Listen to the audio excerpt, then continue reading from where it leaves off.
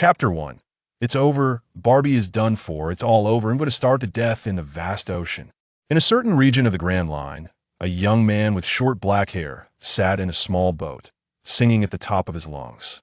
A small fish leaped from the water, and he immediately extended his index finger, aiming carefully.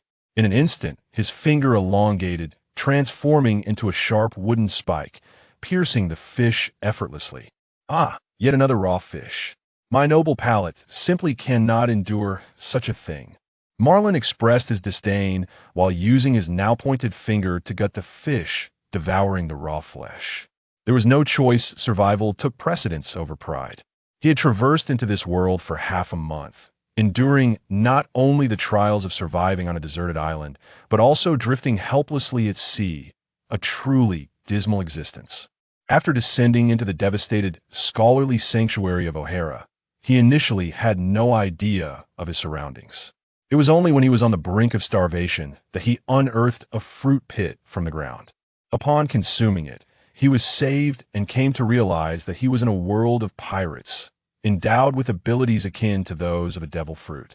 His body could transform into wood, yet he knew it was not the moku no mi. He had not consumed a devil fruit at all, but rather the seed of the tree of knowledge. Indeed, it was that very tree of knowledge which had thrived for centuries. In its destruction, it had produced a potent seed destined to take root and sprout again one day, and, unfortunately, it ended up within Marlin's stomach. Ba. Spitting out the fish bones, he tossed the fish back into the water. His fingers became slender as toothpicks, navigating the gaps between his teeth with discomfort. Ouch! I'm bleeding, damn it! Perhaps it was due to an excessive range of motion, or perhaps the toothpick did not match the size of the gap, but blood had flowed.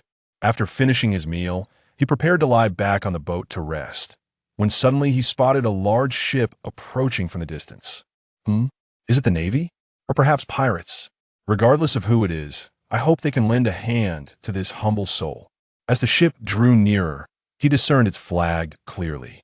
It was the seagull banner of the Navy. It seemed the crew had also noticed him, a solitary figure adrift at sea. A purple-haired elder aboard the ship smiled warmly and said, "Young man, do you need assistance?" Of course. With that, he stood up, and his legs abruptly elongated. The rapid growth caused certain parts of his body to woodify, then swiftly lengthen or shorten, a power bestowed upon him by the seed. He manifested a pair of 20-meter-long legs, taking a single stride onto the Navy vessel, looking down upon the shocked expressions of the naval cadets, feeling an immense sense of pride. "Not bad, young man. Is that a superhuman type, moku no mi?" The purple-haired elder inquired. "Your insight is impressive, truly befitting of a Navy commandant." Zefa burst into hearty laughter and took a seat at the table, gesturing for Marlin to join him. He then addressed a deep blue-haired beauty in training uniform beside him, saying, "Ein, fetch some meat and wine." Just listen to that. What a considerate elder. Marlin was on the verge of tears from excitement when the food arrived. He devoured it ravenously, drinking as if it were mere water. "Yum. You have no idea how I've been surviving these past few days. It has been nothing short of inhumane. I am truly fortunate to have encountered such good people otherwise. I might have perished from hunger at sea. Delicious, isn't it? If you join the Navy, you can feast daily, enjoying a variety of meals. And as a high-ranking officer, you could even have a dedicated chef aboard your ship," Zefa tempted. "Really? That's amazing," Marlin exclaimed, his face alight with surprise, but it quickly changed. "Unfortunately, I have no desire to join the Navy." "Why not? Do you wish to join the pirates?" Zefa asked. "Even less, so I simply do not wish to be governed by others." "Ha. Such is the fervent proclamation of a passionate youth. Do consider it the ship is nearing its destination, and you may stay until we return to Marineford." The skies slowly darkened, as if rain were imminent. Half an hour later, the ship arrived at a deserted island, where Zefa prepared to lead the cadets to set up training, having chosen this place due to the presence of ferocious beasts. "Wait a moment." Marlin felt an ominous premonition. "What is it, young man?" Zefa queried. Suddenly, his expression changed, as if he were struggling to breathe. "An asthma attack. Medicine. Teacher, take your medicine." Ein shouted. Zefa trembled as he retrieved his medication, just as a massive wave crashed against the ship, causing it to sway violently. The medicine bottle rolled across the deck and into a corner. At that moment, an imposing figure appeared on the beach, wielding a gigantic naginata, wearing an expression of utter bewilderment. Marlin's body was instantly covered in goosebumps. It was Edward Weevil. Beside Weevil, a short and ugly old woman screamed, "Now's your chance. My dear son, eliminate Zefa." Weevil leaped high into the air, his naginata stained black, bringing it down upon Zefa with full force. Enduring the torment of his ailment, Zefa coated his wrist with a faint layer of hockey, bracing himself against the blow. Blood sprayed forth. The muscles and bones of his arm were cleaved open, nearly resulting in the loss of his limb. Zefa howled in agony, retaliating with a left hook that struck Weevil in the abdomen, sending him tumbling off the ship. However, that massive figure swiftly leapt back up. Marlin extended both hands, transforming them into thick, elongated wooden vines that lunged towards Weevil. They were severed by the naginata, but grew back instantly, wrapping around Weevil like a rice dumpling. Quickly, retreat the battleship to deeper waters. Do not allow this fiend aboard, Marlin shouted to Wine. Weevil's strength was terrifying, and soon, the vines were torn apart. He grasped the vines and pulled, causing Marlin to lose his balance and be yanked into the air. The gigantic naginata was raised high. Marlin hurriedly raised both hands above his head, intertwining branches to form a massive wooden shield. Boom! The wooden shield shattered completely, and Marlin plummeted head first into the sea. The battleship began to move slowly, but it was too late. Weevil had already leapt onto the vessel. Protect Teacher Zefa. The cadets charged bravely forward. Sea water flooded into Marlin's mouth, nearly drowning him. He quickly thrashed to the surface, only to find the ship had not traveled far. He spotted the old hag, Bakken, with her back turned towards him. Quietly, he crawled ashore, conjuring a green sphere of light in his hand, at its center a seed.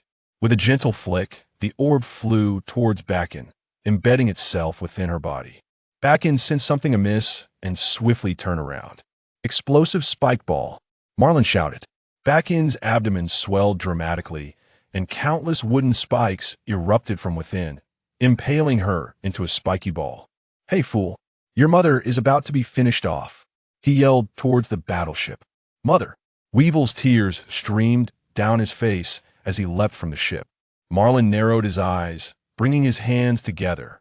A massive wooden spike suddenly shot up from the ocean, prodding Weevil in the rear, yet it did not penetrate. "Is your rear made of steel?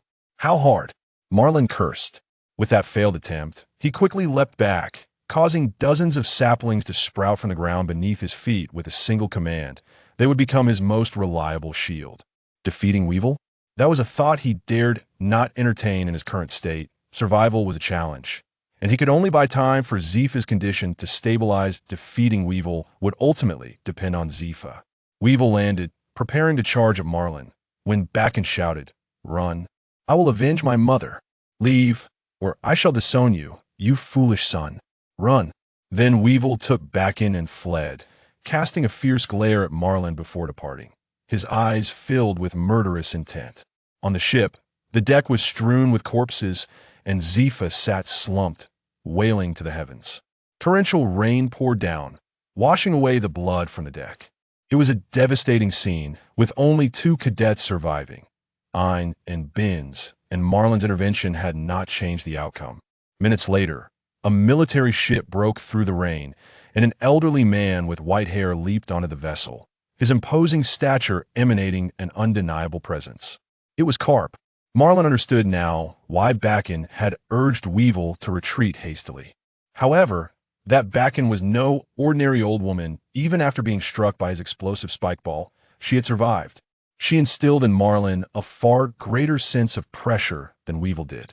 That old woman was formidable. "Zefa," Carp said, his expression filled with sorrow as he gazed at his old friend. Zefa looked up, his face a mask of despair, causing a tremor in Marlin's heart. When he had invited Marlin aboard for a meal, his face had been so carefree and open. "Carp, Do I still have a right to wear this uniform? You do, more so than anyone else. They all died because of me. I am utterly powerless.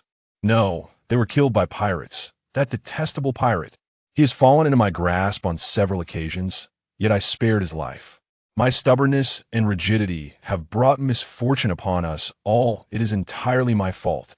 I intended to Zephyr's wounds, but alas, his right arm was grievously injured, rendering it likely unusable. The return vessel set sail, filled with students on the way there, now silent and desolate on the journey back. During this time, Carp kept Zephyr company, sharing in the solace of drink. 2 days later, they arrived at the port of Marineford. The news of Zephyr's ambush and the massacre of the students sent shockwaves through the Navy headquarters. The information had been relayed ahead of time, and now, Admiral Sengoku and Chief of Staff Tsuru awaited them at the port, having received word from Carp regarding Zephyr's unstable state. Zephyr disembarked the ship with a stoic expression, halting in his tracks to address Marlin, who had yet to descend. "We have arrived at Marineford. You are free to leave." "What will you do next?" Marlin inquired. "There's nothing left for me to accomplish. A worthless being, such as myself, can only await death." The once gallant man had, in a matter of days, transformed into a lifeless shell, shocking Sengoku and the others. "What if I were to join the Navy?" Marlin asked.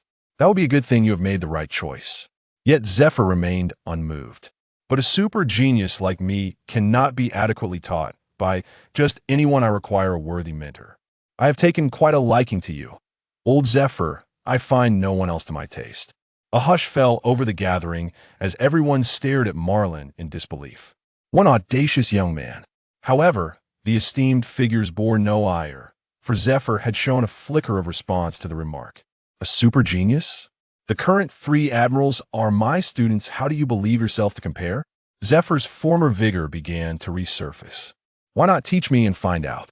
Marlin replied with a grin. "Perhaps you will cultivate an unprecedented monster." Zephyr turned to Sengoku.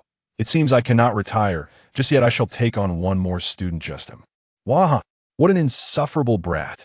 May I have the pleasure of landing a few punches on him for daring to say he looks down on everyone but you?"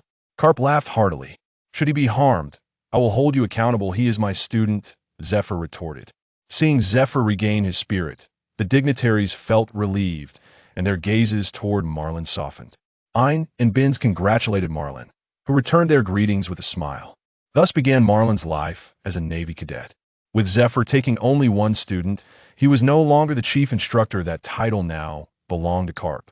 This was precisely why Marlin chose Zephyr over Carponian. Instruction transcended the bounds of typical mentorship, resembling the treatment of a disciple. The training grounds were reclaimed, and Marlin accompanied Zephyr to his home. Having lost his family to pirates in his early years, Zephyr had lived alone for many years, and thus Marlin took residence there. What followed was a relentless regimen of training, all while receiving stipend. To become a pirate for the sake of freedom would not afford such exceptional training opportunities. Having a skilled mentor was infinitely better than floundering alone. Your fruit ability is remarkably powerful, but do not become overly reliant on it. You must cultivate formidable haki, Zephyr remarked, observing the trees growing in the yard. "I share that sentiment. I relish the sensation of striking flesh. Go ahead and push me to my limits. Old man, I can endure it." Zephyr was greatly satisfied with Marlin's response, and thus devised a training regimen tenfold beyond that of ordinary cadets. However, this challenge posed no obstacle for Marlin. His vitality was exceptionally robust, allowing him to recover from minor injuries within mere minutes. Consequently, the training intensity was further escalated to 20 times the norm. Marlin was well aware of his own physical condition. The all-knowing tree was an ancient being of life, teeming with vitality, and perhaps it could endure until the end of time without succumbing to bombardment. The seed bestowed upon him not only enhanced his life force, but also his understanding. The notion of omniscience, while not overtly manifesting in Marlin, fundamentally transformed his comprehension. As days turned into weeks, the training load of 20 times became insufficient for Marlin, prompting an increase to 40 times. Moreover, Zephyr specifically tailored weighted clothing for Marlin, continually adjusting and readjusting to suit his growing capabilities. The expenses incurred for training had long exceeded the budget. The remainder was covered by Zephyr's own means to sustain Marlin's insatiable appetite for growth. Ultimately, the training intensity soared to an unprecedented 100 times that of an ordinary individual, unheard of and unprecedented. 2 years later, the cadets of the training camp were on the cusp of graduation. Naturally, Marlin, having received exclusive training from Zephyr, was also nearing his graduation. At the assessment venue, the evaluators comprised the elite, the three admirals, Carp, Zephyr, and a cadre of supporting rear admirals. The assessment results directly influence one's future prospects. Exceptionally outstanding students have the opportunity to select a general to serve as their commanding officer, thereby starting their journey on an elevated note. Consequently, all students strive to showcase their abilities fervently. Among the other students, there are no acquaintances of Marlin, merely passers-by of various sorts. However, within this assemblage of bystanders, there are indeed some promising talents. 2 from the animal category and 1 from the superhuman category stand out. N01 has cultivated an overwhelming presence, and only a handful have mastered the 6 forms, after all the students have demonstrated their skills. It finally comes time for Marlin to take the stage. Zefa smiles faintly. This kid, Carp grinned. Acknowledging the undeniable talent, Zefa inquired, "Who do you think he will choose?" "I don't know, but I suspect it might be Akiji." Carp replied, savoring a donut. The chief examiner addressed Marlin. "Please report the skills you possess." Marlin steadied himself, disregarding the pressure exerted by the prominent figures around him, and stated, "I have learned Saru and Jeppo from the 6 forms. Have a certain mastery of Busashoka Haki and Kinbunshika Haki, and I also possess the superhuman Moku. Know me." The distinguished individuals began to murmur among themselves. Nearby, Vice Admiral Crane asked, "You haven't learned all 6 forms? Are you selectively studying?" Marlin responded, "No, it's simply unnecessary. Show me your Busashoka Haki," she commanded. Marlin raised his right arm, clenched his fist, and in an instant, his entire right arm transformed into a deep black. Skipping the wrapping, he directly hardened it. "Who will step up to test it?" she inquired. Vice Admiral Ghost Spider stepped forward, declaring, "I will." He too enveloped his fist in Busashoka Haki and positioned himself before Marlin. Marlin earnestly remarked, "Choose someone else. He might get hurt." Infuriated, Ghost Spider retorted, "Just a mere rookie. How dare he speak such audacious words to a vice admiral? Hurry and show me your true capabilities." In response, Marlin advanced and unleashed a powerful punch. The swift strike met Ghost Spider's raised fist with a resounding boom. A shockwave emanated, causing Ghost Spider to stagger back 7 or 8 steps. His face a mask of astonishment. Akiji's demeanor shifted to one of seriousness, the previous nonchalance evaporating. Akainu's gaze remained fixed, his expression unchanging, while Kizaru's mouth agape displayed a monkey-like astonishment. "How frightening, truly terrifying." Crane nodded in satisfaction, continuing, "Now let us observe your fruit ability." From the ground, a sapling burst forth, rapidly growing until it reached over 30 meters in height, yet it did not cease, continuing to ascend straight into the clouds. "That's enough. Are you trying to reach the heavens?" Vice Admiral Crane regained her composure and suggested, "I recommend promoting you directly to the rank of Rear Admiral. It would be fitting to elevate you to Colonel once you have achieved some merit." "Rear Admiral seems low. I believe it should be Major General," came the consensus amongst the distinguished figures, with Kizaru clamoring for an immediate promotion to Vice Admiral. Naturally, such proclamations were mere jest, as graduating students do not ascend to the rank of Vice Admiral so easily. Ultimately, after fervent discussion, the decision was made. The rank of Colonel, which is customary regardless of strength, with promotions contingent upon merit. Next came the moment to choose a direct commanding officer. You may freely select anyone present. "I believe no one would refuse you," Crane stated. Marlin, akin to a shopper selecting items from a shelf, surveyed the faces of the esteemed individuals before his gaze settled on the monkey-faced Kizaru. "You shall be my choice, Admiral Paisolino." Kizaru blinked in surprise, his mouth agape as he glanced around, realizing all eyes were upon him. "An excellent choice. I shall treat you to champagne later," he replied, upon returning to Zefa's residence. Marlin found Zefa had already returned, his expression not particularly pleasant. "Old man, you aren't upset because I chose Kizaru, are you?" Marlin inquired, well aware of the strained relationship between Zefa and Kizaru. "Why choose him?" Zefa questioned. "Kazan and Sakazuki are both commendable options. Why did you opt for Kazuru? Ma Long took a seat and explained, given my pace of accomplishment, I will swiftly ascend to the rank of Vice Admiral. Whether I choose Kazan or Sakazuki, it would inevitably tilt the balance, and the future admiral will undoubtedly arise from one of them that I wish to remain uninvolved in their rivalry. Selecting the nonchalant Kazuru is the wisest choice. Moreover, he is a laid-back individual who will not interfere with my endeavors, allowing me to pursue my own aspirations. Zefa pondered for a moment before responding. The Navy cannot afford excessive freedom. Even admirals must answer to the higher echelons of the world government, and above them, the celestial dragons. Those foolish celestial dragons have no right to dictate to me for the world government. Let the admiral deal with them accordingly. What an unruly fellow, to refer to the celestial dragons as foolish pigs. Proceed as you see fit. Sengoku and the others hold you in high regard. Just refrain from any foolishness. In Kizaru's office, Ma Long and he clinked glasses, toasting with champagne, that I look forward to working with you. Ma Long likewise. Ma Long replied. Kizaru's expression stiffened. Are you the leader, or am I? Should you have any questions, feel free to ask me. This is your station, take a look around. Additionally, your ship is prepared, with crew members and an aide standing by. Ma Long glanced at the map and asked, Masong Island? Where is that? It's a large island relatively close to Amazon Lily, rumored to have close ties with pirates. You will be stationed there. Just be cautious not to get killed, Kizaru advised. Going directly to the New World is also an option, Ma Long remarked. What a terrifying thought. You may do so, but your subordinates cannot. All right, I shall take my leave, Ma Long said, waving goodbye and stealthily pocketing a bottle of champagne. Upon arriving at the military port, he beheld the ship assigned to him, a commendable vessel. Greetings, Commander Ma Long, someone called out. Turning, he was surprised to see Ein. Ein, what a pleasant surprise. Ma Long hadn't expected his aide to be Ein. He had anticipated a stranger instead. It was a result of teacher Zefa's arrangements, and I personally agreed. Who would have thought you'd graduate as a colonel? Ein remarked, eyeing Ma Long with admiration.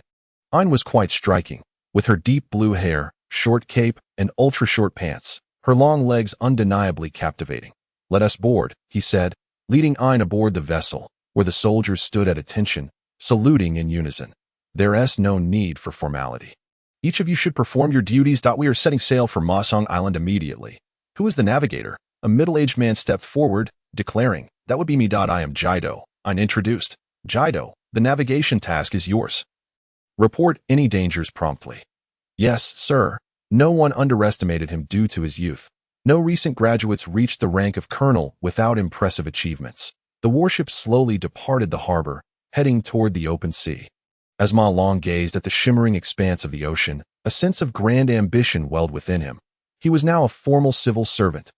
Ein, where has Binzi gone? Ma Long recalled Ein's peer. He was assigned to another fleet by teacher Zefa. That fellow had no intention of being your subordinate, she explained. Why not? Ma Long asked. Is there anything wrong with assisting the rookie king? Even if Binzi graduated 2 years ago, it's due to his devil fruit ability. His fruit is the Shokashitsu no Mi, while yours is the Moku no Mi, placing you at a direct advantage over him. Although he hasn't voiced it, he still feels somewhat competitive. But never mind him. Look, that fish has 3 colors, Ein exclaimed, bouncing lightly against the railing, her joy infectious. Ein, how old are you? Ma Long inquired. Oh, what is that about? Youth is truly delightful. Ma Long marveled at how the young girl had developed so impressively, her figure quite appealing. Noticing soldiers stealing glances at Ein, he couldn't blame them. It was only natural.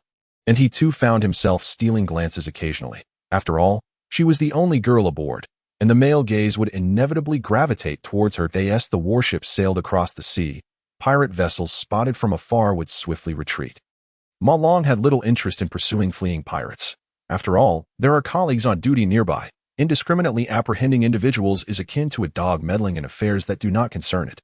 After sailing for 2 days, the navigator, Kido, pointed in a direction and remarked, We can reach Justice Island from here. Is that so?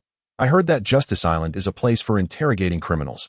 I wonder if there's a possibility of visiting it. Ain appeared eager to go. That is the territory of the world government, governed by the P organization. Our presence there would likely be unwelcome, that we might even be apprehended and subjected to immediate trial. Marlin stated, Are our relations with P that tense? Ain stuck out her tongue. Indeed, The process of sailing was exceedingly monotonous. The initial novelty wore off after 2 days, leaving nothing but the endless sea to behold. Devoid of any amusement, were it not for Ain providing some eye candy, I would surely be bored to death. Such beautiful fish.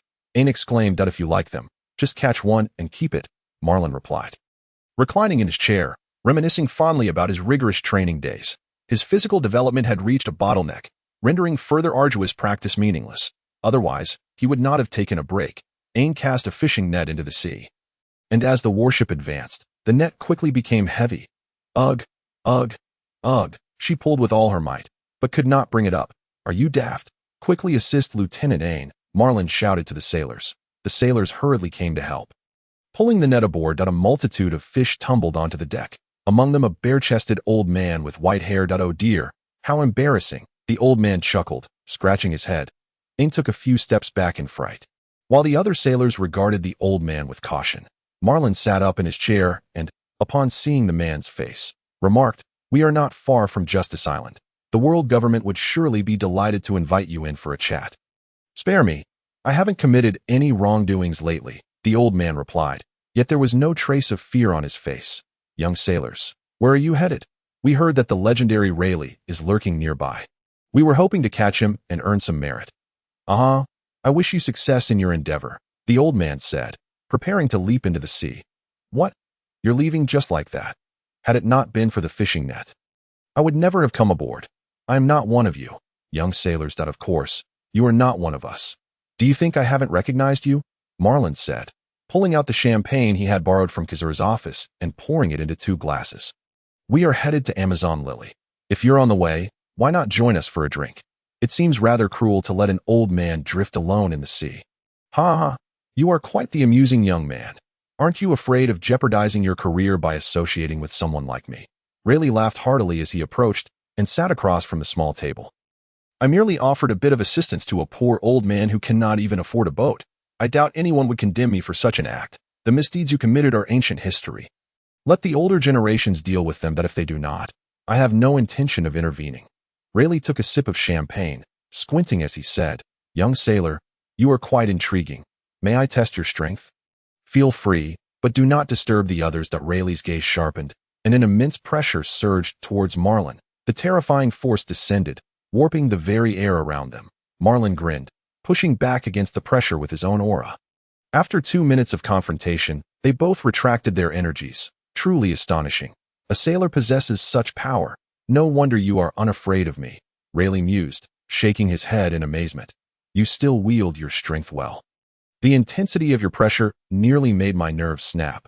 Thus, the 2 men drank together as if they were friends, though the atmosphere remained somewhat peculiar, as if they were both on guard against one another. "Well, I, the old man, must take my leave. Safe travels, but I laced your drink with a laxative. You might end up drinking contaminated seawater and drown." "Ah, that is quite the expectation." With that, Rayleigh leapt into the ocean. Ain watched the peculiar old man disappear beneath the waves and asked, "Who was he? How do you know him?" "That was the Pirate King, Rayleigh. Quite a dapper old fellow, wouldn't you say? Have you been charmed by the handsome old uncle?" Ain's expression first shifted, then flushed with embarrassment as she shot Marlin a glare. Who would ever like a pirate? Then, with astonishment in her tone, she added, "No wonder you graduated as a colonel. You can converse with a legendary pirate like him." "If I had known his identity earlier, I might have peed my pants," Marlin interjected. "Drop dead."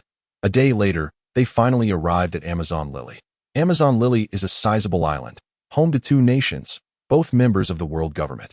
However, they are perpetually at odds with one another, and due to their status as member nations, the world government has refrained from intervening. "Colonel, the naval base on Amazon Lily has been abandoned for 2 years. The previous commander was killed by pirates, and no one has come since. Your arrival here must imply a test," Ain stated. "When did you acquire this knowledge? I thought you were either slacking off or sleeping on the ship." "With no time for study?"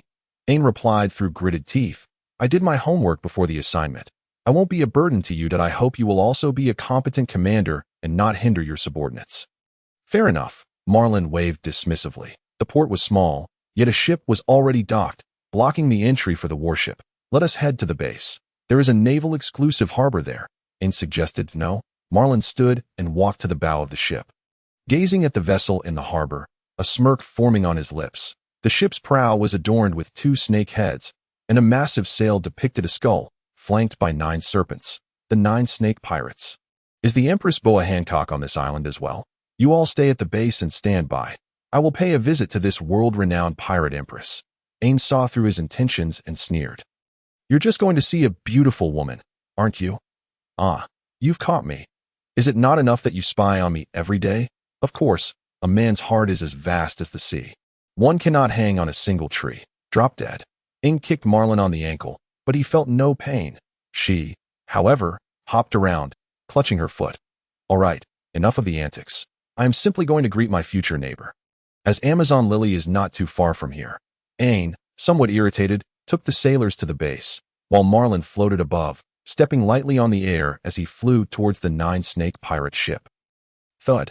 A figure descended from the sky. Who goes there? A ship full of female pirates exclaimed in surprise. The cape billowed violently behind him, and the word just disappeared before their eyes, yet the pirates showed no fear. For this was the ship of the Shichibukai. The Navy had no right to cause trouble here. Marlin scanned the area and noticed the pirates were engaged in trading, while the island's residents eagerly delivered their goods to the pirate ship. Each of them had hearts in their eyes, clearly captivated by the Empress's charm, now merely slaves to women. Navy, what brings you here? At the bow, Empress Hancock stood with her arms crossed, her delicate brows furrowed as she regarded the unexpected intruder. She was tall and stunningly beautiful, her alluring figure partially concealed, with her long legs subtly visible through the side of her dress. Marlin took a deep breath. The world's most beautiful woman exuded an intimidating allure. Even his steely resolve wavered. Empress Hancock, what are you doing here? Restocking supplies. She replied curtly, It seems more like robbery. Marlin approached and stood not far from the Empress, observing the bustling dock. What a clever tactic. It has been years since the Navy last appeared here.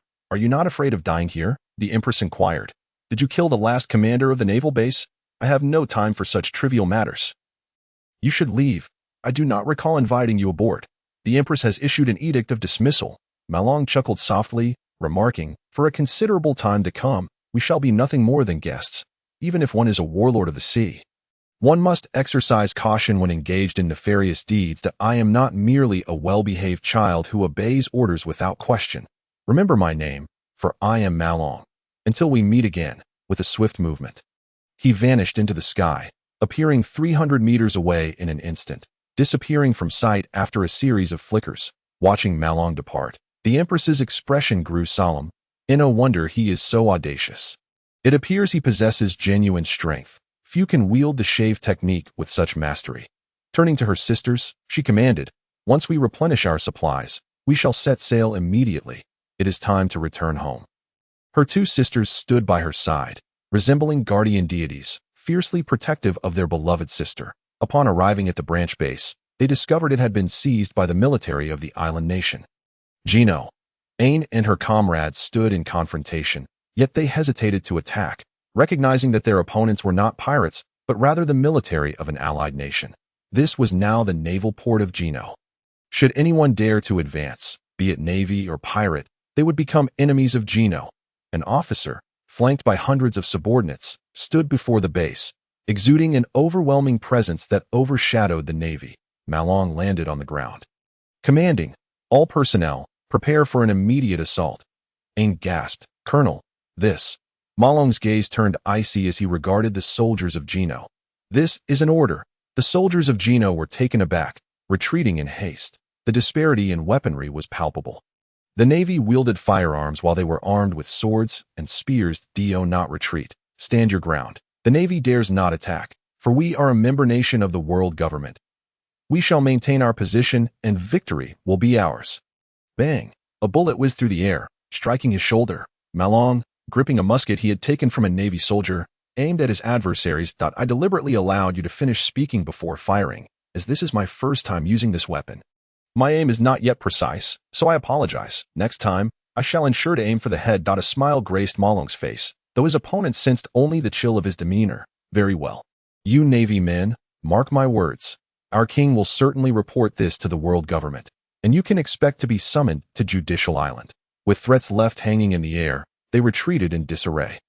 Aang scolded, Colonel, you were too impulsive. Aang, Remember, we represent the dignity of the Navy that if we are bested by this ragtag army from a small place, it would be an embarrassment, he continued. Let us report this incident to headquarters and have them negotiate with the world government.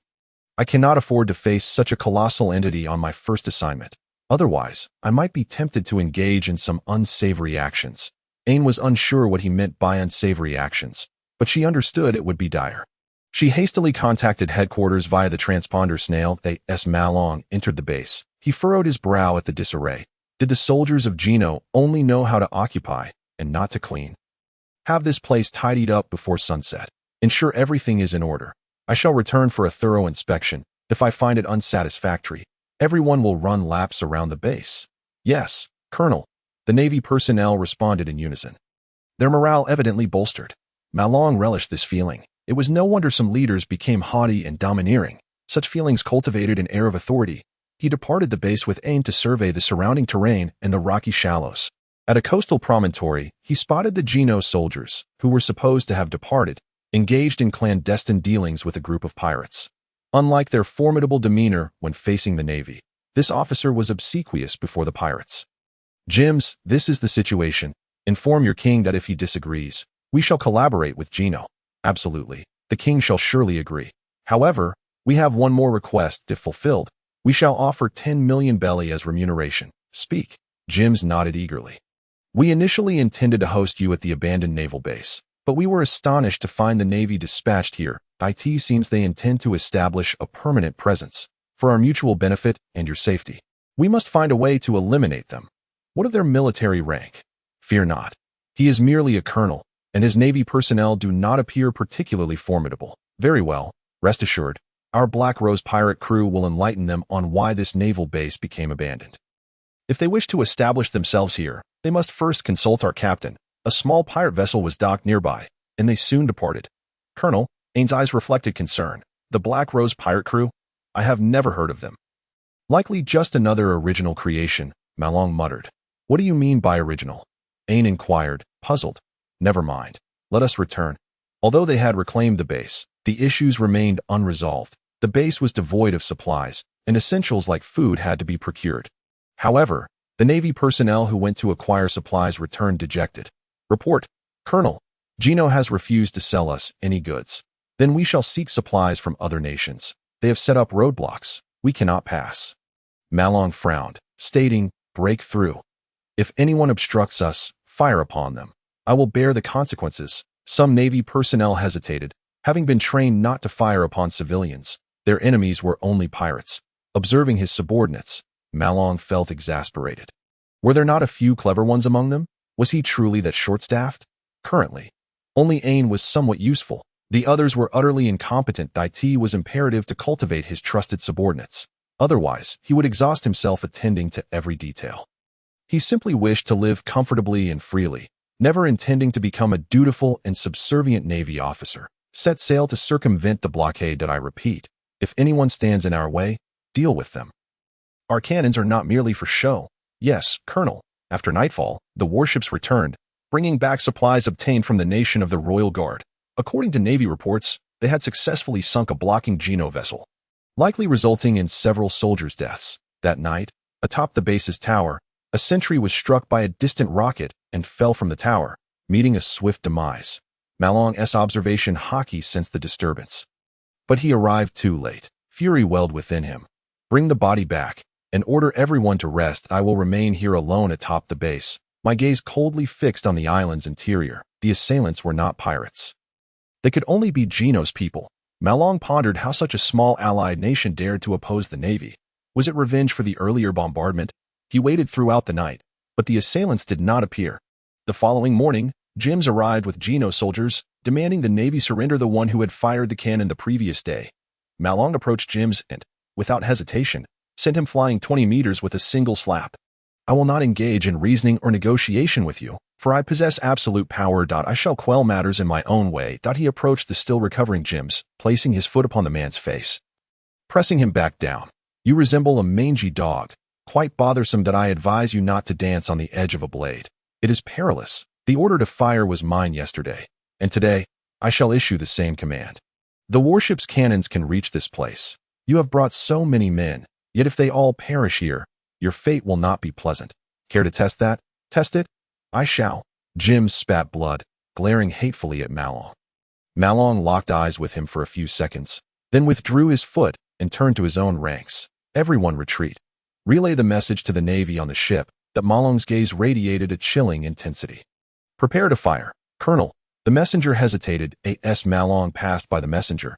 He patted the shoulder of a nearby Navy soldier. From now on, you are the new messenger. Relay the order immediately. Yes, Colonel. I will ensure the task is completed. The new messenger seized the transponder snail from the dazed old messenger and shouted into it with fervor. The colonel has issued an order. Prepare to fire. In the shallow sea area, the naval guns began to rotate, their dark muzzles aimed at the position of the soldiers of the kingdom of Gino. Jimus had brought 3,000 soldiers. Should they perish here, no one would emerge unscathed, not even Marlin. Yet, he remained indifferent, for he did not traverse into this world to play the role of a subordinate. Cowardice was not his style. Observing Marlin's resolute demeanor, Jimus found himself in a dilemma. Retreating would mean humiliation, while standing firm could lead to dire consequences.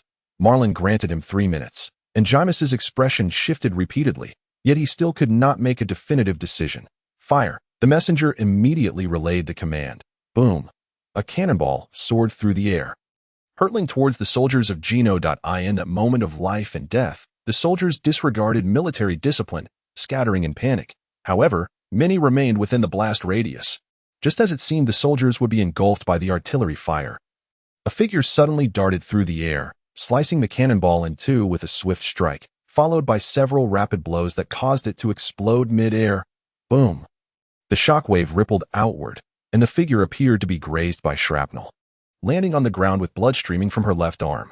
She was a female swordsman, strikingly beautiful, with a ponytail, clad in armor, standing at approximately 1.60 meters. Your Highness, why are you not at the front lines? Jimus exclaimed in shock that a petty thief slipped past the border last night. I followed, but lost track of you in the early hours, Marlin replied, observing with interest as Jimus distorted the facts. After listening to Jimus's report, Renice approached Marlin and said, This naval colonel, I do not wish to dwell on past events. Shall we agree to mutual non-aggression from this point forward? After hearing the twisted information, can one still utter such words? What are you thinking? Marlin inquired with keen interest. Jimus may deceive my royal brother, but he cannot fool me that I suspect he has been bribed by the kingdom of the guard. Therefore, all his actions do not reflect the true intentions of our kingdom of Gino. I ask for your forgiveness that I accept your apology, beautiful princess. Please return. I shall not interfere in the war on the island unless the flames of battle reach me. At that moment, a female cavalryman galloped from the distance, shouting, Your Highness, return to the front lines. The situation is urgent. Renice quickly mounted her horse and departed. After she left, Jimus shot a glare at Marlin before leading his soldiers away. Colonel, it seems this is quite the spectacle. I remarked. Indeed, this princess appears astute, yet she has fallen entirely into a trap. The ambush on the Navy last night was likely orchestrated by the Kingdom of the Guard, and they have launched a full-scale attack under the cover of darkness. Now, with the front lines in crisis, her return may be too late. The pirates we saw yesterday should be making their appearance soon. Are you suggesting that, indeed, summon all naval forces immediately? We are heading to the city of Gino. Yes, Colonel. The new messenger was brimming with enthusiasm, feeling an overwhelming connection to this mission. Ein, with a playful smile, remarked, Did the colonel not say he would not actively intervene in the war? We are going to capture pirates. If we happen to be accidentally injured by shrapnel, I will have sufficient grounds to intervene. Marlin narrowed his eyes. One of my subordinates has fallen, and I cannot allow this debt to go unpaid. The Navy shall transform into an army, and with no steeds, we must march on foot. The distance from here to the city of Gino seems considerable, but Marlin remained unperturbed, for he knew that gathering all the players would take time. As they journeyed, civilians fled in panic, and Marlin inquired about the route while advancing towards the city of Gino. From morning until dusk, they finally beheld a crumbling city ravaged by war. The kingdom of the guard had completely breached the defenses, and little sound of battle could be heard within the walls. At the base of the city wall, a soldier, half mangled, shouted, Cursed pirates! Where have the pirates gone? Marlin approached, inquiring, Where did they go? To the treasury. Had it not been for Jimus colluding with him to open the city gates, we would never have fallen to this state. Where is the treasury? To the west of the city, 400 meters from the palace, underground. Set off. Load all ammunition and prepare for battle at a moment's notice. If we encounter pirates, shoot on sight. Marlin led the Navy swiftly through the ruins, only to encounter a squad of soldiers from the Kingdom of the Guard. What are you doing? Halt immediately, the soldiers shouted. Marlin's gaze hardened. They had firearms. No wonder this war ended so quickly. It seemed there were those behind the scenes supplying weapons. Unfazed, Marlin advanced with fierce determination, exuding an aura of dominance that momentarily overwhelmed the soldiers, who fell to the ground, eyes rolling back. Unobserved, Marlin's retreating figure, mouth agape, as if coming to a realization. Minutes later, the group arrived at the underground entrance to the treasury. The sounds of ecstatic pirates echoed from within. Accompanied by the clinking of treasures being transported, Marlin sensed with his observation hockey, noting the absence of formidable foes, then instructed Ein, subdue everyone. Those who resist, execute. Show no mercy to pirates. None who randomly attack a nation are innocent. Where are you going? Ein asked urgently. To the palace. After capturing the pirates, we will bring them to the palace. With that, Marlin darted towards the palace at a swift pace. Blood flowed like a river upon the ground. Evidence of a fierce battle. The bodies of several female soldiers lay strewn about. They must have been part of Princess Renai's elite force. In an instant, he appeared in the grand hall of the palace. The sudden appearance of Marlin left the individuals within the hall momentarily breathless. Who are you? A commanding middle-aged man inquired from the dais. Marlin did not respond immediately. Instead, he scanned the room. Princess Renais was drenched in blood. Her armor shattered, impaled against a stone pillar, her hands and abdomen pierced, blood pouring profusely. A man, resembling her but dressed in opulent attire, lay on the ground like a lifeless dog, his head crushed beneath the foot of a figure clad in white. This must be the king of the Kingdom of Gino. How tragic! Marlin's gaze ascended to the imposing figure in white, noting the mask upon his face. You, he began, and instantly comprehended the true reasons behind the outbreak and conclusion of this war.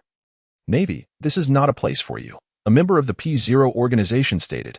Yet it seems it is not your place either, Marlin replied with a faint smile, pointing to a woman in a pirate hat among them.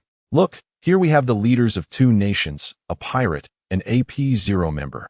How convoluted and fascinating. I have thoroughly investigated the collusion between the allied nation, the Kingdom of Gino, and the pirates.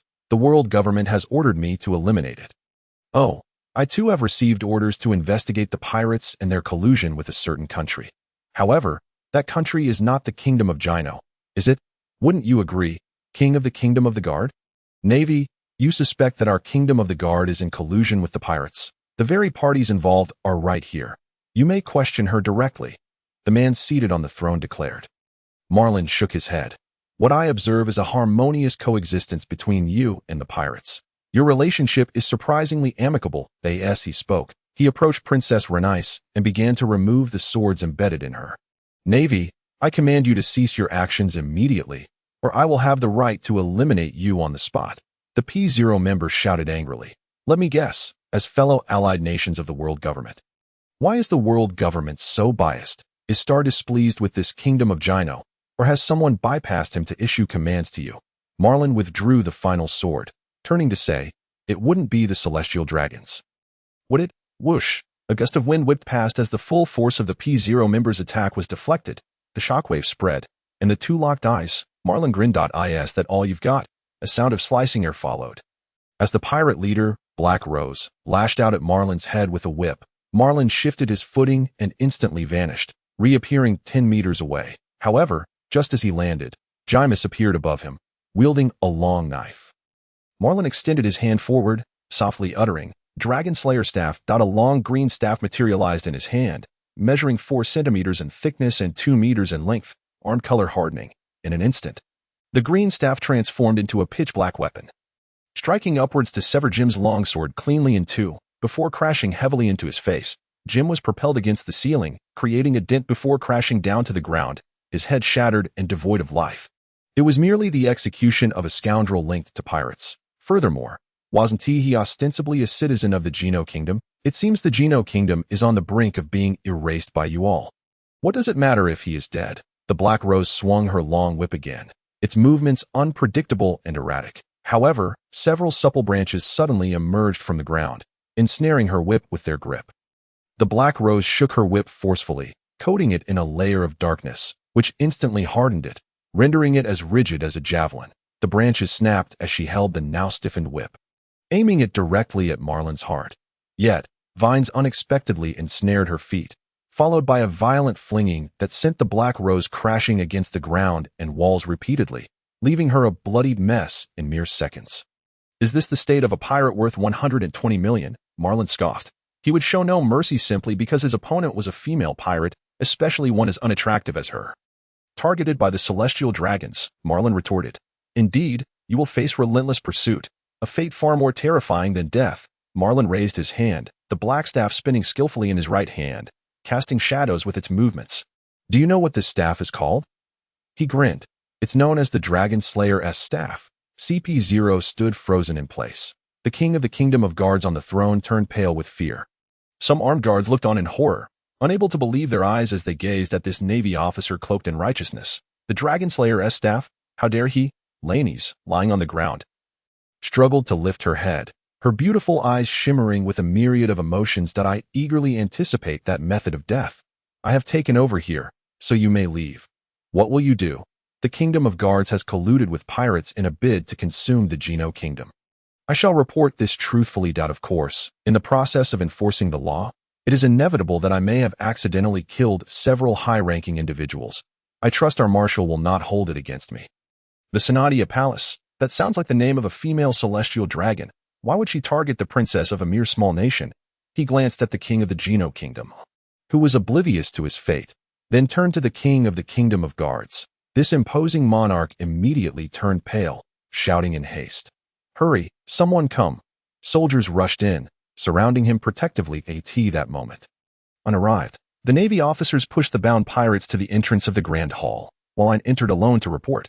Colonel, I have resolved matters on my end. As she spoke, she assessed the situation within the hall. A skill essential for any officer. Excellent.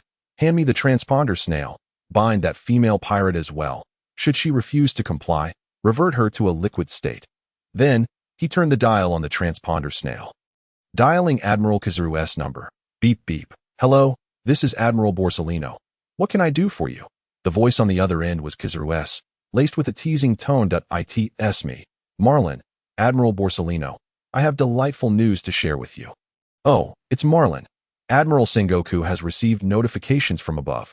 He instructed you to behave, and you haven't caused any trouble, have you? Naturally, I successfully averted a deadly conflict between two nations, sent the fake CP0 scurrying, and captured a pirate crew. This is a monumental achievement, so please promote me to Rear Admiral. That way, when you retire, I can seamlessly take your position. Kazuru, while sipping water, choked upon hearing this, tears streaming down his face. Goodness, I am in my prime. A fake CP0. I see, I understand now. The headquarters will dispatch a warship to take over the pirates. Refrain from causing any further disturbances, as it could complicate matters. Rest assured. I am a compliant and dutiful Navy officer. The world government will undoubtedly demand accountability, especially since it concerns the celestial dragons. Once they intervene, a situation becomes fraught with peril as long as I firmly assert ignorance regarding CP0. Treating that individual as a counterfeit, it provides Sengoku with the latitude to maneuver. After hanging up, he approached the king of the Kingdom of Guards, only to be blocked by a throng of soldiers. What benefits did the celestial dragons bestow upon you? He inquired. Seize him. Kill this Navy officer. I have the backing of the celestial dragons. He wouldn't dare. His words were abruptly cut off as Marlin appeared behind him, gently tapping his shoulder and whispering in his ear, Do not make this difficult for me. I have a principle of only slaying the truly wicked, sparing the innocent, so do not compel me otherwise. The celestial dragons promised that if I annihilate the Gino Kingdom, they would ensure I could rightfully claim the entirety of Masong Island. The king was drenched in cold sweat, trembling as he spoke. Oh, do you know her true intentions? Yes, Princess Laney's. During the last World Conference, she caught the eye of celestial dragon Sonatia Palace, who invited her to her estate as a guest. Afterward, Laney's escaped, departing without attending the conference. Possibly due to that incident. The specifics would need to be confirmed with her directly. Take your people and leave. I, as a Navy officer, do not share the cautious nature of others. I relish meddling in affairs. So you would do well not to prance about under my nose. Marlin issued an eviction order, completely assuming the role of the master of this domain. The king of the kingdom of guards questioned. Are you not afraid of the celestial dragons? Why should I fear? Afraid of losing all I have. Ha! What a jest. Even Fishman Tiger managed to ascend the red line to stir trouble. I am far superior. Naturally possessing greater options, the king of the kingdom of guards looked horrified, swallowing repeatedly as the regal facade he previously donned appeared as laughable as a clown's makeup. By the way, a Navy officer was shot. Who did it? Bring them forth. The hall fell silent, the king's expression filled with discomfort. Handing over the culprit would result in a loss of authority, while failing to do so would incite fear of Navy retribution. Leaving him in a precarious position, a soldier carrying a longbow stepped forward, stating, "It was I. I received orders from Lord Jim." Whoosh! His extended finger pierced through the soldier's heart before retracting swiftly. Marlin brushed past the soldier, giving him a slight push, causing him to collapse lifelessly to the ground. I care not whose orders you followed. Having slain my subordinate, you have no justification to live. Did you all witness that? You may seek vengeance upon me, provided you can best me. I shall open my arms and allow you to strike. Is that not fair? The people of the kingdom of guards departed in dejection and despair, leaving behind a scene of utter devastation. Ein, do we have a ship's doctor? Have him attend to these two and determine if they can be saved. A medically knowledgeable Navy officer hurried forward, examining the unfortunate king of the Gino kingdom, stating, "Colonel, he is still alive, merely unconscious." He then assessed Laney's condition. "Colonel, her constitution is robust. She can be saved. Immediately, provide treatment. Have several individuals clean up the Grand Hall. We will spend the night here." After the invaders retreated, the scattered soldiers of the Gino kingdom gradually gathered, and the awakened King Lianka expressed his profound gratitude to the Navy. Marlin, wishing to avoid any misunderstandings, maintained a demeanor of aloofness. That night, he sat atop the highest building, the cold wind billowing his cloak. Why have they not yet appeared? His expression was grave, lacking the ease he felt during the day. Earlier, he had sensed a fleeting aura of a powerful presence, seemingly directed toward the two warring nations. Thus, after Marlin intervened, that presence had not manifested again. Yet, he knew it remained on the island. Suddenly, a gust of wind swept through. A figure clad in a green cloak appeared beside Marlin. The wind howled. Marlin turned to regard the individual who had suddenly appeared, a smile creeping onto his lips. Truly, a person of significance. What brings you to this island? To seek like-minded companions. The voice of the other party was somewhat hoarse. I suspect it is not due to me, Malone remarked. Indeed, you are an unexpected occurrence. So, how shall we address this unexpected situation of mine? Shall we eliminate me? No, we are not that kind of organization. You are waiting for me, and I am also seeking an opportunity to converse with you, wanting to observe closely what kind of Navy you are. What is the answer? You will neither become our companion nor our obstacle.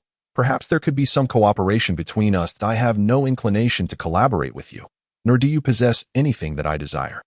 If the companion you speak of is Renice, I advise you to give up. The other party fell silent for a moment and said, "It seems you are also in search of companions.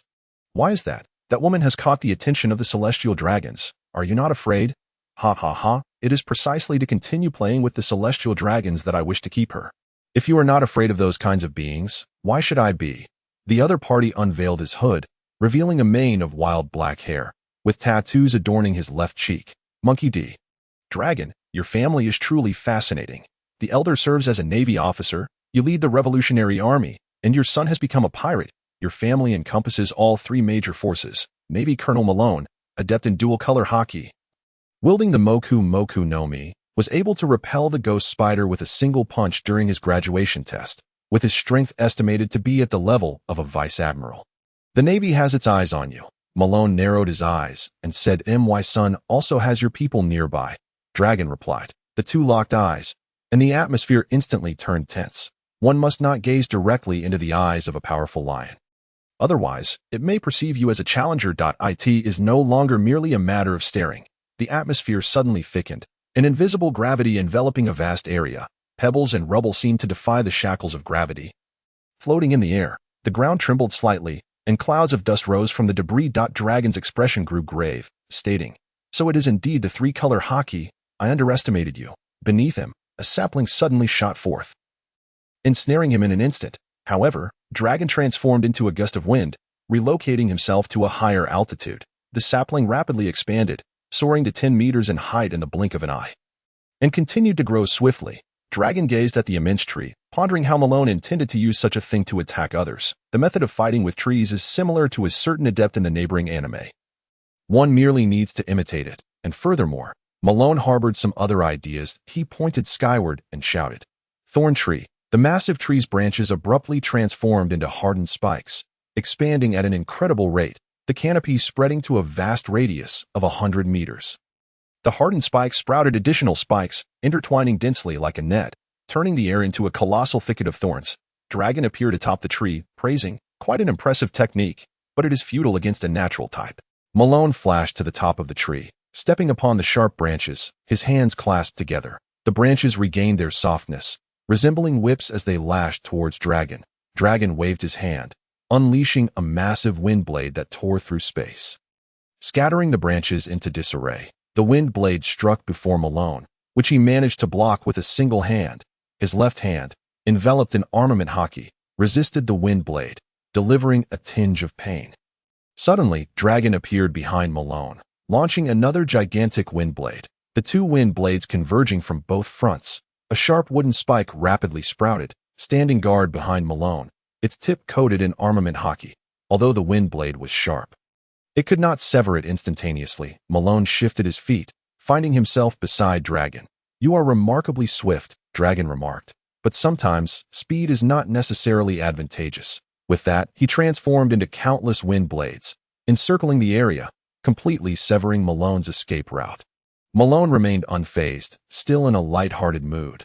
"I believe what Mr. Dragon means is not in bed. Apart from the bed, anywhere else is better the faster, right?" Reaching out, a pitch-black wooden staff materialized. He wielded the staff with precision. The shadows of the black stick meeting the endless wind blades above. Bang, bang, bang, bang. The sounds of continuous collisions echoed, with wind blades occasionally being shattered, and at other times striking Malone. Suddenly, a shadow broke through the network of wind blades. The staff pointing skyward, Dragon materialized, the tip of the staff merely inches from his nose. Malone, enveloped in armament hockey, appeared like a lump of charcoal. Yet, despite this, numerous wounds bled profusely, his justice cloak in tatters. "Cease your actions. This probing attack shall conclude here. There is no necessity for us to continue fighting," Dragon stated. "Indeed, it seems I have been bested this time." Malone retracted his staff, wisps of faint smoke rising from his wounds, healing at a visible pace. Observing this, Dragon remarked, "No, you have not lost. The rapid recovery is also a capability bestowed by the seed. As the omniscient tree of survival years, it possesses terrifying vitality." Malone surmised that his recovery speed would not be inferior to that of the original Hokage next door. Malone descended back to the top of the great tree. And Dragon floated down as well. "I shall not entrust Renice to you. It appears your trip was in vain. No, my target is not Renice but King Rienka." Malone instantly comprehended. This fellow harbored grand ambitions. What he sought was not merely a companion, but the entire nation of Gino. The nation of Gino was suffering from the wounds of war, enduring its most arduous times. At this moment, the Revolutionary Army leader Dragon could easily brainwash this fallen king with a wave of mental persuasion. "Then I wish you good luck." Malone prepared to leave. Recalling a person, he inquired, "Where is Ivankov?" "He has a mission at the undersea prison." Dragon's pupils constricted. Malone rubbed his hands together, saying, "Rest assured, I hold no interest in that big-faced monster. I merely envy his abilities. He can use hormones to alter one's gender." "Correct? Do you have any of his hormones?" Dragon replied. "Is this considered a transaction?" "Certainly. This way, I shall overlook the various actions you undertake here. Just like Ivankov, you possess an interest that defies evaluation." "Very well, but only one vial. I will have Sabo bring it next time." "Agreed. Today has indeed been fruitful." Malone laughed heartily as he leaped from the rooftop, vanishing into the night sky. Dragon watched the direction Malone departed. Falling into contemplation, the uncertain factors have increased, and the road ahead for the Revolutionary Army remains shrouded in fog. After resting a night in the Gino Palace Hall, preparations were made to retreat back to the base the following day. King Rienka arrived to bid farewell. Among them was Renice. "Thank you once again for your assistance. Otherwise, this nation would no longer exist," Rienka stated. "If you truly wish to express your gratitude, How about you gift me your sister? Malone grinned. Rianka's expression shifted. He had not anticipated that this Navy officer was akin to the celestial dragons. What a miscalculation. What to do now? Had he known, he would not have come to see them off. The armored Renice stepped forward, her face somewhat pale. Brother, I shall go. Renice, how can you agree to such an absurd condition? You are my sister, a princess. Rianka was both anxious and furious. Brother, being a princess cannot save this nation. I shall join the Navy. Perhaps I can bring about some change. The Navy? Rianka was taken aback. This was not what he had envisioned. Malone turned, stating, If you wish to come, then follow along. Your nation lacks protection. And I am in need of capable subordinates. That is all. That fool can think of other places, truly beyond redemption. Rianka felt a burning shame, yet could not muster a rebuttal. Sister, I am leaving. This mess can only be handled by you. If you miss me, come to the naval base by the sea to see me. Thus, Renice resolutely followed behind the Navy as the sun rose, casting her shadow long and far. Run quickly. Today, we have 100 laps. The slowest will face my punishment. Malong sat atop the base's roof, bellowing at the diligent Navy personnel engaged in their rigorous training. Among them was the newly joined Renice, who surprisingly stood out. Despite her armor, her physical prowess was remarkable, allowing her to race ahead and secure the first position, even outpacing AIN.IT. Is worth noting that Ain had been trained by Zefa, excelling in both physical combat and swordsmanship. Ultimately, just before dinner, the Navy personnel barely completed their training session. The last to finish was none other than the newly appointed messenger, named Garcia. Ain, give him a punishment. Malong commanded with an expressionless demeanor. Punishment, and it requires the beautiful lieutenant to administer it personally. Garcia couldn't help but chuckle at the lascivious imagery that sprang to mind. Then, in full view of everyone, Ain conjured a swirl of pink flames in her hand, which she promptly directed onto Garcia. In an instant, Garcia transformed from a young man into a 10-year-old child, his oversized clothes falling to the ground. Due to the ill-fitting belt, his trousers slipped down, revealing a pair of bare legs. No. Garcia hastily pulled up his pants and dashed away in a flurry. The remaining personnel exchanged bewildered glances, horrified by Ain's display of power. This was terrifying. To think she could turn an adult into a child. The punishment will last until tomorrow morning. By then, he will revert to his original form. That I expect everyone to train diligently tomorrow. Or the next unfortunate soul will be him, Malong stated. Why until tomorrow morning? Because the long night ahead would surely subject the transformed individual to relentless bullying from the other Navy members. Presenting a hellish ordeal, with a fierce demeanor, Renice, possessing the power of a devil fruit, gazed at Ain. Envious? Malong inquired to know. Finding a devil fruit is also a skill, then my inability to do so merely reflects my lack of that skill. I will devote myself to honing my swordsmanship, for I believe that even without a devil fruit, I will eventually become a formidable warrior. The commendable mindset. Keep striving. I will work with you on your hockey next. Should the celestial dragons come knocking, you will need the ability to protect yourself. Renice hesitated before saying, Colonel, are you truly willing to confront the celestial dragons for my sake? No, I am not. You think too highly of yourself. You do not yet possess that level of value. Malong replied candidly. That I understand. Renice responded, her expression unwavering. May I ask why that female celestial dragon has set her sights on you? Renice's countenance darkened at once, her lips trembling as she recounted. During the World Conference, she lured me to her estate, stripped me of my clothing, and whipped me with a leather strap. Her face twisted in excitement. I was compelled to escape. And she later wrote to me with the most frivolous tone, urging me to return to Mariewa for her amusement. Perhaps my prolonged silence led to her cruel retaliation. I never anticipated such a ruthless vengeance. Malong sighed, reflecting on the grim fate of being targeted by a sadistic individual. Surely, that memory had left a psychological scar. Nonetheless, Renice was fortunate not to have been reduced to slavery, her circumstances far better than those of the Empress Hancock. However, the celestial dragons were indeed mad, instigating a war between two nations merely for the sake of revenge. From tomorrow on, you shall begin cultivating hockey. You will train alongside Ain. Without the ability to wield hockey, you will be of no assistance to me. Understood. The following days were consumed by training. The warship dispatched from headquarters had already taken the Black Rose pirates away, consigning them to the eternal confines of Impel Down. Renice's identity had been reported to the Navy headquarters. She was now a Navy soldier, albeit without rank, merely a private. She continued to don her armor, as Marlin did not compel her to change, believing it more fitting for a girl to express her individuality through her attire. "Colonel, we should begin our patrol of the seas." A week later, Ein could no longer contain her eagerness to remind him. They were the Navy, not the Army or mere trainees. They had duties to fulfill. "You handle the arrangements.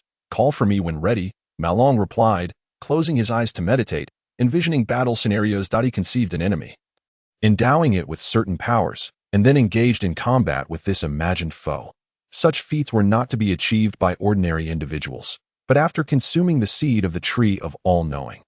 He discovered his mind was remarkably agile. Perhaps this was the manifestation of the talent associated with omniscience. His imagined adversaries comprised 3 figures: Zefa, Carp, and Dragon. An hour later, the warship set sail, leaving 10 individuals behind to guard, while the rest embarked on their mission. The designated patrol area spanned from the eastern shores of Masan Island to the Doldrums, a region dotted with islands and rife with pirates. "Report to the colonel." Pirates sighted ahead. Marlin emerged from his meditative state and glanced toward the front, where a small island was visible, alongside a pirate ship anchored nearby. Though termed a small island, it was substantial enough to sustain thousands of inhabitants. The warship docked beside the pirate vessel, which appeared deserted. The pirates had likely ventured ashore to pillage and burn. "Leave a few men to handle the cargo from the pirate ship. The rest follow me onto the island," Marlin commanded as he disembarked. A path formed of entwined vines stretching from the ship to the beach. The island echoed with cries of distress as civilians fled in every direction, pursued by marauding pirates. The village was shrouded in thick smoke, indicating the pirates had set it ablaze. "Act swiftly, protect the civilians, and eliminate the pirates." Marlin's order galvanized the Navy personnel into action. After several days of training, they finally exhibited discipline. Ein and Renais charged forward as well. The Navy's combat prowess was on par with that of the pirates. However, should any of the pirates prove to possess abilities, the 2 women would be called upon to address the threat. Marlin wandered through the village when he suddenly spotted pirates chasing 2 individuals, an elderly man and a young girl. Thud! The girl fell to the ground, her nose striking the earth, drawing blood. The pirates swiftly surrounded the grandfather and granddaughter. "Old man, hand over the map, or we'll turn your granddaughter into mincemeat," one pirate shouted. "Here, take it. Just spare my granddaughter." The elderly man, filled with reluctance, had no choice but to comply. Yet, the pirates, upon acquiring the item, did not depart. Instead, they leered at the girl with predatory eyes. Good quality. We could fetch a decent price for her as a slave," one mused. You deceitful brigands," the old man exclaimed in anger and despair. What kind of pirate would honor their word? They cackled, raising their curved blades toward the old man. "Rest easy, old-timer. We'll take good care of your granddaughter." Suddenly, spikes erupted from the ground, piercing through the pirates' legs and embedding themselves a half-foot deep. Blood gushed down their legs, soaking the ground in an instant. The pirates screamed in agony, unable to collapse or escape, impaled on the wooden spikes. The heavier ones nearly penetrated a full foot deep. "So, pirates can scream after all," Marlin remarked as he stepped forward. "Spare me, Navy gentlemen. I don't want to die here," the pirate cried, tears streaming down his face. "And you dare call yourself a pirate?" Marlin approached him, placing a hand on his shoulder and applying a slight downward pressure. "Ah," the piercing scream echoed. "And you call yourself a pirate while crying, bleeding, begging for mercy?" Marlin continued to interrogate, seeing the pirate rendered speechless by pain. He pressed on. "You enjoy defining others, do you? How does that feel? Spare me." Marlin retrieved the map from the pirate's grasp, opened it, and discovered it to be a treasure map. "Excellent. You may proceed to your demise." As his words fell, the spikes elongated, piercing through the pirates' innards, reaching their hearts and lungs. The horrific death left the grandfather and granddaughter in shock. "Fear not. I am the Navy. Is this belonging to you?" Marlin inquired with feigned concern. "Stay away," the old man shouted, frantically clutching his granddaughter as they fled in terror. Marlin shrugged. Since they no longer wanted it, the treasure map was now his. He hoped no one would accuse the Navy of plundering. On his journey, Marlin dispatched any other pirates he encountered, for why spare the lives of those who had come to the village to kill? To let them go would waste resources at Impel Down. "Colonel, why have you eliminated them all?" Ein furrowed her brow as she gazed upon the multitude of lifeless bodies strewn across the ground. Renais followed closely behind, cradling a small child in her arms. The challenge of traversing over ants without crushing them is indeed a formidable one. Marlin, attempting to justify himself, glanced at the child in Renice grasp and inquired, "Who is this? Release me at once. I am loyal to the infamous pirate Gria of Sabaody. Should the Navy dare to take my life here, they will surely meet a fate worse than death. Not just you, but your families, friends, and all those with whom you share bonds shall face retribution." The child thrashed about violently, making it difficult for Renice to maintain control that a sharp spike emerged from the ground, piercing his throat with precision. Even in the form of a child, he was far from endearing. The child transformed into an adult, his face contorted in a grotesque snarl, and Renice casually discarded him onto the ground. "Colonel, this act of killing was entirely premeditated. Teacher Zefa has taught us to show compassion. What this vast ocean requires is mutual understanding among people, not violence and slaughter." Ayn placed her hands on her hips, admonishing Marlin. "And what then? What has he gained? Family members slaughtered, students murdered. Ask him now what choices he would make when confronted by pirates." Marlin gently ruffled Ayn's hair and remarked, "Though you are my senior, you are still quite naive. Observe and learn well." Ayn pouted, refraining from retorting against Marlin's words. Renice remained silent, watching intently. "Let us proceed and assess the villagers' condition." Marlin led the two women to the village square, where the scattered pirates had been vanquished, and the villagers gathered in a collective assembly. "Look, it's the Navy. The Navy has saved us." "Indeed, I saw it. The Navy pursued the pirates over there. My wife was assaulted by a pirate. If only the Navy had arrived sooner." Sighing, one villager pondered aloud, "I don't know why, but witnessing it firsthand, I feel more excitement than angered. Am I a bad person?" "Oh, is that so?" The conversation took a turn towards the unspeakable, and the last speaker stroked his chin. As if contemplating a hidden agenda, ahem, Marlin interrupted the two men's discourse, saying, "Attention, villagers, the Navy has established a presence on Sabaody Island. If you encounter any issues you cannot resolve, or if pirates return to wreak havoc, do not hesitate to inform us immediately."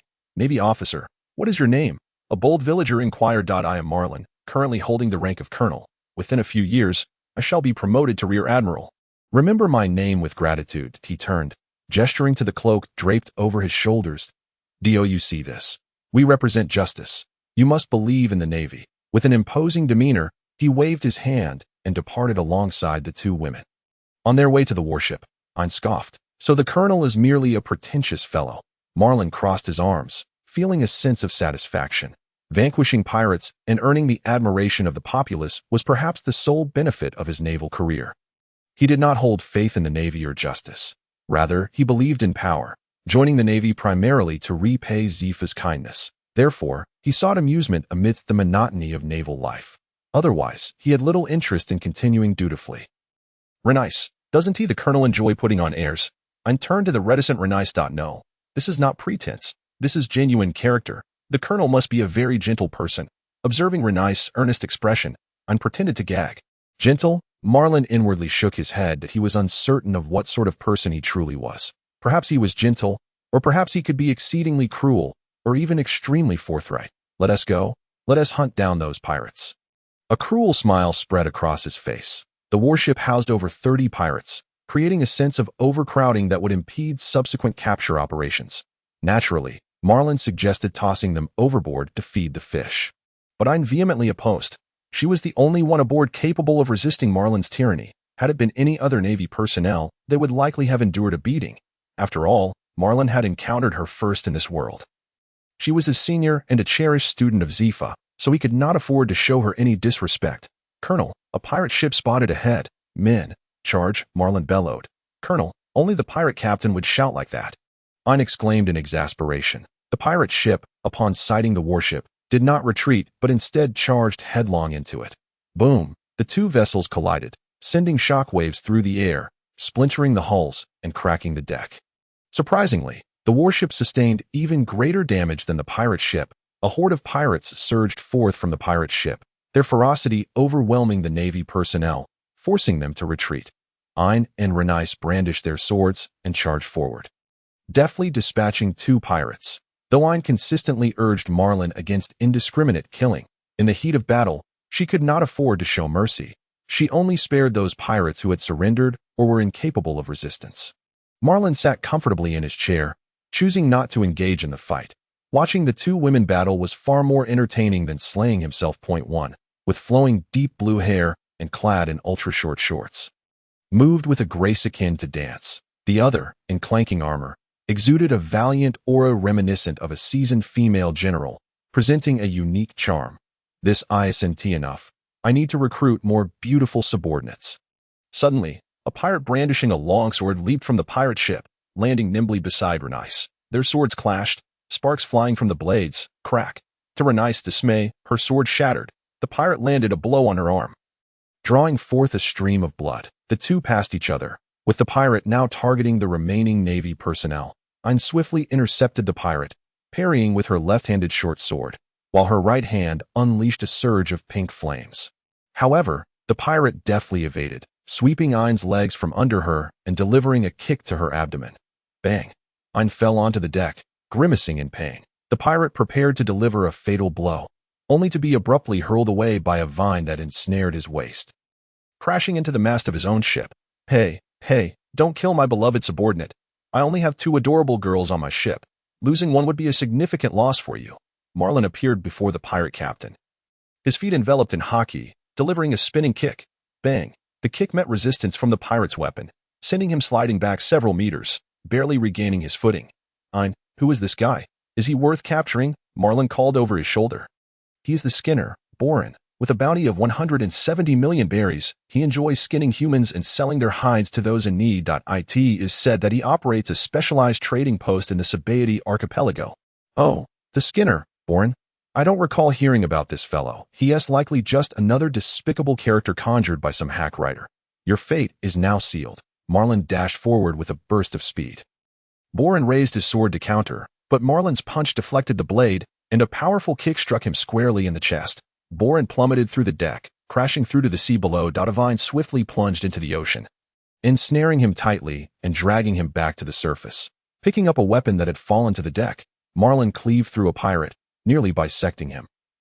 Still quite sharp, returning to his ship. He tossed the weapon to Renice, saying, "Use this sword for now.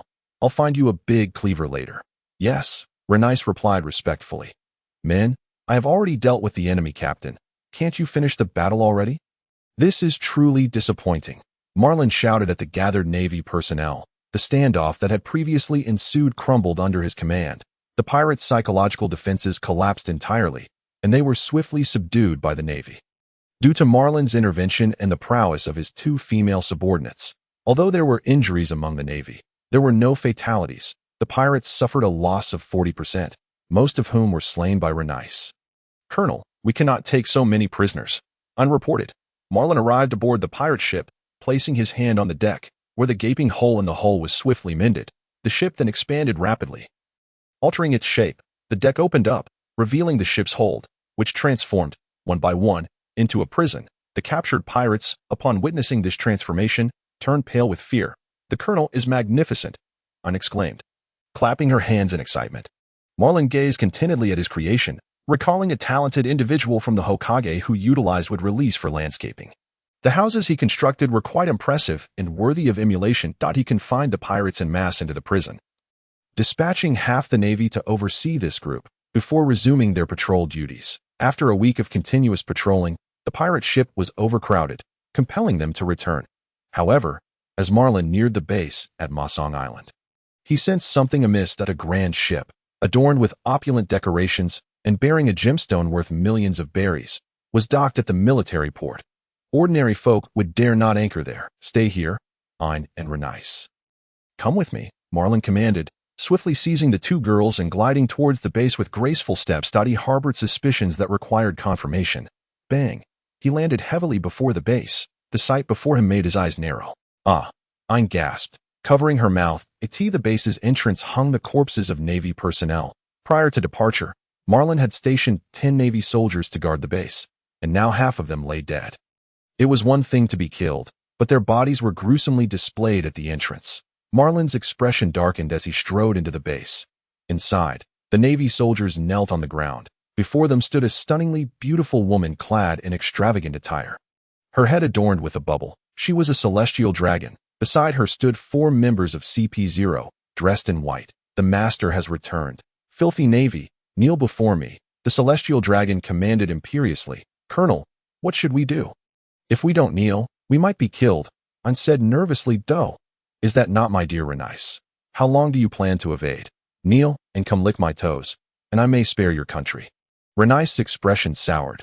Her usual calmness vanished, and another delightful little beauty. "Come here obediently and kneel. Perhaps I shall take an interest in you if you bark like a dog." Marlin took a few steps forward. "Asking, were my subordinates slain by you?" His voice was calm, yet a palpable aura of murderous intent filled the air. "Stand still. Do not move," CP0 stated coldly. Marlin stepped forward without hesitation. The two CP0 agents lunged at him with astonishing speed. Yet, Marlin was faster. He left behind only an afterimage, instantly appearing before the celestial dragon woman, seizing her bubble and forcefully pushing her down, her head crashing against the ground. The bubble shattered, and blood flowed from the celestial dragon's split skull. "Oh, is this not merely red blood? Is there no more noble hue?" He scoffed out. A deathly silence enveloped the room. Everyone was stunned. The celestial dragon had been struck? No, it was more than a mere blow. She was on the verge of being killed. "Stop. Do you comprehend the gravity of your actions?" Boom. A tremendous force descended from nowhere, making the very air feel as heavy as mercury. Crack, crack. Countless fissures appeared in the walls of the naval base. The weight was suffocating, as if a colossal ocean had been placed upon their backs. Ein and Renice lost consciousness, as did the celestial dragon. The four CP0 members managed to hold their ground. But it was a struggle. Outside, the sky darkened ominously, swirling clouds forming a vortex, heralding ill fortune.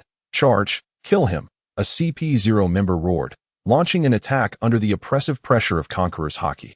Marlin clasped his hands together, causing a sapling to sprout from the ground, rapidly growing and bursting through the base's structure, as if it were a living entity. A terrifying giant tree took form. Countless branches extended from the trunk, resembling enormous hands that relentlessly assaulted the four CP0 members. Though the tree could soften the earth beneath it, its roots were too deeply entrenched, causing only violent tremors without toppling. One CP0 agent transformed into a massive serpent, swiftly ascending the trunk, but just as it neared the canopy, Marlin struck its head with a punch, sending it plummeting from the heights. Another spewed a torrent of water, severing several branches, but was swiftly overwhelmed by more limbs that sent him flying. One transformed into a towering bear, yet before the 200-meter-tall tree, he appeared no larger than an ant, his attacks utterly ineffective. Despite Marlin's overwhelming advantage, it took considerable time to subdue these resilient foes. A half-hour later, the battle concluded. Marlin approached the celestial dragon, hoisting her up and making his way toward the colossal tree he had created. A small door appeared on the tree's trunk. Upon entering, the branches twisted and contorted, creating a space within the robust trunk. He unceremoniously discarded the celestial dragon onto the ground, and several slender vines emerged from all directions, ensnaring her and lifting her into the air. The remaining vines lashed at her, rousing her from unconsciousness. "Let me go. Do you know who I am? I am Shanatia of the Giran family, a celestial dragon. You dare strike me? You will die. Navy, you and your family will be captured and enslaved. Your flesh will be flayed from your bones." Crack. A vine struck her rear, eliciting a shriek as her lavish attire became instantly soaked with urine. "Here, you shall receive the hospitality you have so often bestowed upon others." With that, Marlin turned to leave, the wooden door slowly closing behind him. "Pray that I remember you. Should I forget, the tree will absorb you as nourishment. Come back. Spare me, Navy. I offer you 10 billion berries." Bang! The wooden door shut completely. Upon emerging, Ein rushed over, anxious. "Colonel, what of the celestial dragon? She's locked inside, but do not inform the others," Marlin replied. Renice gazed intently at Marlin, stating, "I never imagined you would dare to do such a thing." "I have a plan. Do not worry. No major issues will arise," Marlin assured her regarding the imprisonment of the celestial dragon. Renice's gaze shifted to the massive tree, murmuring, "What an exaggerated ability. Can this truly be the work of a devil fruit? That depends on the level of development. This is not my limit." Now, CP0 must also be imprisoned. If they escape and report back early, it could spell trouble. Marlin's hands morphed into long vines, securely binding the four CP0 members before leading them to a separate space within the trunk of the giant tree. Tossing them inside and closing the door, leaving only a small ventilation hole. "All right, it's time to retrieve my beloved subordinates." Ein went to the ship, bringing the Navy back to port. upon witnessing the dramatic changes on the island. They were left speechless by the imposing presence of the towering tree. "Colonel, how should we handle the deceased Navy personnel?" Ein inquired. "Select a spot behind the base to dig a grave, then report to headquarters, stating they perished in battle against pirates, and apply for compensation for their families." "Understood," she replied. Marlin approached the kneeling Navy, who had witnessed the battle and the celestial dragon's confinement. They needed to be handled carefully.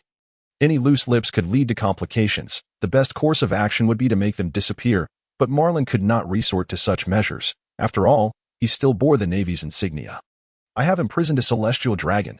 You understand the consequences, do you not?" The Navy members nodded vigorously. Even striking one would incur trouble.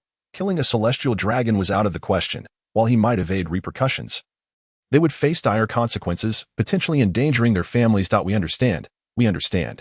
The naval officers trembled with trepidation. It is sufficient to know this. Henceforth, if anyone inquires, you shall inform them that you fainted and are oblivious to everything. This way, should the truth come to light in the future, you will be exonerated. "Thank you, Colonel. We understand what must be done." Marlin nodded in satisfaction. The base lay in ruins, and supplies were buried beneath the debris. Although the Navy managed to salvage a portion, the majority was rendered unusable. "I will seek assistance from my elder brother," Rennies declared. "Then I entrust this task to you. Take a few sailors with you." "Understood." After Rennies departed, Marlin, recalling the layout of the base, activated his abilities to recreate it. Wooden structures sprouted from the ground, intertwining with one another, their surfaces smooth to perfection. The edges as sharp as if hewn by a knife. Though not particularly aesthetically pleasing, it exuded a formidable presence. If they were to encounter a fire-breathing pirate, one spark could reduce it to ashes, unremarked. Therefore, exercise caution while sleeping in the base. Avoid sleeping in the nude. Otherwise, if a fire were to break out, you might choose to perish rather than flee in your birthday suit. Ein's face flushed crimson at Marlin's words, and she weakly retorted, "I do not have a habit of sleeping nude." "Indeed, sleeping nude is not an issue, but we are the Navy, and we may encounter emergencies, so you ought to manage accordingly." "I already said I do not." Ein, wishing to divert the topic, gazed towards the giant tree, wondering if the celestial dragon would escape. "Impossible. Aside from you few, no one knows she is confined within. Moreover, if anyone were to breach my tree to rescue her, I would detect it at once. That tree is not indestructible, but it would take considerable strength to break it." Thus, Marlin felt assured using the giant tree's trunk as a prison. The following day, Rennies returned from Gino City with naval soldiers dragging essential supplies, temporarily alleviating the base's shortage. In the ensuing days, Marlin diligently studied the treasure map acquired from the pirates, comparing it with local maps, and ultimately pinpointed a location. A small island situated at the edge of the doldrums, nestled between Masan Island and Snake Island. However, even on the periphery, it remains within the doldrums, rendering it inaccessible to ordinary folk. Upon confirming the target location, Marlin set out with Ein and Rennies. The remaining naval personnel stayed behind to continue their training. The warship sailed into the doldrums, swiftly arriving at the marked spot on the map, a modest island of less than 100,000 square meters. Yet someone had beaten Marlin and his crew to it. It was the 9 snake pirates. After securing the ship, the 3 disembarked and ventured to the island's center, where they encountered the Snake Princess and her 2 sisters, accompanied by numerous women from Snake Island. The Snake Princess sensed their intrusion, and upon seeing the Navy, her brow furrowed. "Hey, isn't that the warlord Hancock? What brings her to such a place?" Marlin quipped cheekily. The Snake Princess crossed her arms, coolly retorting, "I have harmed no civilians. Nor have I committed any robbery. What I do on this deserted island is my own business. Why should I report to the Navy?" Her demeanor was imposing, her beauty breathtaking. Ein and Rennies were equally captivated by her presence, exclaiming in unison, "So beautiful! You two are quite lovely, but do not let other women overshadow you," Marlin whispered. The Snake Princess disdainfully turned away, instructing her subordinates, "Let us continue digging elsewhere. We must unearth the treasure before nightfall." Marlin overheard her clearly. She was indeed here for the treasure. While he was unaware of how she had obtained this information, there was no doubt she was now his rival. "Hancock, should I uncover it?" "Do not grow envious," Marlin called out boldly. "Please refrain from addressing me so directly." "Navy," the Snake Princess replied, departing from the scene. Marlin chuckled, his playful expression inciting Ein's ire, prompting her to kick his ankle. Thud. Marlin remained unscathed, while she winced in pain, clutching her foot. So hard. "Damn, Marlin, do not ogle other women." "Ouch. Did you injure yourself? If your foot is sprained, You ought to sit down and rest. Marlin feigned ignorance. He was not lusting. He merely sought to tease verbally. The 9 snake pirates lacked expertise in treasure hunting. The Empress possessed the sweet fruit, while her 2 sisters wielded the snake fruit. Tasking them with treasure hunting was futile. Marlin felt reassured, clasping his hands together and transforming his feet into roots, burrowing into the ground as he gradually morphed into a tree. It is astonishing, no matter how many times I see it. Ayn exclaimed, her eyes sparkling. Rennie's placed her hand on the trunk, exclaiming, the texture feels so real, indistinguishable from an ordinary tree. A pair of eyes and a mouth emerged on the trunk, and as it spoke, the surrounding bark rippled. Rennie's, do not touch my lower part. Rennie's face turned red, and she quickly withdrew her hand. The roots plunged deeper into the ground, spreading rapidly beneath the surface like signals transmitting, occupying the entire underground layer of the island within 2 minutes. Then, the roots swiftly retracted, and Marlin reverted to his human form. Upon seeing the disparity in size between the tree and his human self, Rennie's felt a wave of embarrassment wash over her, realizing she had indeed touched something inappropriate. Follow me, everyone. I have found it, Marlin announced, and stamped her foot, admonishing, do not speak like a pirate. In the northern part of the island, Marlin transformed his hand into a wooden beam, plunging it underground before quickly retracting it, bringing forth a large treasure chest capable of holding a person. Hey, Hancock, the treasure is mine now. Your efforts were in vain. Colonel, one must not flaunt wealth, I cautioned. Upon hearing this, the Snake Princess's expression shifted as she witnessed Marlin indeed unearthing the treasure chest, her anger visibly rising as she approached with a darkened countenance. Clang! The lock of the chest was broken, the lid flung open. A dazzling radiance erupted, nearly blinding Marlin as titanium alloy eyes. The chest brimmed with treasures. As it opened, some spilled onto the ground. All present gasped in astonishment, their eyes gleaming with greed.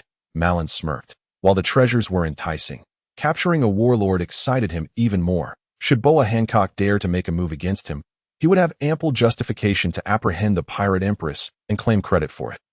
Though the Snake Princess was stunning, he was not a creature driven solely by carnal desires. Alas, despite being tempted, the Snake Princess refrained from making a move. A pity. Marlin closed the chest and hoisted it, declaring, it is time for us to return. Farewell, Hancock. After taking a few steps, he paused, saying, oh, right. His left hand morphed into a long branch, gathering the scattered treasures from the ground, leaving behind a solitary gold bar. Watching the Navy depart, the Snake Princess was nearly driven to madness, the glimmering gold bar on the ground seemingly mocking her. She kicked out in frustration, petrifying the gold bar, reducing it to dust. Sister, her sisters observed with concern. I am fine. Let us return, the Snake Princess replied darkly, turning away from the scene. On board the ship, and frequently glanced back, worriedly commenting, she might explode with rage, right? She is not a pufferfish. How could she explode? Marlin, in high spirits, patted the chest, planning to send someone to inquire about where to auction a devil fruit. Very well. Does the colonel intend to procure a fruit for Rennie's? I asked. That is indeed the intention, but it depends on the quality of the fruit. Some worthless fruits are better left untouched. Do not slacken your physical training simply because you possess a fruit. I understand. In the days that followed, time was spent in a leisurely and pleasant manner. Marlin would occasionally retreat into the trunk of the colossal tree, set up a small stool, and witness firsthand the dismal plight of the celestial dragons under the tutelage of the vine. Shanatia's skin was marred by numerous lash marks, yet none had broken the skin. The force of the vine was expertly controlled, inflicting pain while preserving her life. Every few minutes, the lash would strike, eliciting feeble groans from Shanatia. Marlin furrowed his brow, sensing something amiss in her cries. Approaching for a closer look, he exclaimed in disbelief. The woman's sultry gaze was laced with an unsettling allure, and though the vine struck her posterior, she emitted a morbid moan. Was she in agony or ecstasy? Upon glancing at the ground, he noticed an unfamiliar liquid pooling beneath. Could it be urine? Surely not. This fluid had evidently not been there long. During her confinement over the past few days, apart from meal times and brief intervals for nature's call, when the vine would loosen its grip, she remained bound and subjected to relentless training. Marlin circled around the celestial dragon, his interest in her physique as fleeting as if he were observing a different species altogether. How amusing it was to transform a submissive into a masochist. The celestial dragon whimpered, have mercy, spare me. I wish to return home. That simply would not do. Let her savor a few more days of this experience. I shall certainly release you next time. After soothing the celestial dragon teetering on the brink of despair, Malong exited the vast tree space. Upon returning to the base, I approached with a phone bug in hand. Colonel, the Marshal seeks your presence. Sengoku, what does he want with me? Shouldn't he have summoned Admiral Kazuru instead? Hello. Good morning, Marshal. Are you here to commend me? Do you believe the title of mere colonel is unworthy of my strength and status? Commend you? Nonsense. Tell me, did you eliminate the celestial dragon Shanatia and the 4P0? What a dreadful accusation, Marshal. What are celestial dragons, after all? They are the world's nobility. One cannot simply slay them. Malong squinted, pondering how the news had leaked. As long as you are aware, do you know their whereabouts? I did indeed teach those 4P0 a lesson. They lost in a 4-on-1 confrontation, leaving in disgrace with the celestial dragon. After that, I know not what transpired. Do not place the blame upon me. Very well, as long as it's not you. Continue with your duties. Sengoku concluded the call that IT turned out. The news had not leaked, but rather, the celestial dragons had grown anxious, pressuring the world government. After all, a celestial dragon had been missing for several days. Such an occurrence was a matter of great significance. Colonel, the messenger Garcia rushed over, his face alight with joy that we have captured an information broker and obtained crucial intelligence. What is it? An auction is to be held near the Sandbar Islands, and it is said that a devil fruit will be up for bid. Is it a Zoan or a Paramecia? It is a Zoan. Malong nodded, instructing, fetch Renice. Garcia scampered off excitedly. Are you interested in that fruit, Colonel? I inquired, knowing full well that Malong's treasures had fetched nearly 400 million berries. Acquiring a Zoan fruit should not pose much difficulty. Let us see if it's worth our while. If it is, I shall procure it for Renice. If not, we shall consider it a leisurely excursion. Colonel, as Navy personnel, we cannot stray from our patrol zone. Then let us don civilian attire. That way, we shall not be in violation. Malong ruffled her hair. Did I ask that permissible? I pondered, momentarily perplexed, feeling that something was still amiss. After a brief disguise, the three of them, clad in sleek black suits, set forth. The sight of the two beauties in suits was truly captivating. With them flanking him, Malong felt as though he had reached the pinnacle of life. At the harbor, Malong utilized his abilities to conjure a small vessel, and the trio set sail toward their destination. Colonel, isn't it rather reckless to embark without a navigator? I gazed at the vast ocean and then at the 4-meter-long boat. Her heart filled with trepidation. Fear not. Worst case, we capsize. Renice will fish you out, Malong reassured her. Your words make me even more anxious. The small vessel progressed at a glacial pace, slower than even a fish. This won't do, Colonel. The auction is in 2 days, and we may not arrive on time, I remarked. Then let us craft a few more wheels. Placing his hand upon the wooden surface, Malong activated his ability, causing several wooden stumps to sprout from the vessel's bottom, which gradually transformed into large wheels. The wheels began to turn, and the small boat's speed immediately surged, cutting through the waves. Incredible! I exclaimed in astonishment. Renice gently skimmed her hand across the water's surface, bewildered, and asked, how is this possible? It's all about imagination and creativity. However, it does drain my stamina, Malong replied. How long can you maintain this? Worry not. I could traverse the entire ocean if need be. Thus, they sailed for half a day. Unlike the previous time he found himself stranded at sea alone, this time he was accompanied by 2 lovely ladies. Allowing for conversation and even the sweet sin of each other's presence, exhausted, I promptly dozed off on Renice's lap. Suddenly, a massive shadow emerged beneath the boat. A gigantic shark burst through the surface, launching the small vessel into the air. I jolted awake, flustered, and instinctively activated her abilities, touching Renice. In an instant, Renice transformed into a small girl, her loose garments enveloping her. The shark opened its gaping maw, poised to devour the plummeting boat and its occupants. Observing this, Malong elongated his arms into slender branches, binding both ladies and the boat together, gently returning them to the surface of the water. He followed suit, landing within the boat's cabin, gazing upon the colossal shark whose head alone exceeded 30 meters, a murderous intent surging within him. However, this feeling quickly dissipated as he beheld the great beast. A smile spreading across his face. Using a fish to propel the boat seemed rather advantageous. The shark opened its mouth, unleashing a powerful jet of water aimed directly at the small vessel. Malong extended his right hand forward, transforming his entire arm into wood, which rapidly expanded into an enormous palm. With a swift motion, he deflected the water column aside, then delivered a resounding smack upon the shark's head, flipping it onto its back, exposing its white belly. Having dealt with the shark, he turned to find Ein and the now small Renice engaged in a peculiar embrace, as if she were a cherished doll. Renice wore a blank expression, resembling a puppet. Hey, you fool. If you're not careful, she might vanish. Nonsense.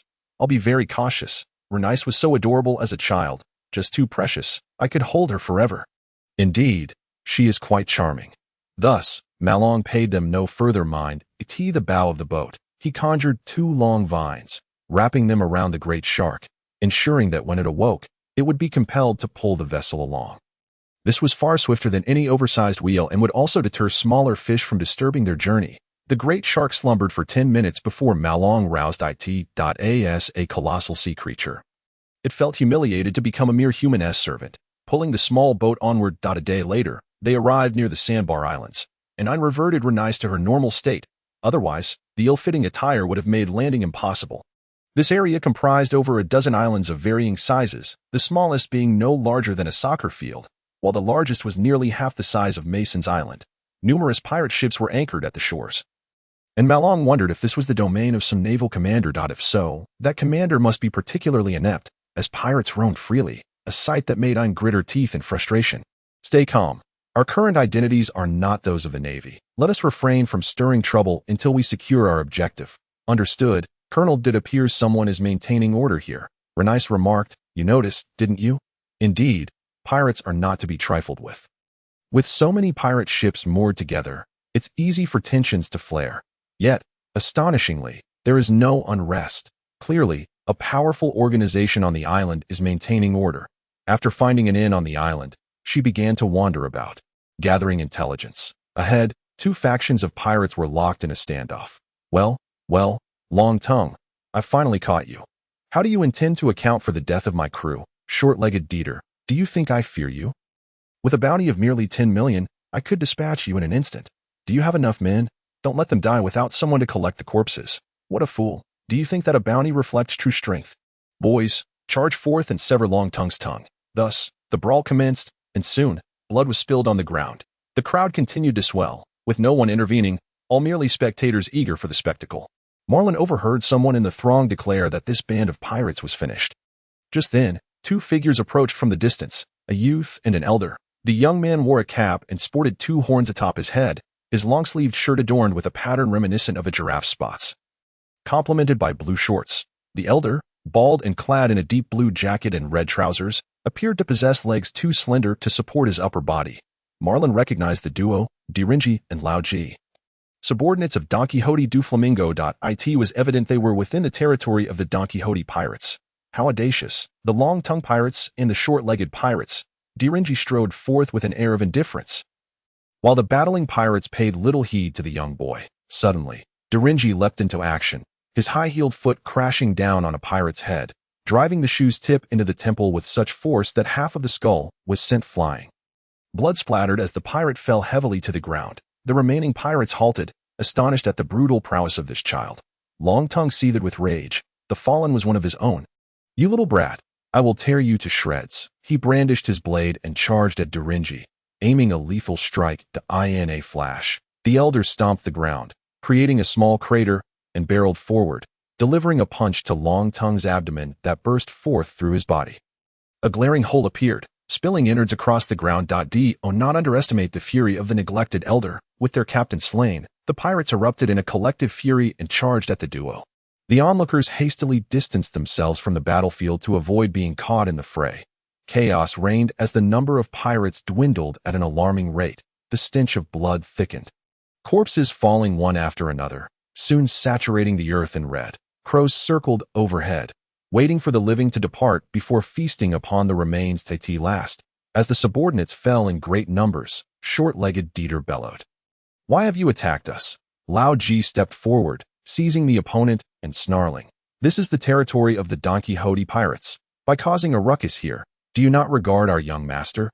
Dirinji soared through the air, delivering a kick that snapped short-legged's neck cleanly. The head flew, landing at Marlin's feet. Are you also troublemaking pirates? Lao Ji inquired. No, merely spectators. This has been quite the thrilling performance, Marlin replied with a smile. There are 2 lovely ladies here. Hello, sisters. I am Dirinji, a well-behaved little boy. Dirinji exclaimed, bounding over with excitement. extending his hand for a handshake. Had it not been for the earlier gruesome display, his words would have held considerable charm. He certainly knew how to perform. Yet, everyone present had witnessed his slaughter of the pirates, and no one would cast him as innocent and naive. Ain hesitated but eventually accepted his handshake. Suddenly, Dirinji's expression darkened. A sinister grin creeping across his face as he tightened his grip, causing Ain's hand to crack painfully. Ain, lacking the physical prowess of Dirinji, grimaced in agony, desperately attempting to withdraw her hand, but to no avail. Slap, Marlin placed a hand on Dirinji's head, applying a slight pressure. Release her and kneel, uttering sister thrice an apology, and I shall spare you. Otherwise, your head may end up quite a mess. Lao Ji's dark fist surged toward Marlin's head. Renice stepped forward, intercepting the elder's arm, but was swiftly flung several meters away. The dark fist lunged again, but Marlin's left hand transformed into a lengthy branch, swiftly coiling around Lao Ji's neck. The fist was a mere 3 centimeters from Marlin's head. Yet he did not flinch. With another surge of strength, Dirinji screamed in agony, promptly releasing Ain's hand. Marlin forcefully pinned him to the ground. The onlookers gasped in shock. How audacious for someone to treat a cadre of the Don Quixote pirates in such a manner. Under Marlin's overpowering grip, Dirinji knelt, crying out thrice, "Sister, I was wrong." Marlin upheld his promise, releasing the boy's head. Though hidden by a hat, the evidence of his struggle was evident in the deep impressions left behind. At that moment, Lao Ji finally summoned the strength to break free from the branch, seizing Dirinji and retreating several meters. The severed branch retracted back into Marlin's left hand. Marlin regarded Lao Ji, saying, "You possess considerable strength for an elder." Despite the compliment, no trace of joy graced Lao Ji's countenance. He maintained a stoic demeanor, inquiring, "Who are you?" "Who am I? Let me think. I am Don Quixote Mingo, the uncle of Don Quixote da Flamingo. Despite my youthful appearance, I am quite advanced in years. Be sure to report this accurately, so that my nephew may come to recognize me soon." As Marlin spoke, Lao Ji's teeth ground together in fury. He was not gullible enough to believe such deception. Nevertheless, he suppressed his anger, aware that conflict would bring no favorable outcome. "But we are leaving. Dirinji, we must report everything to our young master." Watching the two depart, Marlin did not intervene. Now was not the time to engage the Don Quixote pirates in battle. Perhaps a confrontation would arise in the future, or perhaps it would not. It ultimately depended on the decisions of the higher-ups. Acting rashly could lead to dire consequences, especially considering the opponent's current status as a warlord of the sea. "How is your hand?" "It's fine. I can still move it." "Colonel, we may have provoked Doflamingo. We might encounter significant trouble in the future," Ain remarked, rubbing her hand. "That I would welcome him seeking me out. That would give me ample reason to deal with him directly." Marlin replied nonchalantly. "Were those two the strongest among the cadres?" Renice inquired. "No, there are stronger ones," Marlin stated. "Virgo and Pika are formidable. They are not adversaries that ordinary vice-admirals can contend with. That elder is indeed powerful. We are no match for him. Should a conflict arise between the colonel and the Don Quixote pirates, we may find ourselves a liability." Renice analyzed calmly. "It seems we need to put in more effort upon our return," Ain added, her fighting spirit ignited.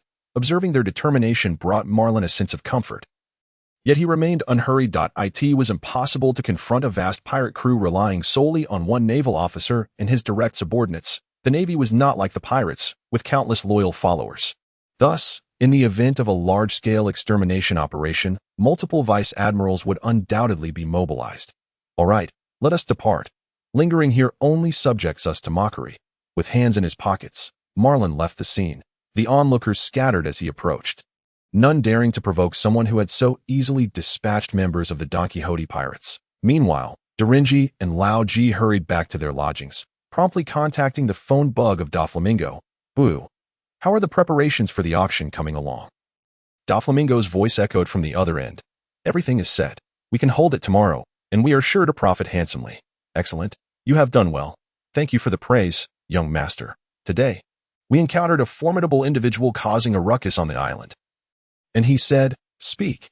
Do not be so hesitant. He claims to be Don Quixote da Flamingo, your uncle." The voice on the other end of the phone fell silent for a moment, but he chuckled, finding it amusing. "Truly an unwise fellow. Have you not stripped him of his skin, young master? Even with my collaboration with Dringer, we are no match for him. However, he has not resorted to lethal force, likely out of fear of your esteemed name. Do not provoke him further. I shall contact a formidable ally to deal with him." You need only safeguard the auction. Yes, young master. Malone was unaware that he had caught Doflamingo's attention. After a restful night at the inn and a leisurely breakfast, he meandered toward the auction venue. The protection of the auction was entrusted to ordinary members of the Don Quixote Pirates, while Dringer and Rao G personally guarded the interior. As Malone entered the venue with two women, their eyes met, and an involuntary shiver ran through them. Selecting a favorable position, they settled in to wait. Half an hour later, the auction commenced officially. The items for bidding included firearms and ammunition, rare ores, treasure maps, and sea stone. The next item was the Great Blade, Frostbite, starting at 10,000 berries, with each subsequent bid not less than 100,000 berries. Let the bidding begin. Malone noticed the gleam in Renai's eyes. Many sought the Great Blade, and bids echoed throughout the hall. 6 million, 10 million, 12 million. The final price soared to 60 million. 60 million it is. Is there anyone willing to bid higher? Is there? 60 million once. 60 million twice. 61 million. Malone raised his hand. 60 million. The competitor raised the bid again. Malone discerned a hint of agitation on their face, suggesting funds were running low. 70 million. He raised the bid by $1 million. The rivals sat back in frustration, their eyes darting about in confusion. Thus, the Great Blade fell into Malone's possession. This sword now belonged to Renais. If you desire a weapon, Ain, seek one later. Ain quickly waved her hand. I do not require one. My primary combat style relies on my fruit abilities. Though Renais typically exuded calmness, her emotions were now beyond her control. Thank you, Colonel. Her words of gratitude were simple, devoid of the dramatic expressions of overwhelming appreciation often depicted in tales. Her thanks were genuine. May you become a great swordsman in the future. I certainly will. Malone's gaze shifted to the auction stage, where staff wheeled out a cage. The next item for auction was indeed of significant weight. Esteemed guests, behold, the auctioneer unveiled the cloth concealing the cage, revealing a creature confined within. It was a white being of human stature, a hybrid with a childlike face, possessing 6 delicate antennae that appeared endearing. Its ears twitched adorably atop its head, causing Ain's breaths to quicken. Cloaked in pure white fur, it wore a beige crop top and a black skirt, helplessly clinging to the bars of the cage. Its large, round black eyes filled with terror. It's a mink, Ain exclaimed in astonishment. Malone observed that it was a young girl, seemingly no older than 13 in human years. This is the world of pirates, where even humans can be enslaved and sold, let alone other races. Colonel, can we purchase her? Ain clung to Malone's arm, displaying an unusual vulnerability. Malone, too, felt a desire to rescue the girl. So petite and adorable. Who could resist? Yet, due to the multitude of interested parties, it would require a substantial sum, which might hinder their pursuit of the devil fruit. We came for the fruit, he replied. If the colonel is willing to acquire the fruit for my sake, then I implore you, forgo the fruit and buy her instead, Renais interjected. Ain shook Malone's arm again. Yes, she is so cute. If she falls into the hands of a villain, she will surely be abused. Very well, let us purchase her. As for the fruit, I have other plans. The auction for the young girl commenced. The guests were nearly delirious, each vying to outbid the other, the price skyrocketing until it reached 130 million before finally halting. It appeared that funds had indeed run dry, for the wealthy were but a minority. The highest bidder, a noble, stood up, arrogantly surveying the room, unaware that in the eyes of pirates, he was merely a lamb awaiting slaughter. 1 million. Malone immediately raised the bid by 20 million. 180 million. The noble quickly followed suit. 200 million, 230 million, 20 million, 300 million. The noble's boastful voice reverberated throughout the hall. Malone ceased to raise the bid, knowing he had reached his limit, while the noble appeared to have ample resources. He shrugged, and Ain sighed beside him, a look of reluctance and helplessness upon her face. Ultimately, the arrogant noble secured ownership of the girl for 300 million. Do not be disheartened. Indeed, he has obtained her, but whether he can take her away is another matter, Malone said, undeterred. Does the colonel suggest we seize her? That seems unwise. We are, after all, the Navy. Ain hesitated. What say you? Nice? Malone inquired of another unindoctrinated individual. We are not the Navy at present, as long as we maintain our cover. Engaging in a few unscrupulous deeds will not draw attention. Moreover, perhaps we need not act. Look, the pirates are eyeing him with ill intent. We can wait for the pirates to act, then eliminate them afterward. Renais replied. I in the hall. The noble was lost in thoughts of how to toy with the young girl upon his return. The more adorable the creature, the greater the urge to dominate it, and he could hardly contain his excitement. He remained blissfully unaware of the countless predatory eyes surrounding him. salivating at the prospect of tearing him to shreds. Renice is right. We need only play the part of the unsuspecting bird, Malone stated. Finally, the auction reached its conclusion, revealing the prized devil fruit. The auctioneer merely mentioned it was a zoan-type fruit, without divulging further details. As he glossed over the fruit's introduction, Malone suspected it might not be of great quality. If it were truly exceptional, who would conceal its merits, starting at 10 million after a fierce bidding war? It reached a staggering 230 million, but Malone opted not to participate further, having already resolved to rescue the young girl. Acquiring an additional fruit was insignificant. He flicked a small leaf, which danced in the air before landing on the pirate who had purchased the devil fruit. Adhering to his clothing, the life leaf, plucked from the Tree of Omniscience, could sense its placement, and Malone was now akin to the Tree of Omniscience, making the life leaf a perfect tracking tool. Its duration would last a full day before withering away. All right, let us retrieve our belongings. As the auction concluded, Malone led the two women backstage to collect the great blade, Frostbite. Upon receiving the weapon, Renice's face flushed with excitement. Even the most composed individuals can lose their poise. Nearby, the noble, flanked by several formidable guards, fitted a collar on the girl, leading her out. This infuriates me. It seems she was not bought to be treated well, but rather to be kept as a pet. Ain exclaimed angrily. As a pet? Not necessarily. While being a pet implies a degree of kindness, the true horror lies in the possibility of being subjected to torment for amusement. Follow him. Malone took the lead and stepped outside.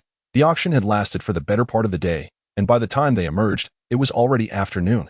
The sun was absent from the sky, replaced instead by ominous clouds. People hurried along, some with purpose, others seemingly aimless, yet all appeared to sense the impending dread that loomed ahead. A nobleman dragged a young girl along, who stumbled and fell to the ground, only to be yanked up by the scruff of her neck. He, so frail, how delightful. It makes bullying all the more enjoyable. Having spent 300 million on this treasure, you better be worth every penny. The nobleman exclaimed, licking his lips. Sir, it seems many have their eyes on us. One of his companions remarked. Humph, merely a gaggle of lowly pirates, he scoffed. No one on the island dared to act, for it was the territory of the Don Quixote family. The nobleman swiftly boarded his ship, sailing away into the distance. The pirate ships along the shore pursued frantically, resembling a great fish leading a smaller one, creating a magnificent spectacle. Malone sensed the leaves of the Tree of Life among the pursuing pirates. The one who had purchased the fruit certainly had a bold heart, perfectly aligned. He could capture them all in one fell swoop. Saving himself the trouble of running back and forth, he conjured a small boat with his abilities, equipping its underside with large rollers, and quietly attached it to the end of the procession. Colonel, our vessel is rather embarrassing, being so small, Ein remarked, gazing at the towering ships ahead. Would you prefer a larger one? But it would require considerable effort. What to do? If only someone could massage my legs, I might manage to create a bigger one. Ein bit her lip, reluctantly beginning to knead Malone's shoulders. Renice toyed with her sword, unsure of how to react to the scene. I think our current ship is just fine, she stated. Malone shot her a glare. She quickly sheathed her sword and joined in the leg massage. What a luxurious experience it was. Malone felt utterly content, though sadly, unlike an emperor who could engage in deeper interactions, he remained unable to do so, secretly activating his abilities. The small boat began to grow gradually larger, the rollers expanding alongside it. 10 minutes later, a ship comparable in size to the pirate vessels appeared, albeit lacking sails, with its propulsion still reliant on the large rollers. Bang, bang, bang. Someone had caught up to the nobleman's ship and opened fire. The pirates hastened to pursue, fearful of arriving too late to claim their share. Colonel, what shall we do? Ein inquired. Malone pressed his hand against the deck, causing a 2-meter-wide wooden branch to sprout from it. Its tip adorned with a lush canopy. He stood atop the crown of the tree and raised an eyebrow at the two women. Climb aboard.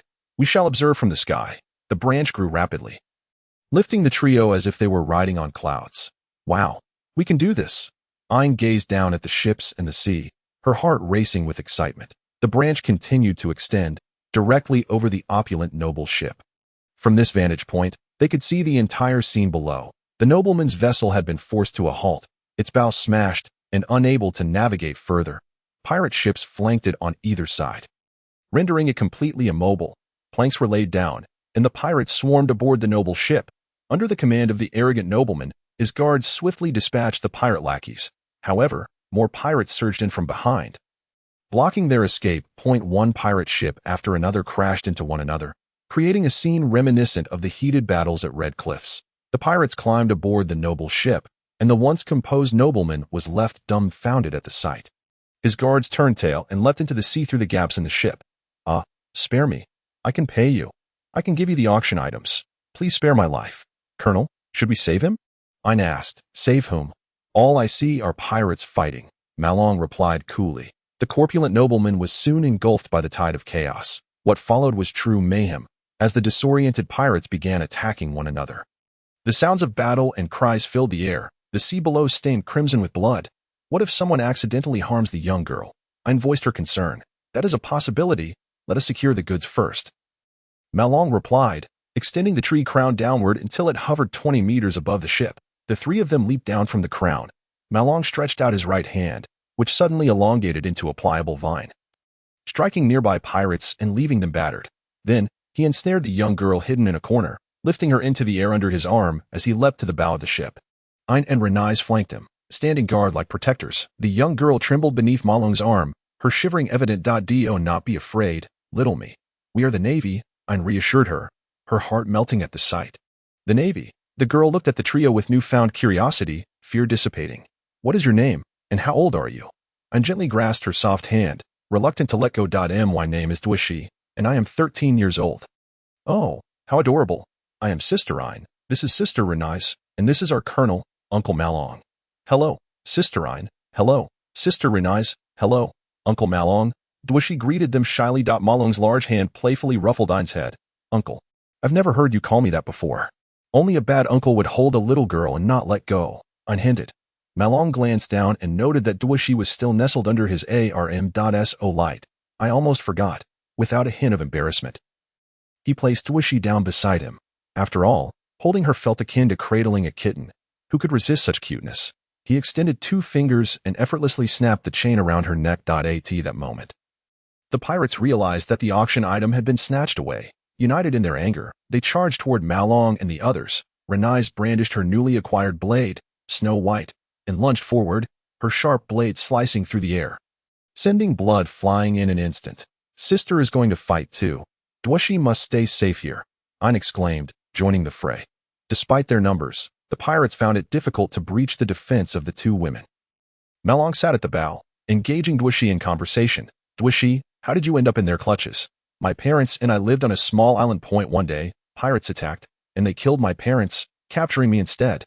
I miss them so much," she replied, her voice quivering with sorrow. It turned out she was not from Zo, but had likely been cast away for some reason, living on a remote island until the pirates finally set their sights on her. "Who killed your parents?" "A pirate from Buggy Island, wearing a red cloak, with red markings on his face and a wide grin," Duishi recounted, gesturing to her own face, stretching her mouth wide. "Do you want revenge?" Marlin inquired. "Buggy Island.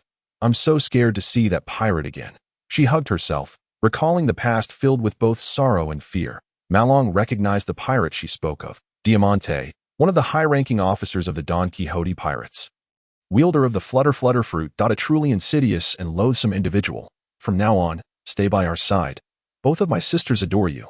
No one will harm you again," he promised, gently ruffling her fluffy hair. Duishi's white short hair felt as soft as a kitten's fur, and her amusing ears were delightful to touch. She seemed to revel in the affection, squinting her eyes and saying, "Okay, Uncle." Marlin's expression stiffened, correcting her. "Call me brother." "Okay, brother." At that moment, a pirate broke through their defenses, charging toward Marlin with a sword aimed at his hand, seemingly intent on severing the hand that was petting the young girl. "Die. This girl is mine." Clang. The blade struck as if cleaving through stone, sending sparks flying. Marlin swiftly seized the sword's edge and flung the pirate away, sending him plummeting into the sea. "Captain, I can't hold on any longer." Aine reported breathlessly, glancing back. "Retreat. Leave the rest to me." The 2 women quickly withdrew. Had they lingered any longer, they might have incurred injuries. With no one to resist them, the pirates surged forth like a tide. The noble ship sank a meter, its waterline deepening. Marlin rose and took a step forward. Boom. An overwhelmingly terrifying pressure descended from the heavens, causing all ships to plunge several meters. A colossal shockwave radiated outward, vanishing from sight. Some fragile wooden vessels splintered, sending shards soaring into the sky. The horrifying pressure briefly nullified gravity, causing countless droplets of water to float in midair, suspended and unyielding. The pirates struggled to breathe, their surroundings swirling in chaos. In their line of sight, the ocean was no longer beneath their feet but rather suspended above them. Wave after wave of pressure struck, and the pirates fell like wheat before the scythe. In an instant, the lesser foes lay defeated, leaving only 4 pirates barely standing. However, their expressions were grim, each drenched in sweat, struggling to remain upright with the support of their weapons. One pirate captain stared at Marlin in sheer horror. What level of conqueror's hockey is this? Who is this man? The 4 pirate captains prepared to flee, only to be ensnared by countless vines that erupted from beneath the deck, binding them tightly. Such a prize cannot escape. Marlin approached one of the pirate captains and retrieved a box from his grasp. This was the individual who had purchased the devil fruit at the auction. A most fruitful expedition indeed. Marlin opened the box, revealing a fruit alongside a guidebook.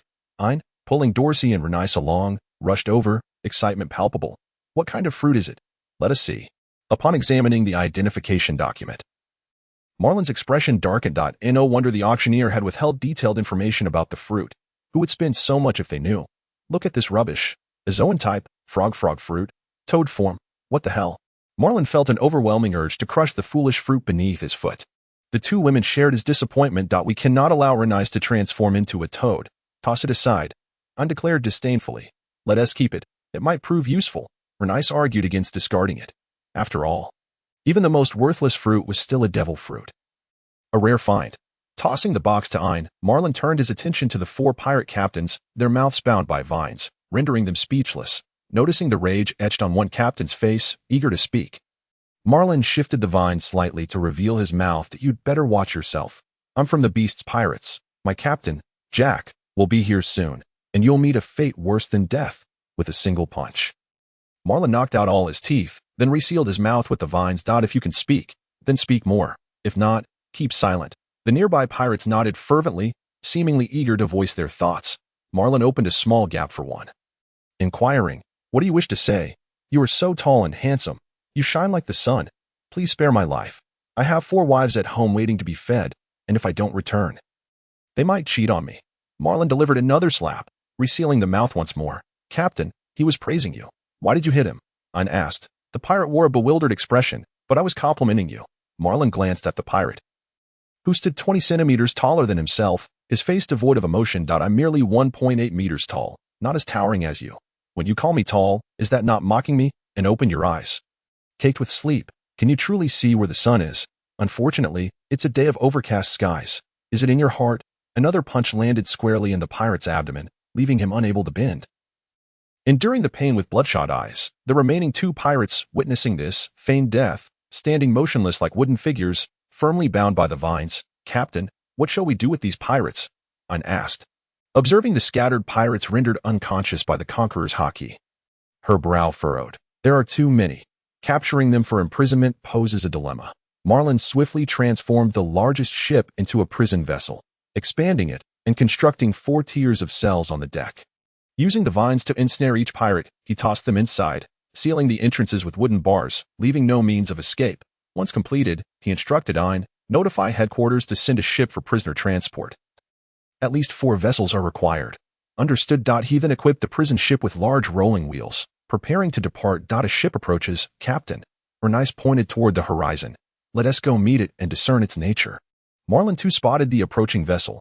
He was curious about the audacious individuals who dared approach after experiencing his released conqueror's hockey. As they drew nearer, he discerned the ship's bow adorned with the head of a giant elephant. And standing on the deck was a colossal man exceeding 8 meters in height. The giant sported enormous tusks as adornments on his head and shoulders, with a metallic mouthguard fitted over his lips.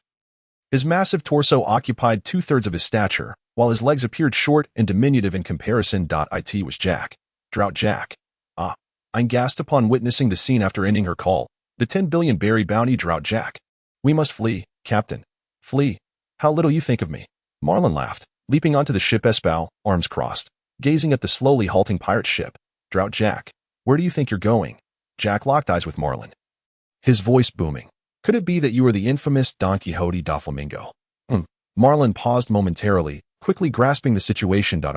I see. It is Doflamingo's nephew sent to identify me. Since we're family, why not call me uncle and let me enjoy the sound?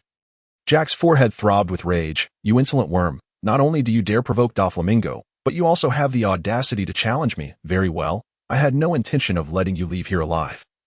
I shall relish in the act of breaking your bones." Swish! In an instant, Marlin appeared upon Jack's shoulder. One dark hand rested on Jack's ivory, and Marlin spoke coolly. "In truth, I am Marine Colonel Marlin. Remember my name, and remember that you will fall at the hands of a Marine Colonel." Crack! One of Jack's tusks shattered. Enraged, he swatted at Marlin, who effortlessly dodged using the shave technique, reappearing beside the mast. Surrounding pirates rushed into ambush, but Marlin ensnared one with his elongated left hand and hurled him towards Jack. Jack sidestepped the attack, launching forward with a massive palm strike that obliterated the mast entirely. Marlin refrained from engaging directly, recognizing the immense power evident in Jack's physique. Is dodging all you can do, Marine?" Jack bellowed, his colossal fist whipping through the air with great force. Even the wind generated would be fatal to an average person.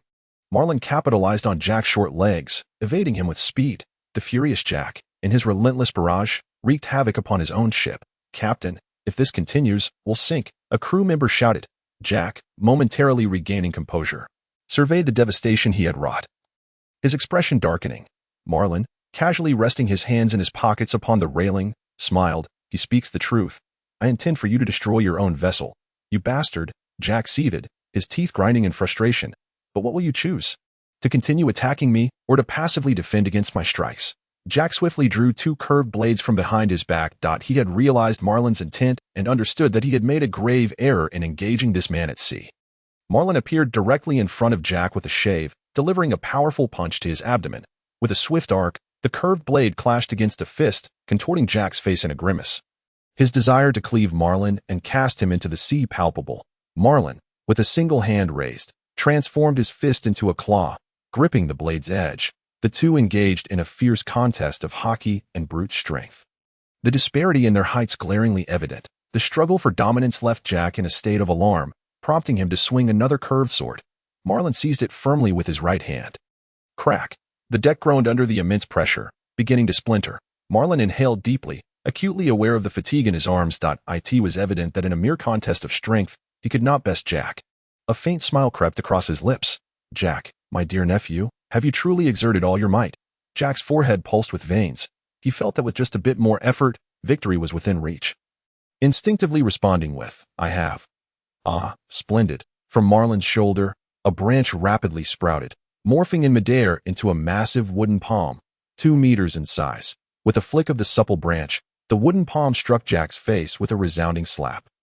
Bang! The wooden palm shattered, and Jack's mouthguard was sent flying, leaving a bright red imprint across his face. Jack, who was pouring all his strength into suppressing Marlin, found himself unable to evade such an attack.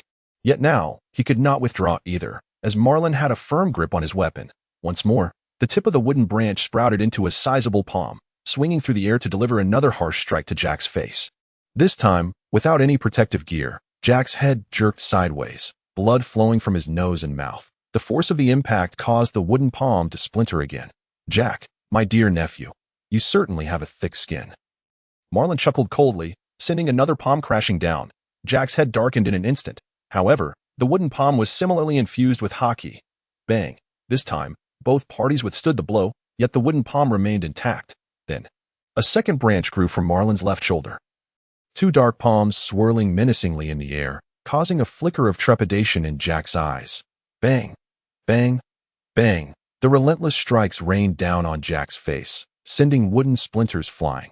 Finally, the wooden palm shattered, and Jack's hockey could no longer hold, leaving his head swollen and comically disfigured. "You scoundrel!" Jack bellowed, raising his dual blades high. Yet, he could not muster the strength. Marlin had anticipated this move, his feet transforming into vines that pierced through the deck, ensnaring the entire ship. Could Jack lift an entire ship? Marlin was uncertain, but he presumed he could, though the real question was whether Jack could lift the very vessel he stood upon. Crack! The deck beneath Jack shattered.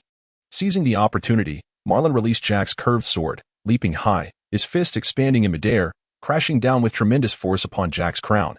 Jack suffered no severe injury, but the ship beneath him could not withstand the impact. Crack! The vessel ruptured, splitting in 2. Jack plummeted into the depths of the sea. Marlin stretched his arm, ready to grasp him, but grasped only a in the ocean. A merman from the beast pirates propelled Jack away into the distance. What a pity. Marlin felt a tinge of disappointment. He had intended to capture Jack to claim the glory for himself. Capturing a calamity like Jack could have elevated him to the rank of Rear Admiral. Or perhaps even Vice Admiral. That would be worth a fortune, a walking bounty. The colonel emerged victorious. I leaped onto the wreckage, clapping enthusiastically, more delighted than if she herself had won. Thankfully, his abilities were curtailed aboard the ship. Of course, he could not fully utilize his powers, but next time, he would ensure Jack ended up in prison. Marlin felt little exhilaration. After all, he had faced the 4 emperors. And perhaps only a formidable figure of the royal level could truly stir his emotions. Upon reaching the prison ship, Bernice appeared somewhat exhilarated, though she concealed it better than AIN.is. This the essence of hockey combat. Indeed, the strongest armament hockey resides within the Marine headquarters. Once this duty is complete, I shall take you to meet him and allow him to train you for a time. All right. The young girl, Dorsey, peeked from behind the ship's wall, her head barely visible as she eavesdropped. Are the Marine brothers very powerful? She could not discern much. I corrected her. Very powerful, exceptionally so, but you must continue to address him as uncle. On the return journey, the ship was filled with the wails of pirates, which greatly vexed Marlin, who wished fervently to send this lot to the depths. A day later, they returned to Masong Island, dispatching several Marines to guard the prisoners while he ventured into the inner sanctum of the colossal tree. Upon entering, he was greeted by the Dragon Clan member's sultry moans, discovering that this individual was gazing at him with glazed eyes. A vine lashed down, causing her to tremble, reaching an unknown state of ecstasy. Alas, this individual had succumbed to depravity. The vine that had bound the Dragon Clan member's hands retracted, leaving her sprawled on the ground, her garments tattered, her face flushed with an unnatural excitement. Marlin allowed her an hour to compose herself. And eventually, the Dragon Clan member calmed down, her exhilaration fading into a state of lethargy. She noticed Marlin silently observing her from the side and quickly recoiled, curling into a corner in fear. Marlin approached, towering over her, and inquired, "Your name?" Shanatia, Dragon Clan member, she uttered, her face a mask of terror. "How many others are in your household?" 10, 13. What is your status among the Dragon Clan? Upper class. Very well, your sentence is concluded. However, do not forget, you remain under my control. I have implanted a seed of the celestial tree within you. With a mere thought, you will become its nourishment, devoured by the celestial tree, which will then expand rapidly, ultimately forming a towering tree over 2,000 meters in diameter. Whether it can obliterate Mariawa, I cannot say, but seizing the right moment could lead to the annihilation of the Dragon Clan. Do not disclose this to anyone, or I shall activate my powers. If you behave, the celestial tree's seed will dissolve on its own. Marlin spoke these fabrications, yet the Dragon Clan member believed him. Utterly terrified, "Be obedient and refrain from causing me any trouble." The Dragon Clan member nodded vigorously. "Excellent. I shall have my aide assist you in getting organized. Please leave a contact method. I will reach out if necessary." The Dragon Clan member felt despair creeping in. Would she not find peace even upon returning home? Marlin exited, instructing Ein and Bernice to prepare a bath, followed by a set of luxurious new garments. The Dragon Clan member possessed little manual dexterity, unable even to bathe herself, requiring the assistance of the 2 women. During the bathing process, she occasionally stole glances at Bernice, her complexion reddening, her throat constricting. Bernice frowned, remaining silent. She understood that tranquility had eluded her, and she hoped this Dragon Clan member would have no further opportunity to emerge after returning home. As long as she stayed by the colonel's side, none would dare to challenge her. After some tidying up, the Dragon Clan member, Shanatia, restored her appearance, once again resembling a proud white swan. Marlin then released the long-imprisoned members of the P0, treating them without mercy, each one reeking and emaciated. Instinctively, they assumed that only they had been imprisoned. The Dragon Clan member appeared well, her attire lavish, not at all resembling someone who had suffered. They had no inkling that the Dragon Clan member had endured far worse than they. "Marine, this is not over. One P0 member remarked to Marlin, his pallor evident, though his fury shone through. "Speak out of turn again, and I shall lock you away once more, this time until death," Marlin replied coolly. They departed in the same ship they had arrived on, taking the Dragon Clan member with them. What began as a forceful entrance ended in a pitiful retreat. Long as the Dragon Clan member insisted she had suffered no harm. The world government would have no grounds to retaliate on behalf of the P0, and the Marines could easily negotiate with Sengoku. Marlin did not dwell on the matter. He returned to the base and summoned the messenger, Garcia, to his office. "Colonel, do you have any orders?" "I, Garcia, shall see them through at all costs." Garcia displayed a subservient demeanor, his loyalty pleasing Marlin immensely. He placed the devil fruit upon the table. Upon seeing it, Garcia's eyes nearly bulged from their sockets, and a premonition stirred within him. Yet uncertain, with trembling lips, he asked, "Colonel, this is merely a mediocre devil fruit, the zoan-type toad fruit. If you have any thoughts, feel free to consume it. If not, then so be it. The choice rests with you. Eat." "Of course, I shall," Garcia exclaimed with uncontainable excitement. Even the most worthless devil fruit is a priceless treasure. A toad is still preferable to being human. Without hesitation, he took a bite, and his face instantly turned a shade of purple. It is said that only after consumption can one unleash its true power, Malone remarked with a sly grin. Garcia, retching, exerted himself to finish the fruit, collapsing onto the ground, feeling his stomach churn. At that moment, he found himself utterly disinterested in any delectable cuisine, suspecting that this state would linger for several days. "Pray tell, what sensations do you experience?" "It tastes akin to excrement." You've tasted excrement?" Malone was taken aback. Is this subordinate even worth keeping? No. I was merely using it as a metaphor," Garcia lamented, tears nearly brimming. I see. Malone nodded, feigning understanding. "What I inquired about was the transformations within your body, yet you respond with such nonsense." Malone expressed his frustration. Garcia sighed in relief, hastily rising to his feet. With eyes closed, he felt the growths of fleshly tumors emerging on his skin.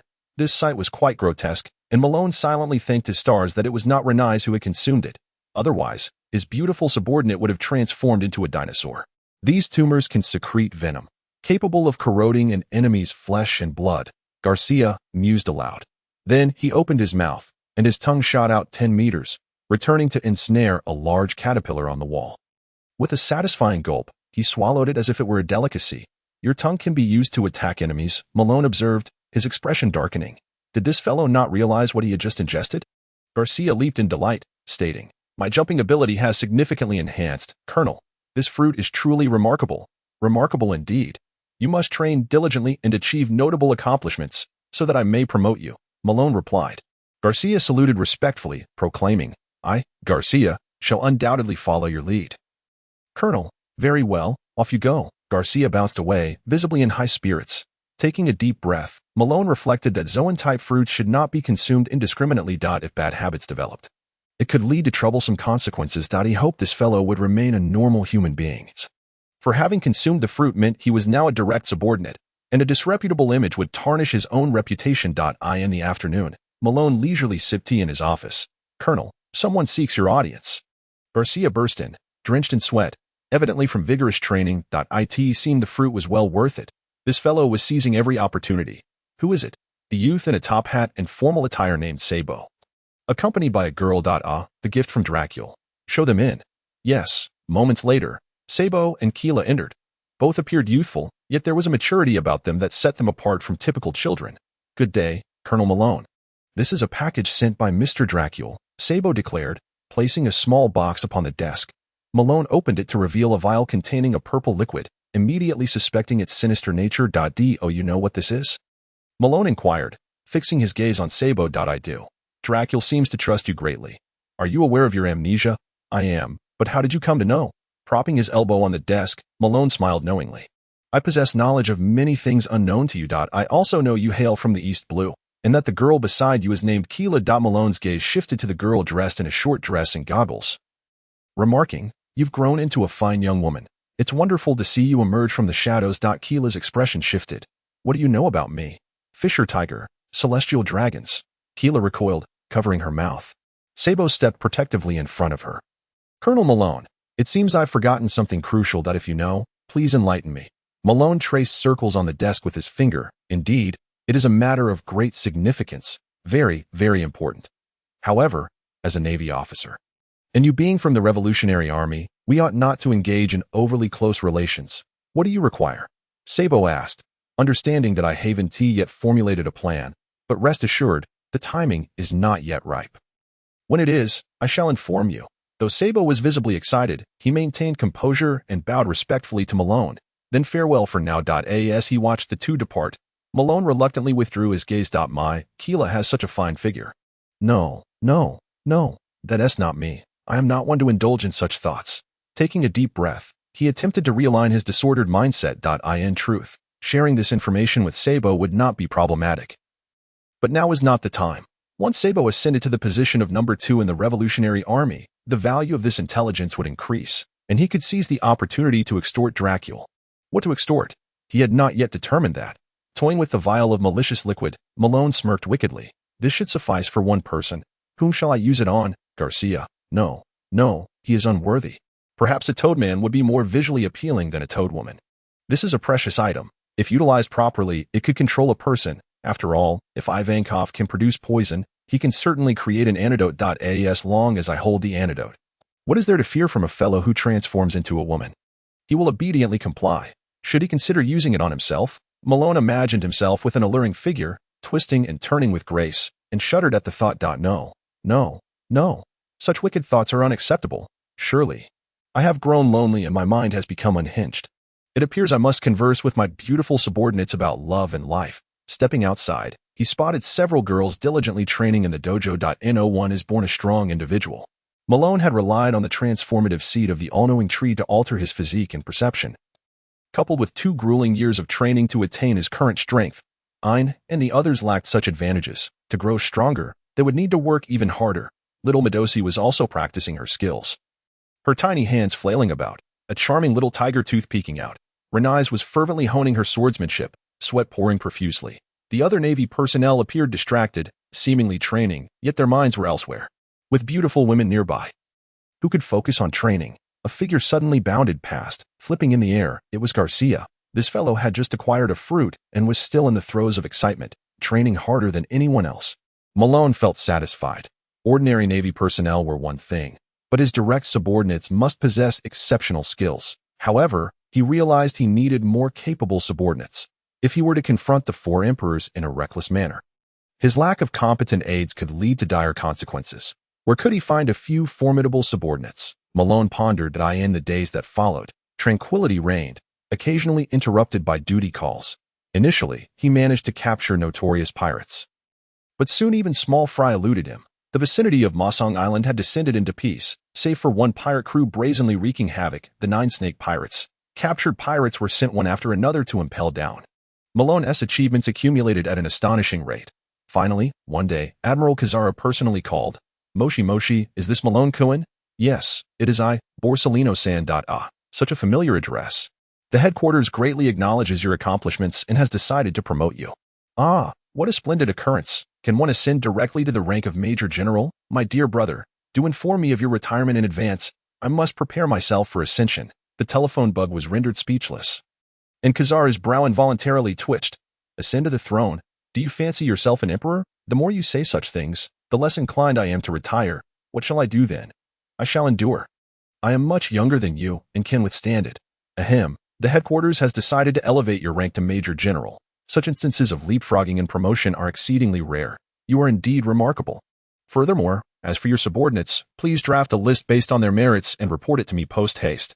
After the headquarters reviews it, they too shall receive promotions. Of course, Malone readily acquiesced. Thus, the promotion ceremony will be held after your current mission concludes. With that, the call ended. To jump from Colonel to Major General, bypassing the Brigadier rank, is evidently a result of the recent surge in captured pirates. Moreover, the primary criterion for promotion is strength. Without sufficient prowess, no amount of merit will suffice for advancement. After all, the Navy is a combat division, and one must possess the capability to fight. Subsequently, Malone compiled a list based on merit and training levels.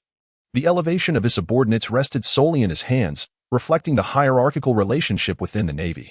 Ein, a lieutenant, was promoted to major. Rains, a private, was elevated to second lieutenant. Garcia, a private 3rd class, was raised to corporal. Other naval personnel were promoted to private 1st class and private 2nd class, respectively. Lastly, Dorsey, the logistical officer, remained at the lowest rank aboard the ship. After reporting the list to headquarters, Malone departed the base. Intending to enjoy a few drinks in a nearby town, with his hands tucked into his pockets and draped in a cloak of justice, he had already begun to adopt the demeanor of an admiral. After all, opportunities are reserved for those who are prepared, and learning proper etiquette is an essential aspect. Boss, 2 bottles of drunken beauty, and some snacks, please. He settled into a chair, crossing his legs. This leg crossing bears significance. After all, Akiji had his leg broken by a kainu for failing to master the art of crossing his legs. Practicing in advance is prudent. Otherwise, a misstep in posture could lead to a confrontation with the kainu. As he savored his drink, he suddenly heard a commotion outside. How beautiful! The Empress has arrived again. I wish to bear her children. Alas, I am but a man. Ah, Lady Snake, please ravage me. Malone frowned. Were they once more here to harvest the common folk? It has not been long since the last harvest, but upon reflection, it seems quite a while ago, several months. In fact, he made his way outside the tavern, following the crowd to an open area by the dock, where he beheld Lady Snake demonstrating her powers to the onlookers. No, not demonstrating, unleashing her abilities. A sweet, gentle breeze wafted through, causing everyone, including women, to have hearts in their eyes, resembling love-stricken slaves. Now, bring forth your household treasures. Food, wealth, heirlooms, offer everything to the incomparably beautiful me. Ah, yes, Lady Snake, please wait. I shall present everything. I am destitute, but my treasures are formidable. This is my sole prized possession. I hope Lady Snake finds favor with it. A throng of people rushed home to gather their belongings, save for the last speaker, whose mouth hung agape, saliva dripping. The Empress regarded him with a darkened expression and, with a flick of her hand, sent a heart flying towards the man's head. Malone swiftly intervened, catching the heart and crushing it. Yet, his right hand was immediately petrified. The Empress paused, fixing her gaze upon Malone, her brow furrowing. Do not kill in front of the Navy, or we shall find ourselves in a predicament. As Malone approached the Empress, the serpent, Samuro, lowered its head, its tongue flickering before Malone. Did you hear the foul words he just uttered to me? The Empress inquired. Had he not been ensnared by your powers, would he have revealed such a nature? Malone retorted with a smirk. Do you not know how many men fantasize about you? If such individuals deserve death, there would scarcely be any men left in this world. And you? A Navy man? The Empress gritted her teeth. Malone waved his hand dismissively, saying, Could you loosen this thing? I shall answer you once it is removed. Reap what you sow. You have woven your own web, the Empress stated, unwilling to release her power. Very well, I shall resolve this trivial matter myself. With that, Malone struck his petrified right hand with his left, shattering it, debris scattering across the ground. The Empress gasped. What are you doing? She had not anticipated Malone's audacity. He severed his own arm without hesitation. Not only was the Empress astonished, but her two sisters also stared in disbelief at Malone. Has he truly lost an arm? How will he live? The Empress frowned. You could have resisted with haki, and it would have gradually dissipated. Malone nodded in realization. Ah, so that is how it works. It seems I acted rashly. But it is of little consequence. As he spoke, the flesh at the wound began to writhe, sprouting forth like seedlings breaking through the earth, rapidly regrowing into a new arm. Testing it by clenching his fist a few times, he found it satisfactory. No wonder you dared to confront my abilities directly, the Empress remarked, astonished. Now, allow me to address your earlier inquiry. I harbor little interest in you. Indeed, little interest, yet a certain intrigue, especially prior to my crossing over. I did engage in some rather lascivious thoughts about the Empress. With her presence before him, how could he not feel intrigued? He was not Luffy. He was a normal man. A most ridiculous Navy man. The Empress scoffed, turning her back to board her ship. As she stepped aboard, a stray dog dashed out, only to be kicked aside by the Empress. Just as she ascended onto the vessel, Malone was already perched upon the ship's railing. Do temper your temper, Hancock. You are not a celestial dragon. Gentle women are far more endearing. The Empress's pupils constricted, her breath quickening. Her two sisters raised their weapons, aiming them at Malone. Are celestial dragons truly so fearsome? Malone asked with a smile, a devilish grin adorning his face. Enraged, the Empress rushed forward, delivering a kick toward Malone. He swiftly caught her ankle, yet was kicked off the railing, only to use her foot to propel himself back onto the ship. The Empress, unable to contain her emotions, began to unleash her conqueror's haki. How dare you, mere Navy dog of the celestial dragons? How dare you mention that filthy, wretched race in my presence? Boom, the conqueror's haki erupted forth, its chaotic energy sweeping the surroundings. Malone smiled, countering with his own conqueror's haki. Instantly, the sky darkened, and waves surged outward, crashing against the shore. The violent winds toppled trees, and nearby individuals collapsed one after another. Stand down, Hancock. I wish to discuss a business proposition, Malone said, retracting his aura. The Empress, astonished that a Navy man possessed such formidable conqueror's haki, heightened her vigilance. What business? My duty will soon conclude, and upon my return, I shall be promoted to Major General. However, with such a rapid ascent, I lack capable subordinates. I seek a few young ladies who can wield haki from you. borrowing them for a few years. With the promise of return. I shall indeed return them, but without a specific date, they may not be returned. The Empress's expression gradually cooled. Are you jesting? Insolent Navy man, depart from my ship. I speak sincerely. Of course. In return, I can assist you with a troublesome matter. I encounter no troubles. No matter how grave my transgressions, they are forgiven, for I am simply too beautiful, the Empress declared, leaning back, revealing two prominent and mysterious peaks. Quite impressive. This gesture is delightful. To prolong it for a few more minutes, Malone lamented as the Empress straightened, leaving him feeling rather disappointed. Such naivety, Hancock. What if one day the world government were to revoke the warlord status and dispatch an admiral to deal with you and your nation? Who knows? I might very well be that person. Do you truly believe yourself my match? The Empress clenched her teeth and declared, who can say? Perhaps we can settle our differences here. There is no merit in being obstinate. Give it some thought, and once you have made your decision, send someone to inform me. Malone shrugged, leapt onto the railing, and turned back with a mocking grin. If you were to be defeated, it is highly likely that you would not find yourself in the advancing city, but rather escorted to Mariehua. Do you remember the name? The celestial dragons who once tormented you? The Empress's body trembled slightly, her countenance darkening as she inquired, what exactly do you know? I know everything about your past. What past? Oh, it's nothing. Do not feign ignorance with me. I am aware that you were a slave to the celestial dragons for 4 years. The words were spoken softly, heard only by the Empress and her sister. The three of them were stirred by Malone's remarks, recalling that terrifying time, their faces paling, particularly the Empress, whose striking beauty would have made her subject to unspeakable humiliation and torment at the hands of the celestial dragons. Just the thought was unbearable. Her murderous intent simmered, and she longed to silence Malone here and now, yet she knew she could not. Your wrath should be directed at the celestial dragons, not at me. If you remember the name of one of them, do share. I have the time to sever his head and present it to you as a gift. How does that sound? The Empress was taken aback, feeling as though she had misheard, murmuring, what did you say? Malone grinned sinisterly and replied, the celestial dragons regard all as prey, while I see the celestial dragons as my quarry. Life in the Navy can be rather dull, if I do not turn these lofty beings into my toys. I would surely perish from boredom. Are you serious? The Empress's expression shifted to one of utmost seriousness. What do you think? I am not a compliant Navy officer who obediently obeys the world government. I am a renegade. If you lay hands upon the celestial dragons, the world government and Navy will take action against you. Regardless of your strength, you will meet a grim fate. That all depends on the method. One must use their wits, Malone remarked with a sly smile. The Empress swallowed hard and said, if the opportunity arises, I hope for him to be alive. The name? Camael. There are many others, but he is the one I most wish to slay with my own hands. Very well, what of our collaboration? The Empress instructed her 2 younger sisters, summon the crew. We shall return home at once. Sister, we have yet to gather the supplies. The second sister, Sandersonia, interjected. We shall come again next time. The Empress replied, casting a glance at Malone, please, accompany me to the back of the building for a discussion. Malone smiled slightly, agreed. It was not the Empress's allure that tempted him, but rather the matters concerning his subordinates. The women of Daughter Island are raised as warriors from birth. Few nations can rival their combat prowess when compared to the Amazon Lily. Malone was drawn to these exceptionally skilled fighters, whose fighting ability would undoubtedly surpass that of the men aboard his ship. Within the cabin, Malone and the Empress faced each other across the table, as she personally poured him a cup of fragrant tea. Delicious, Malone exclaimed, though it was unclear whether he praised the beverage or the one who brewed it. I have never encountered someone so audacious and peculiar as you, protecting civilians while viewing the celestial dragons as mere insects.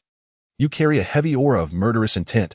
I suspect you have slain many pirates, truly a complex and contradictory being. The Empress scrutinized Malone.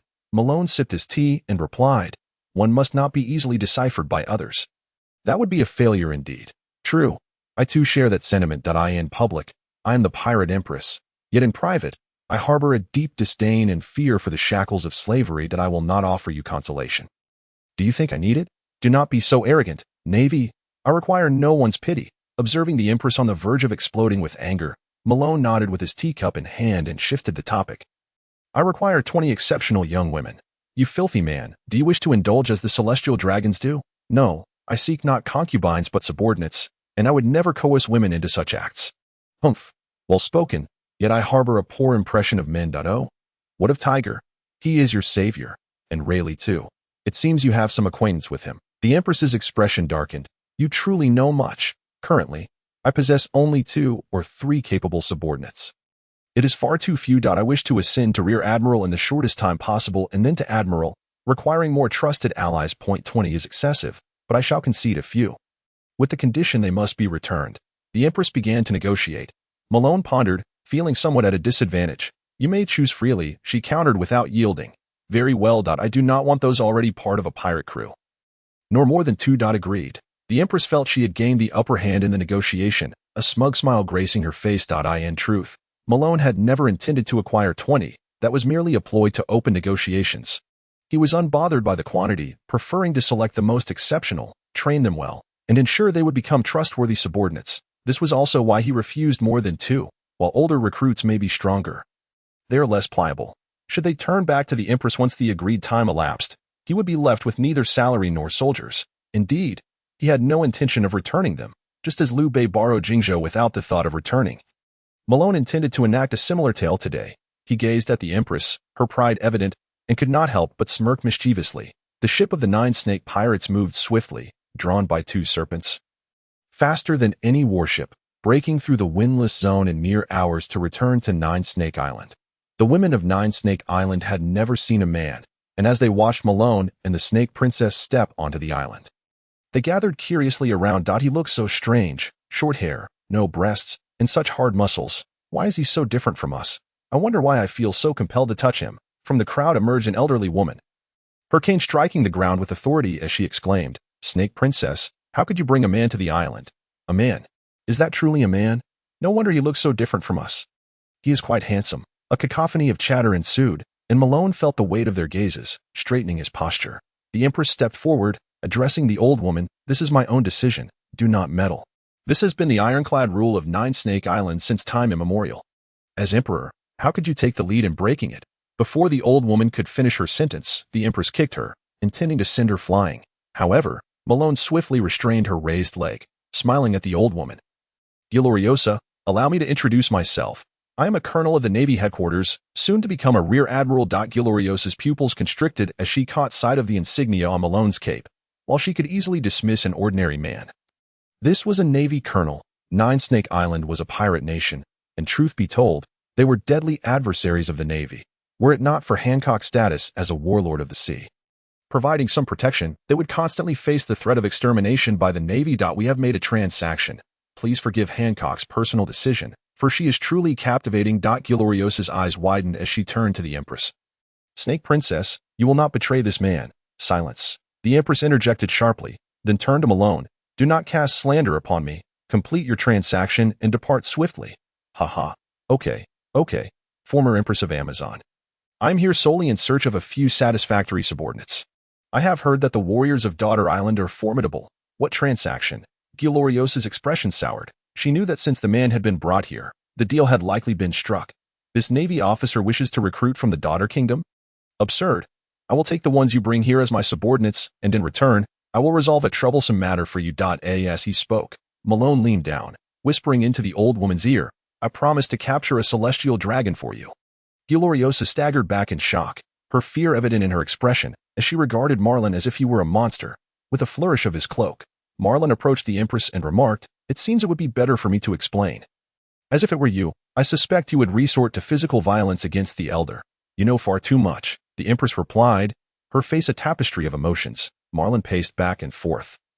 Addressing Gloriosa, you are a clever individual, indeed, more astute than Hancock, and you can discern reality.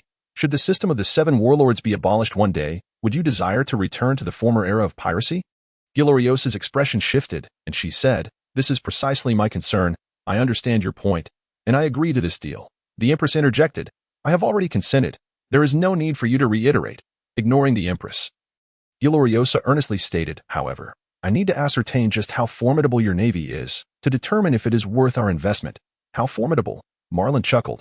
This was the one thing he would not downplay. To be frank, I do not relish showing off in the presence of women, but since you have made a request, allow me to demonstrate. He spread his legs apart and clapped his hands together with force. Would release. Birth of the flowering trees. The earth trembled violently, and the surrounding trees seemed to spring to life, growing at an astonishing rate. On the streets, behind houses, and even in the distant forest, all flora was in a frenzy of growth. The shadows thickened, The trees and flowers towered higher. The entire island appeared to be enveloped by colossal trees. This was divine might. This merely imitated the techniques of the first Hokage next door. But Marlin, possessing the seed of the tree of all-knowing, could replicate most of the opponent's moves. What do you think of this power? Marlin inquired with a grin. The onlookers were pale with fright. The sound of swallowed breaths echoed around. The Empress's expression darkened as she gazed up at the tree canopy obscuring the sky, murmuring, "Is this the kind of power a devil fruit can bestow? Sister, this navy is truly not to be trifled with. Indeed, sister, his strength has likely reached the level of an admiral." The astonishment on Gloriosa's face lingered, and she said, "Can it be a bit smaller? At this rate, the entire island will be deprived of sunlight. Of course, it can be both large and small, soft and hard. That is my ability," Marlin replied, as the towering trees receded, returning to their original size. Whether enlarging or shrinking, it was akin to a miracle. Gloriosa turned to the Empress and said, "In that case, I shall not interfere with the transaction." With that, she turned and departed. The Empress commanded the captain of the Guardian Warriors, Kikyo, immediately assemble all the excellent warriors nationwide, not exceeding a level of 2. Yes, Lady Snake Princess. Soon, the young female warriors of 9 Snake Island gathered together. As Marlin walked among them, he scrutinized each one as if inspecting merchandise. 3 candidates stood out. He recalled that these were the first 3 women Luffy encountered after being thrown onto 9 Snake Island by Kuma in the anime, all strikingly beautiful, though one was rather unattractive. "Marguerite, Eflandra, Stabby, step forward," Kikyo called out. Utilizing his observation haki, Marlin selected 2 more. "Monty, Lily, you 2 also step forward." Both Monty and Lily were petite, standing at only 1.60 meters, with long blue hair and similar features. Likely sisters. The Empress approached and stated, "You will now pledge your allegiance to this man, leave 9 Snake Island, and join the Navy. No dissent is permitted. Remember, the duration of your allegiance is, the beautiful Hancock." "I have lingered here long enough. I must return immediately." Marlin interrupted her hastily. "Do you require me to send you? It seems you did not arrive by ship. No need. Such a trivial matter. I shall handle it swiftly." He approached the shore, extending his right hand, which transformed into branches that rapidly grew, forming a small boat upon the sea, complete with rollers beneath. "Come aboard, everyone." He waved his hand. They were somewhat flustered, looking to the Empress for guidance, who nodded reassuringly. For those who had never ventured beyond their home, the prospect of their first journey filled them with trepidation. They boarded the vessel with bated breath as the rollers spun, slicing through the water swiftly towards the horizon. "Are there only men in the Navy?"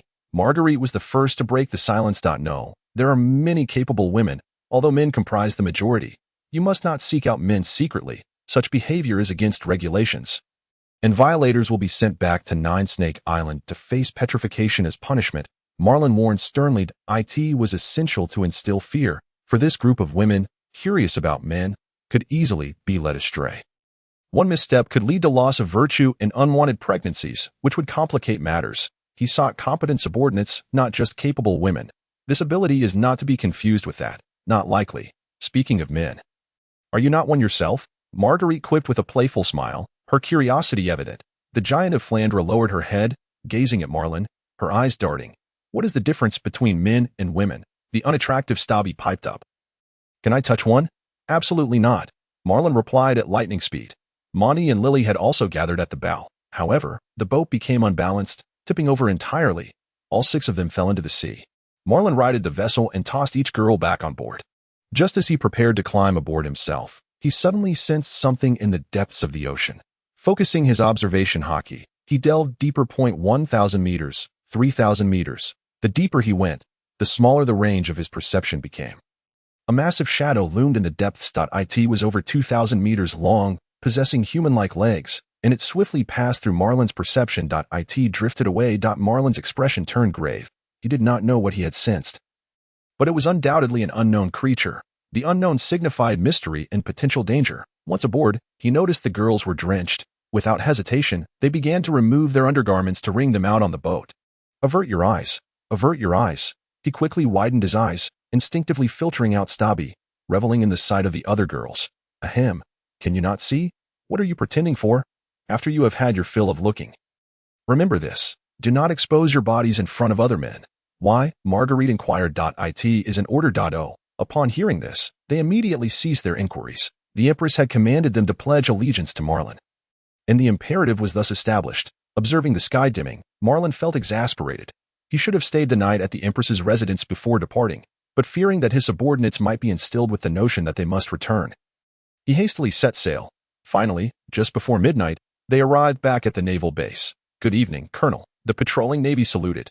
"Yes, wake the chef. Prepare some food for these new recruits."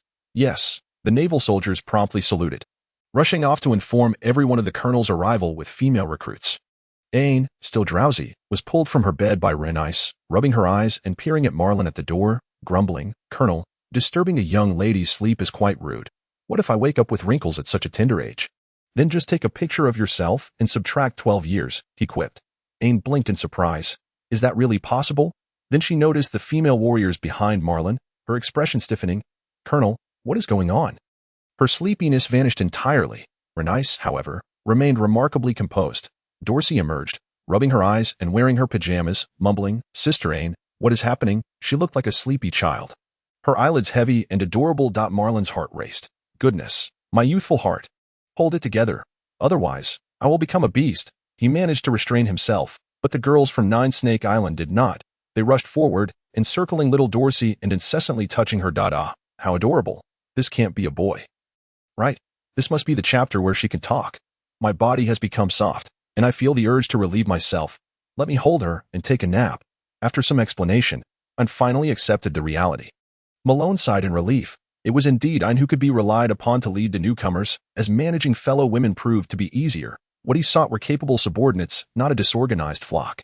After entrusting the recruits to Aine and Renice, Malone retired to rest. With nothing to worry about, he felt light as a feather. 2 days passed, and the newcomers gradually acclimated to naval life. In fact, their training on Nine Snake Island had been far more grueling than their current naval duties, which consisted solely of training and patrolling. Quite simple by comparison. The male sailors, eager to flaunt their prowess before the newly arrived female recruits, ended up battered and bruised. Even Garcia, who had consumed the frog fruit, was no match for any of them. They had already mastered the use of armament hockey, surpassing even Aine and Renice in that regard. Of course, when it came to overall strength, Aine and Renice could easily overpower them. On this day, Malone reclined in his office chair, sipping tea, when Aine, her eyes red, entered with a phone bug in hand. "Colonel, headquarters has issued a recall order. We must return. The personnel replacing us will arrive today." "Have you been crying?" "Why?" Malone asked, perplexed, as it seemed improbable that she would be reluctant to leave. Aine parted her lips, took a deep breath, and said, "Benzie is dead." "What?" Malone's eyes widened in shock. Benzie, the one who was Aine's peer, the one with the flourishing fruit? Surely, he had not done anything significant enough to alter the course of events. Had he? No, that was not true. He had. From the moment he became Zephyr's student, the storyline had already shifted. Aine had followed him, diverging from history, as Benzie had, due to his fruit powers, aligned himself with another commander, which also differed from the original timeline. In short, his death was indeed a consequence of Malone's crossing into this world. How did he die? Unknown. Headquarters stated that this will be our next mission. Benzie, along with Major General Zelra and 112 members of the Navy, were all sacrificed. We must investigate thoroughly. Malone exhaled deeply and commanded, "Notify all naval personnel to prepare for immediate return to headquarters." 2 hours later, the incoming naval rear admiral arrived, with Aine coordinating with his aide regarding the local islands, the composition of pirates, and the potential for severe weather. The king of the Gino kingdom, accompanied by several ministers, came to bid farewell, seeking to assert his presence before the newly arrived rear admiral. The warship set sail, hastening towards headquarters. Aine, continually in contact with headquarters, grew increasingly anxious. "Colonel, there's grave news. Teacher Zephyr has acted independently." A chill ran down Malone's spine, the hairs on his body standing on end.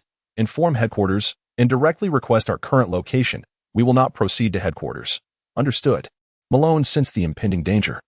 It was likely that the enemy's target was not Major General Zelra or Benzie, but Zephyr himself. During his time as a mentor, his intelligence had been leaked multiple times, drawing repeated attacks from the pirate White Two. Why had his position been disclosed? Why him in particular? It was as if an unseen hand was orchestrating everything. Headquarters responded, "I will mark it on the map immediately," and then took the map and, following the communication officer's instructions, drew an X on the ground. "Colonel, it's near Ford Island, on another route. We lack a permanent pointer and cannot proceed." Aine was on the verge of tears. "Ask Quito if he can determine the general direction." The navigator Quito hurried over to report, in response to the colonel, We can confirm the location, but without a pointer, the current will lead the ship astray, and we may never reach there. You lead the way. I'll handle the course. Yes. Quito saluted and went to the bow to observe. Colonel, what will you do? I inquired. Malone rose and used moonwalk to ascend into the sky. In mere seconds, the ship shrank to a dot below. And as he ascended further, the curvature of the ocean came into view. In the distance, a small island appeared. Malone could certainly fly there, but among his crew, only Ein was capable of moonwalk, and even she could not travel that far. He extended his left hand, transforming it into a branch that quickly grew towards the island several kilometers away. Malone returned to the ship, solidified the pliable branch, and shortened it, securing it tautly. All right. We shall proceed in this direction. Should the current divert the ship, I shall pull it forward. Is that even possible? Ein gasped in astonishment. The female warriors of Nine Snake Island were no strangers to such displays. After all, those capable of commanding the rampant growth of the island's flora wielded an awe that far surpassed mere tricks. Suddenly, the surface of the sea rippled violently as a massive spear-nosed fish leaped from the water, plunging towards the warship. The sailors were left in shock, seemingly rendered incapable of thought as they stared at the descending fish. I drew her short sword and charged forward, while Renais leaped into the air, unleashing a blade of sword energy towards the massive creature. The women of Nine Snake Island released their serpents, which transformed into bows, swiftly launching arrows that pierced the air. Retreat. I touched the fish's head, but it showed no sign of shrinking. Instead, she was knocked aside. Renais' sword energy carved a deep wound into the fish's back. Blood sprang several meters away, yet they could not halt the fish's advance. At that moment, Malone pressed his right hand against the deck, and a sharp wooden spike suddenly extended from the bow, targeting the fish's belly mid-air. Thud.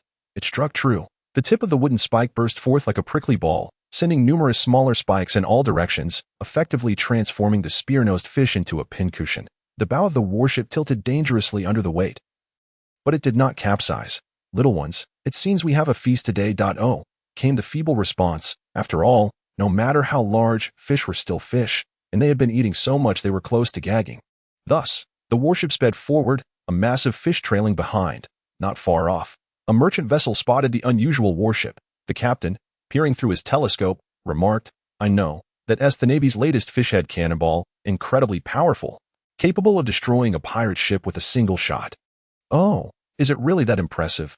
Truly remarkable. The Navy has made this route much safer, the first mate praised, sneaking a glance at the captain, silently berating him for being a fool. The warship traversed several routes of the Grand Line, drawing nearer to the target location.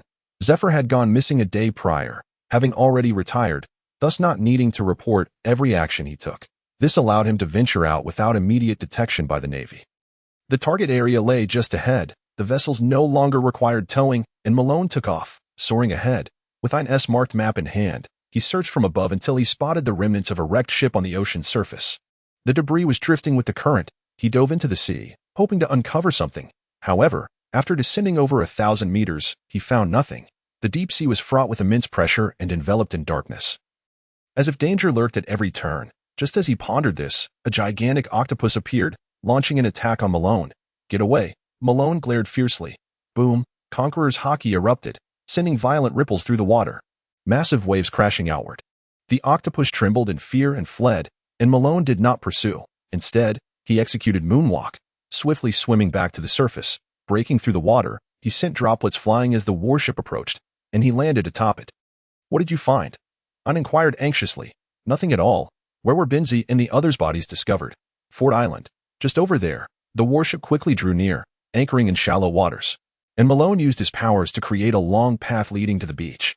All the naval personnel disembarked, lining up on the sandy shore. Spread out. Gather intelligence on this island, and find out the whereabouts of Instructor Zephyr as swiftly as possible. Ein, follow me. Rennies is with Dorsey. The meeting is adjourned. Colonel, I have a terrible premonition. Ein exclaimed anxiously. I understand. We shall proceed directly to meet the highest authority here. The fishermen have discovered a body and reported it to the mayor, who has contacted the naval base nearby for further instructions. Ein explained. There is a small town along the coast, and upon arriving at the mayor's residence, they were greeted by a diminutive old man. Navy gentlemen, you have finally arrived. Just yesterday, an elderly man with purple hair came to the island regarding this matter, and I personally attended to him. Where did he go? Marlin inquired. He searched for a long time without finding any information and then departed. I do not know where he went, the old man replied.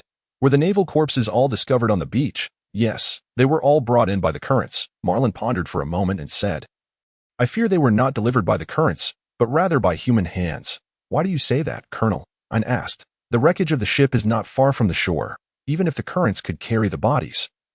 It is rather improbable for them to arrive intact, considering the treacherous creatures that lurk in the ocean. The mayor remarked, I cannot say, for I have not seen anyone else.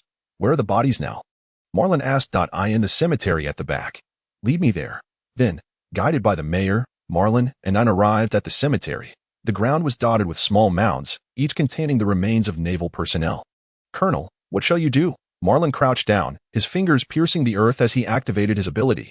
Instantly, countless delicate tendrils radiated forth, spreading across the burial grounds, wherever the tendrils reached. The entire underground seemed to be woven into a vast net. And all information concealed beneath it could not escape Marlin's perception. The corpses of the Navy personnel were easily identifiable in their uniforms. Marlin located Benzie among the bodies, yet he chose not to inform mine, as it was unnecessary. Once buried, they were buried. Confirmation of death was sufficient. Then, in a particular grave, he discovered the corpse of a small old man. He retracted his ability and stood up, since the ability was activated underground. Neither I nor the mayor noticed anything amiss. Mayor, do you truly not know where that purple-haired elder went? I do not. The mayor shook his head. I sympathize with the deceased naval personnel, but I truly cannot be of much assistance. What a pity. Indeed, what a pity. Marlin suddenly turned, his hand shooting out with lightning speed to grasp the mayor's neck. Colonel, what are you doing? I gasped in shock. Marlin tightened his grip on the mayor's neck, sneering, your evasion was swift, but it is utterly insufficient before me, old fool. Tell me where Instructor Zephyr is, or I shall crush your skull. How did you discover this? The mayor gasped. I sensed your deceit long before you were even weaned. Foolish dog. I shall ask you once more, where is Zephyr? The murderous intent began to radiate. Even I, despite her naivety, sensed something was amiss and swiftly drew her sword, preparing for battle. He. Zephyr is on the verge of death. You will not find him, foolish Navy. Prepare to collect his corpse. A sharp spike pierced his skin, slowly traversing his entire body. The old man let out a chilling scream. The soft spike, akin to an iron wire, burrowed into the old man's skull, rupturing his eyeball from within. He tried to writhe, but was firmly held by Marlin, only able to kick his legs futilely. It must be agonizing, until my fury subsides. You shall continue to endure this torment. The spike, like an engorged blood vessel, roamed chaotically throughout the old man's body. Soon, his skin turned a ghastly purple, yet no blood flowed out. Such cruelty. I quickly turned her head away, unable to bear the sight. Only the old man's wails filled the air. Marlin ceased his torment and continued his inquiry.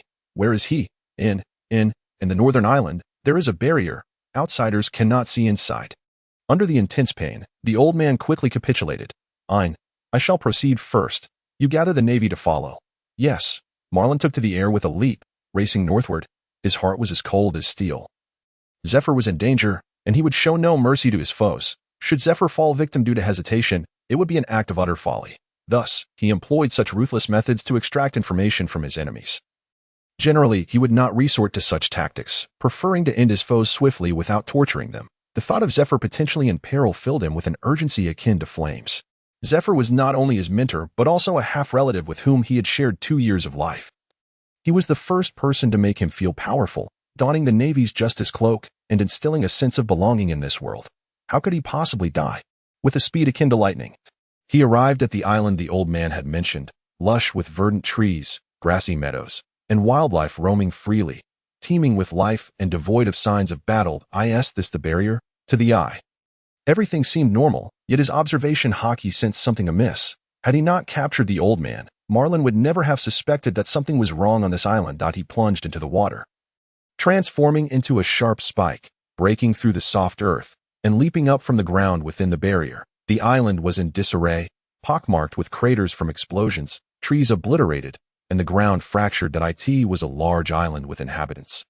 Yet all the homes lay in ruins, devoid of any trace of life. It seemed everyone had perished in the aftermath of battle. Surrounding him were a dozen corpses, seemingly all slain by Zephyr's hand. In the center of a large pit, Zephyr lay there, a massive gaping wound in his chest. The black-clad figures nearby, upon seeing Marlin's sudden intrusion, charged at him like madmen. Whoosh! With a flash, Marlin broke through the crowd and instantly appeared at the bottom of the pit. Teacher, are you still alive?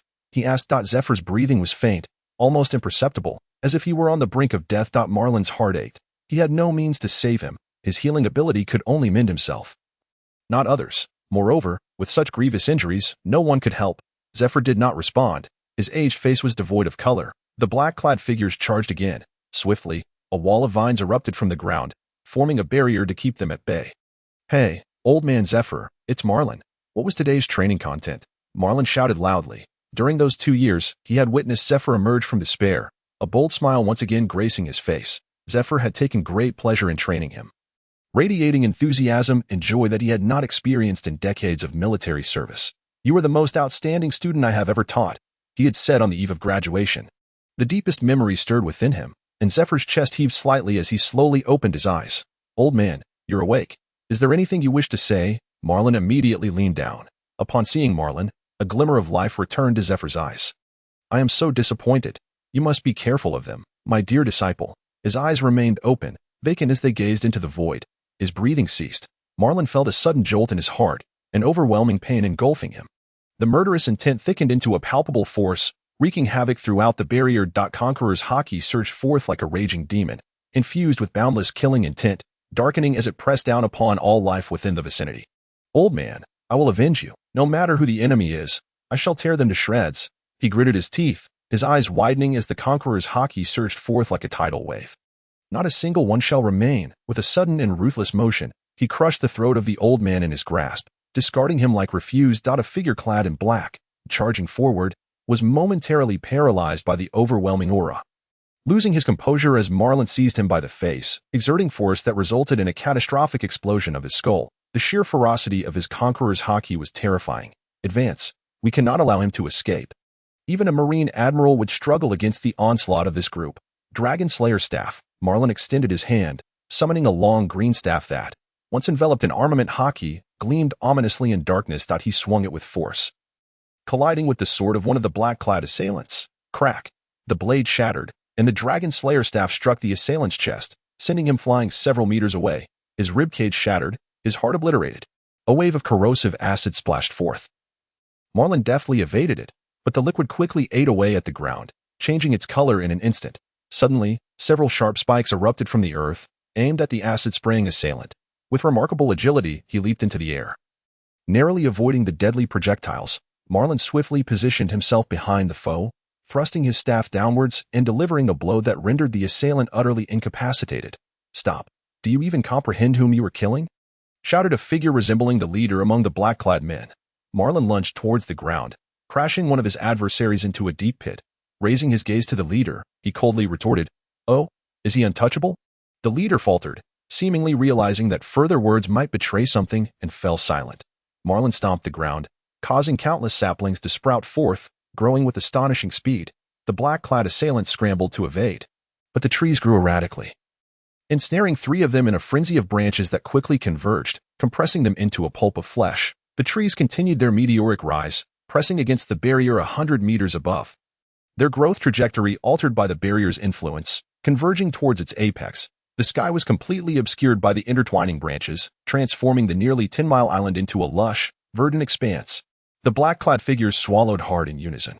The leader bellowed, "Quickly, dispel the barrier. We must leave this place." 4 of the assailants scattered to the 4 corners, forming hand seals as the massive barrier began to dissipate. "I shall take care of these 4 first." Marlin clapped his hands together with force, causing dozens of sharp wooden spikes to erupt from the ground, impaling the 4 who had attempted to release the barrier in an instant. "Run!" the leader of the black-clad men shouted. "As if you can escape," Marlin sneered. The barrier was lifted, but the assailants rushing towards the boundary were stunned to find that the towering trees had intertwined, forming an almost impenetrable wooden barrier. Their only means of escape was to shatter the trunks, but Marlin would not afford them that opportunity.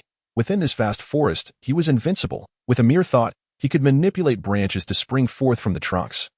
Thus, he could launch an attack from any direction. Unable to flee, the black-clad figures turned back to engage Marlin once more.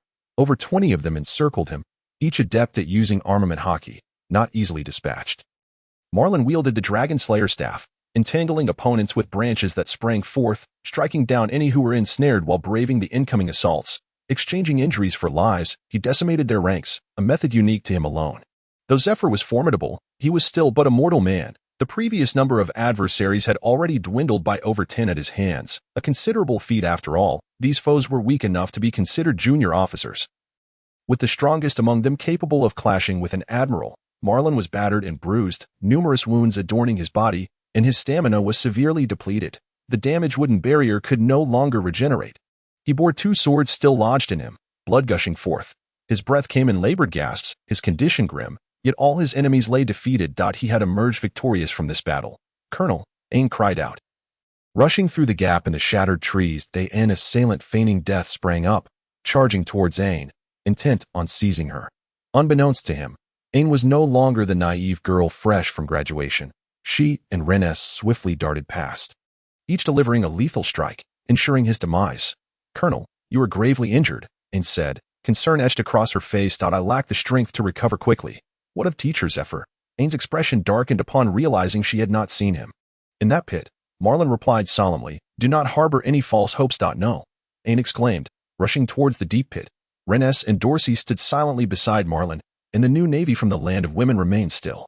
The atmosphere was profoundly serious. From the depths of the pit, Ain's sobs echoed, further darkening Marlin's mood. He approached the leader of the black-clad men, seizing him by the collar and demanding, "Who are you?" The man remained tight-lipped. Marlin tore off his mask, revealing an unremarkable face that he did not recognize. "It seems I will have to sever all of your heads and present them to Marineford for identification. Or perhaps deliver them to the old man Star, who, being of a certain age, should know a variety of peculiar individuals." The man's expression shifted slightly, and he finally spoke. "Marine, if you know what is good for you, release us, and we shall part ways peacefully." "Release you? And who will free my teacher, Zephyr?" Marlin pulled the man's hair, drawing the great knife, Frostbite, from Rennes's waist and positioning it at his throat. Just then, Ain emerged from the pit, holding a din mushy, her face adorned with glistening tears. "It's a call from Colonel Star." Marlin's pupils dilated. The superior of the Marines' highest authority. Why had they come to him, traversing so many ranks? "Hello, this is Colonel Marlin." "Colonel Marlin, you are to set sail for Marineford immediately and refrain from any extraneous actions." "Why?" Marlin inquired, his expression icy. "Your current mission is deemed irregular and in violation of protocols. Regardless of the circumstances, you should have reported to headquarters first, yet you have acted independently. If you return now, we can pretend this incident never occurred." Marlin's face darkened, a murderous aura bubbling within him. "Are you aware that Zephyr is in peril?" "Yes. Is that so?" "You are aware? How did you come to this knowledge?" "That is not a matter for you to inquire about, Marine. Execute your orders immediately." Marlin glanced at the fallen black-clad figures, a cruel smile creeping onto his face. "Sir, the assailants who attacked Zephyr have all been defeated. They now lie on the ground, wailing. Would it not be better for me to claim their lives before reporting back?" "No. Return immediately. Otherwise, you shall face the gravest of punishments. Surely you are not defending these brigands. They cannot be. Impossible. We, the Stars, are the supreme authorities of the world government, and the Marines are subordinate to it. How could we possibly harm a veteran Marine of such esteemed merit? Continue to entertain such wild thoughts, and you shall find yourself an impelled down. Is that so? My apologies, sir. I nearly doubted you. In that case, it seems best to eliminate them before setting off. A calm voice on the other end of the din mushy interjected, "Colonel Marlin, are you acting on the orders of the Stars?" With a swift motion, Marlin drove a sharp wooden spike into the abdomen of one black-clad assailant. Eliciting a blood-curdling scream, he crouched down, leaning in to ensure the voice on the other end could hear. "Orders. I refuse to accept commands from those of a different rank. If you wish to command me, let the Admiral give orders to Admiral Kazaro." With that, he plunged the wooden spike through the assailant's skull. A cacophony of screams erupted as the remaining black-clad figures were impaled upon the spikes. Marlin lifted the receiver once more, declaring, "Sir, the vile scoundrels who perpetrated harm against Instructor Zephyr have all been eradicated. The instructor previously eliminated 10. I can bear the consequences." A sound of disconnection echoed from the phone. Marlin cast the din mushy aside. His countenance darkened. He was acutely aware that the individual on the other end was on the brink of madness. Perhaps it would be best if a few were driven to their demise. While he had won the superficial skirmish, the grim reality remained. Zefa was dead. Upon reaching the pit's depths, Ain was meticulously arranging Zefa's appearance. The former Marine Admiral and Chief Instructor, Zefa, had perished in battle at Ford Island in the year 1516 of the sea calendar. His demise was not at the hands of pirates or the Revolutionary Army, but rather at the behest of the P Organization. Indeed, it was the P Organization. Marlin was 100% certain though he remained uncertain whether the order was issued by the celestial dragons or the stars. Why would they do such a thing? It must be noted that the current Marine admirals, vice admirals, and countless high-ranking officers were all products of Zefa's tutelage. He had rendered immense contributions to the Navy. The world government's actions against him were utterly irrational. Marlin's pupils constricted. No. A shiver ran down his spine as he sensed he had stumbled upon the crux of the matter. I am deeply disappointed. He recalled Zefa's last utterance. Zefa's disappointment was not directed at his tardy disciple, nor was it aimed at the Navy. It was likely directed towards the world government and the celestial dragons. Zefa had nurtured a plethora of outstanding Marines, elevating the Navy's strength to a level far surpassing that of the P organization, thereby destabilizing the balance of power among the two armed forces under the world government's command. Thus, he had become a target for assassination by the likes of the White Second. Marlin thought of the cunning old woman named Bakken. She must have some collusion with the world government or the celestial dragons. Zefa, having suffered a grievous injury at the hands of White Second, had stepped down from his position as instructor. Had events unfolded as in the original narrative, he would have been safe, for he no longer taught at the Navy. However, a variable had emerged in this world, Marlin. Even in retirement, Zefa could not remain idle, mentoring a superweapon named Marlin, inciting panic among certain individuals to preclude the emergence of a second Marlin. The P organization orchestrated the assassination of Benz to lure Zefa away from Marine headquarters, subsequently eliminating him. After untangling his thoughts, Marlin could not help but applaud the world government and the celestial dragons. Yet, a surge of murderous intent swelled within him, seeking an outlet. Zefa, Benz, and over 100 Marines had perished because of him. And he would not forget this point. One day, he would repay it 100-fold. All hands, prepare to return to Maryford. Zefa's corpse was brought aboard the ship, with Ein remaining by his side throughout the day. Bururu. The din mushy rang. Marlin picked up the receiver. Hello, this is Marlin. This is Sengoku. A serious voice emanated from the other end. Oh, Marshal, has the old coot reported me? How is Zefa faring? Dead. A brief silence fell on the line, leading Marlin to believe Sengoku had hung up. I had forbidden him from going out, yet he still ran off. Truly, the older he gets, the more mischievous he becomes. Sengoku's voice was filled with sorrow. Oh, you know who killed him? Marlin inquired. I can hazard a guess. The stars called me, and they are nearly driven M8D's. Oh, many masters have perished, severing their limbs. Yet we lack the evidence to prove that Group S involvement. Even if we had proof, we could not demand accountability from Mary Gawas. The Navy truly this impotent. Marshal, your resolve is lacking. You insolent brat. What do you understand? Do not think that the celestial dragons possess no other forces apart from the Navy. The Navy is not a profession that allows for whimsical vendettas. What does the stars want with you? Are they seeking to expel me from the Navy? Perfect. I'll become a pirate and indulge in revenge, planting trees in Mary Geos tonight, rendering the celestial dragons homeless. No, you will not be expelled from the Navy. No one would consent to such a ludicrous order. However, your position may undergo significant changes. That's fine. If I am demoted, so be it. As long as my salary remains unchanged, that is my final act of defiance. Sengoku fell silent for a moment, likely taken aback that someone would prioritize salary above rank. Marlin was unafraid of a demotion. If necessary, he could apprehend the Emperor's cadre and swiftly rise through the ranks. After a few months of service on Masan Island, he had ascended from colonel to rear admiral. A few months in the New World would surely yield even greater rewards. Once Sengoku ended the call, Marlin gazed at his beautiful subordinates, lost in contemplation. If the demotion were severe, would they still be able to accompany him? How should he arrange for them? Ein, having overheard the conversation, said expressionlessly, "Let me know when you decide to become a pirate." Foolish girl, is that what your teacher has imparted to you? There are myriad ways to exact revenge. Just keep your eyes peeled and watch me. 2 days later, the warship returned to Maryford. The Marshal, the 3 admirals, and numerous vice admirals and rear admirals gathered at the Maryford port to welcome home the veteran who had rendered countless services to the Navy. Zefa's corpse was draped in white cloth, carried by 2 vice admirals as they made their way to the cemetery. Marlin and Ein followed closely behind, with Rennes leading the 9 soldiers on standby. Burial, interment, speeches, mourning. The atmosphere was exceptionally heavy.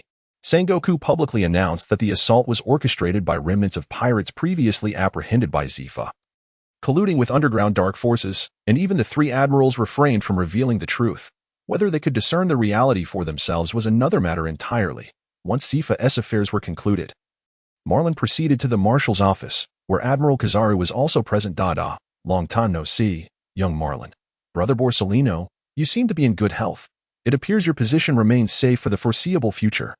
Spare me, I wish to enjoy a few more years of admiral's salary. Without pay, I would lack the energy to work.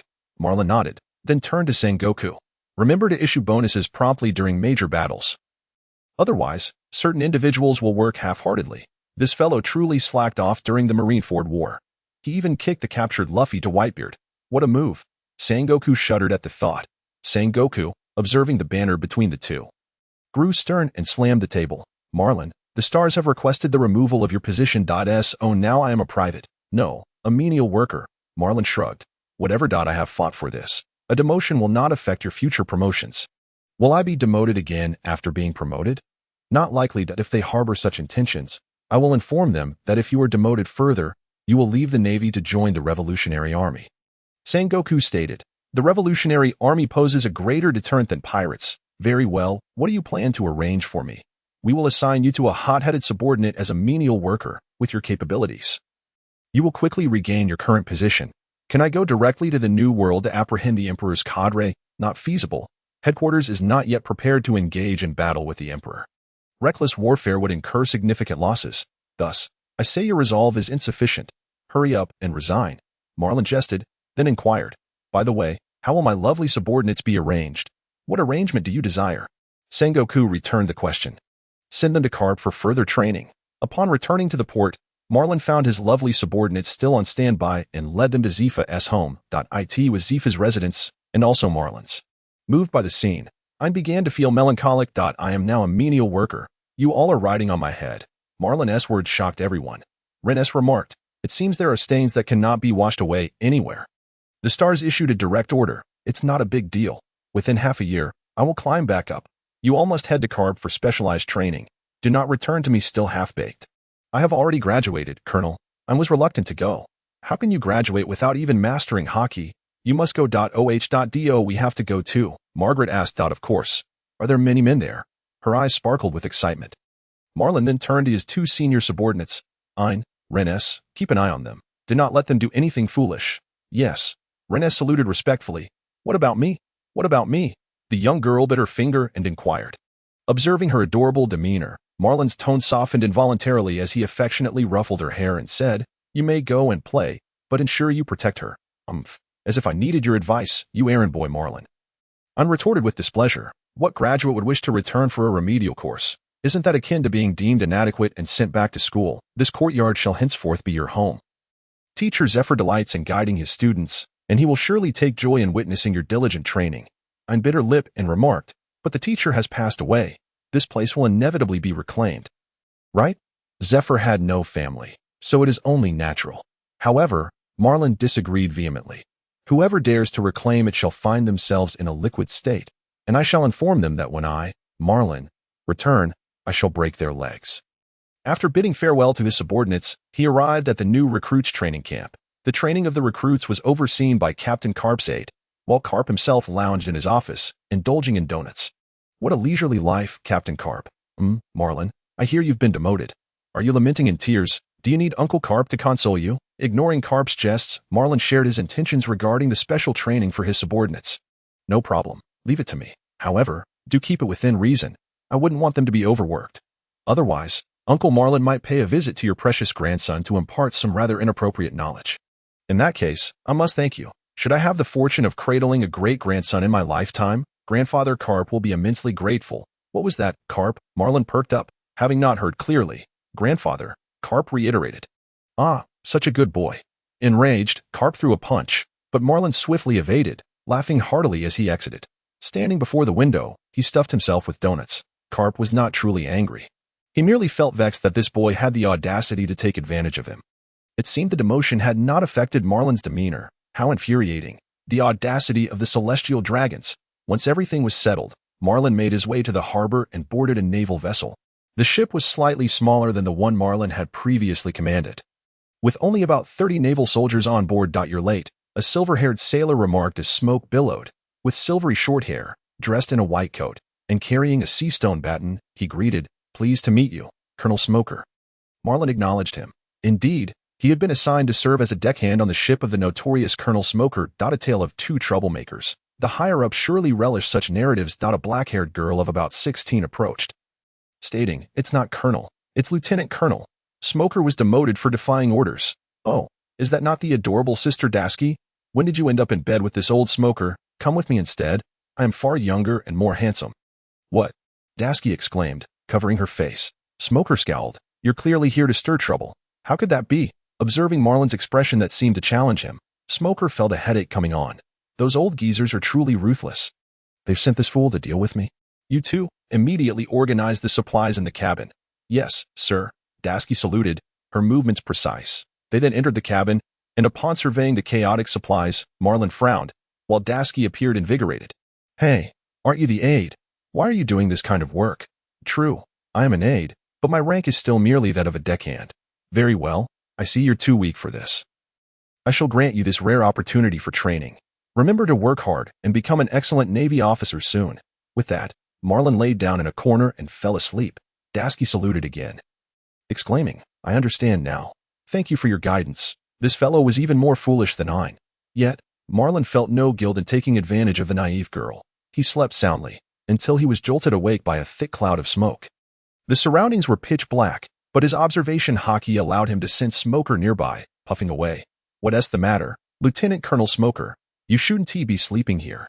"Marlin the deckhand. If Sister Dasky is willing to open her room to me, I might consider sleeping in the cabin." "You scoundrel." Smoker took a deep drag of his cigarette, sitting down. "Tell me the details concerning Teacher Zephyr. You'd best not know. Otherwise, your faith may shatter. Is this a gag order?" "No, the Marshal did not impose any gag order upon me. Whether I speak or not is my prerogative. However, those who know the truth may bear considerable risk. Given your current strength, it is best if you remain unaware." Smoker, visibly irritated, retorted, "Are you implying that you are significantly stronger than I?" He was aware that Marlin graduated as a colonel and had captured numerous pirates in the Grand Line, likely on the verge of promotion to Rear Admiral. However, due to the Zephyr incident and the ensuing orders, he had been stripped of everything. As for just how strong he was, Smoker couldn't ascertain. Naturally, he felt indignant at Marlin's provocation. Indeed, much stronger. The difference is akin to that between heaven and earth. "Humph, I hear you're quite arrogant. The rumors hold true.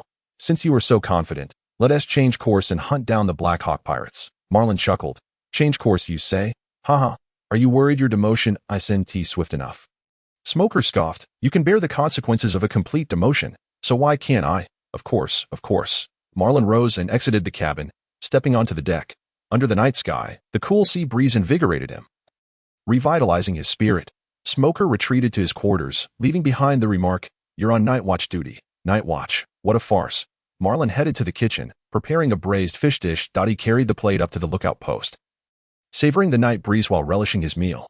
After a while, the ship came to a halt, and a panicked Navy officer rushed out of the control room, flustered as if ants on a hot pan. "What's wrong, young lad?" Marlin inquired, peering down. "The helm is broken." "So what if it's broken?" "No, the map indicates there is a cliff ahead. Continuing this way will lead to disaster." Marlin turned his gaze forward. Under the dim moonlight, phosphorescent glimmers were visible elsewhere, but ahead lay nothing but darkness. He leapt from the lookout post, using his abilities to fashion a new helm, but it seemed it was too late. "What island is this?" he questioned the trembling helmsman. The man had nearly cried during the earlier near collision, and now, having survived, looked at Marlin as if he were a dream lover, just an uninhabited desert island. There were countless uninhabited islands at sea. Not every island bore inhabitants or names. "You correct the course slowly. I shall explore the island," Marlin declared. "Deckhand, you cannot disembark at will. That would violate regulations." "Who are you calling a deckhand? Can't you speak properly?" Marlin stood up, stepping lightly away. The helmsman's eyes nearly popped out. "Wow, so he can walk on air. Truly the strongest deckhand in history." Marlin circled the island in midair and, finding it small, descended onto its surface. The island was adorned with peculiar flowers, exuding an enticing fragrance. Crack! It seemed he had stepped on something. Looking down, he discovered human bones. Among the flowers lay corpses. Marlin took a few steps to the side, producing the same cracking sound beneath his feet. The flower thicket resembled a sea, the floral aroma enchanting. What a splendid environment! Little did he know that beneath this beauty lay terrifying danger. How did they meet their demise? Marlin pondered as he continued forward, perplexed, yet he could not uncover the source of the issue. Suddenly, he halted abruptly. The fragrance is toxic. That must be the explanation, having consumed the fruit of the all-knowing tree. Marlin was completely immune to plant toxins. Thus, he remained uncertain whether the fragrance of the flowers harbored any toxins, and could only arrive at such a conclusion. Crouching down, he inserted his fingers into the earth, where countless delicate root hairs emerged, penetrating into the ground beneath the island. Gradually, his expression shifted. The entire island was a graveyard, concealing innumerable corpses. This island was nothing but a colossal burial mound. He rose to his feet, wandering back and forth across the island, seeking to uncover the reasons behind the demise of these souls. At the island's center stood a flower, grander than the others, akin to a rose, its blossoms in full bloom. Its fragrance was even more intense. Finding no clues, he gripped the flower's stem. The thorns pricked his fingertips, drawing forth his blood. This was quite alarming. He activated his ability, drawing the seemingly sentient rose into himself. As the omniscient tree, he possessed the power to assimilate all flora in the world. Within minutes, the enormous rose, like a liquid, infiltrated his body through the wound on his finger. Aside from a slight feeling of abdominal distension, he experienced no other discomfort. Bang! An object fell from the rose's root, landing on the ground. Marlin bent down to inspect it, discovering a round object covered in dirt. After brushing away the soil, he was astonished to find mysterious patterns adorning its surface. He hurried to the seaside to wash it off. Holy moly, a devil fruit. A buried devil fruit? How extraordinary. It had not decayed.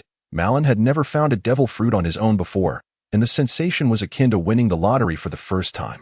To stumble upon such a treasure during a midnight adventure was beyond his wildest imaginations. He fervently hoped it was not the dreaded frog fruit, for that would drive him to madness.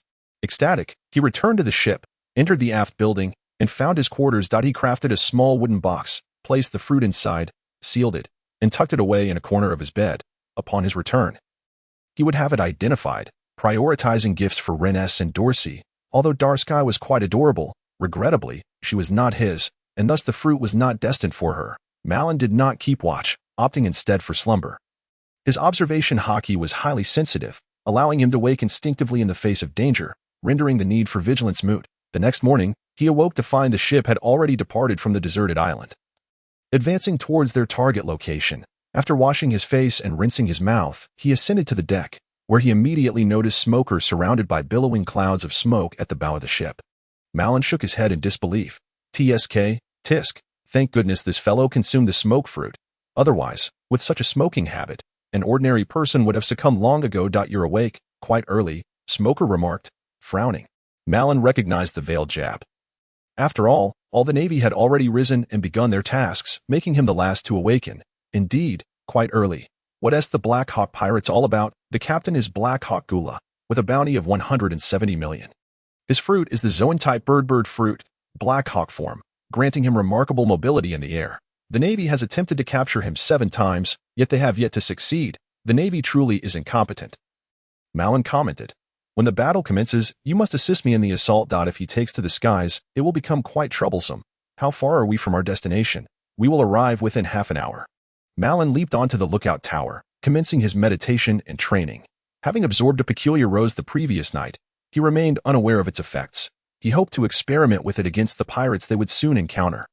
During his meditation, he revisited all the battles he had experienced, seeking areas for improvement from his past encounters. The more one fights, the stronger one becomes. This was a truth he had come to accept. His already peak physical abilities felt as though they were loosening their constraints. It appeared he would need to endure an even fiercer battle. Half an hour later, the warship arrived at the island. A flagpole stood at the dock, adorned with the image of a black eagle. Bang! A cannonball soared from the island, hurtling towards the warship. Marlin was taken aback. Impressive. These pirates were audacious enough to preemptively strike the naval vessel. Smoker transformed into smoke, ascending into the air, enveloping the cannonball in a thick cloud before hurling it into the sea, resulting in a massive geyser. Marlin had never encountered such brash pirates before. It seemed that their previous failures had greatly bolstered the confidence of the Blackhawk pirates.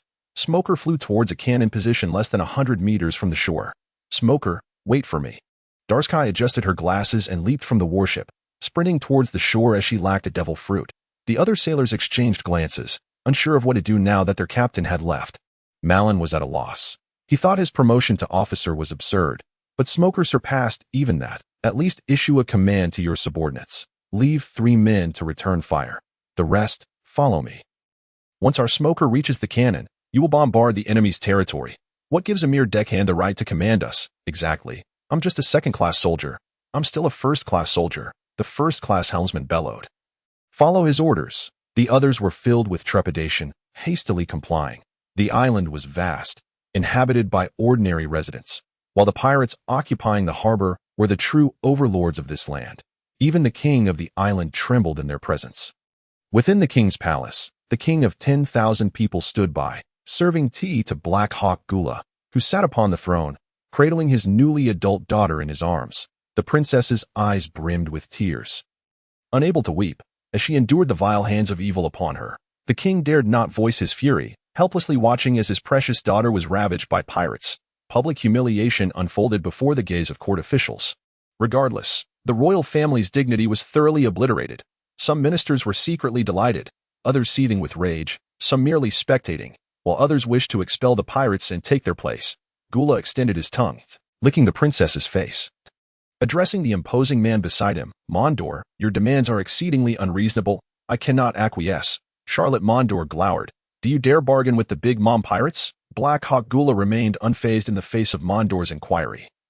Even though the latter was the son of the Yonko Big Mom, your sudden price drop is utterly without merit. My Blackhawk pirates require sustenance as well. The price of the sweet fruit cannot be reduced. Or our negotiations are over. Do you not believe that the Big Mom pirates will suddenly appear around this island tomorrow? Mondor threatened. Enough, Mondor, you may deceive others, but not me. The new world is embroiled in chaos, and Big Mom has no time to exert her influence in such a small locale. Even her capable sons cannot be dispatched, leaving only you to handle matters here. Do you wish to die? Mondor brandished a pistol. I fear you not. Shall we fight? Just as the words left his lips, nearly 20 concealed pirates emerged within the hall. Mondor's face darkened as he turned to leave, striding towards the exit while saying, Prepare the goods. I shall return in a day. Well said, well said. Gula waved his hand, roughly caressing the beauty in his arms, preparing to find a secluded spot to defile the young woman in broad daylight. Suddenly, cannon fire erupted. The tremor emanated from the direction of the dock. Someone was assaulting the port. Mondor halted, his expression darkening. It appears your domain is not so peaceful. Should our promised goods not be delivered on time? He chuckled ominously. Once we deal with red-haired Shanks, Mother will certainly find time to deal with you. Rest assured, any fool who dares stir trouble on my turf will leave in a body bag. Shoving the princess to the ground, Gula bellowed, Men, follow me. Let us flay the enemy alive. As the pirates surged outward, the king finally dared to embrace his daughter, and the two wept openly. The Blackhawk pirates were the most formidable crew in the vicinity. Unlike the pathetic pirate bands, this crew boasted several capable devil fruit users, all possessing bird-type abilities. At this moment, they soared through the air, relentlessly bombarding the navy below with cannon fire. Boom, boom, boom. A series of explosions resounded as the navy scrambled for cover. Smoker ensnared several cannonballs in thick smoke and hurled them at the pirates. In an instant, chaos erupted, leaving the pirates in disarray, wailing in despair. The navy seized control of the artillery, aiming their cannons at the reinforcements approaching from inland. A single cannonball could obliterate multiple foes. The gunners of the navy felt a profound sense of exhilaration, eager to fire until the end of time. Whoosh! From a distance, a feather sliced through the air, aimed directly at the head of a navy gunner. Crack! Marlin swiftly caught it, crumpling it into powder, which he then gently blew into the air, scattering the remnants. In the distance, a pirate sprouted black wings and soared swiftly towards the artillery position. Ah, the navy. Have you forgotten your lessons? Did I not make it clear? If you wish to capture me, dispatch a force akin to that which captured Roger. What are you all? The distance between Marlin and his adversary was minimal, and he was taken aback that the enemy would dare approach him, the strongest among them. Upon hearing the audacious remarks, he grinned. The one who captured Roger was Garp. I reckon if he were to land a punch on you, you might just expel your bowels. Who are you? Gura inquired, his voice laced with menace. I am but a mere errand boy. Marlin replied nonchalantly. No need for foolish banter. Can an errand boy don that ridiculous cloak? The wind billowed Marlin's cape, which, although he was no longer a captain, had not been stripped from him. You've uncovered my blind spot. You're quite clever. I cannot allow you to live now. With a smile, Marlin raised his right arm and took a step forward. A thick plume of smoke surged forth, morphing into Smoker's likeness. Leave the enemy leader to me. You handle the other rabble. Marlin shrugged, harboring disdain for Smoker's attempt to claim credit. Yet he made no contest for the kill. With a simple good luck, he turned and soared away, The Navy personnel atop the artillery quickly descended. The battleground was about to become a theater for the formidable. And remaining would surely spell death. In the air, a pirate transformed into a crow swooped down, its sharp talons slashing across a Navy sailor's throat. Dasky rushed forward with her sword, but the pirate deftly evaded her strike. Another avian assailant descended, its iron claws raking 3 bloody gashes across her shoulder, causing her to gasp in pain. Leaning against a wall, struggling to breathe, the other 3 birdmen, sensing Dasky's formidable presence, circled mockingly. Their captain had a penchant for beautiful women. Capturing this lovely Navy officer would surely please him. Ha. Indeed, beautiful little Navy officer, run. We'll grant you a chance, if you can escape back to your warship. We shall spare your life. Dasky raised her sword to the sky, declaring fiercely, I will not flee, even if I perish here. One of the birdmen lunged at her, cackling, ha. Stubborn women are the most delightful. Not just our captain, but we all adore them. Dasky swung her sword at the pirate's talons, only to have her blade seized mid-strike. With a swift turn, the birdman disarmed her. He cast aside the sword and clawed at her, tearing her clothing and exposing her. Dasky quickly covered her chest, her eyes brimming with tears of rage, humiliation, frustration, defeat. She clutched her chest and lunged for her fallen sword. I'll make you regret this. The birdman swooped down, talons aimed at Dasky's backside. Thwack! Suddenly, a sharp spike erupted from the ground, piercing the pirate's abdomen and lifting him high into the air. Blood streamed down the wooden spike, staining it crimson. Marlin emerged from the shadows, stating coolly, You all seem to favor stubborn women. I, in turn, relish pirates devoid of boundaries. Do you know why? The birdman howled in agony, utterly incapable of responding.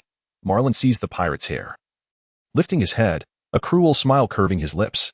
You see, I have yet to evolve into a bloodthirsty monster devoid of empathy. There remains a sliver of morality that restrains me. Yet, for certain individuals, I can transcend those boundaries and become a true villain. Do you grasp who those individuals are? A sharp wooden spike rapidly grew, piercing the pirate from behind. You wretched, boundaryless pirates. No, and the vile, filthy celestial dragons. The birdman let out a blood-curdling shriek, sending chills down the spines of his comrades above. Is it pleasurable to pierce girls? Then surely it must feel equally delightful to be pierced. Make your screams more melodious. You wretch. The spike twisted within, threatening to shred his insides. To each their own, employing fitting methods. Show kindness to the virtuous, and cruelty to the malevolent. Repay virtue with virtue, and violence with violence. This was Marlin's creed.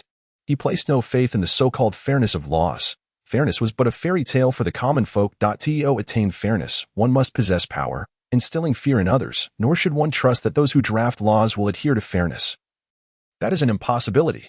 Thus, Marlin could be a hero, a rogue, an agent of justice, or a butcher. In this moment, he was the latter, wielding violence against violence. The pirate, belonging to the Zoan type, possessed remarkable vitality. Even after sustaining such grievous injuries, he did not succumb. However, such resilience could be a curse, prolonging his suffering exponentially. Dasky, clutching her sword and chest, rose to her feet, her expression one of compassion. Marlin, the errand boy, please do not torment him further. The Navy should not engage in such vile acts. Little sister, did you not hear? He intended to strip you bare and present you to their captain, Marlin retorted. Dasky bit her lip. I heard. But we are the Navy.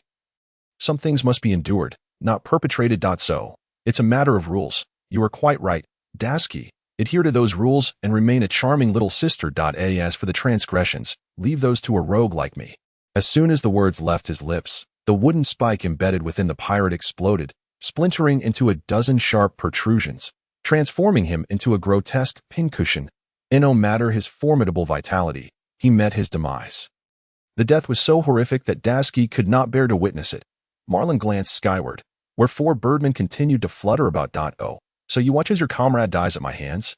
The pirates exchanged apprehensive glances, their adversary's ruthless nature instilling fear and hesitation.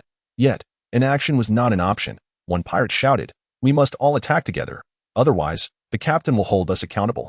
Recalling their captain's even greater ferocity, they shuddered in unison, desperately flapping their wings to assault Marlin. 4 of them, for arcs of attack, an evidently formidable onslaught. Dasky, the errand boy, we must retreat and inform Lieutenant Smoker. Prepare the ropes, Dasky. Such insignificant pests need not trouble the formidable Lieutenant Smoker. Marlin clasped his hands together, and from the ground sprouted 4 supple vines, entirely enveloped in hockey. The vines lashed out like whips, striking the 4 birdmen, knocking them off balance and rendering their flight erratic. They coiled around their bodies, tightening until their wings snapped. The vines quivered before forcefully slamming the pirates into the ground. Boom. Blood sprayed as the four birdmen fell unconscious, their eyes rolling back. Dasky stood in astonishment, unable to fathom how swiftly it had concluded. How is this possible? They are all devil fruit users. She watched as the black vines faded, exclaiming, "Is this what hockey is? What are you on about? You graduated without even grasping hockey?" Marlin questioned her incredulously. I performed poorly upon graduation. Perhaps I'm a bit slow, Dasky admitted sheepishly. Then you must practice diligently from now on. Yes. But are you truly just an errand boy? Indeed, I offended the stars and was stripped of my rank. Marlin observed that Dasky had no ropes, so he utilized the vines to bind the pirates securely. What was your previous rank? Captain, I was on the verge of becoming a major. But I killed a celestial being. It was truly exhilarating. Dasky gazed at the ghastly grin that adorned Malong's face, unable to suppress the urge to rub her arms in discomfort. Could it be that a personal order for demotion from Confronting was a singular occurrence in the annals of naval history? From a rear admiral to an errand boy, what transgression had he committed? Stop daydreaming, Dasky. The pirates have not yet been completely vanquished. Oh, right. Dasky responded with a respectful salute. Nearby the docks, a fierce clash erupted between pirates and the Navy. As their officers ceased to soar above the fray, the pirates began to sense something amiss. Their fighting spirit waned, and they started to retreat. Do not retreat. Whoever dares to flee shall face my wrath. Blackhawk Gula shot forth a feather, piercing a pirate who attempted to turn and flee, instilling fear in the hearts of the others. Whitesnake, taking advantage of the moment, Smoker propelled his fist forward, his arm transforming into a long plume of dense smoke, launching a powerful strike toward Gula. Bang! Gula staggered back a few steps. Suddenly his right claw darkened, seizing Smoker's smoky arm and yanking him forward with force. Smoker hurriedly attempted to elementalize his body, only to find himself ensnared by Gula's claw, enveloped in armament hockey, and slammed brutally into the ground. Blood erupted from Smoker's mouth as his form dissipated into smoke, reconstituting nearby. Armament hockey, how infuriating. Yet Gula found no joy in his advantage, lifting his gaze to the sky, his mind filled with confusion. What had happened to his subordinates? Had they fallen into a pit? Or were they devoured by dogs? Quit staring. They have been defeated. Charlotte Mondor appeared atop a crumbling wall, leisurely observing the battlefield with a mocking expression. What did you say? The Navy's commander is right here. Who could have bested them? Mondor smirked. Need assistance? If so, I could step in and handle another for you. What are the conditions? Gula questioned with a stern expression. Mondor raised a finger. Absolutely not. Gula roared. Then I shall simply sit back and enjoy the spectacle, waiting for you to perish and then negotiate with the king of this place. They would surely not dare haggle with the Big Mom pirates. Perhaps I could procure all goods at a discount. Gula's avian visage flickered with a myriad of expressions before he finally gritted his teeth and acquiesced. Fine. With a grin, Mondor leaped down from the high wall, exerting a sudden force that propelled him instantly beside Smoker. A book floated in the air, flipping its pages rapidly. The pages emanated a blinding light, which flashed and vanished, causing Smoker to disappear without a trace. What do you mean? Gula inquired with a scowl. I merely thought that it would be more prudent for the two of us to confront that fellow together. Mondor replied. How cowardly of the Big Mom pirates to possess someone like you. Gula taunted. Whoosh! Suddenly, a third figure appeared between them. With short black hair and a flowing justice cloak, Malong smiled at Mondor as if he were eyeing a succulent morsel, a member of the Emperor's crew. The son of Big Mom. Capturing him would surely send the Big Mom pirates into a frenzy. How delightful. You're right. The two of you should join forces, Malong beckoned, taunting. Hurry up. I'm pressed for time. Arrogance, sheer arrogance. Gula and Mondor were nearly incensed to the point of explosion. One was a notorious pirate, and the other the son of an emperor, yet they were so brazenly disregarded by a mere Navy officer. Navy, I shall rip your intestines out and hang them from a tree for the crows to feast upon. Gula seethed through clenched teeth. Such cruelty, it seems my methods against pirates have been rather lenient. Malong replied with a cold demeanor. So, is this the manner of death you have chosen? It is your death. Blackhawk Gula roared, his wings flapping violently, stirring up a tempest. He lunged forward, his claws slicing through the air before Malong, generating a tearing gust that stung Malong's face. Mondor raised his hand, and the pages of the book flipped open, instantly transforming the surroundings as the three found themselves within a colossal prison. Gula, seemingly familiar with this ability, remained unperturbed, ascending into the air with black feathers aimed at Malong's head. Whoosh! A wooden branch erupted from the ground, rapidly expanding to 3 meters in diameter, shielding Malong from above. Boom! Boom, boom. Gula's feathers detonated violently, their impact akin to cannon fire. Marlin mused to himself. No wonder this fellow had evaded the Navy's grasp for years, capable of flight, with explosive feathers. An embodiment of both offense and evasion. Surely, one could not dispatch Admiral Kazara to apprehend him. Though the wooden branch was riddled with damage, it ultimately withstood Gula's onslaught. Marlin exerted force, twisting the branch skyward, directing it toward Blackhawk Gula. This fellow possesses the Moku Moku no Mi. Be cautious, Gula shouted, flapping his wings to evade the assault. At that moment, a book page fluttered through the air, landing against Marlin's chest. The page drifted delicately, seizing the moment of the explosion to conceal all other sounds. Drawing near to Marlin, now mere inches away, Mondor's mouth twisted into a grin, prepared to unleash a raucous laugh. If he could imprison this fellow within the pages and present him as a gift to his mother, she would surely be delighted. However, his mirthful expression faltered. A look of shock overtook his features. Marlin had vanished without a trace, leaving the page to drift aimlessly to the ground. A finger gently tapped his shoulder. Mondor turned, only to be met with a dark fist barreling toward him. Boom! He was sent hurtling backward over 30 meters, crashing into the ground and sliding against it, his head smashing through a wall. Wedged in the opening. Pitter-patter. A pirate merrily urinated against the wall, the liquid splattering onto Mondor's forehead with a resounding splash. What a terrifying battle. I must make my escape. Gula may very well be doomed this time. I must flee, the pirate exclaimed, hastily pulling up his pants and bolting away, leaving behind a furious visage, eyes ablaze with indignation. Mondor extricated his head from the wall, wiping the urine from his face. Trembling with rage, cursed pirate, I shall capture you and turn you into a specimen. Suddenly, a sprout emerged from the wall, adorned with blooming roses. Mondor inhaled the delightful fragrance, panic gripping his heart as he hastily dodged away. Upon glancing back at the flowers, he questioned, could they be poisonous, quick-witted, aren't you? Marlin praised, approaching with measured steps. Mondor's gaze met Marlin's, his pupils constricting in fear. Blackhawk Gula lay ensnared under Marlin's arm, his wings broken, blood streaming from the roots of his feathers, while the Navy officer showed no intent to offer him medical aid. What transpired during those few seconds when I was doused in urine? Did Gula, that worthless fool, truly succumb so easily? It appears this old smoker was merely bait. You were the true mastermind. The Blackhawk pirates have met their match this time. We are not enemies. So let us part ways amicably. With that, Mondor turned to flee. What? Fleeing would disgrace Big Mom. Mondor dismissed such concerns. Being captured by the Navy would be far more humiliating. You seem to have forgotten something. Marlin suddenly appeared before him. Have you forgotten something? Mondor, in a panic, skidded to a halt, rapidly changing direction. He darted one way, and Marlin mirrored his movements, regardless of the path, be it in the air or on the ground. Mondor could not evade Marlin's blockade. The more he ran, the greater his astonishment grew. This Navy officer's speed was truly terrifying. Without a speed-based devil fruit, escape was impossible. After a grueling 15 minutes, he halted, panting heavily, hands resting on his knees in utter exhaustion. Marlin stood beside him, mockingly stating, I had thought the son of Big Mom would be formidable, yet it seems you are nothing but a disappointment. You bastard, Mondor roared, swinging a punch toward Marlin's face. Yet, he was swiftly kicked away, tumbling and colliding against surfaces, bloodied and battered, teeth scattered across the ground. As he beheld Marlin's approach, Mondor, in a fit of desperation, spat. Does the Navy wish to wage war against the 4 emperors? With so many children, losing you would mean little to Big Mom. For one individual, she would hardly risk a conflict with the Navy.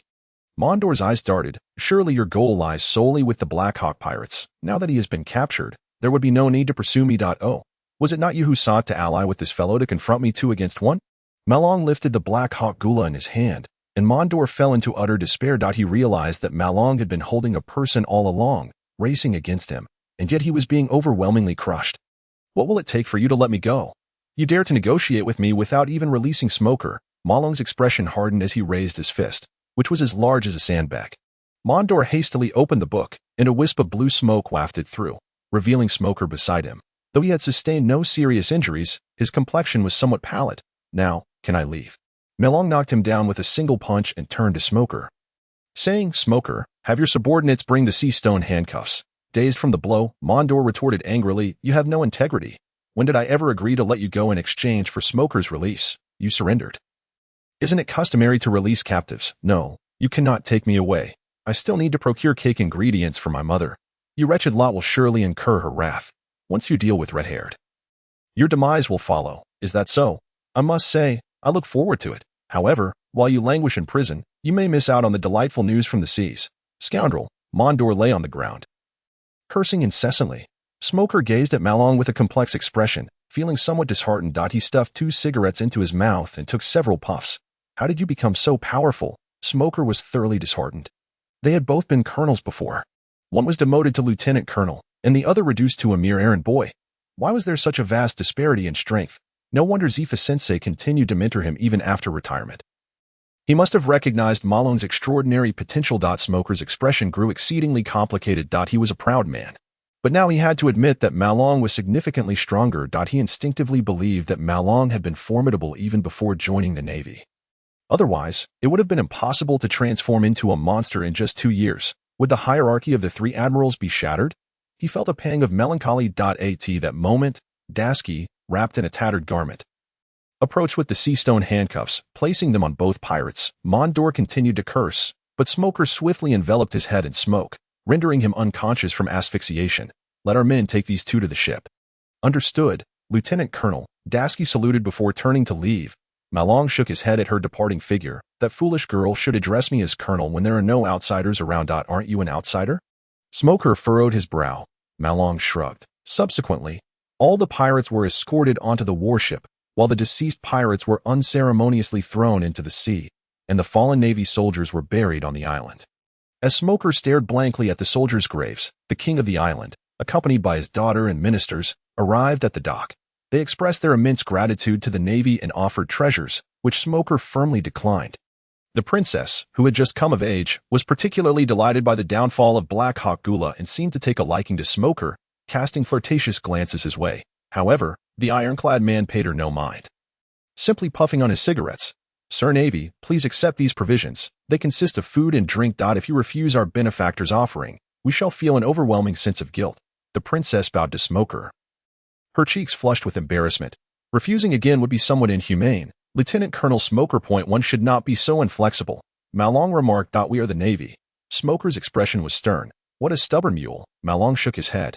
His right hand transformed into a vine, reaching into the goods cart to retrieve a few bottles of champagne. I'll take these few items. If it violates regulations, so be it. Make sure to report it properly. Hey, Marlin the errand boy. Smoker shouted from behind, but Marlin ignored him, taking off and returning to the warship. Soon after, Smoker arrived, looking somewhat displeased. The Navy cannot accept anything from civilians. Then I suppose I'm not a good Navy soldier. Marlin replied nonchalantly, disregarding others' opinions. Besides, he had merely taken a few bottles of wine.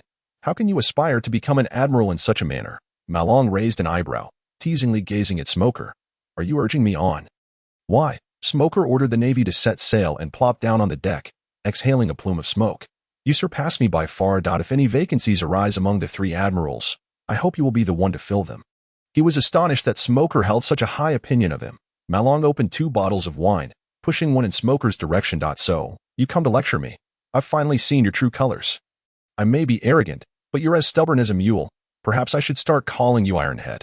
Smoker downed a hearty gulp from the bottle, responding, call me what you will, but if you manage to join the ranks of admiral candidates, I'm on your side. A mere lieutenant colonel's position doesn't seem to hold much weight.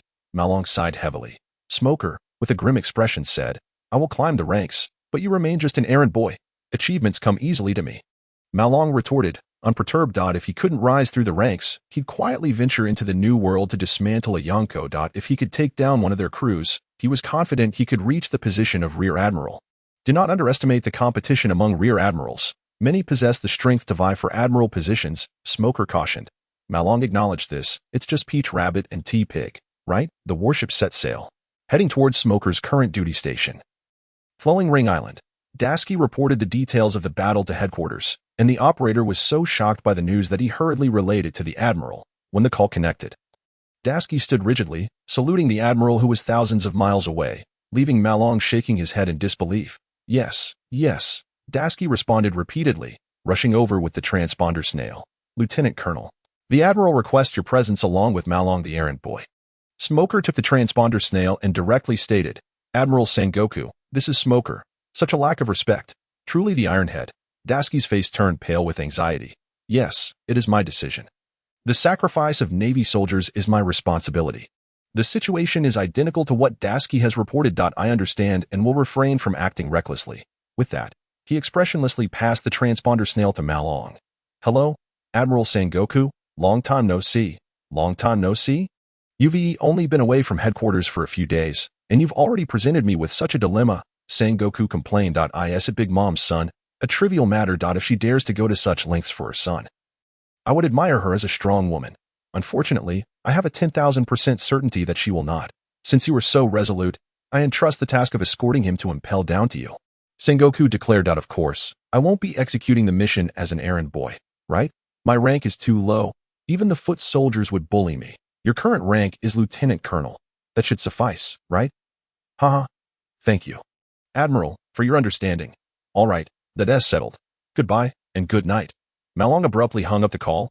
Looking up, he saw the sun high in the sky. Well, I misspoke, but it's not a big deal. Ahem, I have good news from now on. I am no longer an errand boy, but a lieutenant colonel. Please relay my new rank, as I do not wish to be looked down upon by the privates. What else did the Admiral say to you? Smoker inquired. He mentioned that my next task is to escort Mondor to impel down. When will you be alone? Will headquarters send a warship? Malong appeared dazed, admitting, I forgot to ask. Smoker wore a troubled expression, contemplating whether his previous alignment had been somewhat foolish. 2 days later, the fleet finally arrived at Flowing Ring Island. 2 days later, the warship transporting prisoners also arrived. Lieutenant Colonel Malong. The Admiral has ordered you to accompany him. The Vice Admiral, Weevil, stood at the bow of the ship holding an order, bellowing commands. Malone was taken aback to discover that the individual who had arrived was none other than Weevil himself. This man could be regarded as an elite among vice admirals. The disparity in the naval hierarchy was quite stark. There existed an insurmountable chasm between a vice admiral and an admiral. While an admiral could contend with the 4 emperors, a vice admiral could scarcely hold his ground against even the higher echelons of the emperor's factions. This was precisely why the Navy approached engagements with the emperor's forces with utmost caution. After all, there were candidates to confront the 4 emperors, but finding suitable opponents for the high-ranking officials posed a considerable challenge. Moreover, the Navy required formidable individuals to safeguard their homeland. Attempting to eradicate the emperor's faction without a full-scale mobilization was an arduous task indeed.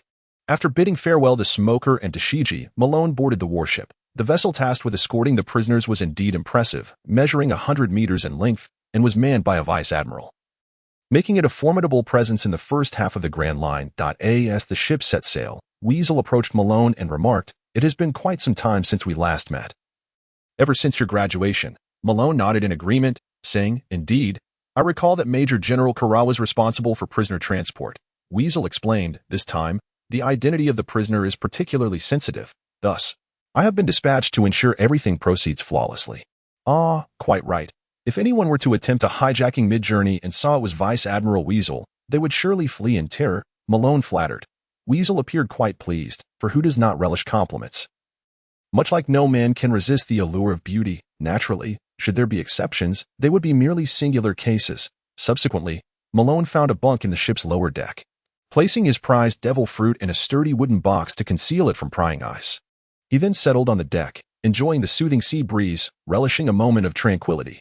Half a day into their voyage, Malone stifled a yawn, feeling a touch fatigued. As he shifted into a more comfortable position, preparing to doze off in his chair, a seagull messenger suddenly soared through the sky above. It was said that a simple wave of the hand could coax the seagull to descend and deliver the news.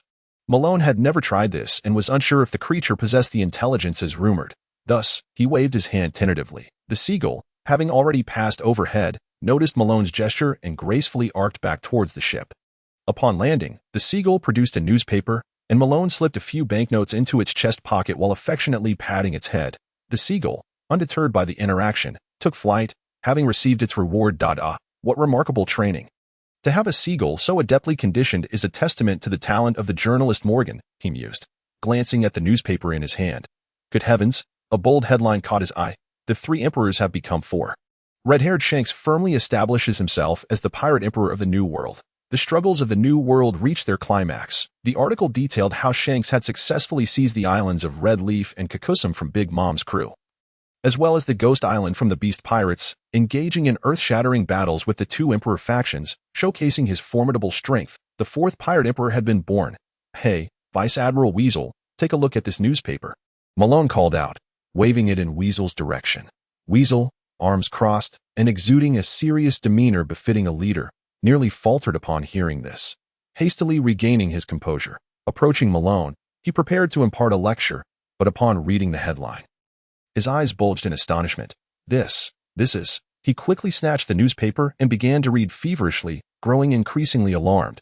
The new world has undergone a transformation. He exhaled deeply. Malone, unable to contain his excitement, bounced his legs restlessly, yearning to venture into the new world immediately.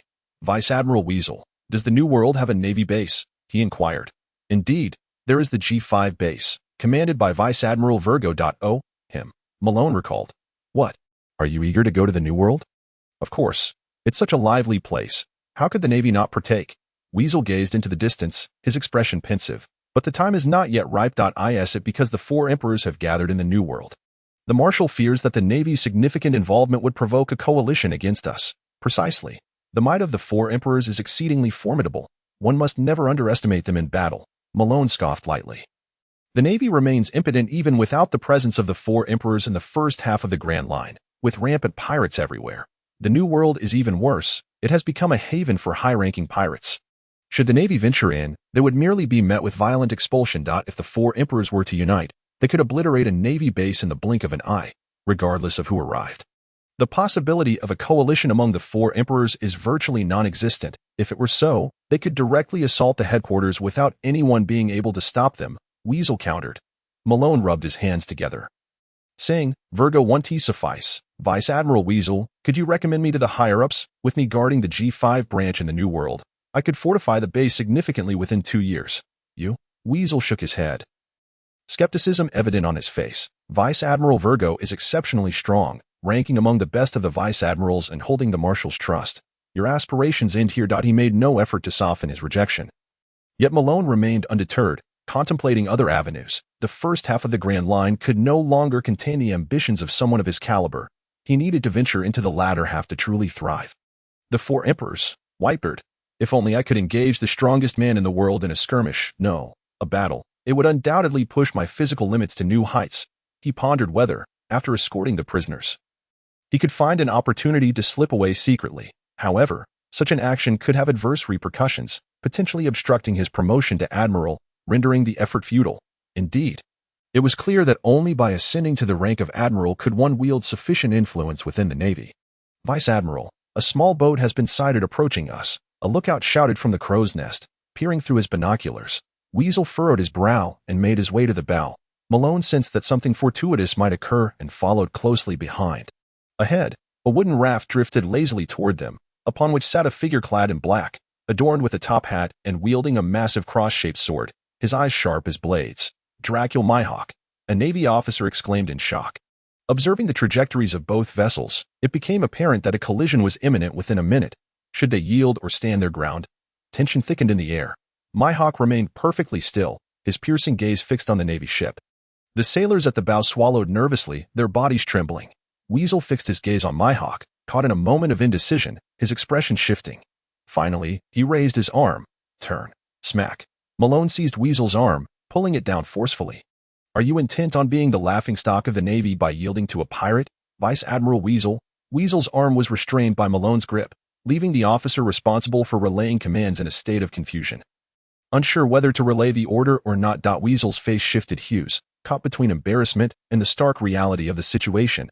Though his actions were somewhat humiliating, reason dictated that if they did not turn, the man across would likely cleave through them with a single stroke. Moreover, he lacked the courage to engage Myhawk in combat. At last, the figure on the raft unsheathed the black blade. Yoro, standing at the bow.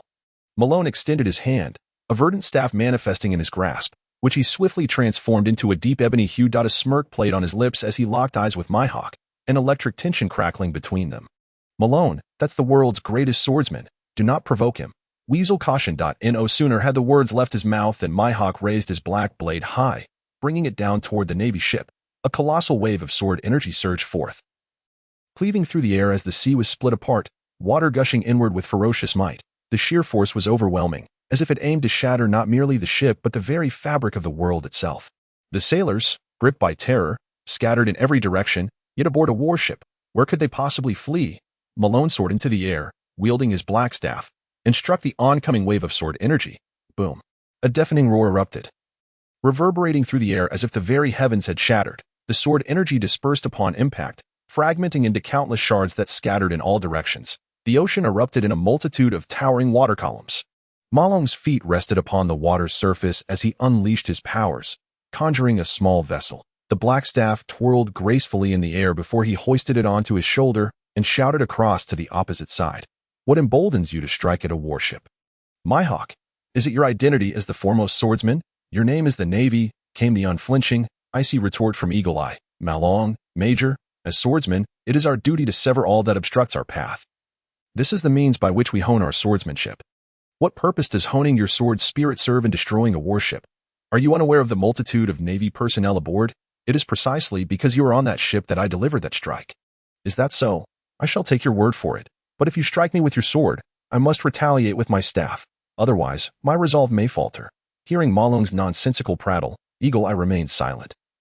Merely raising his black blade in acknowledgement of the challenge, Marlin shattered the ship's bottom with a single step, soaring high into the air, his conqueror's haki coalescing yet unspent, with a moonlit stride. He descended rapidly towards Eagle Eye, staff raised high, delivering a ferocious slash. The conqueror's haki surged forth with the blow, cascading towards Eagle Eye with wild ferocity. Eagle Eye met the onslaught with his sword, unleashing a colossal wave of sword energy. Boom!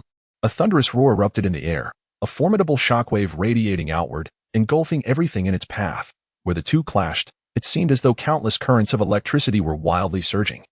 A terrifying aura leaking forth, causing the very heavens and seas to change hue. The waves surged, and the great tides began to roll. The Navy personnel stood in a daze, their eyes nearly popping out of their heads. What manner of Navy major is this? How can he contend evenly with the legendary Eagle Eye? This is unfathomable. In the air, Marlin shattered Eagle Eye's sword energy once more, advancing to a position close at hand. Standing on the wooden raft, blades locked with Eagle Eye's. What was that just now? It was certainly not merely the Conqueror's haki. Eagle Eye inquired. It was but another application of the Conqueror's haki. It did not defeat you, did it? Mihawk, unleash your Conqueror's haki for me to witness. Surely, one who can battle the red-haired shanks must also be a master of it. I am a swordsman, and what I possess is the spirit of the sword. Upon finishing, Eagle Eye released a terrifying sword intent from his black blade, causing Marlin to perceive the surrounding space as filled with a piercing energy. In an instant, he enveloped himself in armament haki. The sword intent surged like a tumultuous river, consuming all space ahead, and suddenly, a towering waterspout erupted from the sea, reaching a height of 100 meters. Marlin's form pierced through the water column, soaring above the warship before descending. His clothing was tattered and torn, even his justice cloak reduced to rags. However, despite the disheveled appearance, he remained uninjured. On the wooden raft, Eagle Eye sheathed his black blade behind him and seated himself. The raft altered its course slightly, gliding past the warship. Marlin appeared battered, yet Eagle Eye had yielded. Who held the upper hand remained uncertain. The Navy watched Eagle Eye depart with bated breath, their cheers echoing across the ship. They surrounded Marlin, their faces alight with admiration. After all, he had just faced the world's greatest swordsman, the legendary Eagle Eye Mihawk. Eagle Eye had yielded. This was simply unbelievable. Observing the jubilant Navy personnel, Squirrel could scarcely contain the rapid beating of his heart. He questioned whether he could ever match Marlin's ease in withstanding Eagle Eye's assault, let alone counterattack. Clearly, this major's prowess had surpassed his own by a considerable margin. Back when he graduated, he could fend off the ghost spider with a single punch. But now, it seemed his strength had only intensified. Just how formidable is this individual? Does he possess the caliber of the three admirals? Squirrel's mind was tumultuous, the fleeting yet intense clash he had witnessed igniting a fervor within him. That staff, is it your weapon? Indeed, it is called the dragon-slaying staff, forged from the densest wood structure I could compress. It can shatter rock even without armament haki, Marlin replied. Your staff techniques appear lacking. You rely solely on brute force, and over time, the shortcomings will become apparent. How so? I find them quite effective. Just a moment ago, I even thought of a title for myself. Marlin exclaimed, wide-eyed. What title? The world's greatest staff master. Just listen to how imposing it sounds, a perfect contradiction to Mihawk. The expressions of the Navy personnel froze, yet under the pressure of Marlin's overwhelming presence, they maintained professional smiles, applauding and offering insincere accolades. What a splendid title, support the Major. The Major is a powerhouse capable of standing against Mihawk. This title suits him well. While the pirates have the greatest swordsman, we have the greatest staff master. We should propagate this grand title and allow the world to recognize our navy. The laughter amidst the praises contained suppressed chuckles, causing Marlin's brow to twitch in irritation. A bunch of simpletons. Utterly oblivious to the significance of a flamboyant title. Staff master does sound somewhat lacking, but with repetition, it shall become commonplace. A flamboyant title can ensure swift recognition, once this title spreads globally. Who could possibly forget the name of the world's greatest staff master? Marlin, meanwhile, within the ship's hold, Charlotte Mondor, shackled with sea-stone handcuffs, was drenched in cold sweat, his anxiety palpable. Is it an outbreak of hemorrhoids? Blackhawk Gula inquired. Shut your mouth. You useless fool who was captured in 3 rounds. Mondor barked in anger. Gula wisely fell silent, fully aware that there was no point in arguing. He had not been caught in 3 rounds, but rather one. Mondor was now in a state of great distress. He too was a man capable of utilizing observation hockey. Although he had not witnessed the battle outside the warship, he could feel its intensity. That overwhelming sword intent could only belong to Eagle Eye. Who aboard the ship could possibly contend with him? When he was escorted aboard, he had seen that Navy Major Marlin had come aboard as well. The ship's commander was Rear Admiral Squirrel, who was in no position to battle Eagle Eye, meaning that the terrifying aura he sensed was indeed the result of Marlin's clash with Eagle Eye, with such power guarding the vessel. If anyone were to attempt to rescue, it would spell disaster. Mondor understood his mother's temperament all too well. She would never send anyone to rescue him. If there were to be a rescue, it would undoubtedly be one of his brothers or sisters who would come. Such spontaneous actions would suggest a small scale, perhaps only 1 or 2 individuals, with a monster like that guarding the warship. It would be futile for anyone to come, unless his second brother were to arrive in person. Please, Sister Smuggy, Brother Kreja, Brother Snag, do not come. Compared to Mondor's panicked demeanor, Gula remained remarkably composed. Not because he was confident, but rather resigned to his fate. At least he was still alive, wasn't he? After the clash with Eagle Eye, Marlin standing aboard the warship had soared, surpassing that of the commander. Squirrel. He needed to do nothing. Merely lying there would draw Navy personnel to him, offering water and greetings. Such considerate children, unlike my previous subordinates, none of whom were this astute. Marlin mused. Squirrel sat upright nearby, his posture straight. In contrast, Marlin lounged in his chair, highlighting the disparity between them. Marlin, I heard you were demoted for offending the stars. What transpired? Squirrel inquired. Those old coots, I shall eventually stuff their heads into a toilet and make them eat excrement. Marlin gritted his teeth in response. Squirrel found himself at a loss for words. Though he did not know the truth, he surmised that Marlin must have stepped on someone's toes. Marlin was unwilling to disclose the truth, fearing that his corpse might wash ashore in a few days. Though he possessed the strength to fend off assassination attempts, others could not claim the same. The skies were clear, with nary a cloud in sight, truly a perfect day for slumber. Suddenly, Marlin's expression sharpened as he turned to Squirrel. Squirrel met his gaze, and their eyes locked. Marlin sprang to his feet, hands pressing against the deck, causing numerous spikes to erupt from the ship's bottom, jabbing downward. A sharp-nosed vessel was preparing to emerge from the depths of the sea to pierce the warship's hull. But Marlin had preemptively struck. The air membrane was instantaneously pierced, and the sea completely engulfed the pirate ship. As a warship passed, a vessel capsized and floated to the surface. Shortly thereafter, dozens of pirates emerged, some having drowned. The Weasel ordered the ship to halt and, alongside Marlin, approached the stern to observe the surfacing pirates. It was the big pirate crew, here to rescue their imprisoned comrades. The Weasel gazed at the pirate flag drifting on the water's surface and, with a serious expression, remarked, I wonder who it could be. I hope someone of significance arrives. Marlin was eager with anticipation. At that moment, a rotund figure burst forth from the sea, performing several somersaults in midair before landing firmly on the upturned hull of the pirate ship. With a long nose, dark hair styled in a bun and adorned with a hairpin, clad in a voluminous wool coat and a red and white striped scarf, and armored on the arms, he bellowed, in the name of the 4 stars, I shall rescue Mondor here. The Star Weasel stood on high alert. Marlin, however, regarded the opponent with disdain, casually inquiring, what is the bounty on this one? 600 million. Came the reply.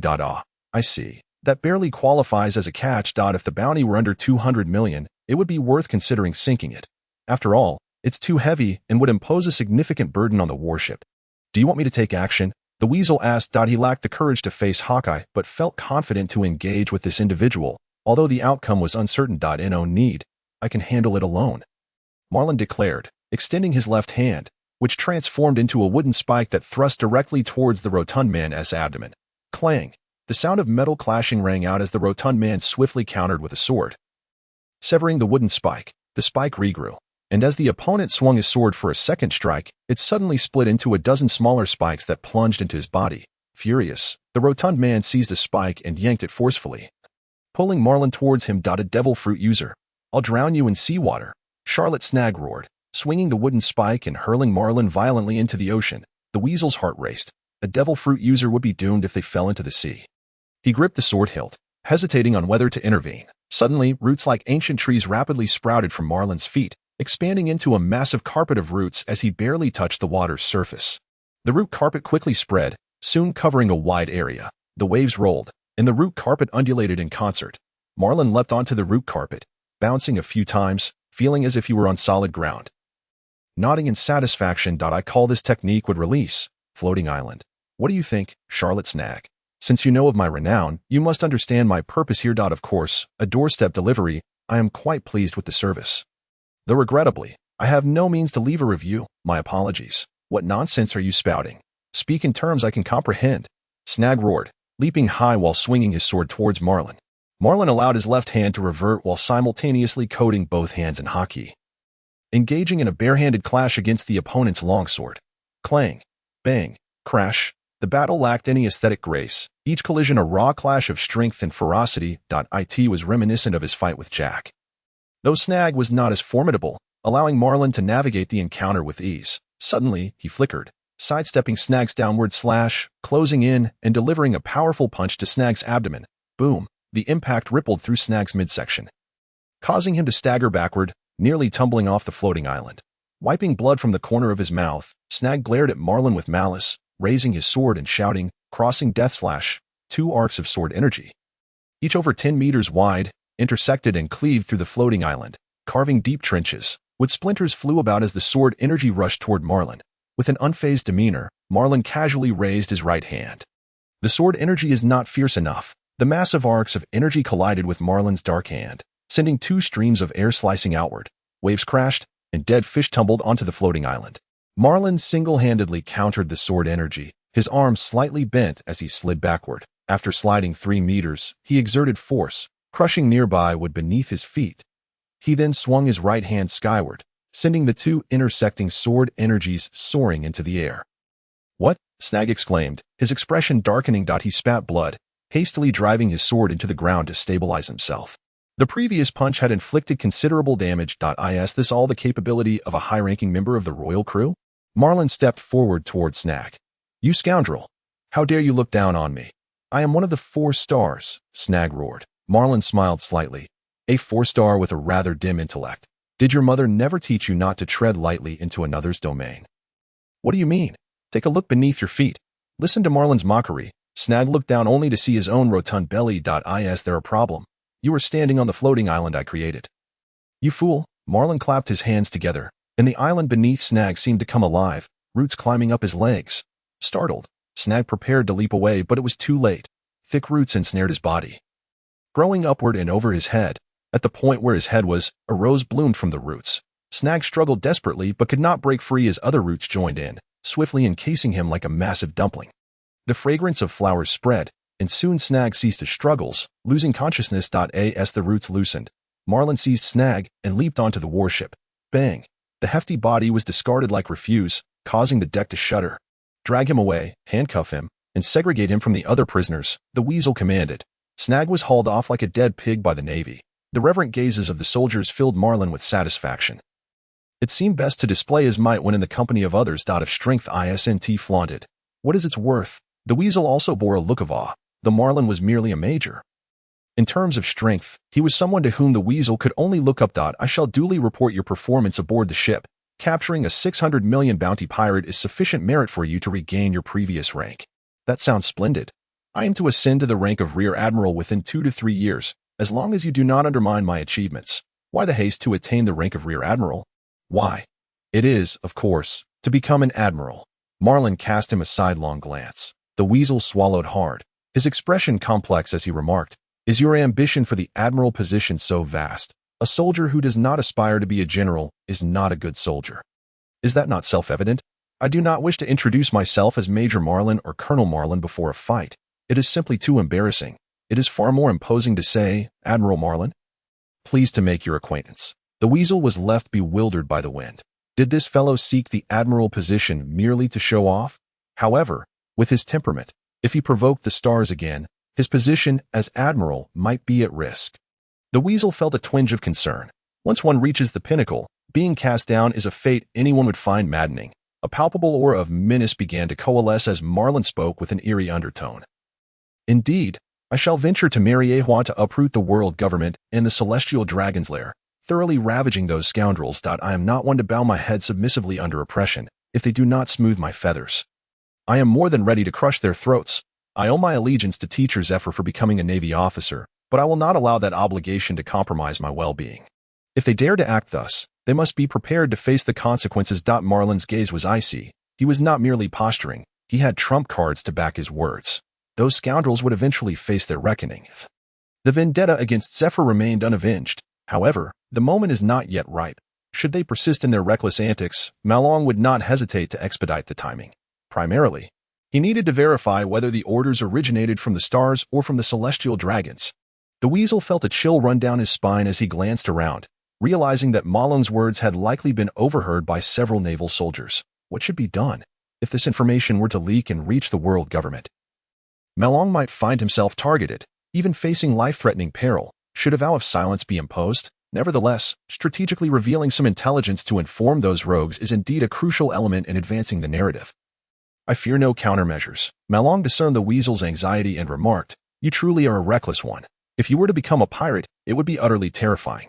Some individuals do not choose the path of piracy but are driven to it by necessity. The Weasel nodded thoughtfully, understanding the sentiment. Not only pirates but also revolutionaries. Many individuals resort to these factions out of sheer desperation. The Weasel had apprehended such people, yet what could be done? He was a naval officer, a rear admiral, bound to obey the orders of the world government. Should a vacancy arise for the rank of admiral in the future, I will do all within my power to support your candidacy, he declared. Oh, you are quite the diligent naval officer. Is it truly wise to support a rogue like me? Marlin inquired with intrigue. A person like you might just bring some change to this stagnant status quo. Then let us await the outcome. My dear Weasel. I in the cabin, Mondor, upon witnessing his unconscious brother being dragged in, could not help but wail inconsolably. The big thief crew was merely that. What of the four emperors? Ha! Heckler Gura, I will see your downfall. Mondor erupted, hurling vitriol at Gura from across the bars, cursing his ancestors and kin. Gura, unwilling to remain silent, retaliated, and the cabin erupted into a cacophony of insults.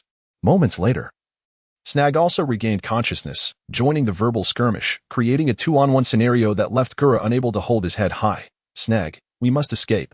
Mondor, having triumphed in the exchange, recalled their dire situation, realizing that winning the argument bore little significance. Snag, remembering Marlin, shook his head glumly. Brother Mondor, that naval officer is rather formidable. As long as he remains aboard, our escape is impossible. Then what shall we do? Is there anyone else who can rescue me? None. I was merely here to transport supplies. Upon reaching the designated location, I could not find you and only learned of your possible capture by the Navy through inquiry. The three sighed heavily. What are you sighing about? When we brothers converse, where do you find the space to interject? Mondor fumed, directing his ire back at Gura. The anticipated rescue akin to the tale of the gourd baby saving Grandpa never transpired. Much to Marlin's profound regret, the subsequent day passed in tranquil serenity. The warship sailed into the gates of justice, advancing toward Impel Down. Soon, a sea-based structure came into view. The vessel docked at the harbor of Impel Down, where Warden Magellan awaited alongside several subordinates. The Vice Warden Hannibal, Chief Guard Shiryu, and Deputy Chief Guard Domino were also present. After all, the arrival of Rear Admiral Weasel was noteworthy within the Navy's hierarchy. Furthermore, among the pirates being escorted was a high-ranking member of the Emperor's crew. As the prisoners were led into Impel Down, the warship began to pull away from the port. Marlin sat at the bow, contemplating his next assignment. Just then, the transponder snail rang. Hello, this is Rear Admiral Weasel. Yes, please hold. Weasel approached Marlin and handed him the transponder snail. The Marshal is looking for you. Hello, what is it? Marlin inquired. What are you currently engaged in? Sengoku asked. I am admiring Domino's pert posterior. The transponder snail immediately contorted into an expression of fury. I am inquiring whether you are aboard the ship or at Impel Down. Aboard the ship. Ah, understood. Are there orders? Effective immediately, you are reinstated to your former position. The stars are aware of your capture of Snag, and to stifle your promotion, they have pressured me to keep you at Impel Down. What is your perspective on this? Malong gently rubbed the receiver, vowing not to crush it. May I confront them now? Absolutely not. Sangoku replied sternly. Then relay this message to them. They ought to refrain from employing such underhanded tactics, lest they provoke my ire that I possess little patience for such old men. Sengoku fell silent, understanding that, due to Zephyr's demise, Malong harbored a deep-seated animosity that could lead to catastrophic repercussions if not managed wisely.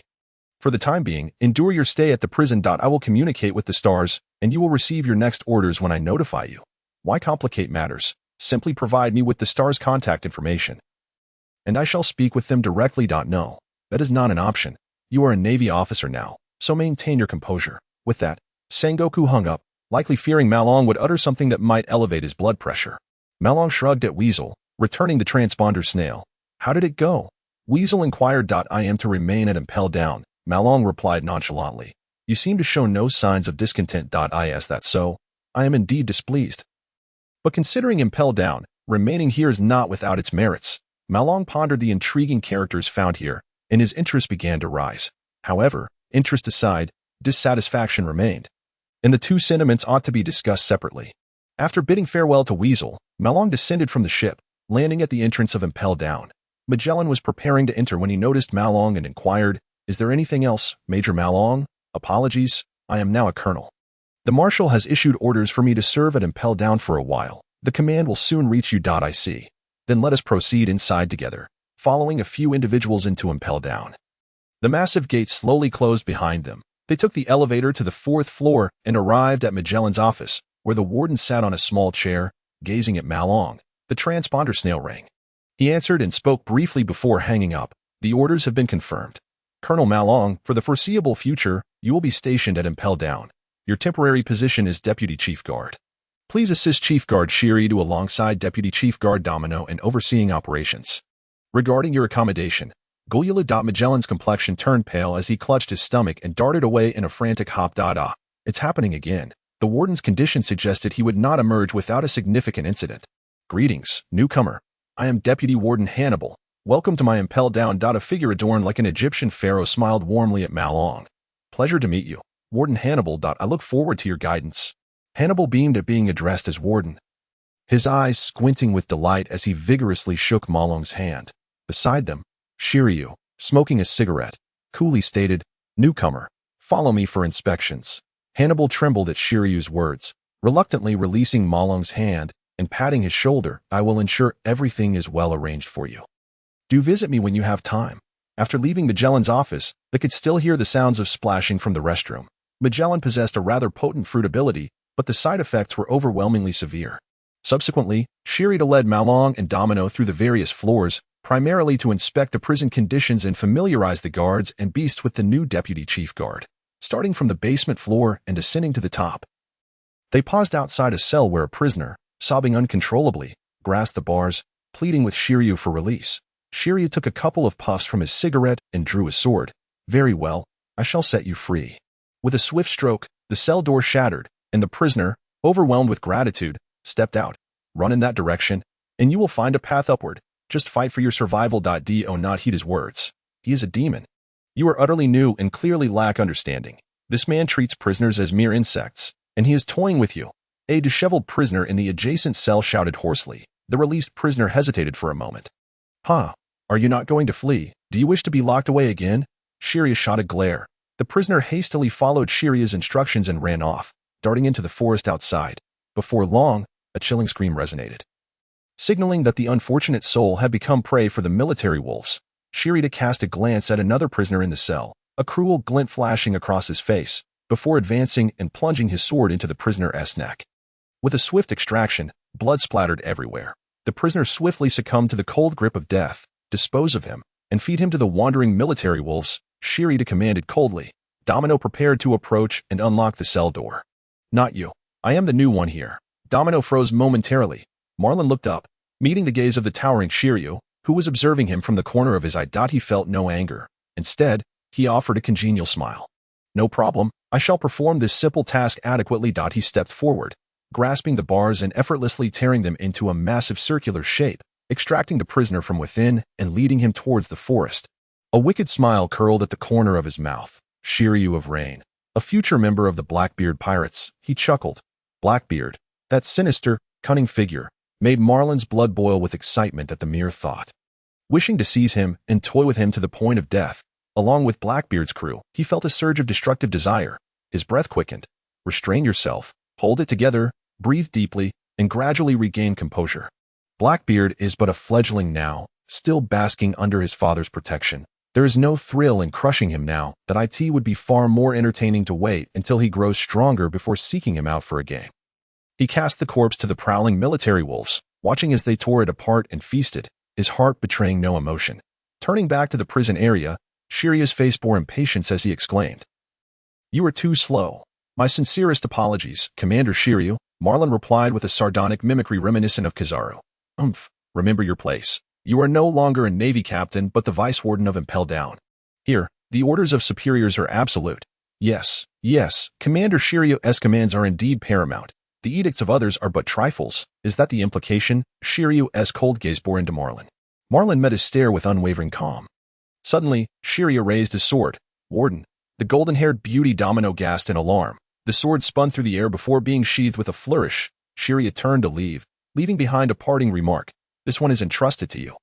Domino. Ensure he does not reappear before me, lest I be compelled to cleave him in two. Marlin. The one person to avoid provoking in this Impel Down is Warden Shiryu. Even offending Warden Magellan would be preferable to angering him. Thank you for the warning, Marlin replied with a slight smile. Domino possessed an admirable presence, adorned with a military cap and red sunglasses, her golden waves framing a visage that appeared stern. Follow me. I shall show you the remaining areas. Subsequently, Marlin walked alongside Domino, occasionally stealing glances at her alluring silhouette and then at the prisoners. Marlin. Suddenly, a booming voice erupted from within the prison. Marlin turned, feigning surprise. Oh, is that not Lord Mondor? Were you not confined to level 6? I suppose, given your stature, you have yet to earn that privilege. He taunted. Do not grow complacent. The big mom pirates will undoubtedly come. And when they do, Mother will personally remove your head to serve as a stool. Marlin extended his fingers suddenly, piercing Mondor's shoulder. Lacking strength yet brimming with chattiness, she must surely feel shame for having such a son as big. Bastard. Mondor dared not retort further, as Marlin showed no hesitation in confronting the prisoners, while the female warden remained silent, clearly indicating that he was not here in the capacity of a Navy officer. Could it be that he came to Impel Down specifically to torment himself? The thought sent a chill down Mondor's spine. Let us proceed, Domino. Beyond this point, there are no more cells. The space is vast. And we have only utilized a fraction of it. What shall we do next? Head to the 6th level, she inquired, knowing full well that the prisoners on the 6th level were exceedingly vicious. Their aura terrifying. The guards always entered to deliver meals with trepidation. Of course we shall go. Otherwise, our presence here would be meaningless, Marlin replied with palpable excitement, ascending the lift to the 6th level. As soon as he stepped out, an icy chill enveloped him. The lighting on the 6th level was dim, rendering visibility poor. It felt akin to stepping into darkness, surrounded by slumbering behemoths. The lack of illumination meant there were no labels on the cell doors, leaving Marlin unaware of which notable figure resided where. The seastone shackles within the cells could bind pirates, yet they could not suppress the presence of Conqueror's Haki, a faint yet palpable aura wafting through the air. Even if released inadvertently by a prisoner, it was not something an ordinary guard could withstand. Domino, I shall take charge of this level. You may report to the higher-ups accordingly. Are you serious? This level was previously overseen by Warden Shiryu. I had intended to leave levels 1 and 2 for you, she replied, incredulous. I am indeed serious. As for Warden Shiryu, let him retire to the upper levels. The 6th level houses monsters, should they go berserk. With his meager skills, he would surely be unable to quell them. Meager skills. Domino was left speechless. In this grand prison of Impel Down, Warden Shiryu was the second most formidable man. There was no level he could not oversee. No prisoner he could not manage. I shall report this to Warden Shiryu and the prison director. Their consent is beyond my control. That would be quite agreeable. Suddenly, an arrogant voice emanated from a nearby cell. Agreeable? You ignorant fool, you are incapable. Hurry and crawl out to suckle at this woman's breast, lest you become a drooling imbecile, regretting it later. Marlin stood outside the cell, his observation Haki surreptitiously probing the entirety of the man within. This act was akin to provocation. The inmate was infuriated, a fierce, violent aura surging forth as if an invisible tidal wave was crashing down. Domino instinctively took 2 steps back, yet Marlin remained unmoved. Arms crossed, seemingly unaffected. His observation hockey continued to explore the man without restraint, akin to countless unseen hands probing, even measuring the dimensions of his companions. Quite impressive, a good man indeed. This wave nearly caused the man to explode with rage. A torrent of Conqueror's hockey descended upon them. Buzz. His head spun as if thrust into an ocean of unending pressure. The weight bore down, causing the ground to tremble beneath them. Domino nearly toppled. But Marlin swiftly steadied her. Then his own Conqueror's hockey surged forth in response. The clash of their hockey produced a tempest, arcs of electricity crackled, and the entire underground 6th level was engulfed in chaos. The rising dust was forced to spread along the ground, making those within feel as though they were riding clouds. The inmates within the cell seemed to grow excited, and Marlin smirked. The tension escalated once more. Both hockey were rebellious and immensely powerful, tiny fissures appearing on the ground and walls. Outside, impelled down, a massive whirlpool suddenly manifested, stirring the Sea Kings into a frenzy. The tumultuous waves surged from the depths to the surface. While the guards stationed outside observed the roiling waters with uncertainty, fearing a coated vessel was about to breach the surface. Meanwhile, in the restroom, Magellan was afflicted with diarrhea, faintly sensing the commotion from below. A sense of unease creeping into his heart. What could be occurring down there? No. I must investigate. As he prepared to wipe himself, he discovered he was out of toilet paper. Hey, is anyone there? Is there anyone outside? Hey, anyone will do.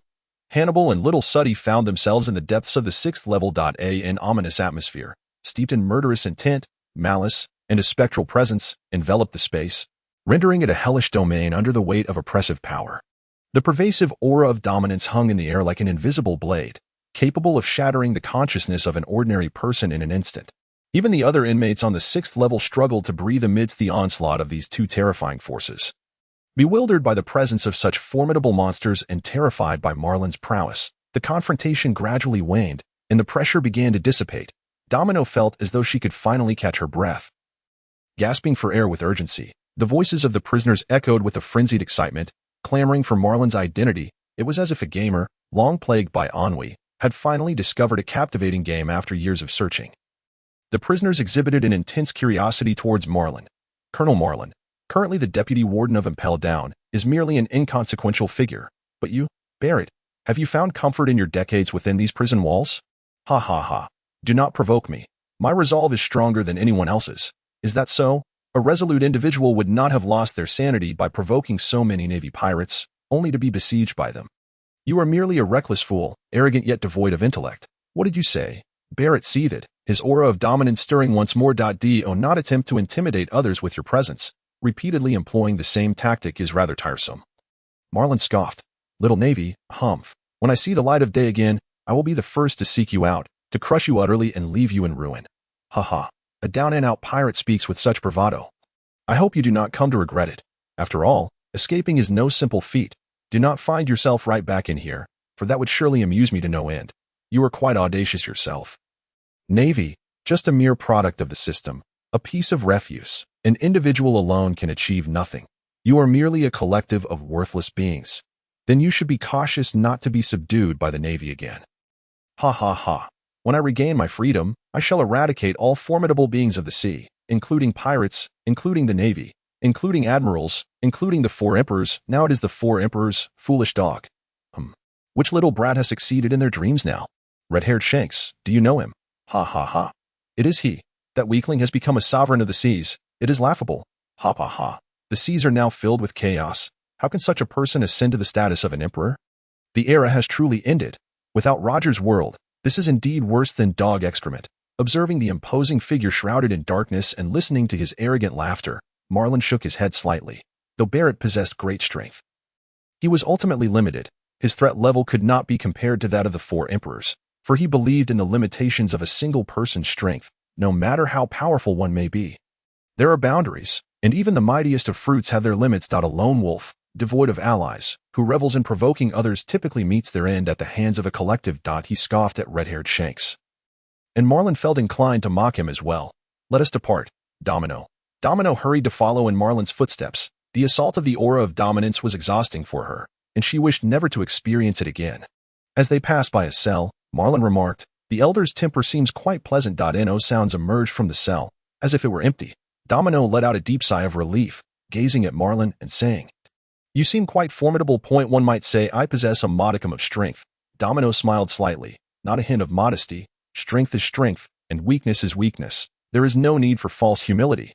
Before entering, when you clashed with Chief Sherlew, it was my meddling. No, it was not meddlesome, Marlin replied earnestly.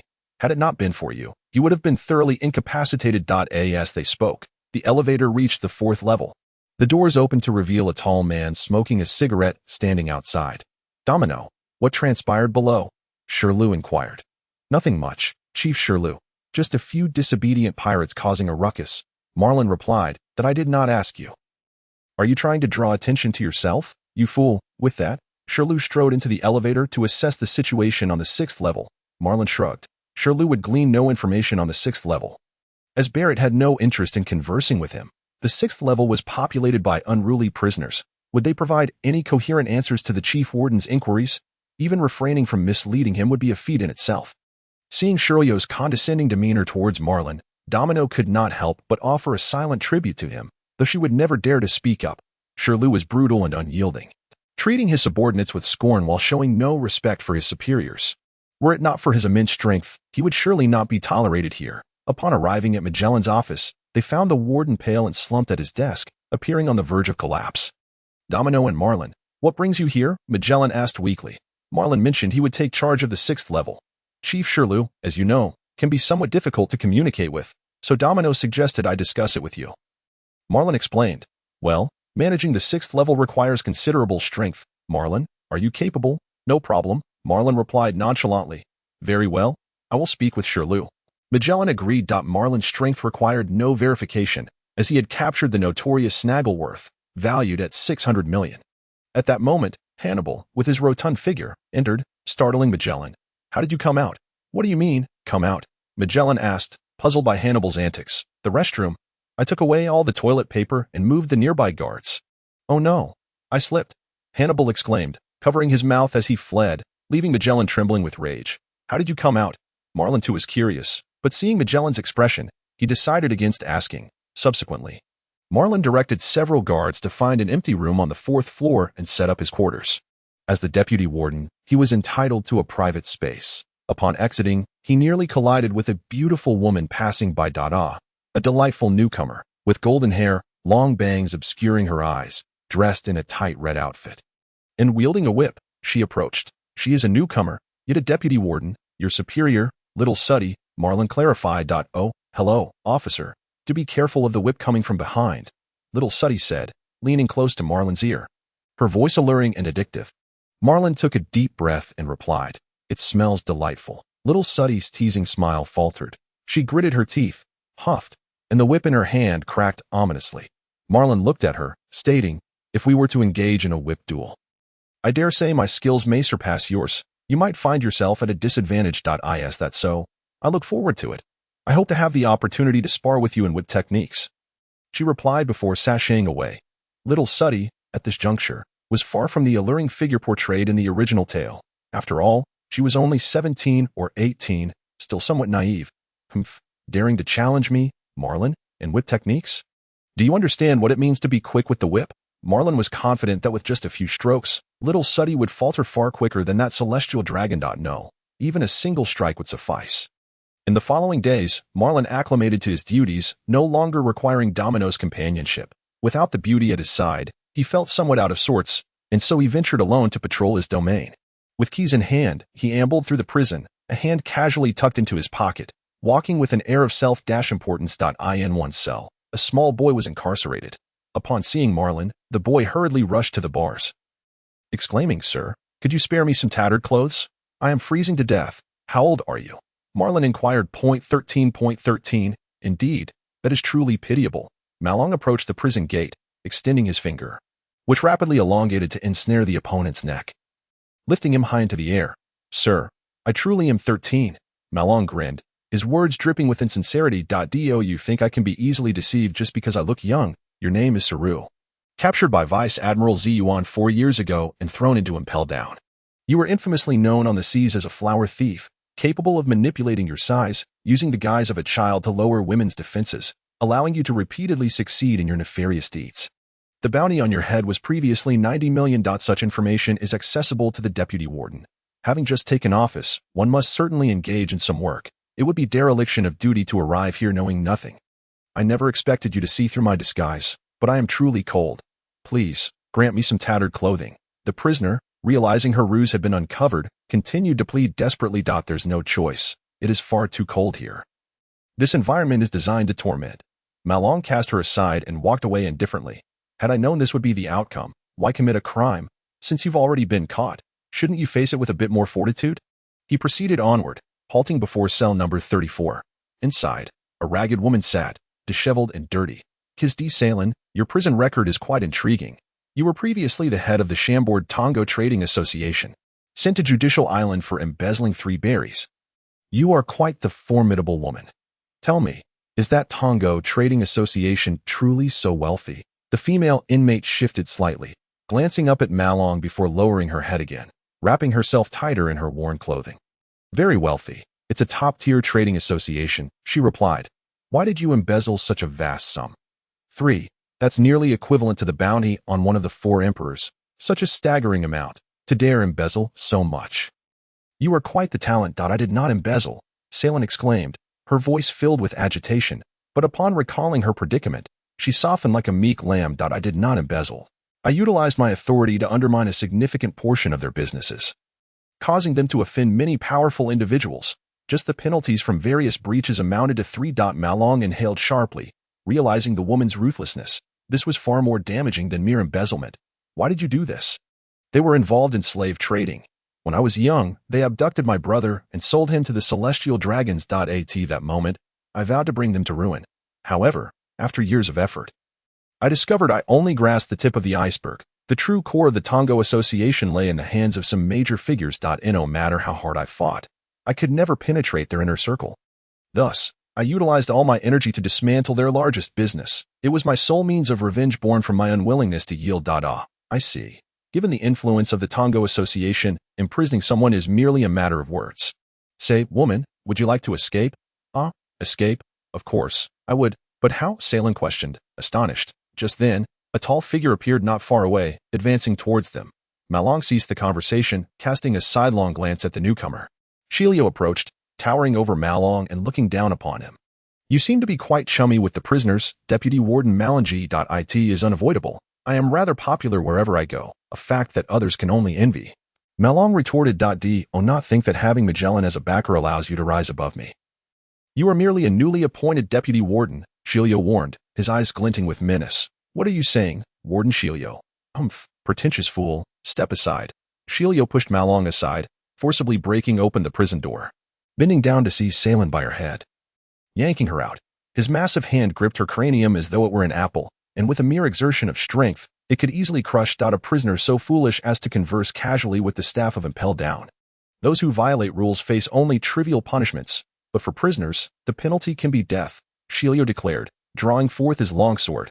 Salin hurriedly sank to the ground, retreating, longing for the confines of her small cell, the cold, unfree space that had been her home for years. Deputy Warden Marlin, take heed.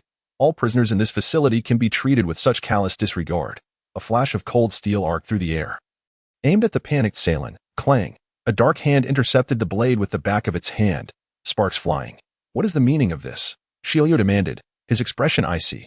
Please do not harm my prisoner. Warden Shilio, Marlin replied coolly. Your prisoner? Indeed. I am currently overseeing both levels 6 and 7. Though you hold a superior rank, you must inform me, the deputy warden, before taking a life indiscriminately. To act without consulting me can be construed as a provocation. Oh, you dare speak so boldly. What will you do if I challenge you? Shilio sneered. What will I do? Marlin smirked, swiftly reversing his grip to seize Shilio's sword. This, crack, the weapon shattered, the sound resonating as though it pressed the pause button on the world. Capturing the astonishment of Shilio, the wicked grin of Marlin, the terror in Salin's eyes, and the disbelief of the other prisoners. Moments later, Shilio's face darkened as he lifted a foot, kicking towards Marlin's side. Marlin raised his knee to collide with Shilio's kick, the impact akin to 2 boulders crashing together, producing a thunderous sound. The point of impact generated a violent wave of air, forcing both men to stagger backward. You dare to ruin my sword, Shilio seethed, And you dare to provoke me? Marlin countered. The tension between them escalated, each glaring at the other, a battle on the verge of igniting. At that moment, the elevator doors opened, and Magellan's towering figure emerged. What are you two doing? Shilio pointed his short sword at Marlin, speaking malevolently. This newcomer is colluding with the prisoners, discussing plans for an escape. I must execute the prisoner. And he has the audacity to ruin my sword. Is that so? Magellan turned his gaze to Marlin. It is merely a mad dog barking. This warden Shilio seems to have a penchant for torturing prisoners. His mental state must be quite unhealthy. I suggest we find him a more comfortable room on level 6 for some self-reflection. Shilio, is this true? Magellan then looked at Shilio. So what if he is right? Magellan, are you going to imprison me in level 6 just because he says so? No, you are the warden of Impel Down. As long as you can maintain control and refrain from indiscriminately killing prisoners. I will not imprison you. Shilio huffed, shooting a glare at Marlin before turning to leave. Magellan regarded the prisoner Salen nearby, saying, your cell door is broken. Would you like me to arrange a different cell for you? Salen lowered her head as she stepped back into the cell, squatting in the corner, softly replying, there is no need. The door can remain open. I will not escape on my own accord. Very well. I trust you. Marlin, follow me to the office. Magellan turned towards the elevator. Marlin left a parting remark for Salen in the prison. Your capabilities must be quite remarkable. I will find a way to secure your release. Remember, once you are free, work for me. In return, I will attempt to gather information on your brother's whereabouts, assuming he is still alive. Salen trembled, her head snapping up, her eyes sparkling with joy. She wished to say something, but Marlin had already walked away. Upon reaching the office on level 4, Magellan spoke seriously. Were you sincere in what you told that prisoner? Of course. You wish to abuse your position for personal gain? We are all adults here, Magellan. Let us refrain from discussing ideals of absolute justice and fairness. We are human, driven by desires. There are plenty of individuals in this world who exploit their positions. As long as one adheres to their bottom line, what does it matter? The world government and navy are riddled with countless parasites. What am I in comparison? Moreover, which high-ranking official was bribed to have her sent here? Since you chose to turn a blind eye from the beginning, you might as well continue to do so regarding my actions. Why do you do this? Magellan asked, his expression complex. The Tongo Association is involved in slave trading. They are not virtuous. Additionally, she is a very profitable woman. I need someone of her caliber. With your navy status, it may be difficult to extricate her. I shall seek to negotiate with a high-ranking government official. Marlin has already identified a candidate in his mind. You are correct. We are all adults, yet I still hope that your sense of justice outweighs your personal desires. You are an invaluable asset to the Navy, and I trust you will uphold your principles. Rest assured, I am also contemplating the ambition of becoming a general. The warlord of the Marine Corps is not blind. Would he allow someone who poses a threat to the Navy to ascend to such a lofty position? Marlin waved his hand dismissively, stating that if there were no further matters, he would take his leave. Be wary of Shiryu. He may not relent easily. If he provokes me again, may I send him to the 6th level? If you can manage that. Marlin understood. It seemed Magellan had harbored grievances against Shiryu for quite some time but was restrained by his position. Now, with the addition of himself as a disruptor, it appeared that Shiryu's fortunate days were numbered. Upon exiting the warden's office, his expression turned serious. Although aiding Seirin was driven by personal motives, it fundamentally served the interests of the Navy. The Navy's subservience to the world government is predominantly due to issues of military funding. It lacks the capacity to generate production funds, with all expenditures sourced from the world government and the celestial dragons. Marlin planned to cultivate a substantial commercial consortium to gradually liberate the Navy from its constraints. Not to entirely sever ties with the government, but to diminish its dependency. Just like this time, when Shing stripped himself bare, even Sengoku could not resist. How utterly frustrating. Upon reaching the 6th level, he continued to survey his territory. In the prison adjacent to the elevator, the elderly figure remained shrouded in silence, revealing not a hint of presence. Marlin paid him no heed, continuing his patrol of the 6th level. Barrett, on the other hand, had grown significantly calmer, refraining from unleashing his conqueror's haki at every turn. Instead, as Marlin passed by, he coldly remarked, "Pray I do not escape, Navy. All who are powerful upon the seas shall perish at my hands, and you shall be no exception. I hope you keep me for last. Otherwise, you will miss your chance to confront the others." Marlin chuckled derisively. Let us wait and see. Venturing deeper, he encountered the corpulent figure within a cell. So you are here, Snag. Damnable Navy. Your mother will surely crush you. TSK, Such a massive frame, yet still a child who has not weaned. Spare your mother the constant mention. Should she dare come, I'll ensure she becomes your neighbor. Snag, infuriated by Malong's taunts, furiously yanked at his chains, desperate to break free and confront Malong. The 6th level housed several future members of the Blackbeard Pirates, but Malong decided against killing them. Murdering them here would tarnish his reputation. It would be far more advantageous to eliminate them once they had escaped. Blackbeard seemed quite intriguing, and Malong eagerly anticipated future encounters. The ensuing days were rather dull, consisting merely of daily inspections and just directed at the prisoners of the 6th level, leading to a growing animosity towards Malong among all inmates. Only the individual in the cell near the elevator had never emerged from the shadows or uttered a single word. Vice Warden Malong. Warden Shiryu is slaughtering prisoners. Suddenly, a guard dashed out from the elevator, exclaiming. Shiryu stood amidst a pool of blood, a maniacal expression on his face. Upon seeing Malong emerge from the elevator, Shiryu ceased his bloody rampage and turned with a grin. What a thrill! The ecstasy of slaughtering those who cannot resist sends shivers through my very core. Ah, it is utterly irresistible. Shiryu's eyes rolled back, appearing on the brink of insanity. Malong maintained a stoic demeanor as he approached step by step. 20 prisoners had been slain. They had perished from sword energy that pierced through their cells. Thankfully, the guard's report had come in time. Otherwise, the death toll would have been even higher. Fortunately, Shiryu had not reached Seirena's vicinity. Standing amidst the blood, Malong raised his hands, stained a deep crimson. Shiryu. Huh? Shiryu cast a scornful glance at Malong. Suddenly, a dark fist struck his eye socket, sending him crashing to the ground. By my mother's name. Malong bellowed, raining down fists like a torrential downpour. The cigarette in Shiryu's mouth was forced down his throat by one of Malong's punches, and another blow knocked out 2 of his teeth. Shiryu, quick to react, hastily coated his head with haki, managing to escape from Malong's onslaught. He swiftly regained his footing, coating his newly acquired sword with haki, and swung it towards Malong. I've long to end you. Outsider Navy, Malong ducked, evading the horizontal slash of the sword, then swiftly raised his fist, extending his left arm and delivering a powerful blow to Shiryu's jaw, lifting his imposing figure 4 meters into the air. Shiryu spat a tooth at Malong. Do not hurl your disgusting refuse at me. Malong swatted the tooth away and leaped into the air, engaging Shiryu in a fierce battle.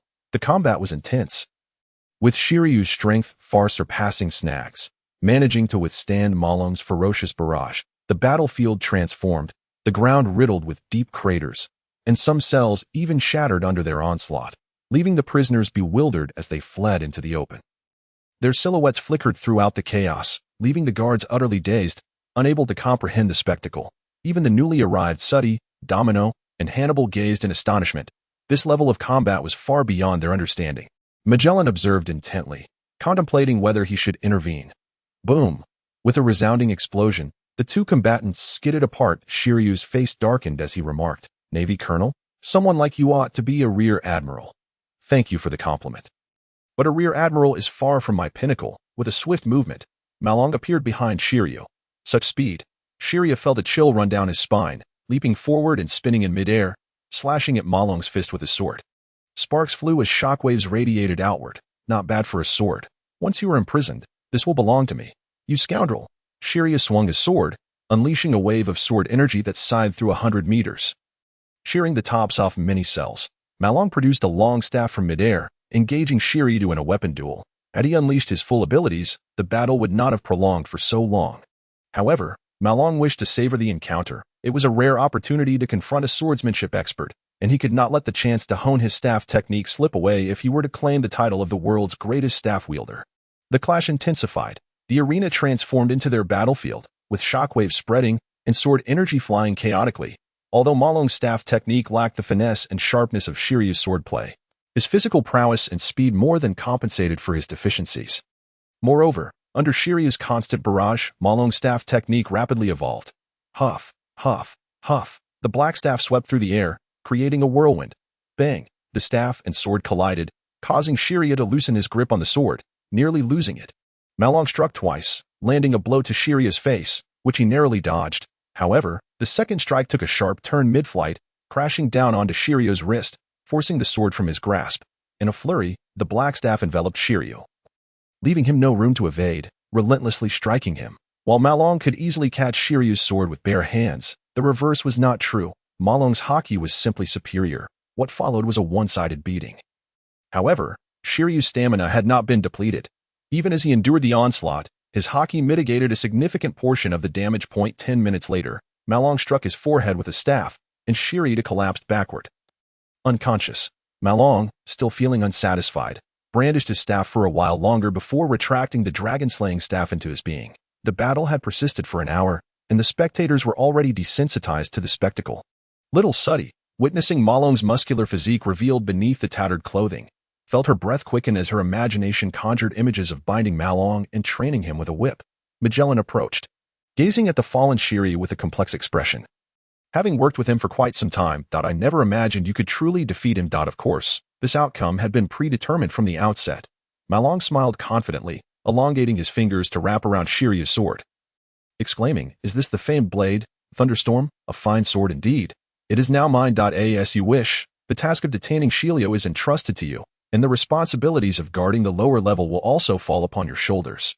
With Shiryu's fall, his duties will be shared between you and Domino. No problem. May I take a moment to catch my breath on the upper level, as long as it isn't for too long. Your jurisdiction encompasses Impel Down. Do not even think of slipping away to other places. I understand. After all, the old fellow has been keeping a watchful eye on me, eager to trip me up." Magellan cast one last regretful glance at Shiryu before departing. Hannibal, with his imposing belly, hurried over, his face a mask of sycophancy. "Deputy Warden Malone, I thank you for purging the cancer from my prison. If only you could also rid us of the warden, it would be even better. I believe it is you who may soon be purged," Malone replied, bending down to lift Shiryu and heading toward the elevator. Little Suddy licked her red lips and asked, "Would you like to play a game with me, Commander Malone?" "That is a must. I excel at turning Zentus." As Malone passed by Domino, he said, "Keep up the good work. Strive to become Chief Warden soon. Do you not desire a promotion?" Domino inquired. "My position lies with the Navy. I have no interest in the post at Impel Down." "Very well, thank you." With Shiryu's downfall, the one who stands to gain the most is Domino, as she, being the Deputy Warden, can rightfully ascend. Malone arrived on the 6th level and unceremoniously tossed Shiryu into the cell adjacent to Barrett. "Hey, interesting. I never expected you to take down your superior. You're beginning to pique my interest, kid," Barrett jeered. "You do not pique my interest, old or young. It's dull."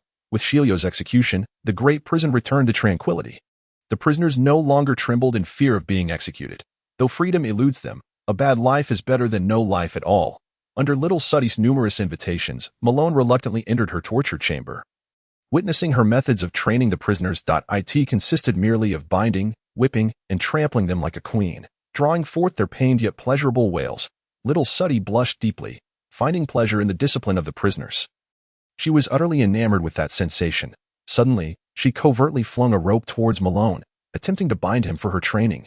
Malone, however, showed no inclination to evade. He continued sipping from his cup. And despite Little Suddy's reddening face, she failed to ensnare him. Unexpectedly, several vines descended from the ceiling, binding Little Suddy and suspending her in the air. "Wah, Commander Malone, what are you doing?" Little Suddy's voice brimmed with panic. "Nothing of consequence, merely returning the favor." "Do enjoy the fully automated training package." More vines sprouted from the ceiling, striking Little Suddy's back and bottom through her clothing, the blows neither too soft nor too harsh. "Wah, that hurts. This isn't how it's supposed to be." "Release me, Commander. I shall never dare again." Malone exited the torture chamber with a wicked grin and took the elevator to the 1st level, where the prisoners were merely ordinary, not worth his attention. Magellan had assigned him to the most troublesome level, hence the 1st level was a respite. Without lingering on the 1st level, Malone leapt up, diving headfirst into the ceiling. He traversed through the earth layers. Emerging onto the true surface, the refreshing sea breeze enveloped him, making him feel as if he were truly alive. Though the air within the prison was not stifling, it could not compare to the comfort of the outside world. He spread his arms wide, letting the sea breeze caress his face. Lying on the rooftop, he gazed at the lofty clouds, completely emptying his mind. In a sacred place, Mariehua, within the World Government Conference Hall. The situation in the New World has stabilized, which is a positive development. Red-haired Shanks has become one of the 4 emperors. If we could eliminate Whitebeard, Kaido and Big Mom would pose no threat. The Navy's power has significantly increased, slightly exceeding our expectations. That detestable Zefa has slaughtered many of our forces, leaving us facing a personnel crisis. Damn Zefa, can't he just retire quietly? Must he raise a monster to oppose us? Is there any way to dispose of Malone? It's impossible. That guy's strength is probably on par with a vice admiral.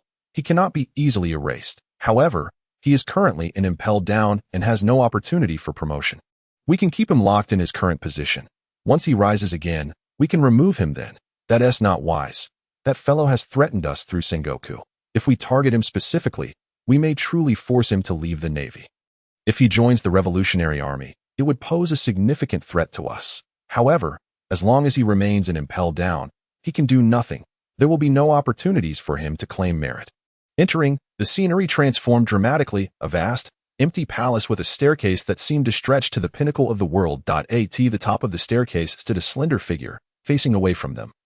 Slowly ascending, Lord M, the stars knelt in unison. Tell me about that individual named Malone, M commanded. The Moku Moku fruit is ready. I understand. Do not intentionally target him. There exists the possibility of drawing him to my side. Under no circumstances should you push him towards another faction. Otherwise, you may as well take your own lives. You may depart. Im stood atop the grand staircase, caressing the adjacent void throne, murmuring, the sun, the earth, the forest, the ocean. One wonders who among the demons will disrupt the balance. Achoo, Malone sneezed. Surely, some beauty is thinking of me. Staring at the sky, Malone was bored when suddenly he spotted a black dot slowly drifting across the high heavens. What could that be? He unleashed his observation hockey towards the point, extending upwards. His perception instantly enveloped the black dot in the sky. Malone immediately sprang to his feet, a smile curving his lips. His expression transforming into one of extreme excitement and fervor. Planting his feet firmly, he crashed through the rooftop, launching himself skyward like a cannonball. Damn this place. I wish to turn it into a floating island and smash it down upon Mariewa. His expression shifted. He sensed someone approaching. Who could it be? So fast. Whoosh. A figure soared up, standing in midair, a justice cloak billowing behind him. The Navy. Malone grinned at the elder before him, madness radiating from him. Gold Lion. Malone never expected to encounter the legendary Gold Lion at such a moment. It seems this fellow is touring the world. Passing by impelled down, he likely won't cause any trouble. But unfortunately for him, he has run into me. Thank you, Gold Lion. I cannot miss this opportunity presented to me. As a token of gratitude, I shall often visit you on the 6th level for a chat. Gold Lion, enraged, retorted, You little Navy brat, do you think you can outsmart me? When I roamed the seas, you were but a liquid. Do not constantly dwell on past glories. It only serves to highlight your current incompetence. Malone extended his hand, the Dragon Slayer staff materializing in his grasp. Having heard of Gold Lion's madness, he was eager to see who amongst them would prove more deranged. Gold Lion could hardly believe such a foolhardy Navy officer wished to court death. In his fury, his conqueror's hockey instantly enveloped the surroundings, releasing waves of overwhelming pressure that darkened the sky. Yet Malone, grinning savagely, matched Gold Lion's hockey, surpassing it in destructive force. The Black Conqueror's hockey materialized into a tangible form. Colliding with Gold Lion's hockey, in an instant, thunder roared, the clouds shattered, yet the sky darkened ominously. Upon the sea, a massive circular pit formed, as if a chunk of ocean had been gouged out, though a void appeared. The seawater could not rush in.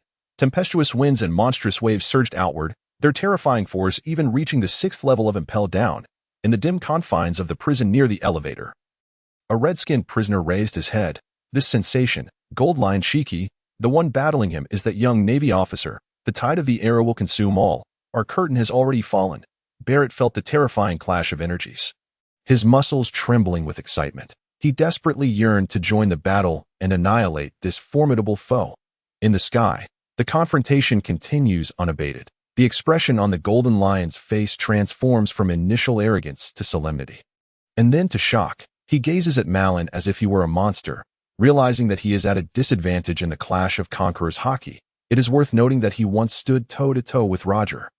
Although his injuries have hindered his strength, his conqueror's hockey remains formidable. Moreover, how could the trash Navy, which blindly obeys the world government and the celestial dragons, also possess conqueror's hockey? In an instant, his imposing presence dissipates.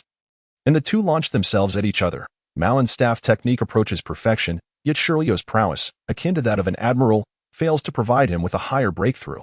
Before him stands a master swordsman, igniting great excitement in Marlin. He never anticipated that serving an impelled down would yield such benefits.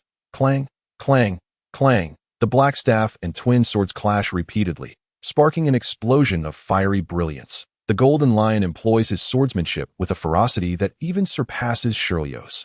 Initially, Marlin struggles to keep up, but after 10 minutes of battle, he has fully adapted to the Golden Lion's swordplay. As the combat escalates, several floating islands in the sky are reduced to ruins. Wave slash. Just as he retreats, the Golden Lion unleashes a fierce wave of sword energy, striking Marlin squarely in the chest. The sword energy expands vertically and horizontally, soaring into the sky while crashing down into the ocean. Cleaving the surface into massive chasms, a white mark appears on Marlin's chest, the skin feeling as if it were torn, yet no blood flows. He is teetering on the brink of breaking through. Not bad at all. Bring it on. Marlin bellows, swinging his staff to create an illusion of shadows, landing a blow upon the sword the Golden Lion uses for support, causing it to tilt. He then raises his staff high, aiming to smash it onto the Golden Lion's shoulder. The Golden Lion instantly darkens his shoulder, withstanding Marlin's strike. However, his sword, which had replaced his feet, plunges into the ground, leaving only his upper body above the surface. Activating the power of the float fruit, the Golden Lion swiftly escapes, evading Marlin's downward swing aimed at his head. Lion's might. A nearby island is reduced to powder, the floating dust swirling toward Marlin and transforming into menacing lion heads, which, once coated in hockey, grow enormous and terrifying. They blot out the sun, sweeping in from all directions, leaving Marlin with no escape. He darkens his entire body, preparing to receive the impending strike. Boom, boom, boom. The successive impacts shatter the floating island beneath Marlin. As the relentless assault from the lion heads prevents him from utilizing the moonwalk, forcing him into a constant descent. Thousand Cuts Valley. The Golden Lion pursues, unleashing multiple colossal sword energies toward the dust-enshrouded Marlin. The sword energy is razor-sharp, warping the very fabric of space in its wake. Do you think you have me cornered? Marlin spits out the dust lodged in his mouth and, with a powerful swing, disperses one of the massive lion heads, then channels immense conqueror's hockey through his staff, striking upward at the airborne Golden Lion. The overwhelming force surges like a colossal wave, enveloping the Golden Lion and causing his expression to change dramatically. This is the release of Conqueror's hockey. Boom. A thunderous sound erupts in the air. Marlin and the Golden Lion both plummet toward the sea. Marlin withstands the full brunt of Thousand Cuts Valley's attack, but the Golden Lion also endures Marlin's lethal blow. Both men spill blood into the sky. Plop. They fall into the ocean, one after the other. The floating islands lose their ability to support themselves, cascading into the sea, along with some members of the Golden Lion's airborne pirate crew. Rising from the depths, Marlin emerges, still grasping the Golden Lion. The fruit user fears the ocean, but Marlin does not. He gazes up at the descending islands and smiles broadly. With his hands pressed together, countless saplings suddenly sprout from the outer walls of Impel Down, growing rapidly, breaking the ocean's surface, and shooting skyward at an astonishing speed.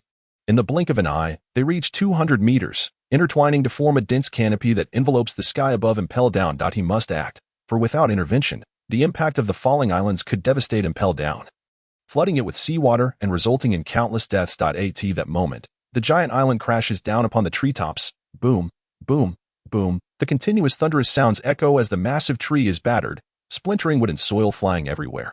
Marlin persistently channels his power, infusing the tree trunk with a relentless flow of life energy, causing it to grow wildly. Whatever is destroyed is regrown, stubbornly enduring and endlessly flourishing. The ocean trembles, and Impel Down shakes. All the high-ranking officials within the prison rush outside, gazing in horror at the islands descending like meteors. Who is that? Domino looks at the Golden Lion beneath Marlin's feet, a figure she does not recognize. Magellan glances over and his expression changes dramatically. It's the Golden Lion Shiki. Everyone present feels a chill run down their spines. Thanks to Marlin's efforts, the falling floating islands are finally caught. He retracts the trees, and his face pales slightly. He has reached his limit. Dragging the Golden Lion to the prison entrance, he asks Magellan, "Does this prisoner carry weight?" "Indeed, immensely so," Magellan responds earnestly. Marlin's heart swells with joy. This battle was not in vain. Capturing the Golden Lion will surely earn him a promotion in the Navy. He wonders if he might leap directly to the rank of Rear Admiral. Moreover, with the pirates having fallen into the sea, hurry and set sail to capture them all. Domino commands the guards to spring into action. "Thank you, Deputy Warden Marlin, for safeguarding my prison," Hannibal says warmly. "This is my own mess. I shall resolve it." "No need for thanks. Haha, Deputy Warden Marlin is indeed a straightforward individual. Once I become warden, I shall surely promote you to deputy warden. Hannibal laughs heartily, surveying the area, then asks curiously, where is little Suddy? She usually loves a good commotion. Marlin remains unfazed as he replies, she may have eaten something bad and is currently occupied in the restroom. Marlin pays no mind to the cleanup at sea and heads directly to the 6th underground level, where he cuffs the Golden Lion with sea stone handcuffs and tosses him into an adjacent vacant cell by the elevator. Has he been defeated?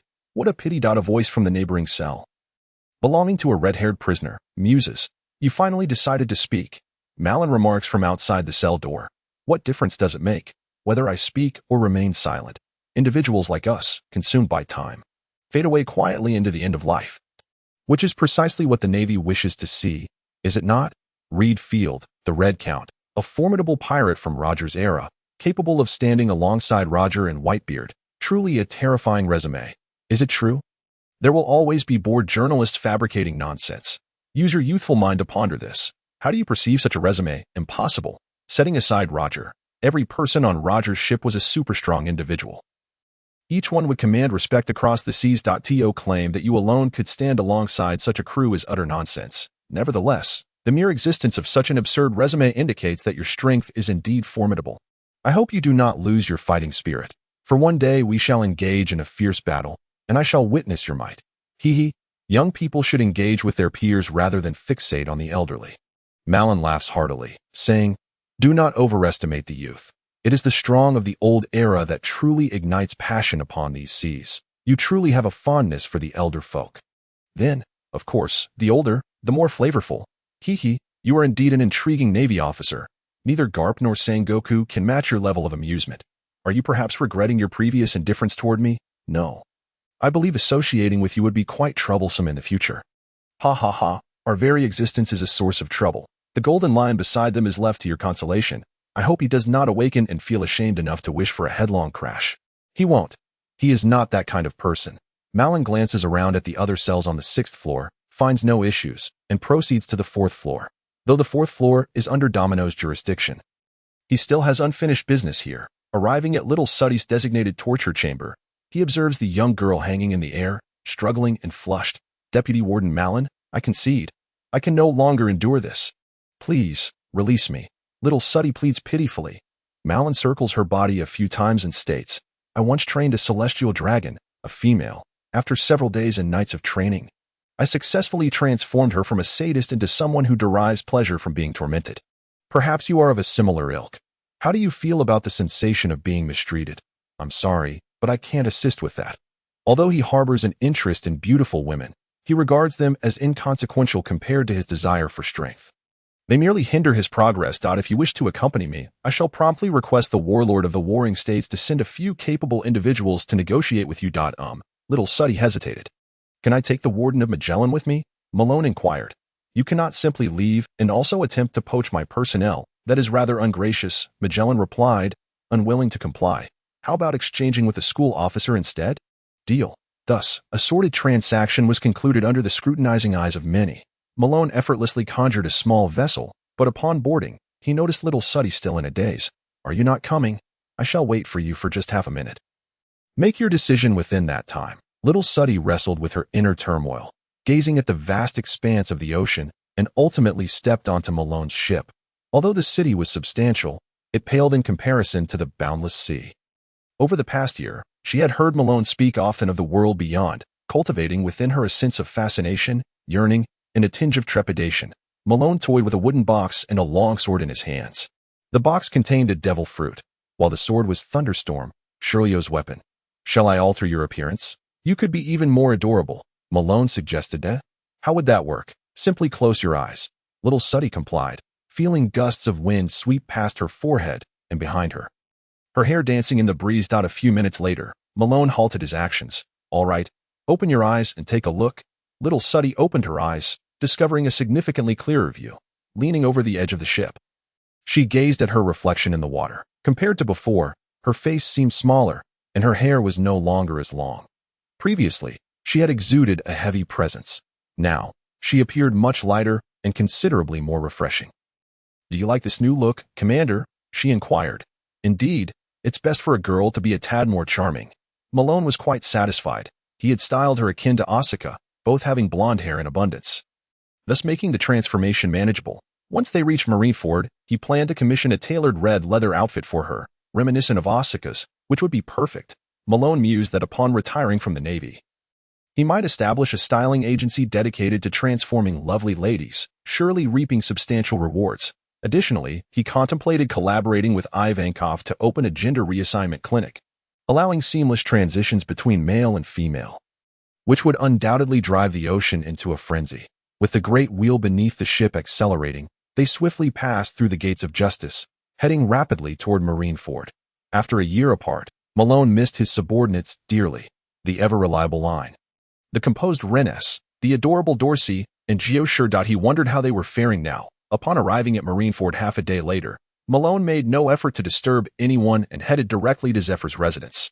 At the entrance, a Navy soldier stood guard and raised a hand to stop him. "This is the residence of Vice Admiral Tyas. Please halt. This is my home." When did it become the Vice Admiral's? 10 months ago, it was reclaimed by the Logistics Department and assigned to Vice Admiral Tyas. Malone's anger flared at this revelation. What audacity! Who in the Navy headquarters does not know that I inherited Zephyr's legacy? Are they taking advantage of my previous position as merely a school officer? Do they not realize I am now a rear admiral?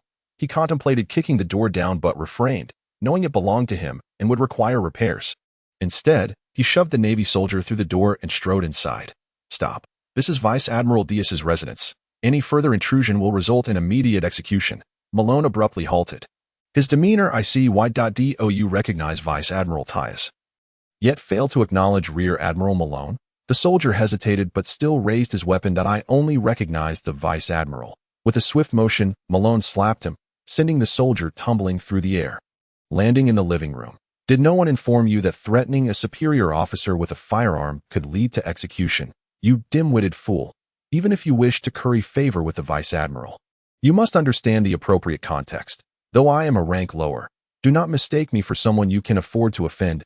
As he entered the living room, he noticed the soldier had already lost consciousness. "Commander, could this lead to trouble?" Little Suddy, no longer Asuka, anxiously asked. "Of course, but I relish in chaos," Malone replied nonchalantly. He traversed the living room and entered the backyard, which had once served as a training area, but had since been transformed into 2 small lofts. Resisting the urge to destroy everything, he decided to speak with them first, offering the children who had heired a chance for redemption. Other Navy soldiers gathered around, warily observing Malone. Their comrades' fate rendered them hesitant to raise their weapons. Malone poured himself a glass of water, pulled up a chair, and crossed his legs, adopting the posture of a general. Facing a Vice Admiral necessitated a commanding demeanor to achieve a non-violent resolution. Little Suddy stood behind him, massaging his shoulders. Minutes later, Tyas arrived, disheveled and appearing rather unkempt. He was a towering figure, with arms that looked to be bursting with muscular power. This Vice Admiral was in the midst of exercising. "Who dares to cause a ruckus here?" "Exercising," Malone scoffed. For were it not for his observation hockey, he might have believed him. In a bedroom within the residential area, a female Navy soldier was dressing. "What manner of creature are you to occupy my home? You have 1 day to clear out all your rubbish. Otherwise, do not blame me for being ungracious," Malone declared. "You are the one who was demoted from colonel to errand boy." Malone, how amusing. An errand boy occupying such a large estate may raise questions of justice and fairness among the Navy, Tyas retorted. Is that so? However, I believe the Navy would be far more concerned to learn that their esteemed Vice Admiral is using training as an excuse to indulge in leisure with a woman during broad daylight. Their faith may very well crumble. What nonsense are you spouting?" Tyas's complexion altered, panic setting in. "That lady over there, come here and testify for me. Of course, you may choose to lie, but the consequences may be dire. Think carefully before you respond." Malone gestured toward a corner not far away. A stunning woman with flowing blue waves approached, her cheeks still flushed. The other Navy soldiers felt a chill in their hearts upon witnessing this scene. While they stood guard, others were engaged in debauchery. This was utterly depraved and a gross disrespect. How could such a delightful occurrence be monopolized by one individual?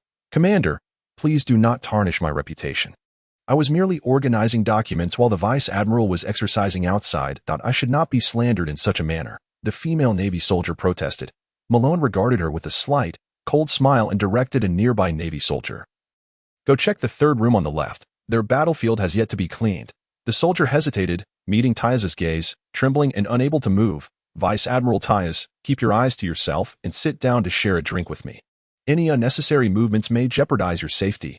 Tyas, curious about this brazen Navy soldier, had little familiarity with Malone. He had not been present at headquarters during Malone's graduation and had only returned 10 months prior. Seizing the opportunity to occupy this estate. You all go, Malone commanded. Do not go. Anyone who does will face punishment for disobeying orders. Tyas's frantic shout cracked his voice, and the blue-haired female Navy soldier's face grew anxious. The soldiers were caught in a dilemma, frozen in place. Slap! A cup of hot water splashed across Tyas's face. Tyas cried out, clutching his face and stamping his feet in agony. Malone toyed with the empty cup. Utterly indifferent, to dare attack a superior officer. You deserve death. Tyas raised his fist and charged at Malone. With a swift motion of his right hand, pliable vines erupted from the ground, striking Tyas with lightning speed. Crack, crack, crack. The whip struck mercilessly. After the extraction, it transformed into a whip, lashing out and ensnaring Tyas's legs. Enraged, Tyas roared, his body darkening to an inky black. However, the vine was also enveloped in Marlin's hockey. Despite exerting every ounce of strength, perhaps due to the considerable fatigue he had endured amidst the relentless barrage, Tyas found himself unable to budge the vine even slightly. One flick of a whip, and you can't hold on? Is this what it means to be a vice admiral? Truly laughable. What sort of rubbish can ascend to such ranks? This vice admiral is hardly worth the title. Marlin, you mere errand boy, prepare to face judgment. Attacking a vice admiral, regardless of your prowess, will not spare you from retribution. Is your home the only place with internet access? I have already ascended to the rank of rear admiral long ago. Tyas gaped in astonishment, exclaiming, This is impossible. The vine retracted towards the ground, dragging Tyas down to the earth. Go gather evidence. That is an order, Marlin commanded the naval soldiers, upon witnessing the vice admiral fall. The sailors hesitated no longer. The oppressive presence of this rear admiral left them no choice but to comply. The female sailors wished to intervene, yet a mere glance from Marlin sent shivers down their spines. Marlin harbored a deep disdain for those who recklessly fired weapons in his domain. That room was rendered unusable and would henceforth serve as a storage area. He instructed the female sailor. Fetch the den mushy. Reluctantly, she brought it forth. Marlin bore her no ill will. After all, climbing the ranks with mere physical prowess would lead nowhere. In battle, all facades would ultimately be stripped away. He dialed Sangoku's den mushy directly. Bururu. This is Sangoku. I am Marlin. Have you returned? I have returned, but my home has been occupied, and I am quite furious. What do you suggest, Grand Admiral Sangoku? This matter. How would you like to handle it? It seems you are already aware, which simplifies things. He is bound to receive a thorough beating and must compensate me with 100 million berries. Since you chose not to intervene while he seized my residence, do not interfere with the subsequent fallout. Listening to Marlin's ominous declarations, Sangoku sighed. Tyas is a relative of Fleet Admiral Steelbone Kong. Steelbone Kong, the supreme commander of the entire military, Sangoku's direct superior, towering above him. Steelbone Kong also hails from a naval admiral background before ascending to the position of supreme commander. How could he have such a worthless relative? It is no wonder such a mediocrity could achieve the rank of vice admiral.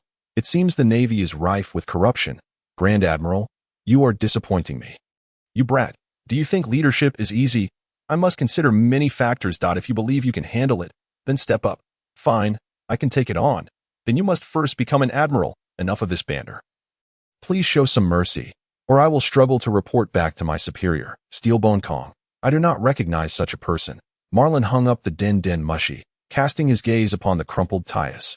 A devilish grin spreading across his face. A relative of Steelbone Kong. How amusing, a product of nepotism. I relish tormenting the likes of you, a privileged offspring, for it will attract larger prey, making my forthcoming experiences exceedingly entertaining. Do not act recklessly. Tyas screamed in terror. A vine lashed out, leaving a bloody mark across Tyas's face. Now is the time for thorough humiliation. Enjoy it well. Marlin showed no mercy. Tyas was no woman deserving of his nurturing. What he needed was not education but a lesson. From the moment he seized this territory, his fate was sealed. Adults must bear the consequences of their actions, and thus Tyas must endure Marlin's vicious beating. While Marlin himself may soon face Steelbone Kong's wrath, Tyas lay on the ground. Enduring his punishment, the female sailors trembled in fear. You may leave, if you work diligently in the future. I can pretend I did not see you today. Thank you, Rear Admiral, she replied, scurrying away. The officer could have kept her for training. Young Suddy observed the whipping of Tyas, feeling a twinge of desire to join in. I could whip him too. He has a sturdy physique and won't be killed. Young Suddy flicked her long whip, hesitating before saying, but he is a vice admiral. Are you afraid? Marlin teased her. No, I am not. But you must protect me, so I don't end up in prison and face others' whips. Smack. The long whip struck Tyas, who, amidst his agony, let out an unexpected sound of pleasure. Marlin's strikes were destructive, while young Suddy's were educational, yielding entirely different effects. Marlin furrowed his brow. This fellow is actually enjoying it. The naval soldiers returned with evidence, only to be horrified by the ghastly sight before them. Half an hour later, Tyas lay bloodied, resembling a dead pig. Groaning on the ground, he no longer reacted to the strikes of the vine. Only young Suddy's whip could elicit a sound from him. This man is thoroughly broken. A flash of golden light appeared overhead, manifesting countless points of light, revealing a figure resembling a monkey in a yellow striped outfit. Young Suddy gasped, hastily ceasing her actions. I intentionally delayed my arrival to allow Marlin to vent his frustrations. It seems he has done so quite well, the yellow ape remarked. You speak so loudly. Do you not fear he might overhear and report you to Steelbone Kong? What? He hasn't lost consciousness yet? This is troublesome, indeed. Though he spoke of trouble, his expression betrayed no concern. That monkey face only served to infuriate Marlin. Are you taking him away? Of course. Then take him, when he awakens. Remind him of the 100 million berries due his rent. If he falls short by even a single berry, I will make his head bloom. How terrifying, how terrifying. He will surely comply and deliver the money, won't he? With that, the yellow ape hoisted the bleeding Tyas and soared into the distance, presumably towards the hospital, leaving behind a bewildered group of naval soldiers. Marlin, witnessing this, ordered, 2 of you, take the evidence to the inspection department, the rest, clean up this place thoroughly. Yes. Marlin promptly dismantled 2 lofts in the backyard, instructing the sailors to dispose of the refuse and all items within the room. He then took young Suddy to the training camp to visit his long-absent comrades at the training camp. The trainees were sweating profusely while the instructors trained the new recruits. Not seeing Ein and the others, Marlin headed to the office, where he found Carp sprawled on a chair, sleeping. Vice Admiral Carp. No response. Old man, wake up. Iron fool, your grandson has become a pirate. Still no response. Marlin seized the donut from Carp's hand and began to eat it. At that moment, a steel fish struck out, aimed directly at his head. Marlin raised his hand to block it, the air exploding around them, shattering all the glass in the room instantly. Ha, you little brat. Not bad. You managed to catch my sneak attack. Isn't that to be expected? Marlin retorted. Sigh, you have a point. Sengoku asked me to discipline you, this undisciplined rascal, but I cannot seem to land a blow. Forget it. Haha. Where are my subordinates? Subordinates. Oh, Ein and the others. They took the new recruits outside for training. They have changed immensely and will surely astonish you. Marlin frowned and asked, they went out? Where to? Bullet Island. Is this their first time going out? Yes, but they have a rear admiral accompanying them, so there shouldn't be any issues. Farewell. Marlin departed the training camp with young Suddy. To Bullet Island. Grasping young Suddy, Marlin felt soft branches sprouting beneath his feet, elevating him as the branches swiftly extended into the distance. This was faster than using moonwalk. The current maximum reach of the branches was 1 mile. His urgency stemmed from the striking resemblance to the moment with Zefa. A foreboding sensation crept into his heart, and was the only other person, aside from him, who was privy to the truth behind Zephyr's demise. If she were targeted by the celestial dragons or the stars, her departure from Marineford would render her a target. One could only hope that it was mere overthinking on his part. 2 hours later, they arrived above Bullet Island, the island's shape resembling that of a bullet, hence its name. A chilling atmosphere enveloped the entire isle. Marlin flew directly toward the land. Blood flowed like rivers, and the ground was strewn with the corpses of members. This time, they had not even attempted to disguise their intentions. Their malicious intent was glaringly obvious. They sought to bury the truth of Zephyr's death in obscurity. As his observation hockey spread forth, it enveloped the entire island like a probing barrier. Without restraint, he sensed that everyone on the island felt an unsettling prickle of being watched. Someone was observing them. 2 factions stood in confrontation on the island. One faction comprised members clad in white uniforms, while the other consisted of Ein and her companions, along with some new recruits. Some of the trainees had already perished. After all, the defenders always bore the brunt of the losses. Ein was not Marlin. She could not protect everyone. Among the 9 soldiers, 3 had sustained injuries, and Reness was also in tatters, her great sword white frost, stained with blood. Dorsey, however, remained unscathed, having been shielded by the trainees within the crowd. A brigadier general stood at the forefront, his arm rendered immobile. Is communication with the headquarters still impossible?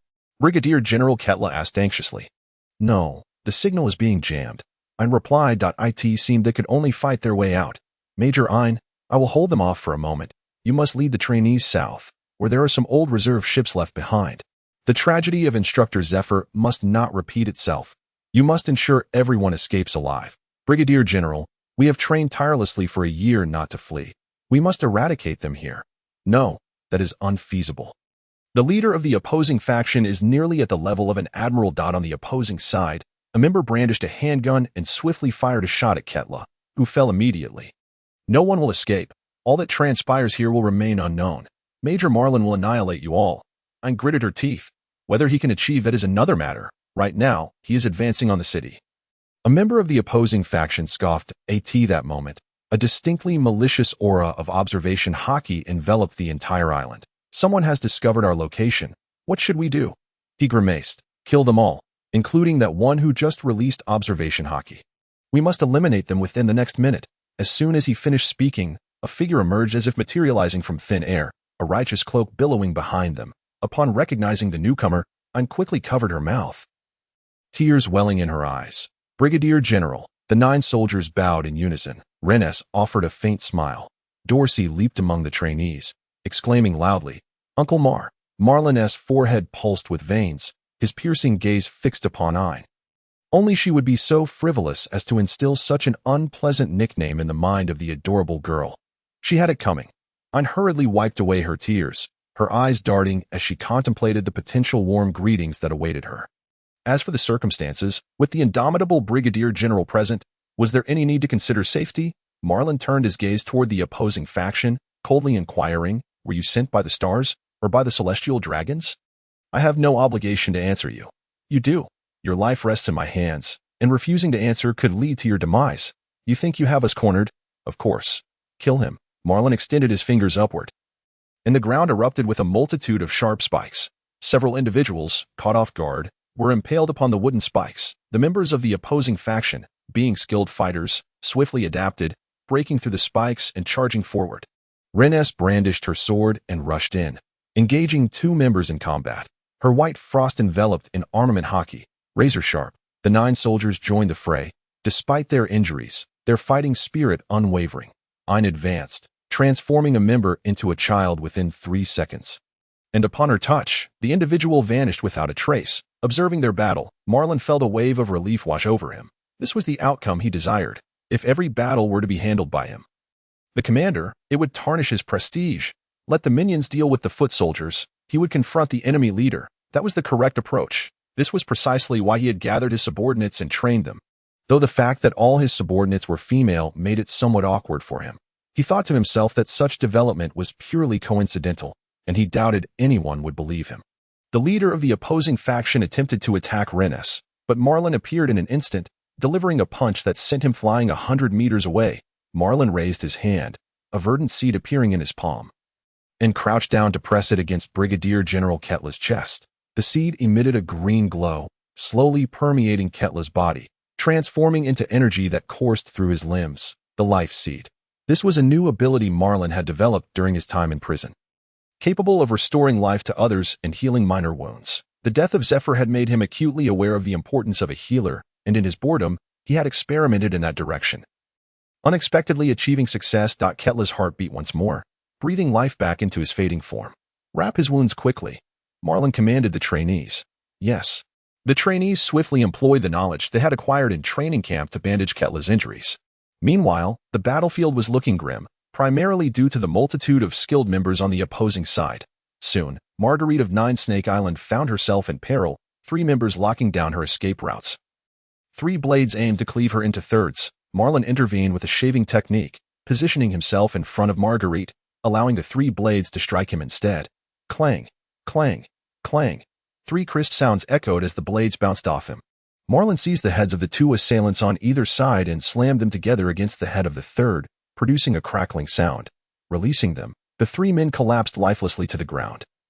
Their skulls shattered. Grateful, Marguerite rushed to aid others as a result.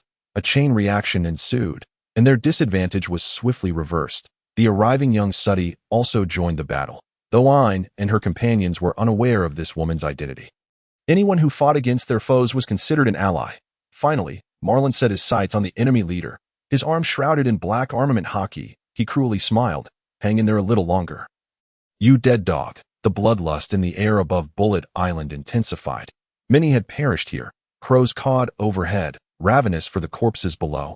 Marlin sat atop the body of a fallen member, acknowledging that although this adversary was formidable, he was no match for him.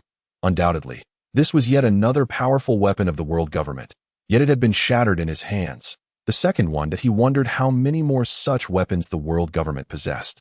He had no qualms about breaking them all, rendering the world government and the celestial dragons toothless tigers. Burble, burble. The interference lifted, and the din-din mushy finally rang. Marlin glanced at it. It was not his, but rather belonged to the corpse beneath him that he retrieved it and removed the receiver. East side. We are the stars. Where are you? Cease all actions and return immediately. Stars. This is Major Marlin. Permit me to ask you a question. A heavy murderous intent shadowed Marlin's face. Do you wish to die? Do you wish to die? An immediate silence enveloped the surroundings.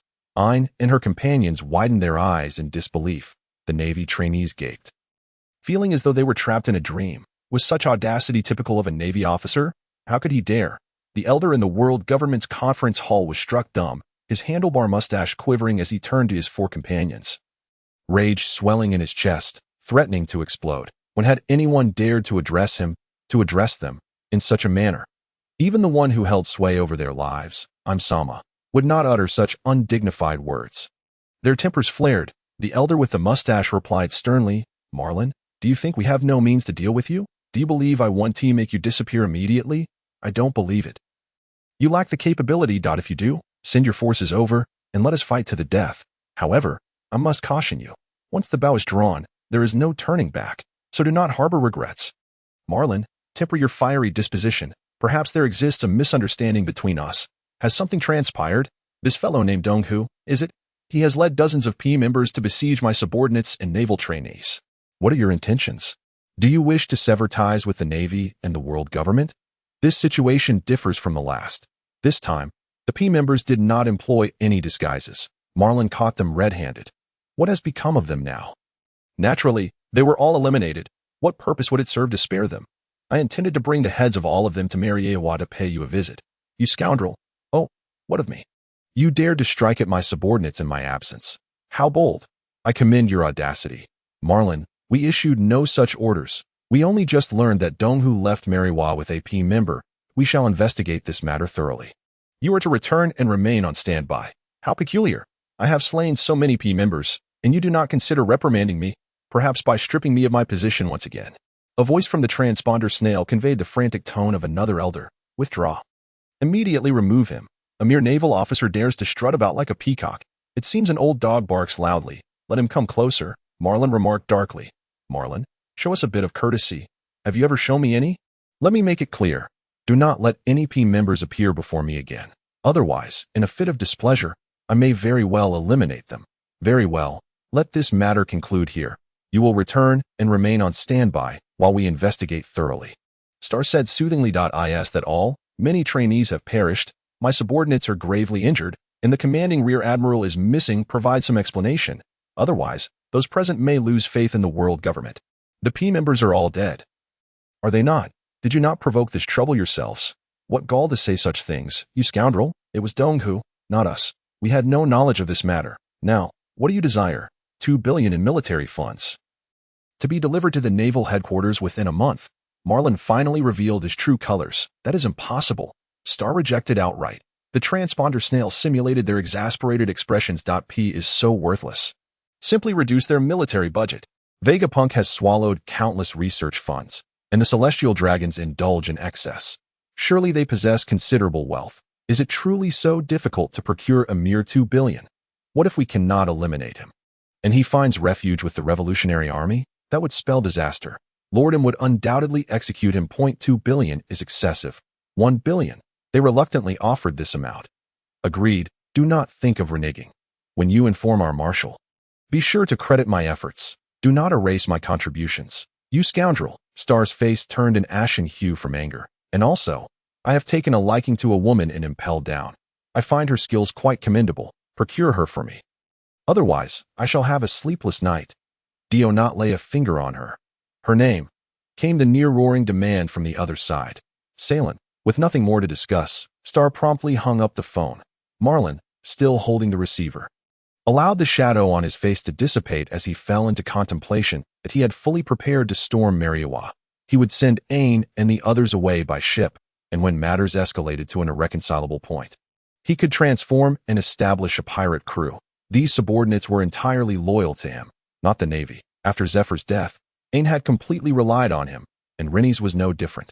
Dorsey felt no allegiance to the Navy. And the origin of Geoshire was as a pirate. It was a simple affair. With a flag, he could venture into the New World. Yet, if he could remain in the Navy, that would be best. He was far more familiar with this environment, and his relationships were established here. No1 relished the idea of frequently changing jobs. Why had he so provocatively challenged Star, only to have Star choose to swallow his anger? From the dialogue, it was evident that the old fellow was not the mastermind behind the P's attack on Ain and the others. Then why were they still so accommodating, even agreeing to such an exorbitant compensation of 1 billion? Had they discovered something unique about him? Rear Admiral, Ain called out. Marlin snapped back to reality, casting her a displeased glance. Have you lost your senses? Why shout so loudly? Who is Salen? Ain demanded. A future comrade. That is all. Marlin understood, a smile creeping onto his lips. Should you feel envious, I could indulge you tonight. Get lost. Enough of this nonsense. Ain, report this situation to headquarters. The others are responsible for burying the bodies. Thus, under the guidance of a few, the trainees buried all the corpses in the field. Upon seeing the bodies of their comrades, they could not help but feel a profound sorrow. Rear Admiral Ketla clung to life, his upper body swathed in bandages. He looked at Marlin, who approached, and said, I often hear Ain and the others speak your name. I've always wondered what sort of person you are, now that we've met. It seems you are indeed a person of extraordinary caliber. Are you a subordinate of Vice Admiral Garp? I don't recall having seen you before. Did I serve under Admiral Kazan? I was previously a Commodore. And after my promotion, I was reassigned by Vice Admiral Garp as a training officer. It is indeed absurd for a Vice Admiral to reassign personnel from an Admiral. Only Garp could do such a thing. As Kazan was once Garp's subordinate, how did you encounter them? We arrived first. They followed after. Like wild dogs sensing blood, they must have come specifically targeting us. This was a premeditated ambush. If Star was not the instigator, then it must be the Celestial Dragons causing the trouble, which Celestial Dragon, however, still requires investigation. How shall we investigate? Marlin had his own channels. Before long, the bodies were dealt with. But the Navy's ship had been destroyed, leaving only a small boat to the south, insufficient for so many. Marlin conjured a wooden ship from thin air, allowing everyone to embark on the journey back to Marineford. The trainees, having experienced the brink of death, became taciturn. Rear Admiral Ketla was deeply remorseful for not protecting the trainees adequately. Marlin understood that this incident was likely due to his actions, which led to Ain and the others being attacked, resulting in the tragic slaughter of the trainees. Knowing the truth behind Zephyr's demise, and considering Ain was his subordinate, the others were merely collateral damage. Thus, he was consumed with rage, even preparing to assault Mariawa. If Star were to provoke further, the situation would inevitably escalate to an irreparable state. It seemed prudent to keep his people close, ensuring that others would not be embroiled in his affairs, allowing him to act with impunity. Ain, our residence has been occupied. Why did you not inform me sooner? On the return journey, noticing the somber mood among the group, Marlin sought to lighten the atmosphere. There was no need. As long as you return, it will surely be resolved, Ain replied. You do place great trust in me. After all, that fellow is a Vice Admiral. Since you are already aware, it shall surely be resolved. Yes? Haha. You truly are remarkable. This beautiful lady has been here for quite some time. Do you not intend to introduce her? Ain said, exasperated. Her name is Little Suddy. I met her in prison. She excels in whip techniques. From now on, any unruly pirates can be entrusted to her. Listening to Marlin's introduction, Little Suddy tightened her grip on the whip and greeted everyone. Ain shot Marlin a disapproving glance. He only introduced Little Suddy and neglected to introduce herself and the others, truly thoughtless. Reluctantly, she assumed the role of caretaker, introducing Little Suddy to Marlin's former subordinates. They were all of similar age and quickly became acquainted by the time the ship reached Marineford. They had formed a strong bond. At the dock, a naval officer had been waiting for a long time. Upon seeing Marlin and the others disembark, he promptly approached and said, "Rear Admiral Marlin, the Marshal requests your presence." Marlin instructed his subordinates, "Return home and await my arrival. There is no need to return to the training camp, as new orders will be issued shortly. Do not wander off." Upon entering the Marshal's office, I discovered not only Sengoku, but also Carp present. Remarkably, Carp was not indulging in his usual donuts and bore a more solemn expression. "That brat Marlin. While Ktra has reported certain matters to me, I am certain he lacks your clarity. Who is truly behind this? It is the celestial dragons." Both Carp and Sengoku's countenances shifted slightly. "I suspect it is related to the previous incident involving Zefa Sensei. The only ones privy to the truth of Zefa's demise are myself and Nine. Perhaps someone wishes for us both to vanish from this world." Sengoku, with a serious demeanor, pondered for a while before stating, "No, perhaps there is no direct correlation to the previous incident. The celestial dragon's attitude towards you has undergone a drastic transformation over the past year. Even when I informed them of your reassignment back to headquarters, they readily consented. Clearly, they are not the instigators of this attack. Thus, the motive behind this operation should not be linked to the Zephyr incident. What could it be? A massacre of Navy recruits? There must be another purpose." Marlin shrugged. "It seems the Marshal is not as wise as he claims. You little brat, did you not also fail to deduce it?" Sengoku retorted, his frustration evident as he nearly slammed the table. Carp, meanwhile, rummaged through his nose and remarked, "Before this kid arrived, did you not say you were willing to call him father? Why have you stopped now?" Marlin's eyes widened in astonishment. "Is that so? Well, he wouldn't mind having another son in his 60s or 70s. Be quiet." Sengoku roared at Carp, spittle flying from his mouth. Carp promptly shielded his donuts, fearful of being splattered with the unsavory droplets. Ahem, Sengoku cleared his throat. "The celestial dragons have notified me that you have secured 100 billion in military funds for the Navy. I sincerely thank you. From the depths of my ancestors' gratitude. What kind of reward do you desire? Promote me to Rear Admiral," Marlin replied directly. "That is impossible. It would amount to purchasing a military rank with money, tarnishing the Navy's image. Then how did Tai ascend to Rear Admiral? He accomplished numerous minor tasks, accumulating enough merit to meet the threshold for promotion. Surely someone assisted him with those tasks," Marlin retorted. "Weak Rear Admirals would have perished long ago on missions. How could they hope to advance? Let us discuss your matters." Sengoku redirected the conversation. "Then grant me the position of inspector. The Navy harbors many tumors. I wish to enact justice and root them out one by one." Both Sengoku and Carp were taken aback. It was not merely a matter of whether a position could be granted. The role of inspector had always been a superficial one, with no one genuinely conducting thorough investigations of other Navy personnel. Typically, it was a retired officer enjoying a leisurely post, should someone take the matter too seriously. It would offend many. "Are you not afraid of making enemies?" Sengoku inquired. "Oh, you believe I am afraid," Marlin countered. "Pahaha." Carp burst into laughter. "This kid fears nothing. So why would he fear anything else?" Sengoku rubbed his forehead and said, "Very well, from today onward, you are appointed as the Rear Admiral Inspector, endowed with the authority to investigate all Navy personnel below the rank of Rear Admiral. For those who severely violate Navy regulations, you may apprehend them on the spot, and if they resist arrest, you may use lethal force. Though the power is substantial, I still hope you handle matters with some level of composure. If it involves a Rear Admiral, I expect you to contact me promptly." "Agreed, agreed. May I take my leave now?" "Wait.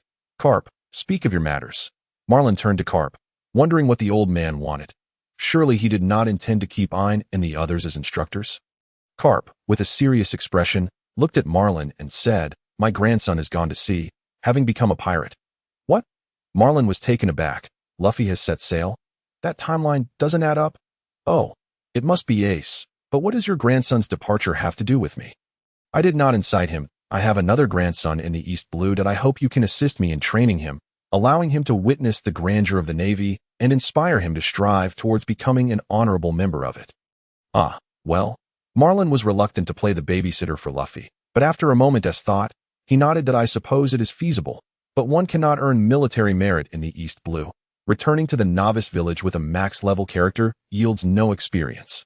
To appease Marlin, Sengoku devised a plan, stating, "Upon concluding your journey in the East Blue, You may freely inspect the other 3 Cs, even every corner of the Grand Line. There are countless opportunities to accrue merit. Others do not enjoy such privileges. Very well, I shall go. Marlin acquiesced. With that, Marlin left, returning to his home. A row of girls sat in the courtyard, engaged in idle chatter, and the scenery was quite pleasant. Fortunately, Marlin was not a lecherous old man. He was a gentleman. Marlin retrieved a long sword in a wooden box from his room and approached the girls. Our next destination is the East Blue. The mission is quite simple. Consider it a vacation. Are we not bringing along ordinary Navy soldiers? Uninquired. No need. It's merely a trip. What purpose would outsiders serve? Garcia is stationed near Gaia Island with our subordinates. He expressed a strong desire to battle the seas alongside you. Rear Admiral, let us wait. The timing is not yet right. We will contact him upon our return from the novice village. Here, I found a toy while impelled down. You lack a suitable sword, so take this to play with. Marlin gifted Ein with Shiryu's sword. Upon receiving the weapon, Ein's face radiated joy. Not only was she a devil fruit user, but also a master swordswoman. I also possess a devil fruit that I lack a guidebook, so I cannot discern its merits. Renice and Dorsey, which of you two will consume it? Dorsey twitched her ears, her small face filled with reluctance. Must I eat it? Why not? Consuming it will allow you to grow stronger quickly. Marlin was perplexed. Is there truly anyone who does not wish to become stronger? Woo, I can transform into a white lion. I do not want to eat the fruit. Ein said that eating the fruit is akin to consuming excrement. I shall not eat it. Dorsey shook her head vigorously. Marlin shot a glance at Ein. I did not realize you were familiar with the taste of excrement. It seems you possess a penchant unknown to us. Ein, infuriated, kicked Marlin's leg, then hopped about, clutching her foot, much to the amusement of all present. Dorsey's ability to transform into a white lion likely stemmed from the unique capabilities of her fur tribe, the Moon Lion transformation. Marlin was eager to witness her transformation and compare its beauty to that of Gallet. However, such transformations were not easily executed. Handing the fruit to Renice, he remarked, "This should not be the incurable dog fruit. Will you eat it?" As one of his earliest subordinates, Marlin would certainly take special care of them. Renice hesitated for a moment before taking a hearty bite of the fruit. Instantly, her beautiful and valiant face turned purple, her eyes rolling back. It was utterly unseemly.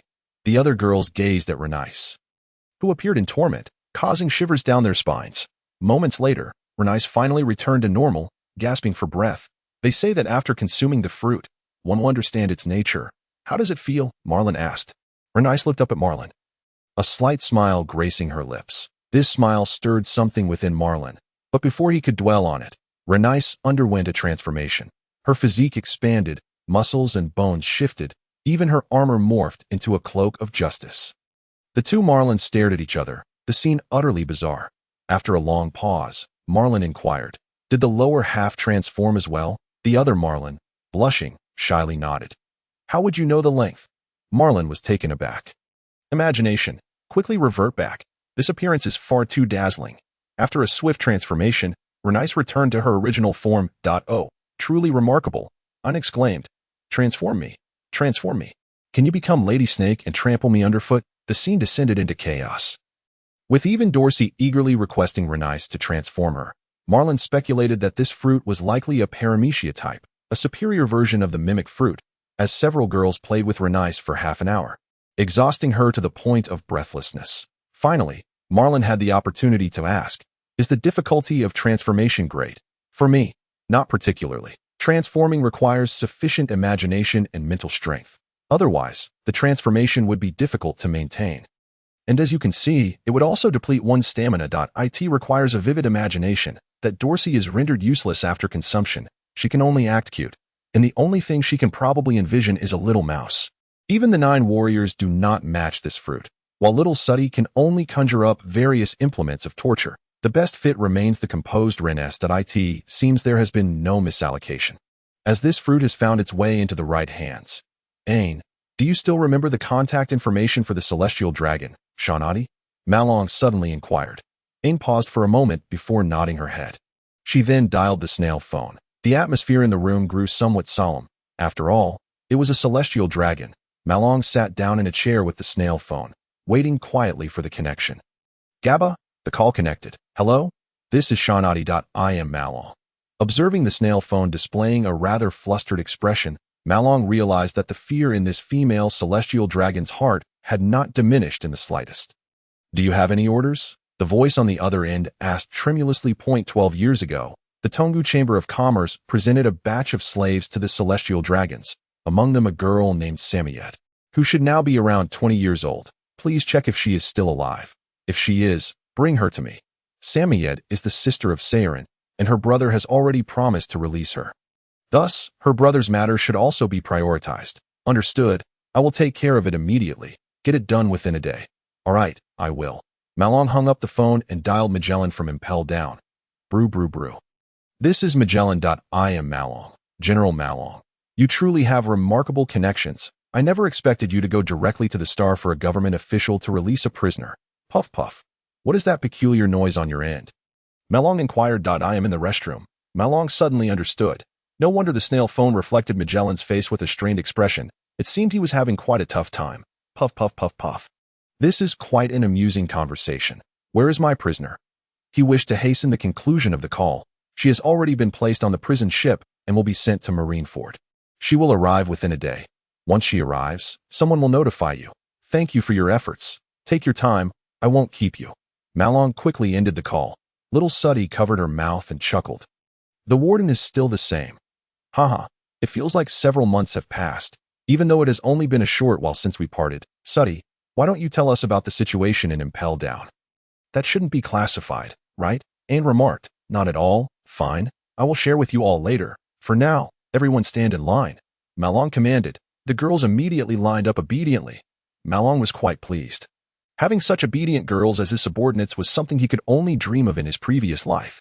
"Now, let me see the results of your training over the past year. Those who lag behind will face punishment. That a year ago, only the 9 warriors could utilize armament hockey. However, in terms of overall strength, Ain was the strongest, as her fruit was somewhat ferocious. Yet, Rennes showed great potential and might surpass them within a year." The girls stepped forward to demonstrate their mastery of the 6 powers and their level of hockey.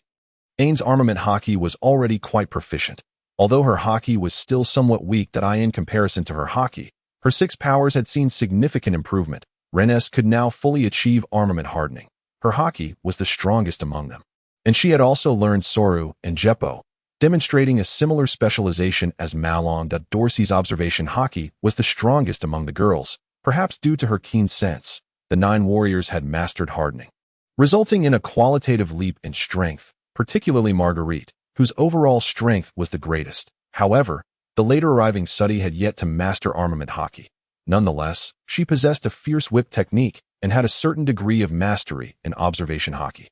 Thus not falling behind, Malong was quite satisfied. It seemed his decision to send them to Cap for training had been exceedingly wise, and Cap had not held back, likely having trained them personally. It is worth noting that Cap had transformed that little waste, KB, into an elite in the Navy in just 2 short years, even attaining the rank of colonel. Quite absurd, he summarized that, at present.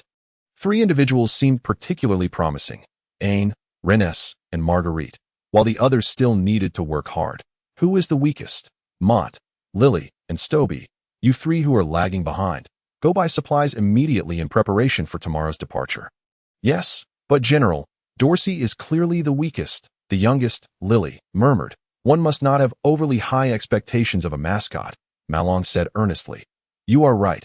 Lily saluted and left with the other 2. Ain spread out a map and began studying the course. Malong's ship lacked a navigator and a ship's doctor. However, with Malong having developed the life seed skill, he could be considered a half-doctor AS for a navigator. Such a role was unnecessary, while others feared the harsh weather at sea. Malong had no such concerns. This journey to the East Sea might not conclude swiftly, so everyone prepared their clothing and toiletries. Malong asked Ain to buy supplies for him, and seeing that he was footing the bill, Ain reluctantly agreed. In the evening, the celestial dragon, Shanati, called a master. I have acquired that slave.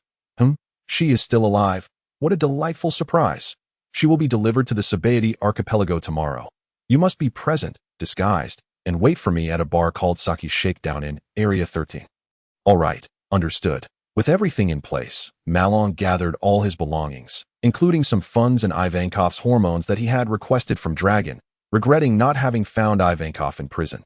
The next day, Malong awaited the prison ship at the port of Marineford and received Seirin.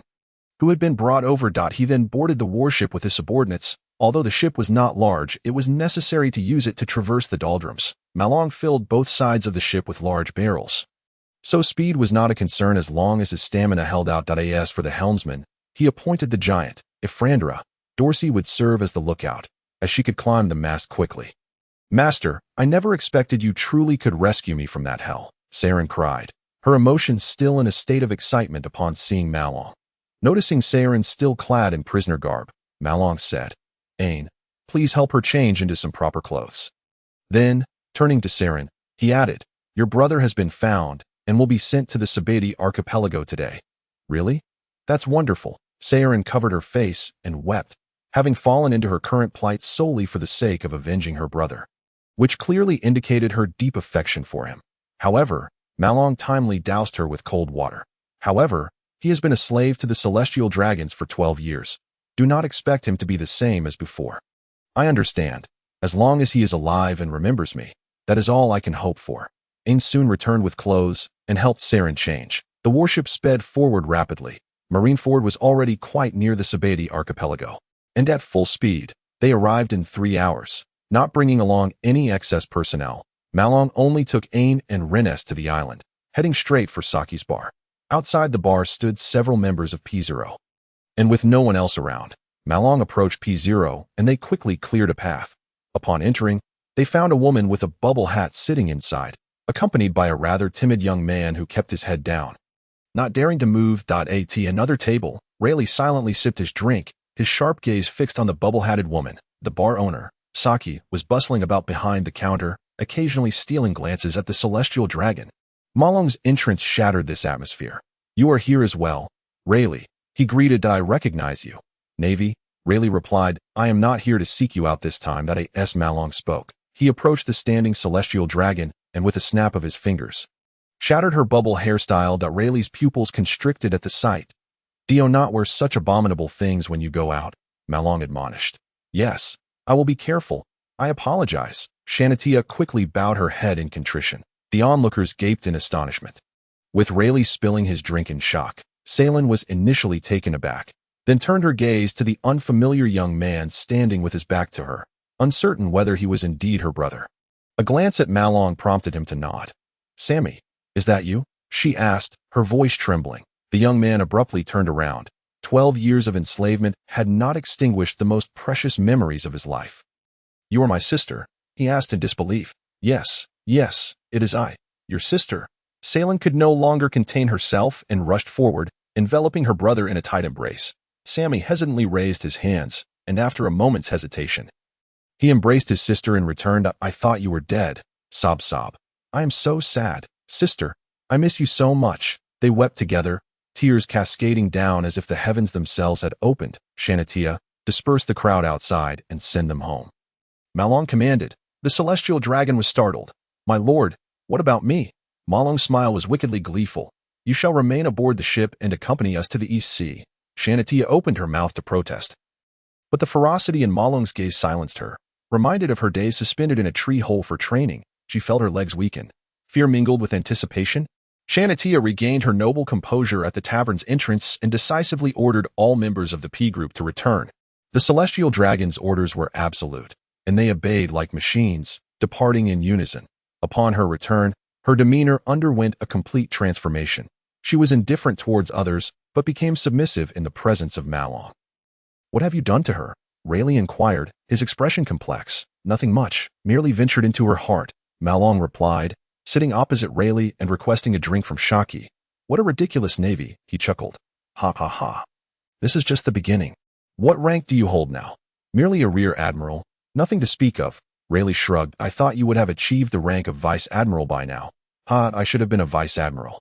But an unforeseen incident occurred along the way. Do not gloat. Old man, allow me to share an intriguing piece of information."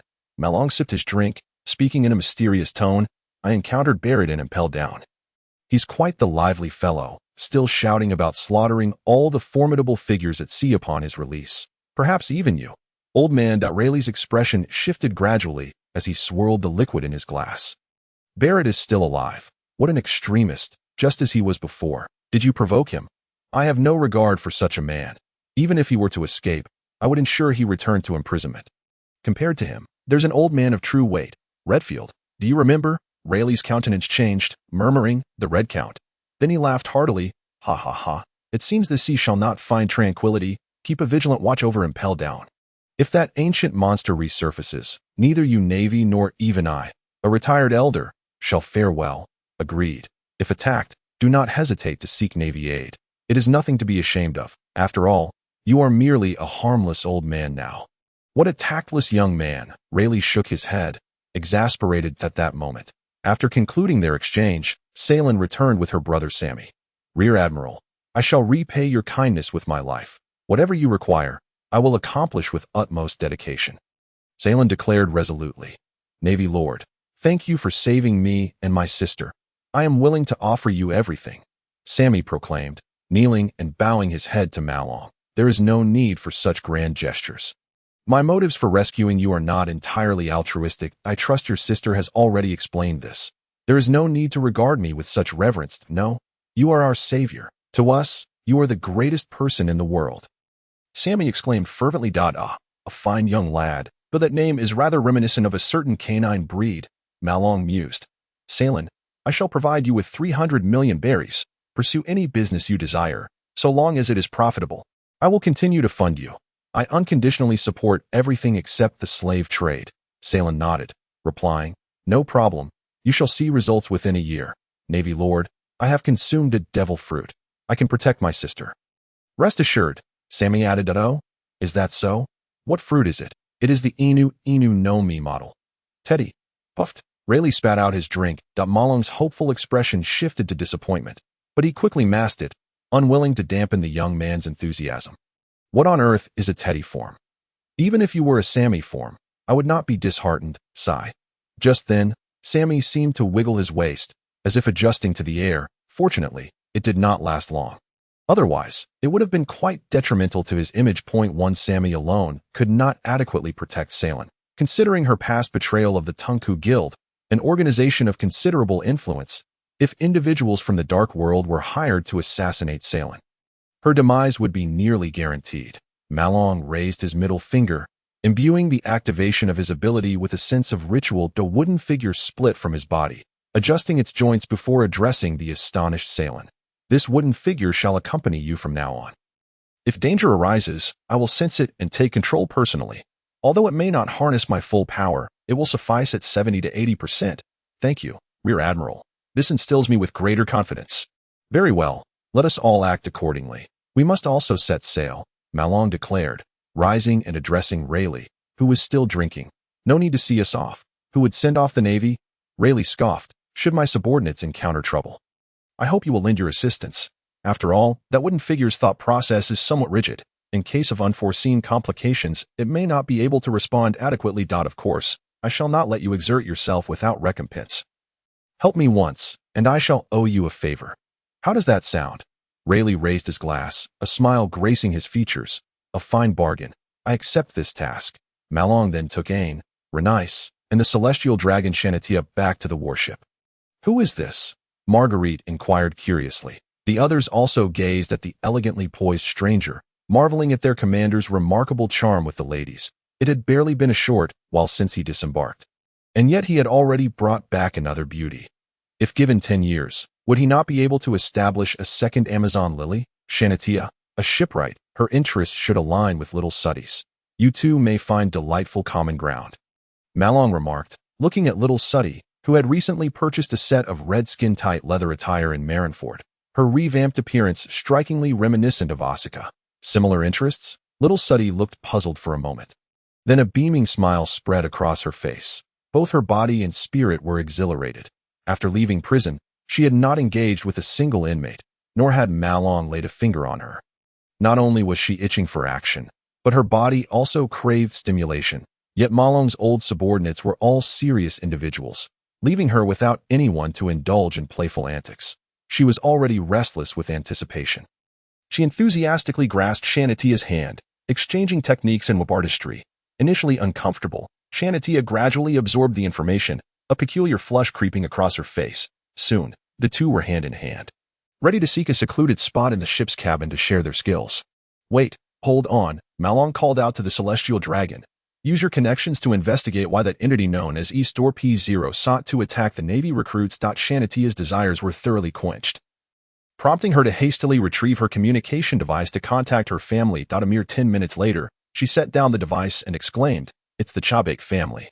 Their elderly patriarch is nearing death and seeks to capture someone to prolong his life." The celestial dragon Chabak family. In an instant, Marlin comprehended their intentions. They aimed to capture Ein. For the power of the reversal fruit can indeed allow one to regress by 12 years, granting a genuine capacity for life extension. Well then, your involvement is no longer necessary. Dismissing Shanatia, Marlin turned his gaze towards Ein.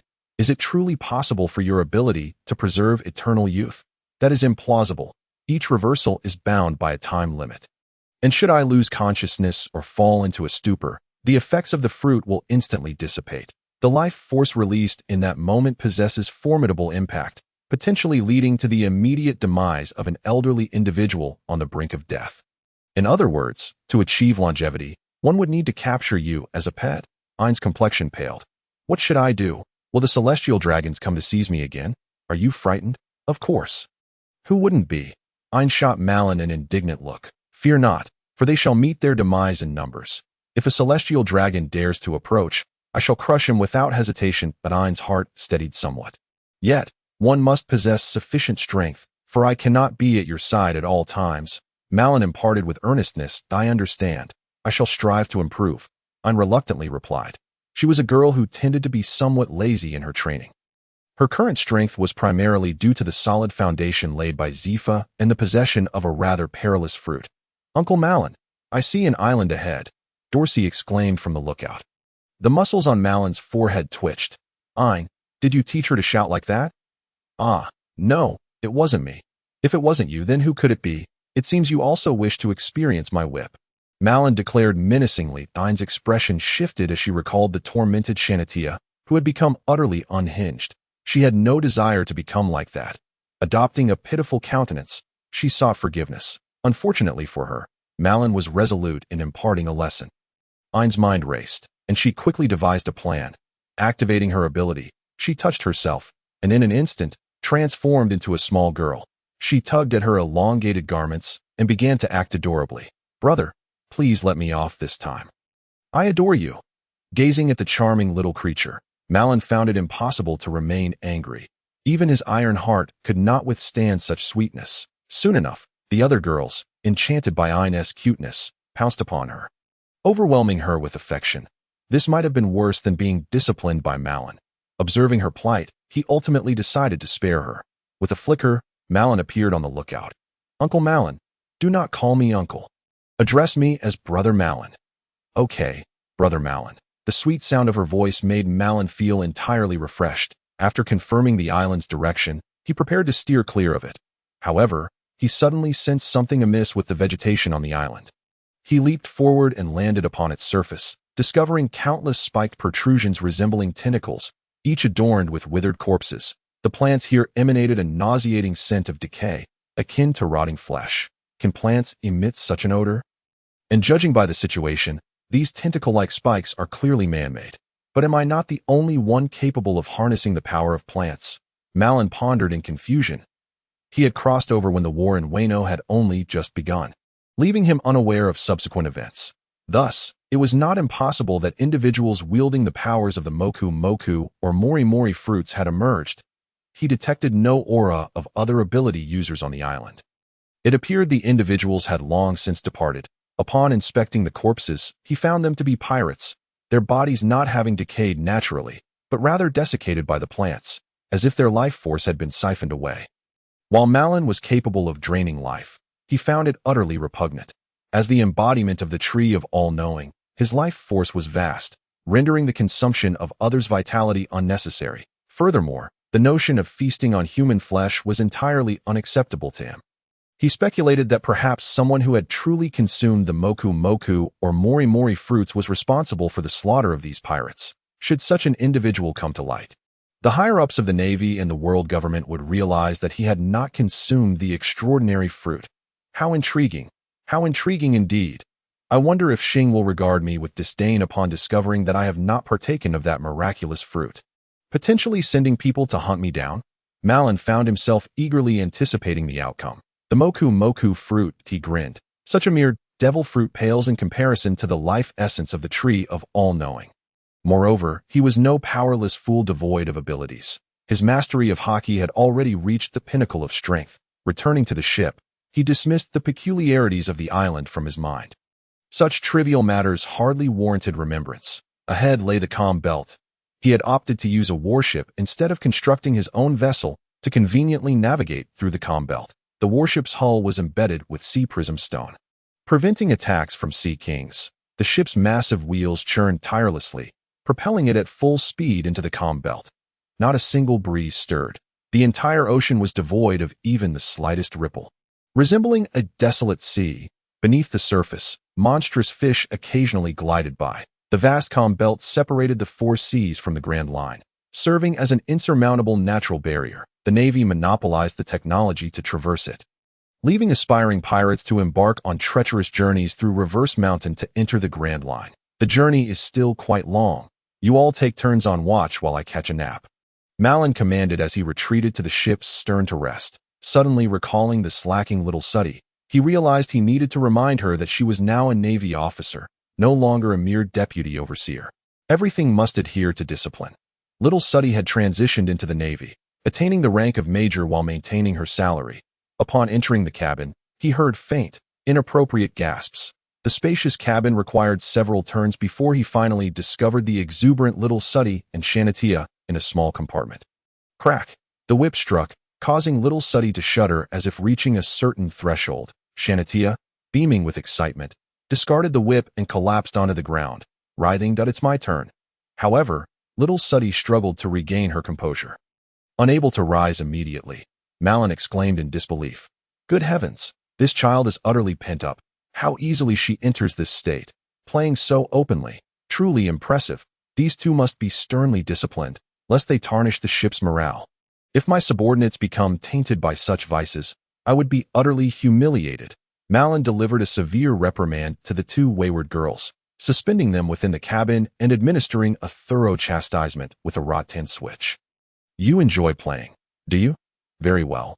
Let us see you both play to your heart's content." The scene was too distressing to behold. Fearing he might witness irreparable events, he exited, leaving the rattan switch to manage itself. Within the cabin, only gasps and the sound of the switch striking flesh remained. Marlin organized his subordinates into 3 shifts for watch duty. Ein, Rennies, Dorsey, and the giant beauty of Frandra formed one group. The remaining female warriors from Daughter Island constituted another, while the duo from the cabin formed the last. The distribution was rather uneven. Since the two had been enjoying themselves so thoroughly, he decided to keep them together to avoid corrupting the other girls. Thus, they traversed the calm belt without incident. A gentle breeze finally graced them. Marlin realized they had arrived in the East Blue. "I feel so much more relaxed," Margaret stretched, revealing her perfect curves. "The East Blue is rather weak. There are no formidable pirates or particularly strong Navy forces here," Marlin remarked. How vast the world is, it dawned on her that she had previously been woefully ignorant. She once believed Daughter Island to be expansive, only to realize now that it was but a minuscule speck in the grand scheme of things. That it seems she has become somewhat nostalgic about her past experiences. When one begins to question their history repetitively, the desire to return to such a life diminishes. This is a positive development. In a few years, Malone will undoubtedly have the confidence to keep them entirely under his command. As for the so-called Daughter Island and the Lady of the Serpents, they can all go to hell. "Major General, have some water." Lily brought a glass of water to Malone and casually sat beside him, leaning in a way that suggested closeness. Both Lily and Monty stood at a modest height of 1.60 meters, which appeared somewhat petite in this world. They bore round faces, exuding youthful exuberance due to their age. Cough, cough. Malone masked his embarrassment and asked, "Are you still pining after men?" "Not at all. It's merely the Major General I can't forget," Lily replied, her face flushed with shyness. "That won't do. I, Malone, am a person of great stature. How could I be easily won over by anyone? Do not attempt to undermine my resolve." Malone firmly rejected the notion. Though he outwardly declined, inwardly he thought, "Come closer. Just a little closer." However, Lily, oblivious to his inner turmoil, puffed her cheeks and left that, "Oh dear, you're being insufferable. pretending to be aloof, Malone thought to himself, wishing he could slap his own face in frustration. Who cooked today? He inquired. It's Shanatea's turn, Lily replied. Malone nodded. Suddenly his eyes widened. Shanatea? That celestial dragon? She can cook? Malone had only allowed her on board for the convenience of utilizing the celestial dragon's resources, never considering her as a potential laborer. Yet, unexpectedly, after a few days, this celestial dragon had seamlessly integrated with his subordinates, particularly with little Suddy, to the point of becoming nearly inseparable. Perhaps this was why Ein had included her in the roster. And today she was tasked with cooking. During lunch, a pitch-black roasted fish was served. For the entire afternoon, everyone felt as if they had suffered from food poisoning. A sparrow descended, only to be caught by Dorsey, who flapped it about, and within minutes, it was consumed by little white. Is that how it's done? Ein exclaimed in shock. Dorsey nodded. Yes, even a rat can be devoured that way. Upon hearing this, everyone felt even more nauseous. Bang! A cannonball struck the adjacent sea. Malone looked up to see a large fleet of pirates just 200 meters away. What on earth is our lookout doing? How could they be so negligent? The lookout is busy eating sparrows, Ein retorted. This is absurd. Malone made his way to the bow of the ship, witnessing several more cannonballs being fired in their direction. Reness leaped into the air, unleashing streams of sword energy that detonated the cannonballs mid-flight. With her striking grace, she resembled the fierce warrior she was when she first shattered naval artillery, her landing equally captivating. Bang! Reness collapsed onto the deck. Seemingly having a bitter aftertaste, it appeared that the effects of the dark cuisine had not yet faded. The pirate ship surrounded them, and the leader, clad in resplendent golden armor, approached, declaring, "Seize this warship and prepare for our assault on the Grand Line." Malone, sitting at the bow, regarded him with indifference and coldly replied, "And who might you be, little insect?" We're the pirates of the East Blue, not insects. Moreover, this fool dared to attack a warship, utterly oblivious to his own insignificance. I am the East Blue's overlord, Captain Creek. I shall conquer the Grand Line, he bellowed. Hand over your ship at once, or face annihilation, the golden-clad figure shouted. Malone recalled the name Creek, who proclaimed himself the overlord of the East Blue. Due to the passage of time, he had nearly forgotten such minor figures that he looked down upon him, his gaze filled with contempt, thinking that mere golden armor could elevate him to greatness. Let us not be hasty. There's no need for hostility, brother, Malone shrugged. Ha ha ha, he is scared. One of Creek's subordinates laughed heartily. Thousands of pirates erupted in raucous laughter. Malone sighed and said, having just arrived in the East Blue, I truly wish to avoid unnecessary bloodshed. But considering your overwhelming numbers, capturing you all is simply impractical. As for letting you escape, that is out of the question. Therefore, I must regrettably eliminate you all. What a colossal sin it would be. Creek's expression darkened as he commanded, Akin, kill him. The demon Akin leaped forward, appearing directly above Malone in an instant. Malone looked up, smiling at him. Not bad. You possess some skill. Bang! A faint shockwave reverberated through the air. Akin plunged headfirst into the ocean, his fate unknown. Grasping Akin's staff, Malone coated it with hockey and, with a flick, sent it soaring at supersonic speed, piercing the wooden ship and vanishing into the depths. Captain Creek's head exploded in a shower of blood, his body swaying before collapsing heavily to the ground.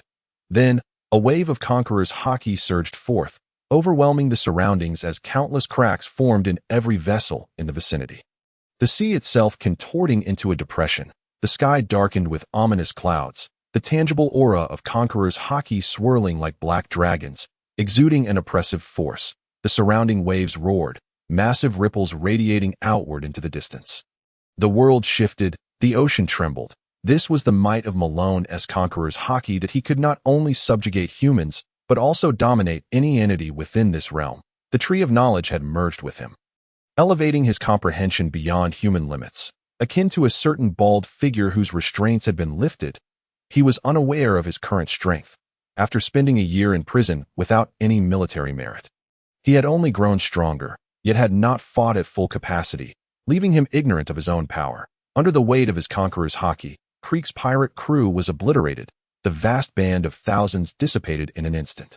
The sea lay in disarray, shattered ships cast far by the waves, and the bodies of pirates fell into the depths, while those fortunate enough to survive could only lie upon the wreckage, awaiting their demise. Malone unleashed his conqueror's hockey with the intent of destruction, for Creek had been too arrogant to attack a warship. He had resolved from the outset to deliver a fatal blow. Does the number of lives taken matter? Whether Creek commanded a few thousand or tens of thousands, any assault on a warship would result in their total slaughter, with no strength and such reckless arrogance. If he does not perish, who will? The warship continued onward, breaking through the wreckage and sailing into the distance. The surface of the sea rippled as a kin emerged, clinging to a piece of wood. Watching the warship fade away, a chill running through him. Deviled, he was fortunate to be alive, yet the thought of revenge was utterly foreign to him. Trembling with fear, he paddled away on the wood, seeking refuge in the distance. The four seas were far broader than the Grand Line. In the expanse of ocean, there were hardly any islands that a sailor unfamiliar with these waters would surely become lost, unable to find their way back. Fortunately, ferocious fish were not in abundance. After a week of sailing, land finally came into view. That is the kingdom of Goya, I announced. Let us dock and inquire about the location of Windmill Village. Malone suggested. Are we not going to consult with the king? No. I have no interest in meeting the nobility of such a small place that in truth, there was no need for inquiries. Following the coastline would suffice. As the level of prosperity indicated by the coastal structures made it easy to locate Windmill Village at the edge of the island, Malone and his group of enchanting women disembarked at a village dock. The sight was undoubtedly eye-catching. One man surrounded by several women, a spectacle that would draw attention in any world. Upon arriving at Machino's tavern, they found patrons indulging in drink and meat. The crowd was not large, and Luffy was nowhere to be seen. As the Navy entered, conversation ceased abruptly, and all eyes turned toward them, devoid of either joy or malice. I've been sent by Carp to check on his grandson. Where is Luffy? Malone directly inquired of the tavern owner. Machino did. Oh, Mr. Carp sent you? Welcome. Luffy hasn't been here today. I believe he's up in the mountains, Machino replied with a smile, upon hearing that he was Carp's associate. The patrons of the tavern relaxed. Have everyone dine here. Are you going alone? One person is sufficient. It's not as if we are going to catch mice. Marlin departed from the tavern, leisurely ascending the mountain. Shortly after his ascent, he encountered a band of mountain bandits who obstructed his path. Ignoring them entirely, he unleashed a slight hint of his conqueror's hockey, causing all the bandits to collapse to the ground. A bear's roar echoed from the mountain, accompanied by the fervent cries of rubber, rubber. Marlin swiftly soared upward, where he beheld Luffy engaged in a fierce battle with a massive bear. Crack! He seized Luffy's outstretched wrist.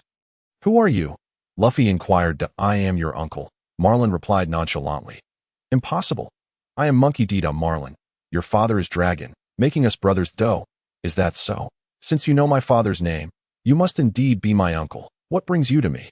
Luffy, appearing somewhat foolish, accepted this claim without question.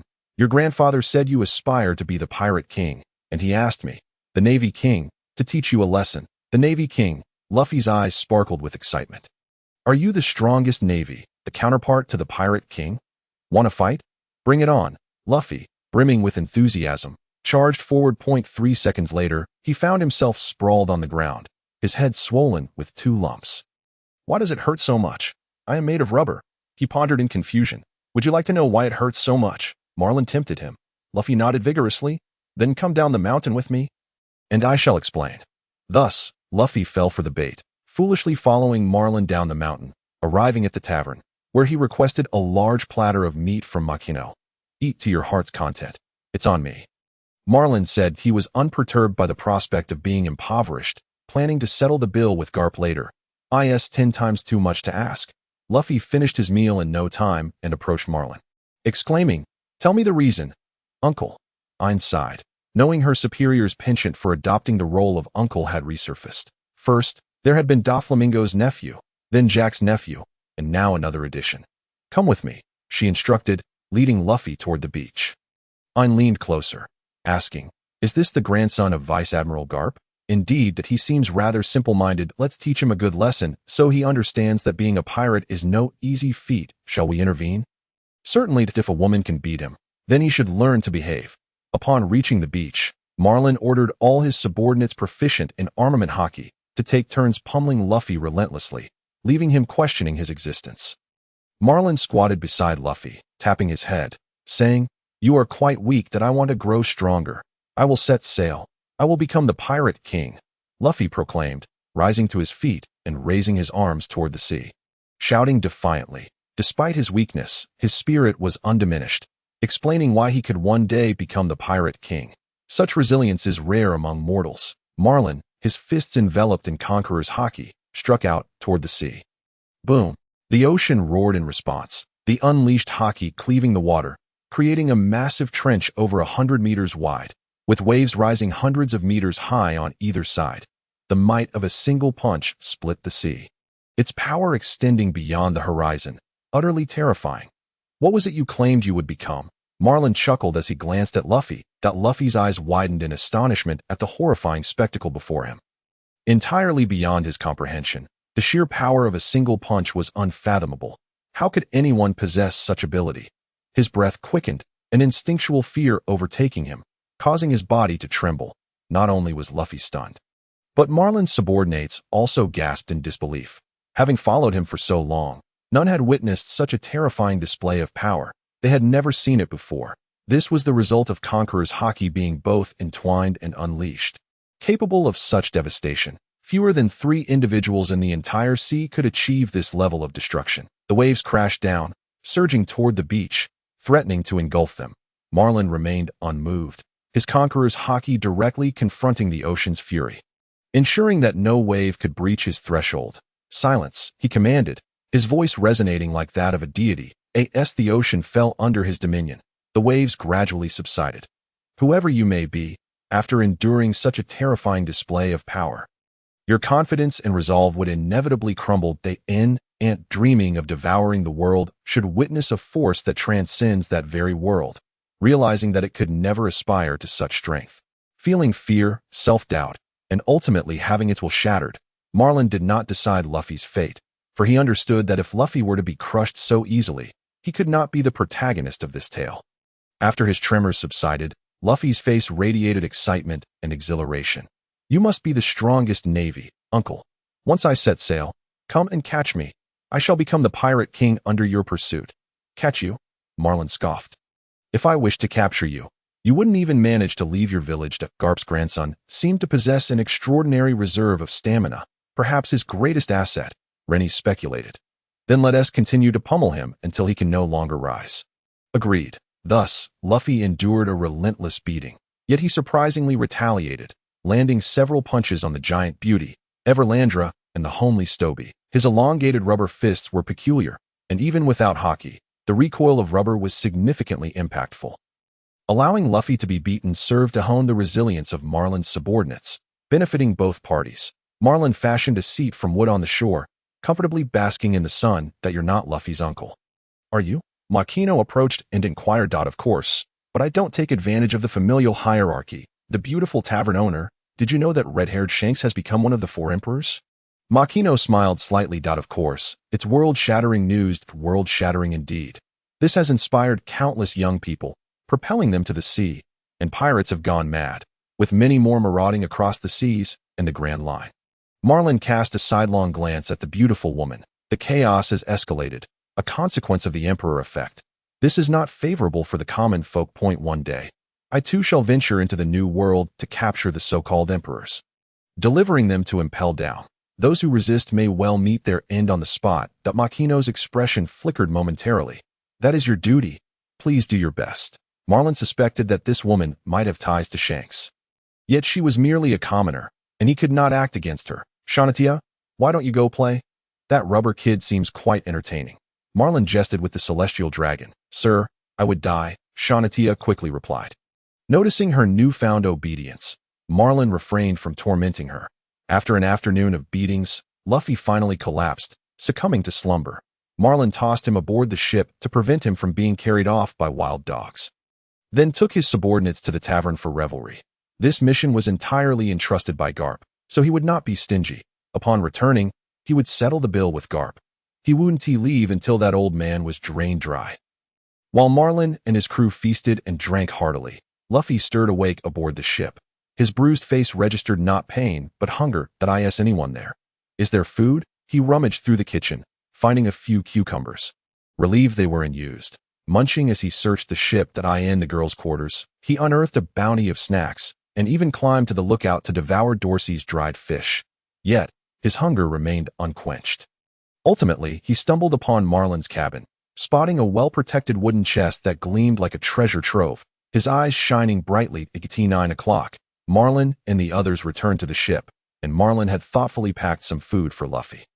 Not seeing Luffy on deck, he used his observation haki to locate him in his room. Have we been robbed? My underwear has been rummaged through.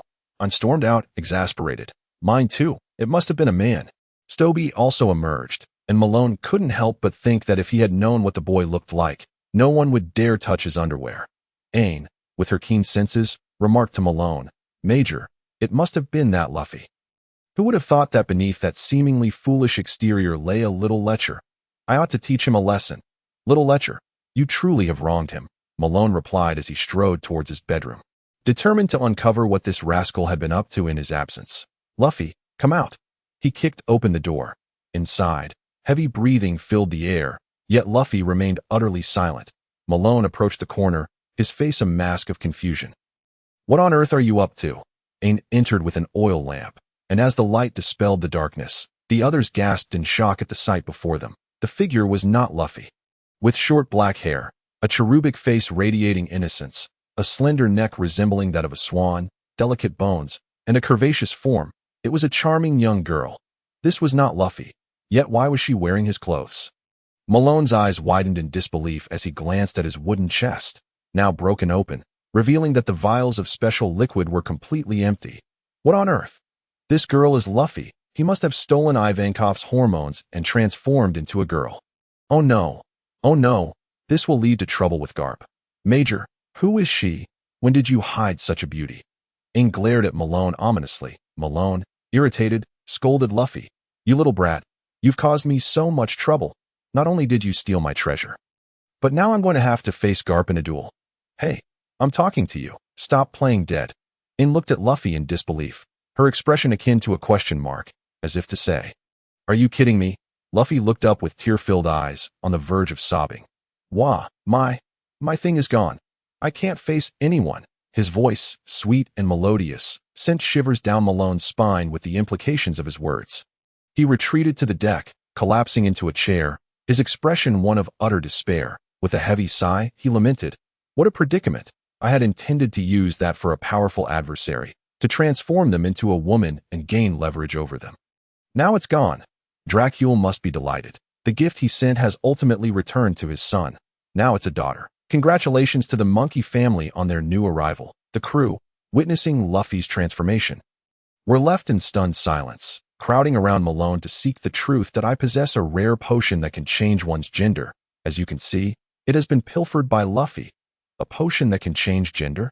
Such a miraculous thing exists. The crew exclaimed in astonishment. Aine's eyes widened as she queried, "Major, you aren't also a man turned woman, are you?" Malone promptly delivered a smack to her head, asserting, "With my robust masculine presence. How could a woman impersonate me? What do we do now?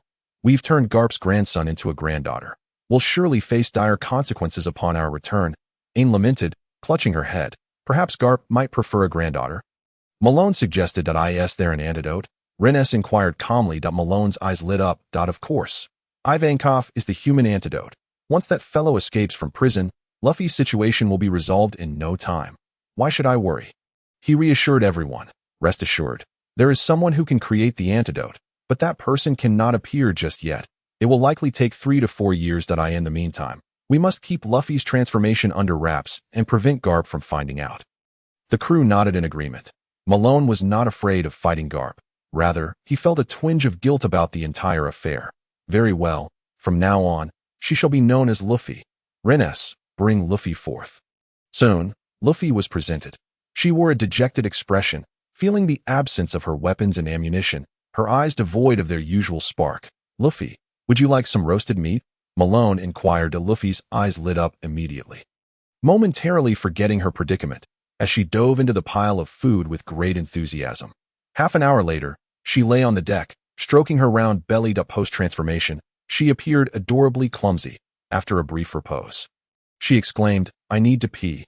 Then, recalling her lost anatomy, her negative emotions resurfaced. Someone ought to teach her about basic physiological knowledge. At the very least, not to stand while urinating, Malone thought, facepalming. The crew, curious and eager to learn about the differences in male and female physiology, took it upon themselves to instruct Luffy, even pulling down her trousers to demonstrate. Malone could no longer bear to watch and retreated to his cabin for sleep. With Luffy now aboard, she became a source of amusement for the crew. Even more entertaining than Dorsey, the women played with her throughout the night until they all accepted the new reality, including Luffy, who eventually drifted into a deep slumber, clinging to the hope that she would return to her original form upon waking. The following morning, the royal family of the Goa Kingdom arrived for a visit. Although Malone preferred to avoid entanglements with the nobility, he felt compelled to reciprocate their hospitality, especially as they brought with them a wealth of supplies. After lengthy discussions, the nobles departed, satisfied with their engagement. That moment, Aang approached with a telephone bug, announcing a call from Vice Admiral Garp. Malone's hair stood on end as he braced himself to take the call. "Ah, Vice Admiral Garp. Long time no see. Ha! You little rascal. Have you seen my grandson?" "Indeed, I have. He is quite the energetic lad, always proclaiming he wants to be the pirate king. That if he sets sail, he will surely give us a headache." "Ha ha, that is for sure. He's my grandson, after all." Just then, Luffy slid down from the mast, exclaiming, "Is that Grandpa on the phone?" She snatched the telephone bug from Malone's hand and began chatting with Garp. "Little girl, how can you impersonate Luffy?" Garp questioned, recognizing the distinct feminine voice, so different from his grandson's raspy tone. "It's me, Grandpa. After drinking a strange potion, I turned into a woman and now I can't stand to pee. But it's all right. If I hold my breath and push hard, I can still aim high." "What the hell? You little rascal. Explain yourself." After a lengthy conversation, the phone returned to Malone. "Malone, you scoundrel," before Garp could unleash his tirade. Malone countered, "Now, old man, what do you intend to do about my treasure? Your precious grandson drank my bottle of Indian miracle oil. You've turned my grandson into a girl. That's a world-class treasure. Do you realize the economic loss this has caused me? It is worth far more than a devil fruit. I expect compensation in the billions. Just you wait." Garp shouted before hanging up. Malone shrugged. He planned to dock in Windmill Village for a week of rest and relaxation. After all, when embarking on a long mission, one must seize the opportunity to enjoy a little leisure time, especially since the higher-ups wouldn't be able to reach him here. Luffy, now Luffy, continued to engage in playful antics with Aang and the others. With her new appearance, there was an undeniable hesitance to act harshly, causing the girls to go easier on her, much to Luffy's dissatisfaction. Oblivious to her femininity, her small bosom bounced as she wore her oversized clothing, which now hung loosely on her frame. Thus, Aang and the others took Luffy aboard a warship to the capital of the Goa Kingdom, where they arranged a series of custom outfits for her, including undergarments. However, Luffy, accustomed to being bare-chested, was perplexed by the notion of wearing such garments. "Why do I have to wear this? Why do I have flesh here?" she pondered. Aang, hands on her hips, admonished, "You must wear a proper bra. Otherwise, they will sag eventually, and you won't have a place to cry." "They won't sag. She's a rubber person. No one can sag like her," Malone interjected. "How enviable, but you still need to wear them," Aang commanded.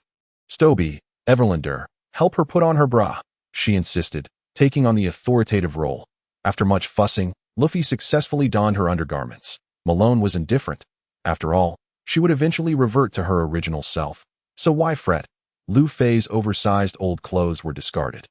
And now she wore a garment of the same colors as before, red on top and blue below, but it clung much closer to her skin. The top was still fitted and cropped, perfectly showcasing her slender waist. The lower half consisted of ultra-short shorts, nearly reaching the tops of her thighs. Due to the transformation, her skeletal structure had diminished, and now Lu Fei was only second to the shortest on the ship, with the shortest being Dwashi. The current Lu Fei appeared adorably innocent, even outshining Aang and the others. Upon arriving at Makino's tavern, she indulged in meat and drink voraciously. Makino quietly approached Marlin and inquired, "Where's Lu Fei? You didn't leave her on the ship again, did you?" Marlin gestured nonchalantly. "Isn't she right there sitting?" Lu Fei stuffed her mouth with meat, her eating style ferocious, yet surprisingly charming. That it was truly remarkable how a change in gender could alter one's demeanor. Actions that seemed crude in a male form appeared somewhat elegant when performed by a female. "This world is so unfair," Makino exclaimed, quickly covering her mouth. How could this happen? She asked in disbelief. Marlin, wishing to keep the details to himself, thought about how to convey to the red-haired Shanks the reaction he would have upon seeing Lu Fei transformed into Lu Fei. Makino hurried over to converse with Lu Fei, confirming through various means of eating and speaking that it was indeed Lu Fei, yet she still felt a sense of incredulity. This defies all logic. In contrast to others' astonishment, Lu Fei had adjusted quite well. After finishing her meal, she took Marlin by the hand and exclaimed, "Come on, Uncle Marine King, teach me how to get dark." Having seen Ain and the others using hockey, she was bursting with eagerness. Thus, Marlin trained Lu Fei for 7 days in Windmill Village. It was only when Ain rushed in, holding a din mushy, that he realized they needed to move quickly. Ain had just learned from the headquarters operator that Vice Admiral Karp had left the base 7 days prior, and no one knew his destination. That old coot isn't coming to settle the score with me, is he? Marlin, feeling guilty, thought about how he had inadvertently caused Lu Fei's transformation. Lu Fei, we must leave. Now that you're a girl, you can't live in such a messy way as before. Remember to make yourself look beautiful, Marlin said with a mischievous grin. If Lu Fei were to apply lipstick and don heavy makeup, transforming into a little delinquent, Karp would surely be infuriated upon witnessing it. The military ship then departed from the dock, heading into the vast ocean. Major, where should we go next? Ain asked, spreading out a map. Marlin glanced at the map and pinpointed a location. There's a troublesome rat here that has spoiled a pot of soup that I must fish it out and deal with it. After all, I am a naval inspector. I can't neglect my duties. The target location, Shell's Town. Marlin resolved to capture everything in the East Sea to deprive Lu Fei of any experience points, thereby thwarting her ambition to become the Pirate King. Yum, delicious. A sound of muffled munching echoed from the kitchen, indicating someone was sneaking a bite. He opened the door to find none other than Lu Fei. You just want tea leave, will you? When did you get on board?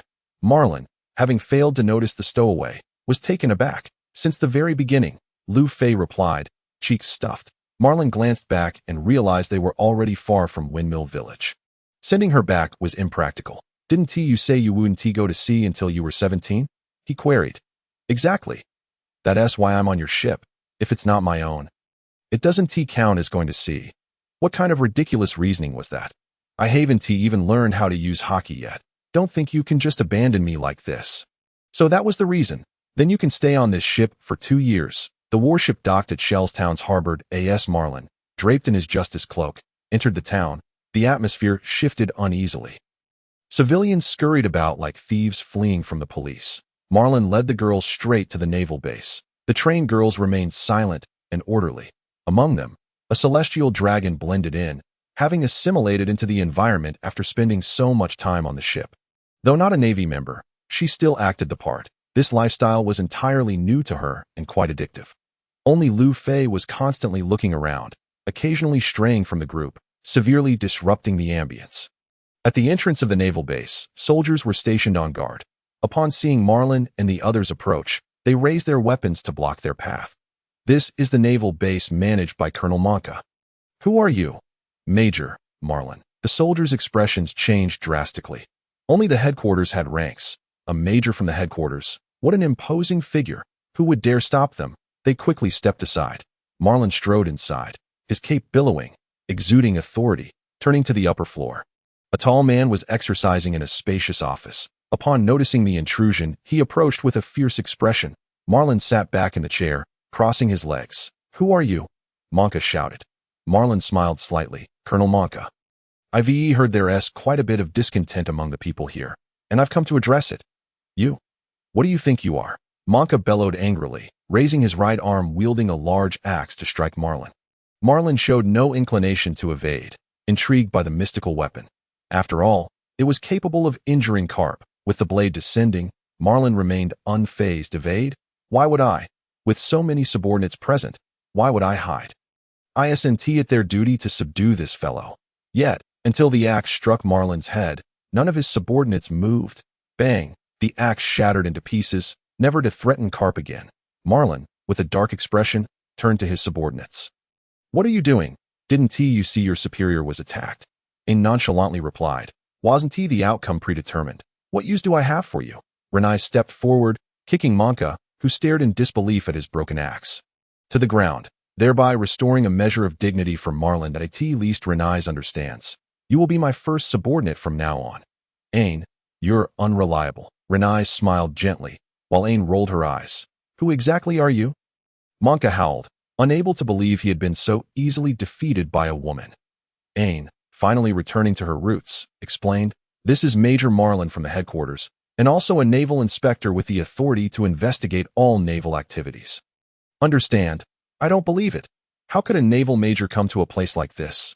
Bang! Renais kicked Monka again, leaving him gasping for breath. Major, if I accidentally kill him, will there be consequences? Of course not. He is one of mine. Ain pouted in jealousy, cuff Monka and have the outside Navy post a notice, calling everyone in town to come here to testify against his crimes. Ain, you'll be responsible for delivering the testimonies to the headquarters. Understood. When the orders were issued, the subordinates took them seriously, with no one joking or slacking off. Instantly, the entire naval base was in motion, as people began to overcome their initial disbelief, until someone witnessed Monka being bound. They frantically disseminated the information, and people surged towards the naval base like a tidal wave. Monka had committed too many offenses, rendering his crimes almost too numerous to recount. His fate was to be imprisoned and impelled down, the duration of which would be determined by the judicial authorities. Having sent Monka to prison, Marlin appointed a seemingly clever junior officer to temporarily oversee the area, and then he swaggered away from Shell's town. It was all too weak, lacking any excitement, akin to autumn winds sweeping away fallen leaves. Upon arriving at Silab village, and after making inquiries, he directly proceeded to the opulent residence of the Kaya family. They too were of noble lineage, yet entirely different from the arrogant and overbearing aristocrats. The door was opened by the butler, Maley, who looked at the group with curiosity and inquired, "May I assist you? We are the Navy. May we enter?" Maley hesitated for a moment before opening the door and saying, "Please, come in."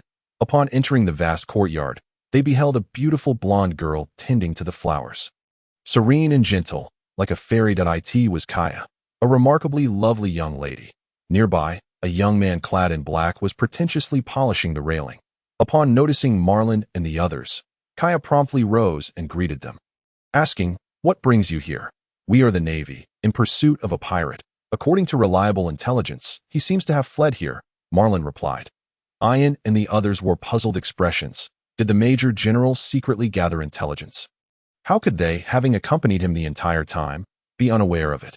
Crow was suddenly pale, his body bristling with dread. What was happening? Hadn't he successfully deceived the Navy using a decoy? He was on the brink of madness. Uncertain where things had gone awry. The plan had been flawlessly executed. All he needed was to gain the trust of this family and eliminate them to seize everything in this mansion. Having come this far, what should he do now? Escape, but if he did, it would all be in vain. Kaya smiled and said, "There are no pirates in my home." "That's hard to say. Have you taken in any strangers recently?" Kaya paused, glancing at Crow, and replied, "Clabatel is merely a crew member who was cast off from his ship. He is a good person and works diligently. Naturally, a pirate wishing to blend into ordinary life must feign diligence and kindness."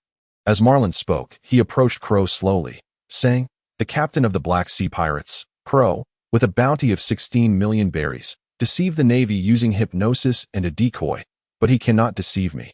Crow lifted his gaze, meeting Marlin's eyes, and felt as though he had plunged into an ice cavern. He sensed that he was completely ensnared, every secret of his laid bare. He had to flee. If he didn't escape now, it would be over. However, his gaze flickered toward Kaya. Then, a frenzied idea flashed through his mind. In a swift motion, he darted past Marlin and lunged toward Kaya. He intended to seize her as a hostage. Hoping to deter the Navy, Kaya was just an ordinary girl and had no time to react. Just as Crow's hand was about to grasp Kaya's shoulder, a kick came from the side, sending Crow flying and crashing into the wall, partially collapsing it. Renais lowered her foot, appearing nonchalant, utterly composed. Luffy watched in excitement, wishing for an opportunity to kick someone with such decisiveness. Yet, there were no chances for her to act. And her hands itched with anticipation. Akaya's face turned pale as she hurriedly sought refuge behind Renais, gazing in terror at Crow, who lay trapped beneath the rubble. "I hear the Navy has been pursuing you for quite some time. You must be exhausted from fleeing.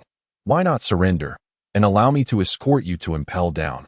Marlin approached the ruins. With a resounding crash, a pile of bricks flew forth, raining down upon Marlin, who didn't even flinch as the debris shattered upon him. Really?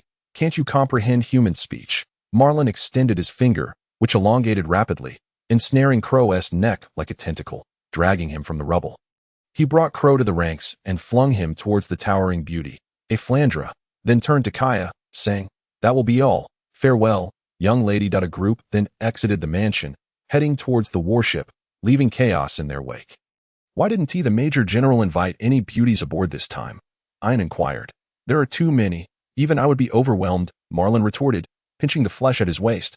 With a huff, Ian said, "Have you done something? Would you like me to brew you some goji berry and red date tea? Little girl, you know quite a bit. Since you've matured, perhaps I should find a time to devour you." Marlin responded playfully. "Humph, bring it on.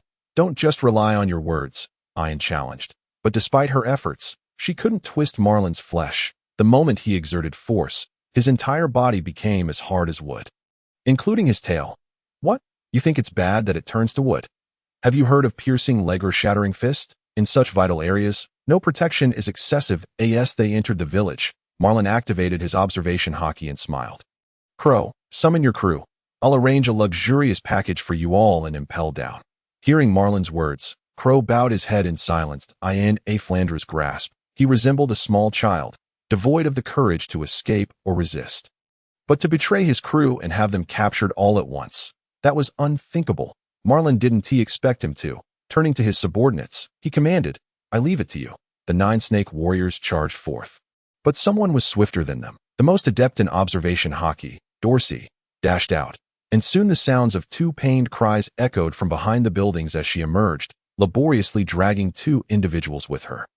2 others were captured by Marguerite and Luffy. Luffy finally found her chance to act, using her elongated arms to bind the hypnotist Zhang like a dumpling. Thus, the Black Sea pirates were entirely vanquished. Crow struggled to lift his head, incredulous as he asked, "How did you know their hiding place?" "Hockey of observation.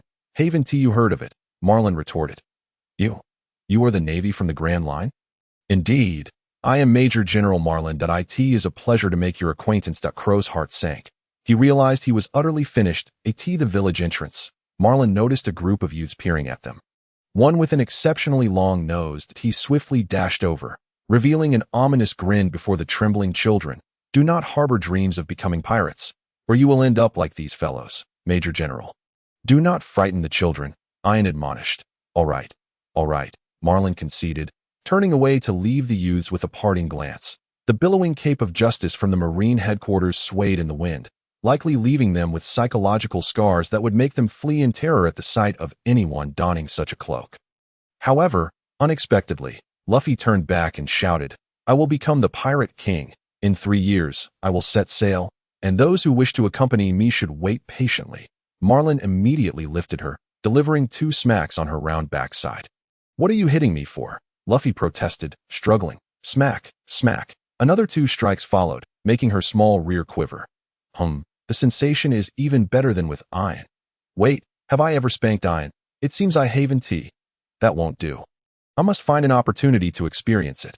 Your grandfather is worried sick, yet you still shout about becoming a pirate. Just wait until you're captured by lascivious pirates.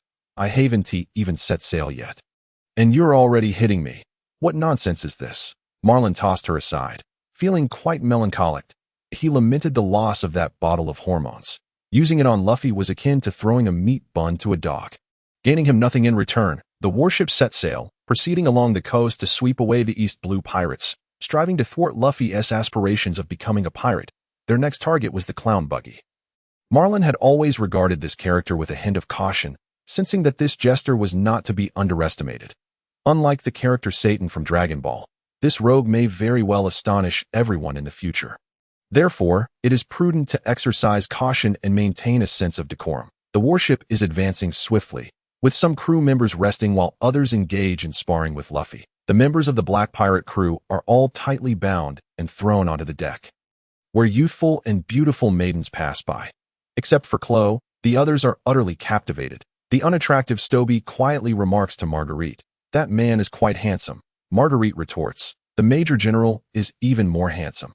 Yet, I find that man more to my taste. Having been away from Nine Snake Island for over a year, they have come to understand many things, and some hearts have begun to stir with budding emotions. Although they know such feelings are inappropriate and that they should not develop affections for men, these emotions cannot simply be suppressed. For instance, Marguerite's gaze towards Marlin is laced with affection. However, she is aware that Ayn and Renice feel the same way. They cannot possibly share this mead among themselves. After all, in matters of the heart, everyone desires exclusivity. Stoby brings a cup of water to Chloe, but he turns away, refusing to drink. Captain, what a charmed life you lead. Securing a romance before heading to prison. They jest. Captain, why not utilize your charm to see if we can be rescued? I'm thirsty too. Is there a beauty who might bring me some water? Stoby splashes the water from the cup onto Zango's face, saying, drink up, and show some respect for your captain. You wretched woman. If Zango weren't bound, I would certainly hypnotize you into becoming a mere puppet. Obedient to commands, he retorted angrily. Stoby, with her plump form, sat squarely on Zango, nearly suffocating him. Chloe observed his subordinates' antics with a blank expression, still engulfed in sorrow over the failure of their plans, feeling as though all their efforts had gone to waste. Marlin stood at the bow of the ship, gazing at the distant coastline, searching for clues about the jester buggy. However, after much wandering, he had yet to catch sight of that rascal. Let us dock and take a breather. Following his command, the warship soon made landfall, and Marlin remained on the ship, allowing his subordinates to venture ashore to eat, drink, and frolic. Naturally, Luffy accompanied them, as she would never miss out on feasting and revelry. Shortly after their departure, a faint sound came from the side of the ship, where a small claw grasped the edge of the deck. Soon after, a little orange-haired head, adorned with a black hood, peeked out. With a mischievous glint in her eyes, she swiftly surveyed the ship, confirming that everyone was at the bow, before silently climbing aboard and sneaking into the rear cabin.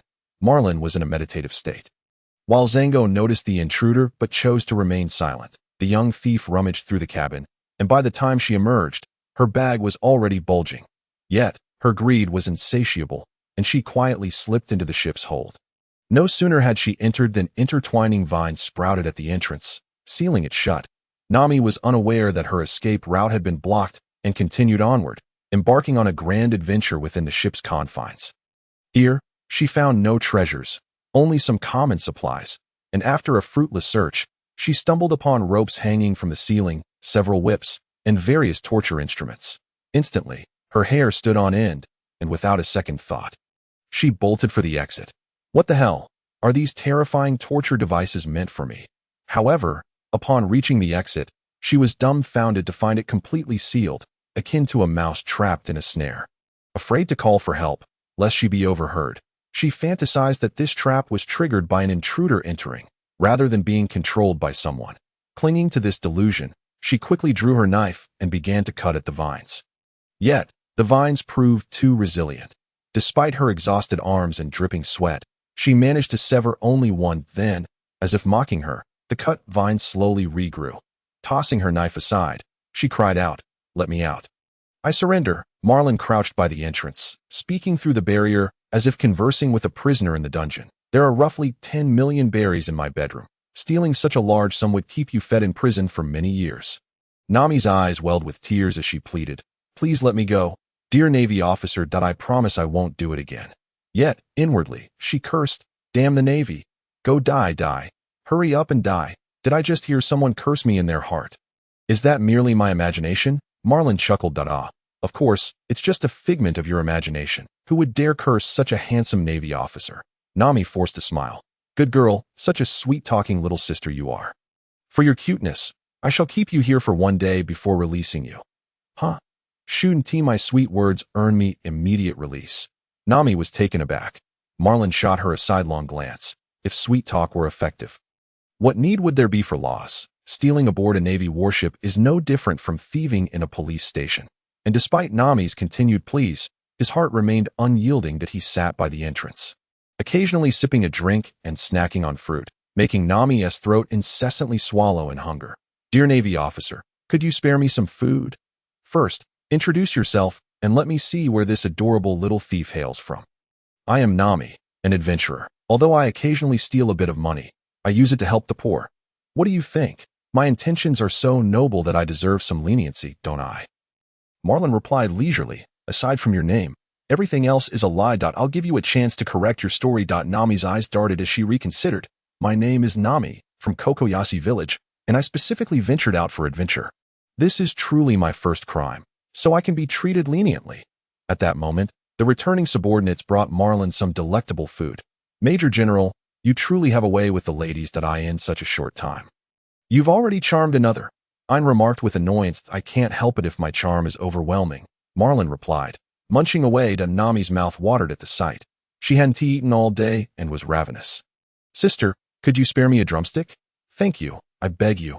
I'm starving. Unable to appeal to Marlin, Nami turned to Ein instead. Ein snatched a drumstick from Marlin's hand and handed it to Nami, who was so moved she nearly pledged her life in gratitude. The other girls gathered around, curiously observing this little thief. Although Marlin labeled her as a thief, her adorable appearance made it hard to harbor any anger. Luffy squeezed in, grinning widely at Nami. I'm Luffy, a man destined to become the Pirate King. Would you like to join me on an adventure? Nami scrutinized him from head to toe, astonished that he appeared even more capable than herself. Claiming to be the Pirate King, how ridiculous. He was clearly just an adorable girl. That aren't you with the Navy? You're saying you want to become a pirate. Aren't you afraid of being caught on the spot? I haven't set sail yet, so they can't catch me. What kind of people are they? Nami inquired hastily. Good folks. They treat me to grand feasts every day. Even my grandfather isn't this good to me. As Nami gnawed on the drumstick, she pondered. She had heard rumors of a connection between the evil dragon and the Navy, and she had no trust in them. Thus, she resolved to remain vigilant. Otherwise, if she carelessly exposed herself, and these Navy officers were indeed colluding with the evil dragon, wouldn't she be walking straight into a tiger's den? The warship set sail once more, and after observing Nami for a while, everyone lost interest and returned to their own affairs. Shanatia and Little Suddy, unable to enter their secret room in the cabin, hid in a corner of the deck, exploring new playful activities that would make one blush and pulse with excitement. Occasionally, their glances would dart towards Nami, eager to experiment on her. The warship sailed the seas for 3 days. Nami was eventually released, and upon learning that Marlin was the only man aboard, her initial fondness for him dissipated. With a crew of female Navy officers, how could he possibly be a good person? He was likely indulging in revelry and embracing beauties every night. Thus, she became increasingly vigilant. Although the female naval officer might not harm herself, the male naval officer was an entirely different matter. Should he succumb to his primal instincts, what would become of her? She endeavored to present herself as a demure girl, attempting to avoid Marlin. Yet she could not escape the clutches of Luffy. In the vast expanse of the ocean, there was no way to flee. She resolved to devise an escape plan as soon as they reached shore. This theft had been a complete failure, but she remained undeterred. Once she regained her freedom, she would soon be back to her former self. Major, there is a naval base ahead. Ain observed the map and remarked. It should be the 16th Division. Proceed there, came the reply. Aye. The warship entered the port of the 16th Division naval base, and Marlin and his companions disembarked. Nami cautiously followed suit. Hey there, little beauty, a feeble voice called out from the deck. Nami glanced back, having heard that these individuals were captured pirates. She had no desire to engage with them. I saw you board to steal something, but I didn't expose you. Trust me, we are the good guys. Nami glanced at Marlin and the others, noting the distance between them, and quietly approached the bound individuals. What's the matter? The truth is, we are not pirates. We are merchants who were captured by these wicked Navy officers. They intend to extort us, and we hope you can untie us so we can escape together. Is that so? Nami replied, puzzled. Apart from Kalu, who was deep in thought, the others nodded eagerly. However, their eyes roamed over Nami with unrestrained desire. Don't take me for a fool. Nami delivered a punch to each of them, including Kalu. Umph, a bunch of lecherous scoundrels, and yet you seem like the only decent one, she said, directing her gaze at Kalu. Kalu opened his eyes, a mocking smile spreading across his face as he cackled. A decent person. Ha! Are you blind? Startled, Nami stumbled back, hastily leaping off the ship and sneaking into the naval base. She was determined to uncover what wicked dealings the Navy was involved in. She had no place to report them, yet she would forever harbor a deep-seated hatred for the Navy, even if her adoptive mother had once been a naval officer. This naval base was astonishingly lax. The stationed officers were seated, engaged in idle chatter. Inside the base, groups of Navy personnel were gathered, playing cards. Some were drinking and snacking, the atmosphere thick with smoke, devoid of any semblance of naval decorum. From an upstairs room came the piercing cries of a child, a sound filled with despair, leaving one to wonder what horrors they had endured.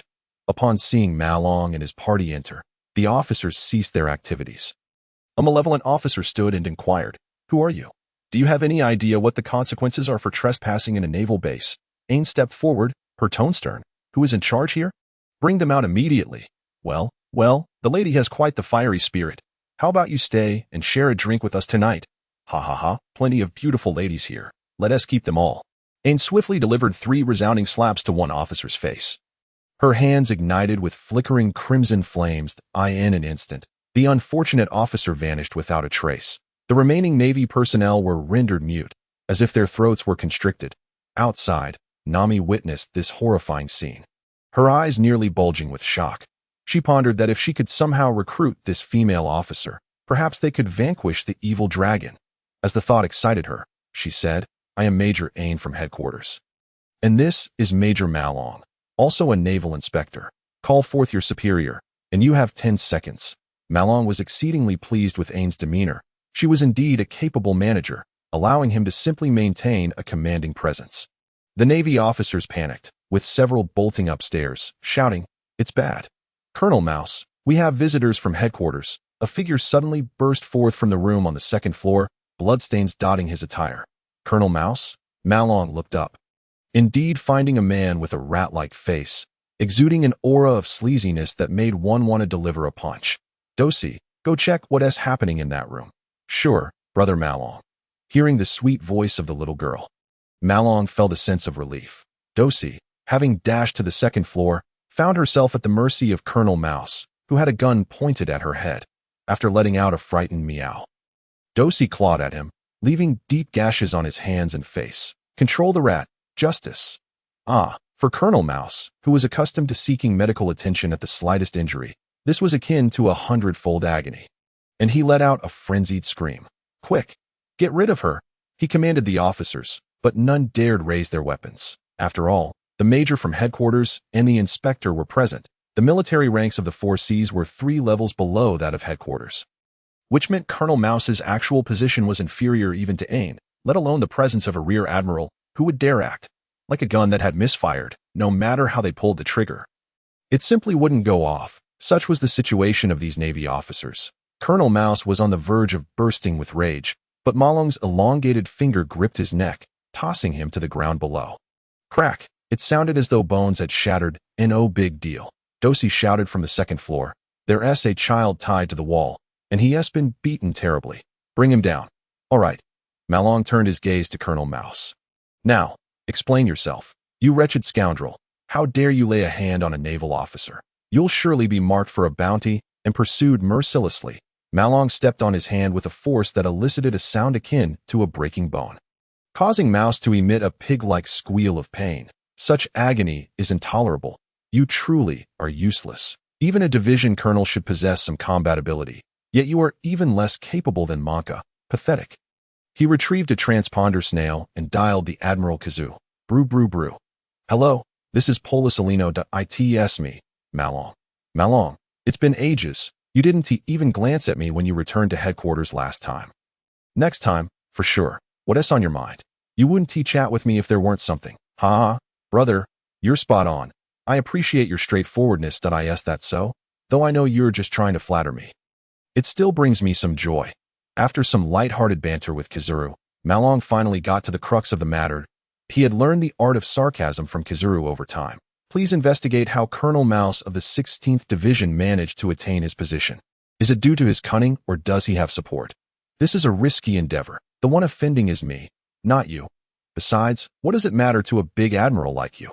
If you're scared, just retire and let me take your place. That one do.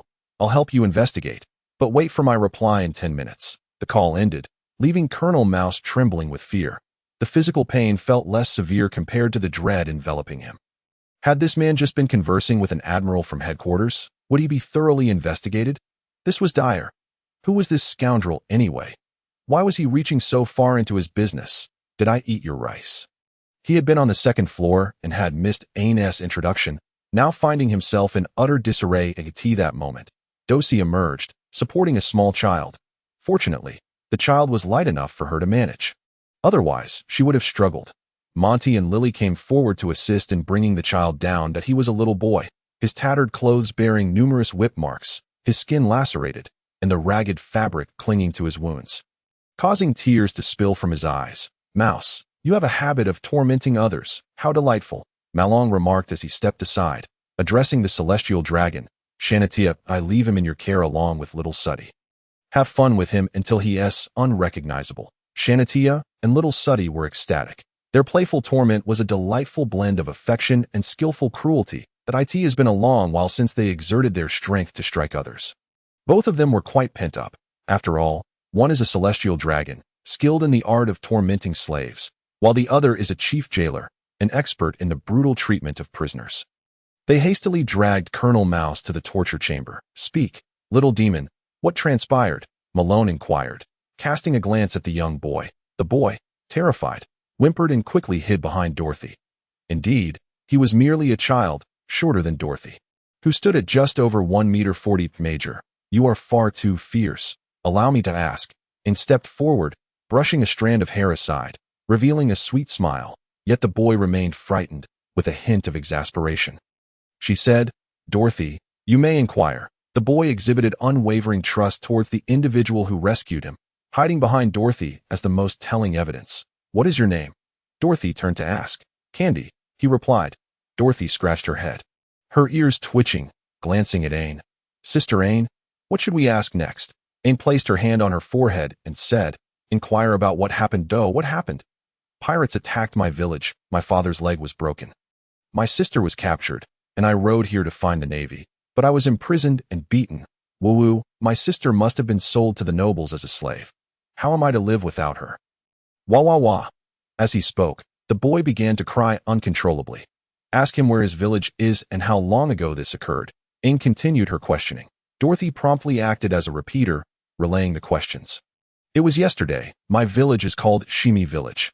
Ain quickly searched for Shimi Village on the map. At that moment, Malone received a call from Kizu. Indeed, there was someone behind Colonel Mouse, but the individual possessed little power, merely a rear admiral who had perished not long ago during the campaign against a pirate crew. In light of his sacrifice, Malone decided not to pursue the personal faults of that individual. Little Suddy and Shanatia remained to continue the interrogation, extracting every vile deed committed by that man, including the gifts he had received and the wealth he had embezzled over the years. "Understood," came Little Suddy's response from the torture chamber, followed by the first scream of agony from Colonel Mouse. It appeared that the execution had commenced. The Navy personnel here all surrendered their weapons, standing facing the wall. Any defiance would result in immediate execution. The sailors hastily discarded their arms, obediently facing the wall in contemplation. Their punishment, of course, could not be so lenient, but Malone had other matters to attend to and could not spare them a glance. Accompanied by the young boy, the group boarded the ship. "You haven't left yet?" Malone feigned surprise as he looked at Nami. "Of course not. I am a law-abiding citizen. How could I engage in such disgraceful acts as fleeing?" "Perfect. Take us to Shimi Village. You should be quite familiar with this area." Ain, having found no mention of such a small village on the map, did not fret, for there was a skilled navigator capable of charting the seas standing before her. Nami, commanding 9 soldiers at the helm, gestured authoritatively, exuding an air of authority as if directing with a mere feather. Shimi Village was not far. Otherwise, a boy of less than 10 years would never have reached the naval base. An hour later, the small island came into view.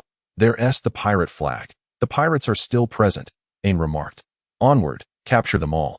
Those who resist shall be executed on the spot." Renice took the lead, soaring into the air with moonwalk-like grace, leaving Nami wide-eyed in astonishment. People can fly. The island housed only about 100 households and some farmland, not expansive at all. The number of pirates was few. By the time Malone arrived on the island, the battle had already concluded. Renice's sword was drenched in blood, and she had obediently left Malone with just one survivor. She understood well that Malone disliked carrying prisoners aboard the ship. Thus she ensured a clean resolution. Malone was quite pleased with Renice's perceptive capabilities. Spare me, spare me, the pirate chief begged, utterly terrified. Where did you sell the girl you captured? To the nobles in Peach Blossom Town. Hand over all your money and lead the way. Plundering pirates was the Navy's sole path to wealth, as there were no bounties to claim. They could only prosper through the spoils of war. They seized over 20 million berries, a substantial haul. 2 hours later, they arrived at Peach Blossom Town, where only one noble resided, making them easy to locate. In the noble's grand estate, a young nobleman rode on the back of a girl, whipping her to move forward as if she were a horse. Amidst the applause of the onlooking servants, the girl, tears streaming down her face, wished to end her own life in humiliation, but dared not do so. For the noble had threatened that should she take her own life, he would send his men to kill her parents and younger brother. Thus, she could only endure this torment until the noble grew weary of her, or until she perished. Upon seeing the pirate chief, the noble expressed his discontent. What is this? Wasn't the transaction already completed? You wouldn't dare to renege, would you? This slave is quite useful. I cannot possibly return her. Release my sister. Candy shouted, charging forward and kicking the noble off the girl's back. Several arrows flew through the air, piercing their feet and nailing them to the hard stone ground. Raid the place, Malone said nonchalantly. That does not comply with naval regulations, Ain reminded him, but it aligns with my own principles, Malone replied. Ain nodded and, taking 9 soldiers, stormed into the noble's residence, collecting all the gold and treasures to cast aboard the warship. She would not forcibly alter Malone's will, but would merely remind him. Should he remain steadfast in his intentions, she would execute his commands. Overstepping boundaries was a grave error for a steward. The noble was on the brink of madness, shouting furiously, "What are you doing? I will report you to the Navy, and they will arrest you all. Put me down." The noble's family rushed out, nearly exploding with rage at the sight. However, those who attempted to intervene were swiftly subdued, including even a 90-year-old noble. Are there any other girls like you who were bought? Malone asked Candy's sister. Yes, every man in our family has a female slave, and every woman has a male slave, all confined in that villa. Malone exclaimed, Good heavens, is it this thrilling? This estate cannot be spared. Not a single coin shall remain. Today, I, Malone, will seize it openly. What of it? Hey, that is my father's spirit tablet, the old noble cried out. Luffy glanced at the object she held, carelessly tossing the spirit tablet to the old noble. The elderly noble, unable to catch it due to his failing eyesight, watched as the tablet shattered upon hitting the ground. He immediately broke down into tears, wailing like a 3-year-old child. Soon, the treasures and currency were completely cleared out, leaving the noble family with only a few buildings. The slaves were liberated, expressing their gratitude to Malone and the others before fleeing, each taking a few bricks from the noble's estate as they left. Valuable materials that could be sold for a bit of traveling money. That's all, and let it be known to the nobles. I am a Navy officer named Malone. Feel free to lodge a complaint at the 16th branch. It will surely yield results. The onlooking townsfolk erupted in applause, eagerly wishing to join the looting, yet refraining out of fear of retribution later. Aboard the ship, and noted down the figures. Major, we have a total of 80 million in cash. And the treasures are estimated to be worth around 40 million. Quite a fortune. Indeed, Malone exclaimed, that thief, empty your pockets. If not, you shall be hung and whipped. Nami sheepishly reached into her bulging pockets, reluctantly extracting money as if it were her very life. The warship swiftly reached Shimi village, allowing Candy and his sister to disembark. Candy raised his hand and shouted, I too shall join the Navy one day. Major Malone, I wish to become your subordinate. Malone crossed his arms, gazing at the small island as it receded into the distance. Stop pretending. Major, they can no longer see you. Ain teased. That little brat didn't even dare to speak to me. What happened in the end? Children quickly come to idolize someone. During my training, I greatly admired Zefa sensei. He was my inspiration to become an excellent Navy officer. Ain said wistfully, if you are lacking motivation now, you may admire me, Malone shamelessly declared. Ain did not strike me this time, nor did she pinch me. She gazed into the distance, murmuring, ever since you avenged that teacher of yours, I have admired you. That does not count as revenge. When I truly avenge him, you may worship me then, Malone replied. When it comes to actual revenge, charging into Mariawa to kill is a last resort. The chances of success are far too low. That old man is always surrounded, and no one knows how formidable they are. Moreover, there exists a mysterious entity whose depths are unknown that I promised Zephyr to remain in the Navy. I will not depart unless absolutely necessary. Just watch me closely, Ian, as I am playing a grand game. When I conclude this game, I shall overturn the circumstances of this world and obliterate an enemy, ensuring to sever its roots.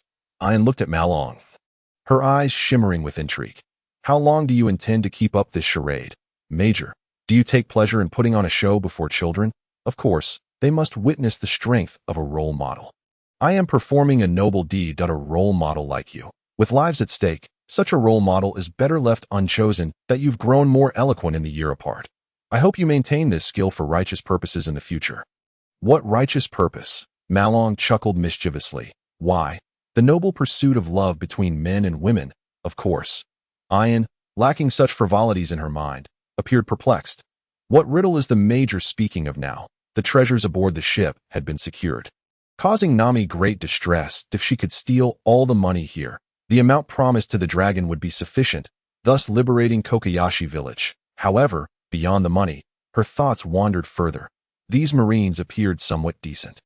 Perhaps they could assist her in dealing with the dragon pirates. The battleship swiftly returned to the 16th branch. Half a day had passed, and everyone was well fed and rested as they arrived at the naval base.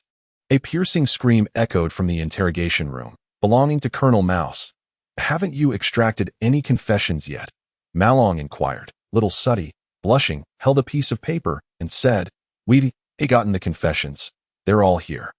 Then why are you still torturing him? Are we not allowed to play, Commander? If it's not permissible, we'll stop immediately, Dado. Go ahead, have your fun, Marlin replied, glancing at the records on the paper with admiration. Well done, my friend. This mouse truly possesses exceptional cunning. During his tenure, Colonel Mouse plundered the resources of over 40 villages, accumulating a staggering 230 million berries, not including gold and silver treasures.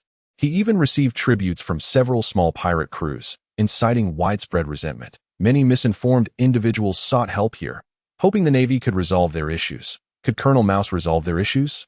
No, he lacked the strength. And his subordinates were inept, so he simply eliminated those who raised concerns. Under his rule, he was responsible for the deaths of 23 children, while the count for adults was never recorded. The murder of children was a twisted hobby of Colonel Mouse. He relished the sight of the whip striking tender skin, enjoying the suffering. Had he possessed real power, he would have made a formidable pirate. Marlin cast a glance at Nami and continued. This fellow was also in collusion with the dragon pirates, providing them with official protection while concealing their actions and existence, leaving those above him in the dark about this tyrannical pirate crew. The revelation of his collusion sent a shiver down Nami's spine. Marlin found this amusing but chose not to reveal his thoughts. Major, what shall we do next? Ian asked. Inform headquarters that the 16th branch has been rendered ineffective. All Marines here will be demoted to menial labor, with a year's salary deducted. Anyone who has harmed civilians will face immediate execution as for the main offender, Colonel Mouse. I shall not expend effort bringing him back. He will be executed on the spot.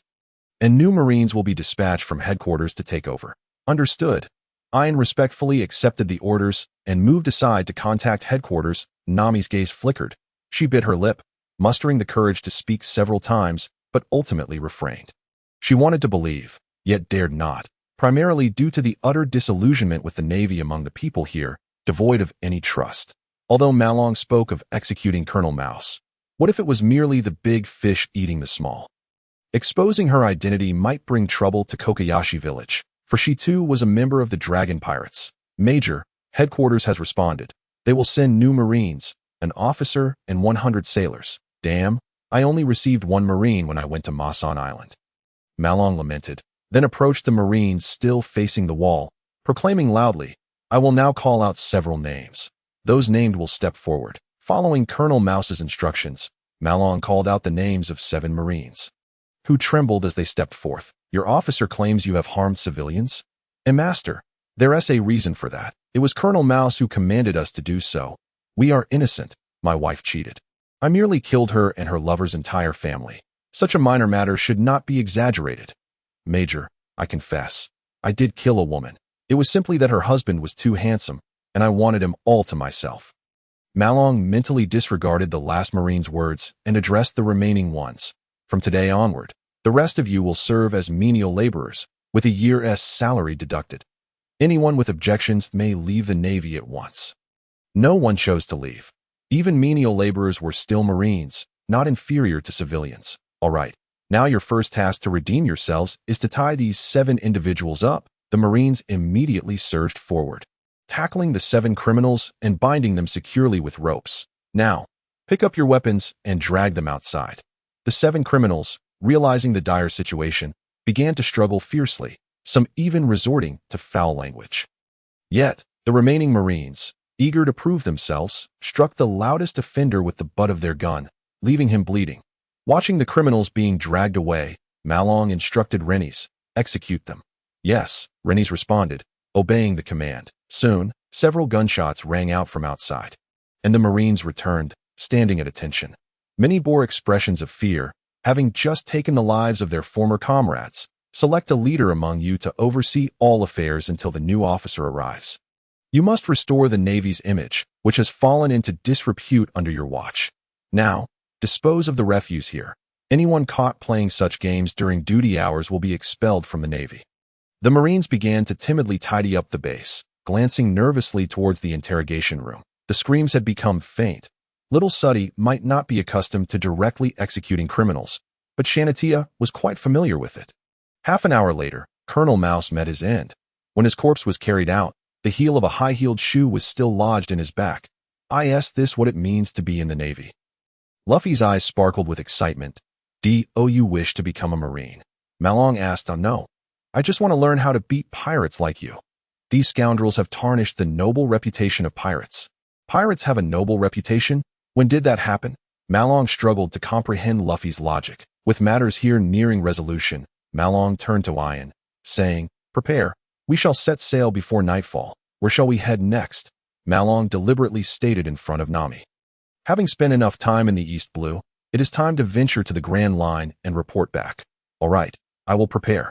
Nami could no longer contain herself, exclaiming, you cannot leave. Marlin looked at her, amused. Why not? What right do you, a mere thief, have to dictate to the Navy? Nami's face flushed red and pale, gritting her teeth as she said, there is a dragon pirate crew in the East Blue. You just mentioned it. How can you leave without eliminating them? They are the dragon pirates. We fear we are no match for them. Marlin's expression turned troubled, but we cannot do nothing at all. Can we? Please help us.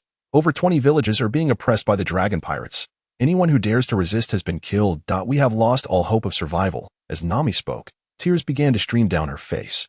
Luffy, rolling up his sleeves, despite the fact that he wore none, declared, I will accompany you, Nami. However, on the condition that after we deal with that scoundrel, you promise to join me as my companion when I set sail. Are you capable of that? Of course, I am destined to become the Pirate King. A mere punch from me could send such a fellow flying. Luffy flexed his arms, though they were devoid of any muscle. Nami regarded Luffy with profound skepticism, still pleading with Marlin. The others turned their gaze towards Marlin, knowing their commander would surely provide a satisfactory response. Marlin replied coolly, sending him flying will not suffice.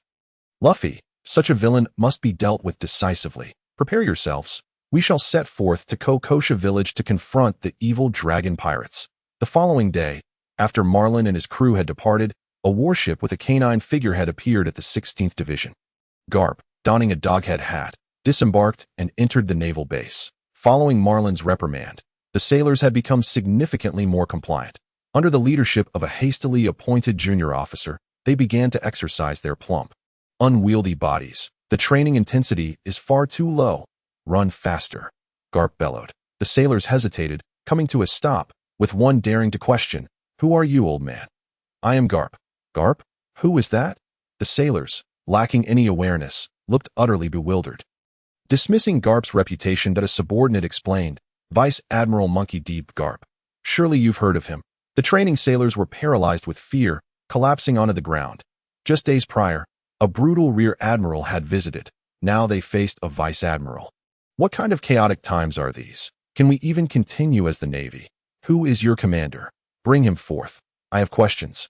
Garp stood imposing, arms crossed, radiating authority. A trembling sailor stepped forward, stuttering. I am merely a representative chosen by the others. Representative? What is the meaning of this? Is there not a colonel overseeing every base? Garp furrowed his brow, sensing the situation was more complicated than it appeared. The former colonel was executed by Rear Admiral Marlin. Oh, pray, enlighten me. Garp's interest was piqued. Thus, the sailor recounted the events of the past few days. Garp stroked his beard and mused. At least they are engaged in meaningful work. However, even so, it is inexcusable. The Navy, startled, inquired, "What crime has Rear Admiral Marlin committed?" Garp's eyebrows shot up, his rage palpable. "That wretched little brat has transformed my grandson into a granddaughter, and he abducted her. It infuriates me." The sailors stared blankly, perplexed about how one could possibly change a grandson into a granddaughter. They had no grandsons, but some did have disobedient sons. "Vice Admiral, shall we pursue?" "Certainly. Had it not been for Kizaru's reliable intel, that little rascal would have already slipped away. We cannot simply abandon the chase." And thus, the dog-headed ship set sail, swiftly heading toward Kokosha village. Unbeknownst to Marlin, someone was furiously in pursuit. He had already arrived at Kokosha village and was a guest in Nami's home. Nami and Nojiko embraced, weeping in joy at their reunion. Meanwhile, Akin, adorned with a windmill on his head, eyed Marlin warily, suspecting that a man wandering amidst a group of women could not be of good character. He feared that his beloved Nojiko and Nami might become victims. Can the righteous Navy truly defeat the evil dragon? Nojiko asked anxiously. Marlin replied in jest, "I cannot guarantee that. The evil dragon is quite formidable. His displayed combat prowess does not seem overly terrifying. That armored sister might just be able to contend with him, and that other sister who can revert people to childhood, if you all swarm him. The evil dragon will become a dead dragon." Nami interjected, "You are too naive. Would the evil dragon reveal his true strength? I have heard tales of this fiend. They say he can send a mountain flying with a single punch. His pointed nose can pierce steel, and his sharp teeth can rip a vice admiral's throat out." Nami's face paled with fear, and she found herself wavering. "But rest assured, even so, we are willing to fight him. You are truly noble souls.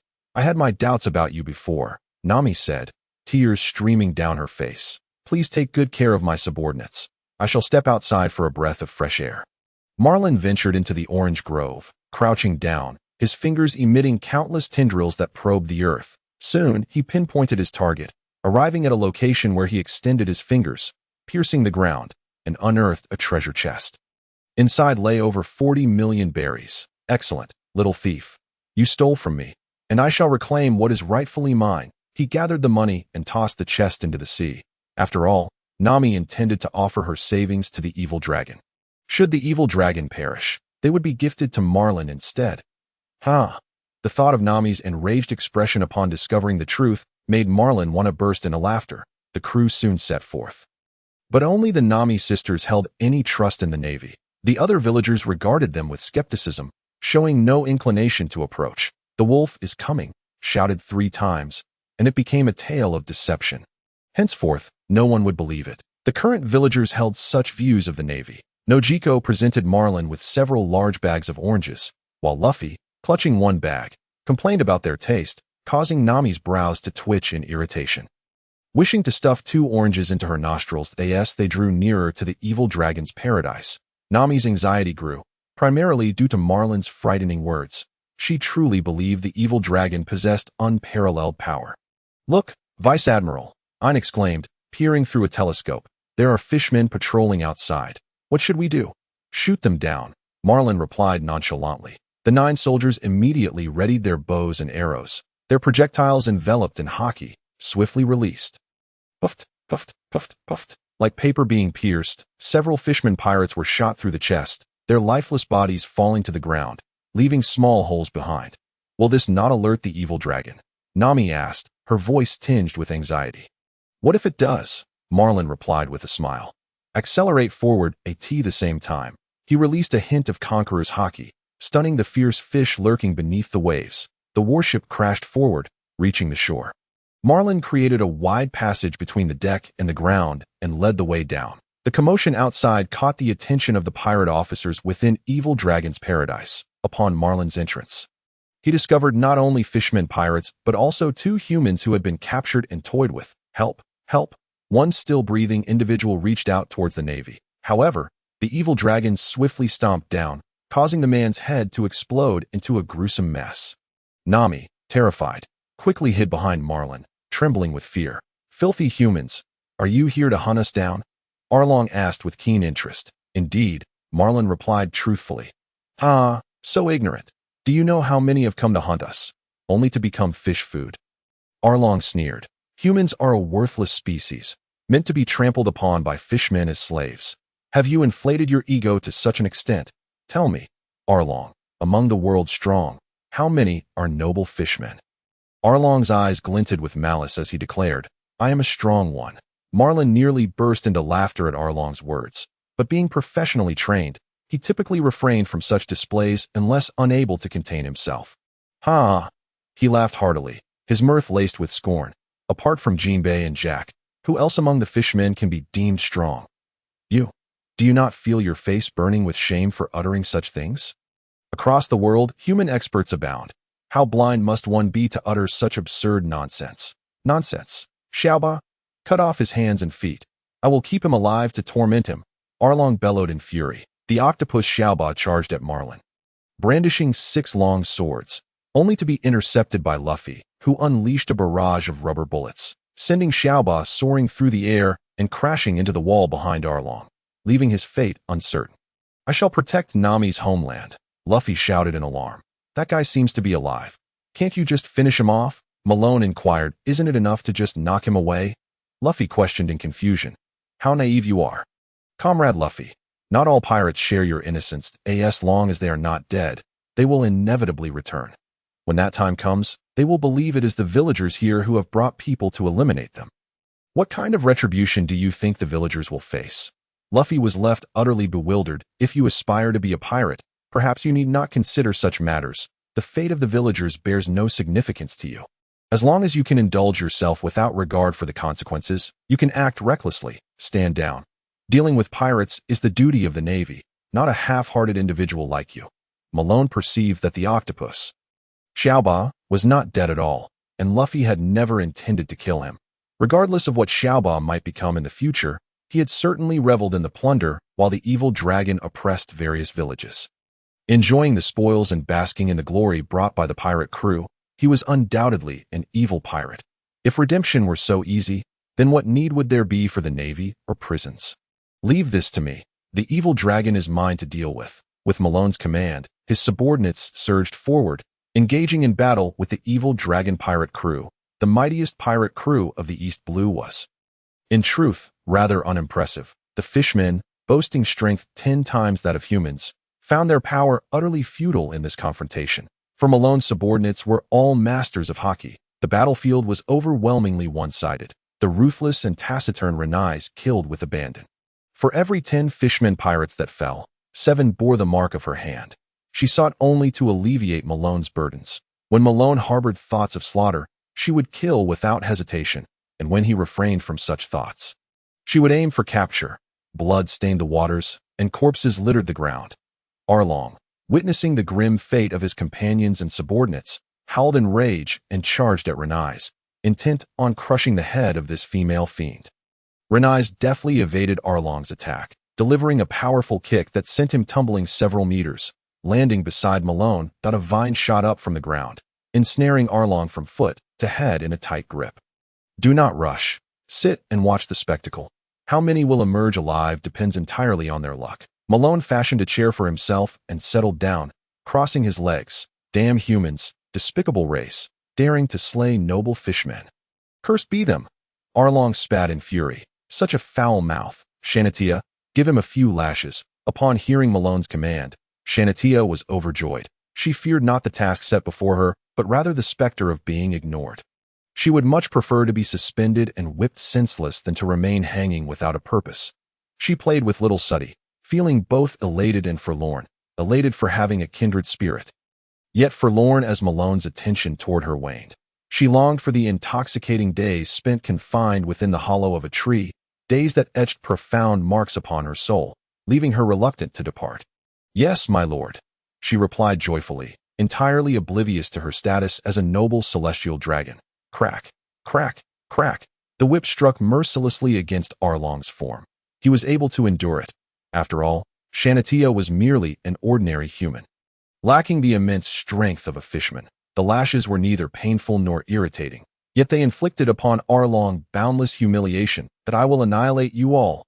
Ea, cursed humans. Humans are but wretched beasts. He seethed in humiliation and rage, yet felt utterly powerless, for, among his subordinates, few remained standing. Most had perished, while a handful that survived were left battered and broken. Renai's returned, drenched in blood, locking eyes with Arlong in fury, were it not for his restraints. He would surely have longed to tear out her throat. Luffy gazed in shock at the scene before her. The impact was overwhelming. Yet her resolve remained steadfast, clinging to her principles. Even more astonished was Nami. Her mouth agape, remaining so throughout, lost in utter disbelief. She was not shocked by the slaughter. Such scenes were familiar to her, but rather by the sheer strength of this navy. The evil dragon, touted by Malone as capable of sending a mountain flying with a single punch, was rendered utterly powerless, ensnared by a mere vine. She finally comprehended that this Navy major had been deceiving her. He was, in reality, 100-fold stronger than the evil dragon. Perhaps he had intended to eradicate the evil dragon pirate crew all along, deliberately waiting for her to plead for his assistance. The astute Nami pieced together the events, nearly snatching Malone's chair from under him, yearning to send him tumbling. The battle concluded, and all returned. The entire affair had lasted less than 20 minutes, marking the swift end of a once mighty dominion in the East Blue. Arlong continued to curse. Shanatia's whip did nothing to sweeten his tongue. Arlong, why did you come to the East Blue, with so many islands in the Grand Line? Couldn't you wreak havoc elsewhere?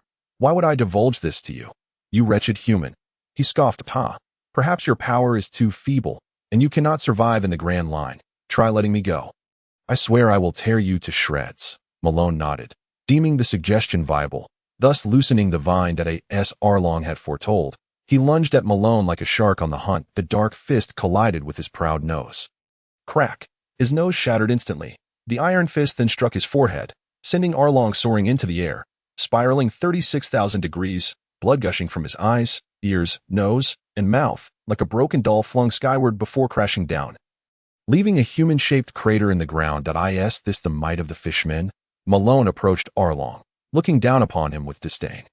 Arlong convulsed slightly, seemingly still alive. In terms of vitality, fishmen did indeed appear to surpass humans. Malone acknowledged this notion, then circled around Arlong. You speak of lowly humans and noble fishmen. You are a disgrace to your kind. Your strength is akin to that of a weakling, yet you tirelessly propagate racial hatred. Do you wish for all fishmen to despise humans, inciting a battle to determine the fate of our races? Your intentions are treasonous. Malone crouched down, lifting Arlong and whispering in his ear, do you seek to incite racial hatred, leading to the extinction of your kind? Arlong's pupils dilated and shocked. A sharp spike pierced through his throat, emerging from the back of his skull. Malone discarded the corpse, standing up and saying coolly, I shall not grant you the luxury of regret. Farewell, Mr. Arlong, whose name bears a resemblance to mine. That he wished to avoid the scenario where, during intimate moments with his wife, he might be affectionately called Arlong. Such a thought would surely render him impotent. Better to eliminate this nuisance now. In a few years, he would likely fade from his memory entirely. Thus, the evil dragon pirate crew met their demise. Nami knelt on the ground, tears streaming down her face. At the moment the evil dragon truly perished, she could no longer hold back and burst into loud sobs. Belmare, did you see? Woa, the evil dragon is dead. Everyone is safe now, and your vengeance is avenged. Nami, Luffy crouched beside her, placing a hand on her shoulder. Do not be sorrowful, I am overjoyed, Nami exclaimed, eager to rush back and share the good news with the villagers. But after the excitement, she felt her body grow weak. Hastily wiping her tears and striving to regain her composure at that moment, Dorsey descended from the highest structure, reporting, Brother Malone, a dog-headed ship is approaching. A dog-headed ship? What poor taste. Are there really pirates who use dog heads for their prow? Foolish as a simpleton, Malone muttered. Pay them no mind. Let them come, we shall ensnare them all, he commanded. A few minutes later, a tall man donning a dog-headed hat landed, striding purposefully into the shattered evil dragon paradise, standing at the entrance with arms crossed, bellowing, Malone, you brat, come out.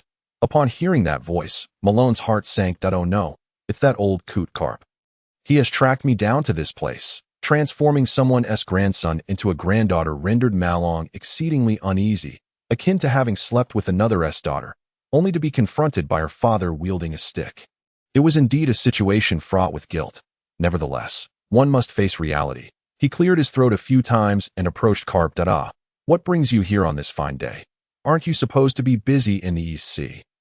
If that's the case, why have you entrusted me with the task of watching over your grandson? It was imperative to take the initiative. What? If I don't show up soon, your granddaughter might start showing signs of pregnancy. Carp exclaimed, exasperated. Where's Luffy? I want to see what has become of my grandson. At that moment, a youth with black hair, clad in red and blue shorts, emerged from the crowd, wearing a rather foolish expression. Grandpa, I'm here. What brings you to the East Sea? Luffy inquired. Carp was taken aback. Wasn't he his grandson right here? Goodness, that scoundrel Marlin had the audacity to deceive him, making him waste half a month scurrying to the East Sea like a mad dog. How outrageous! Not only Carp was bewildered, but so was Marlin, who stared in disbelief at Luffy, pondering what was amiss. Could he truly change genders at will? He quickly scanned the crowd, and indeed, he did not see Luffy. Had that rascal really reverted? It was a slight disappointment.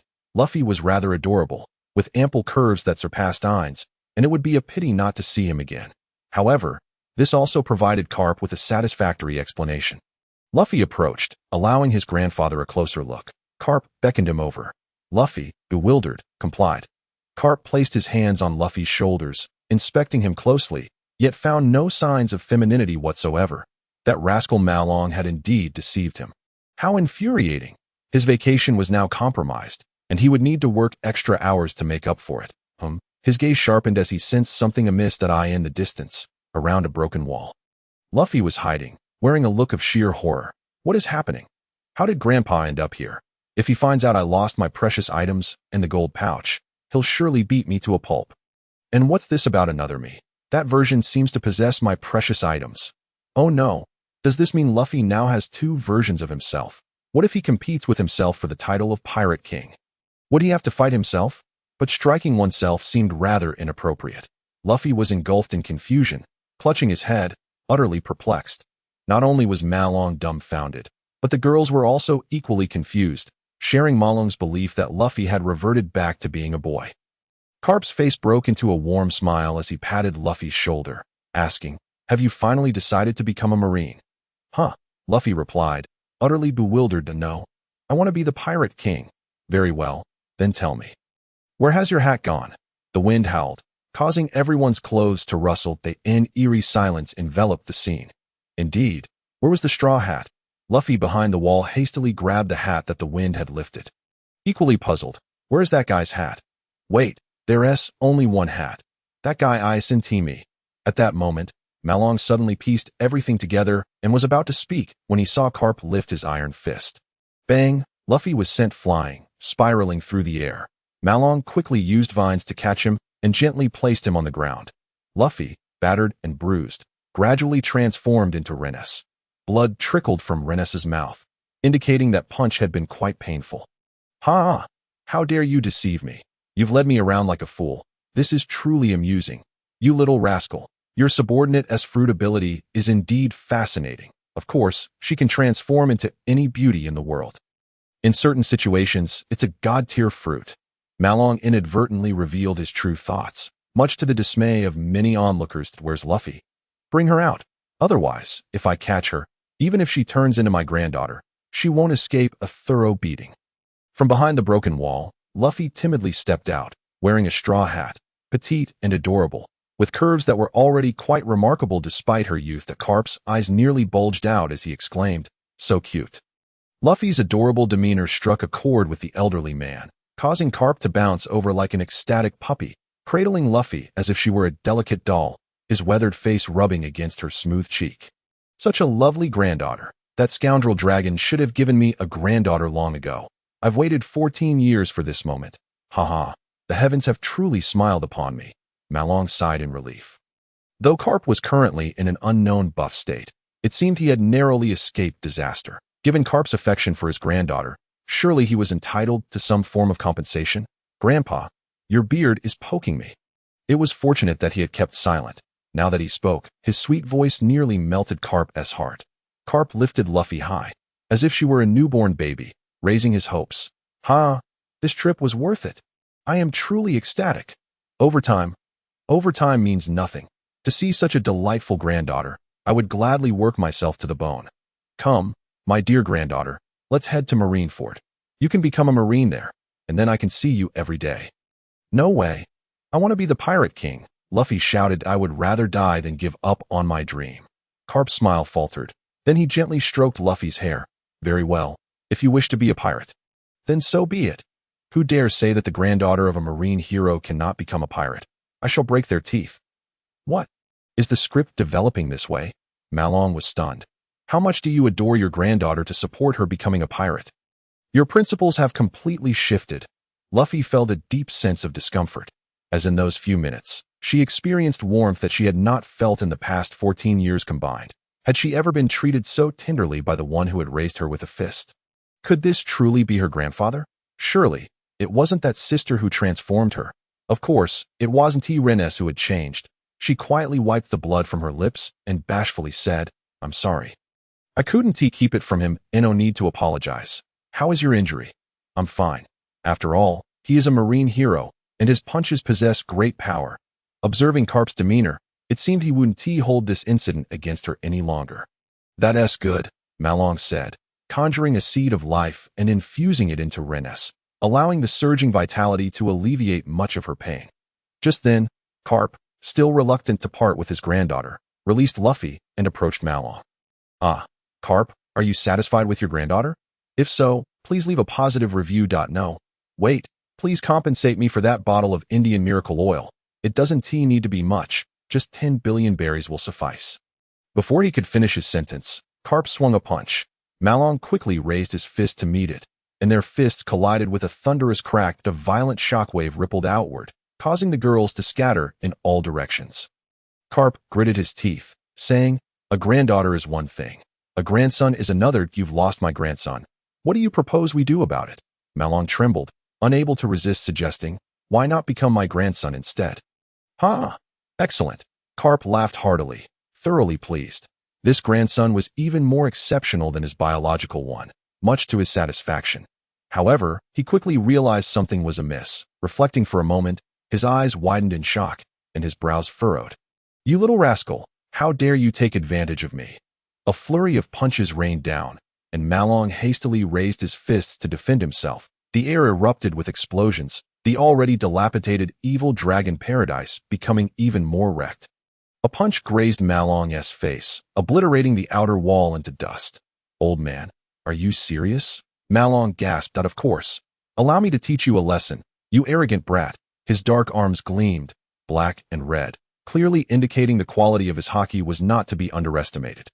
Marlin cast a glance at Ein, who immediately led everyone toward the shore. This was no place to linger. If the battle continued, remaining nearby would undoubtedly result in collateral damage. As he watched his subordinates flee, Marlin also darkened his arms, stating, You're too strong. I won't hold back. Who said I wanted you to go easy on me? You little brat. A terrifying punch, accompanied by a fierce wind, surged toward Marlin, who stood resolute, raising his fist to meet it head-on. Boom! At the point of impact, a visible shockwave radiated outward in all directions, creating a noticeable depression in the ground beneath them, several meters deep.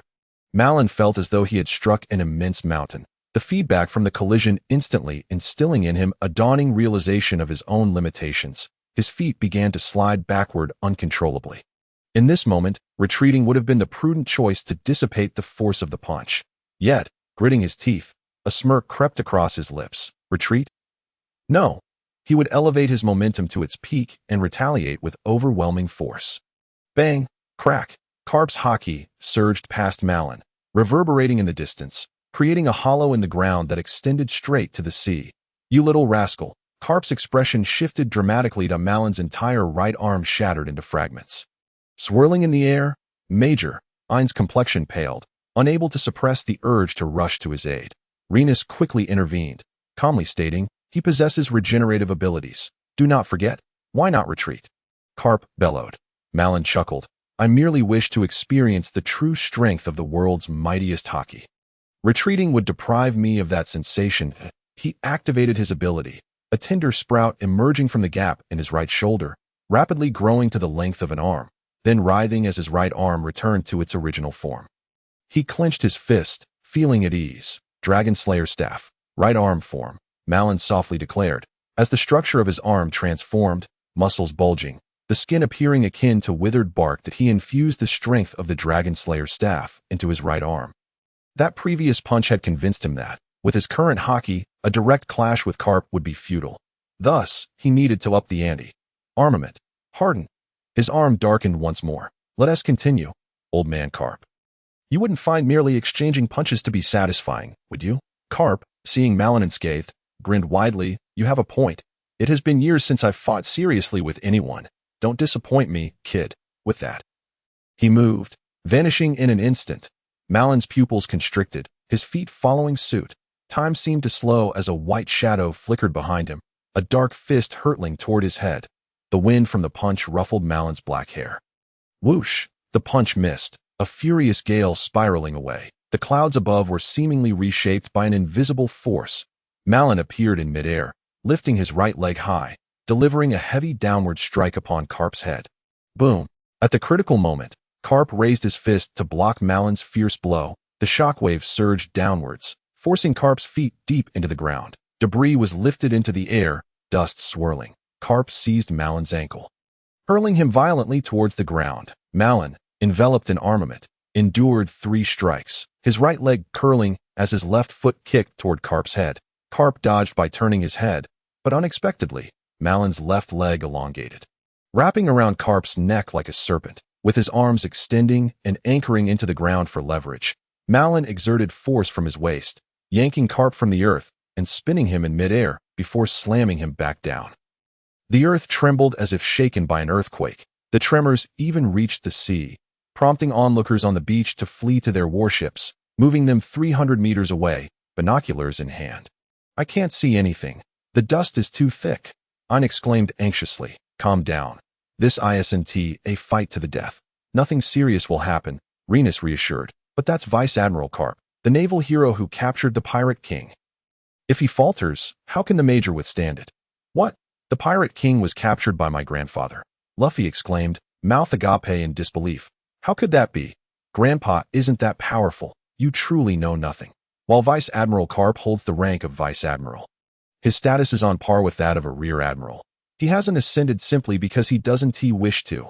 Ein explained. Then Uncle is definitely going to get beaten up, haha.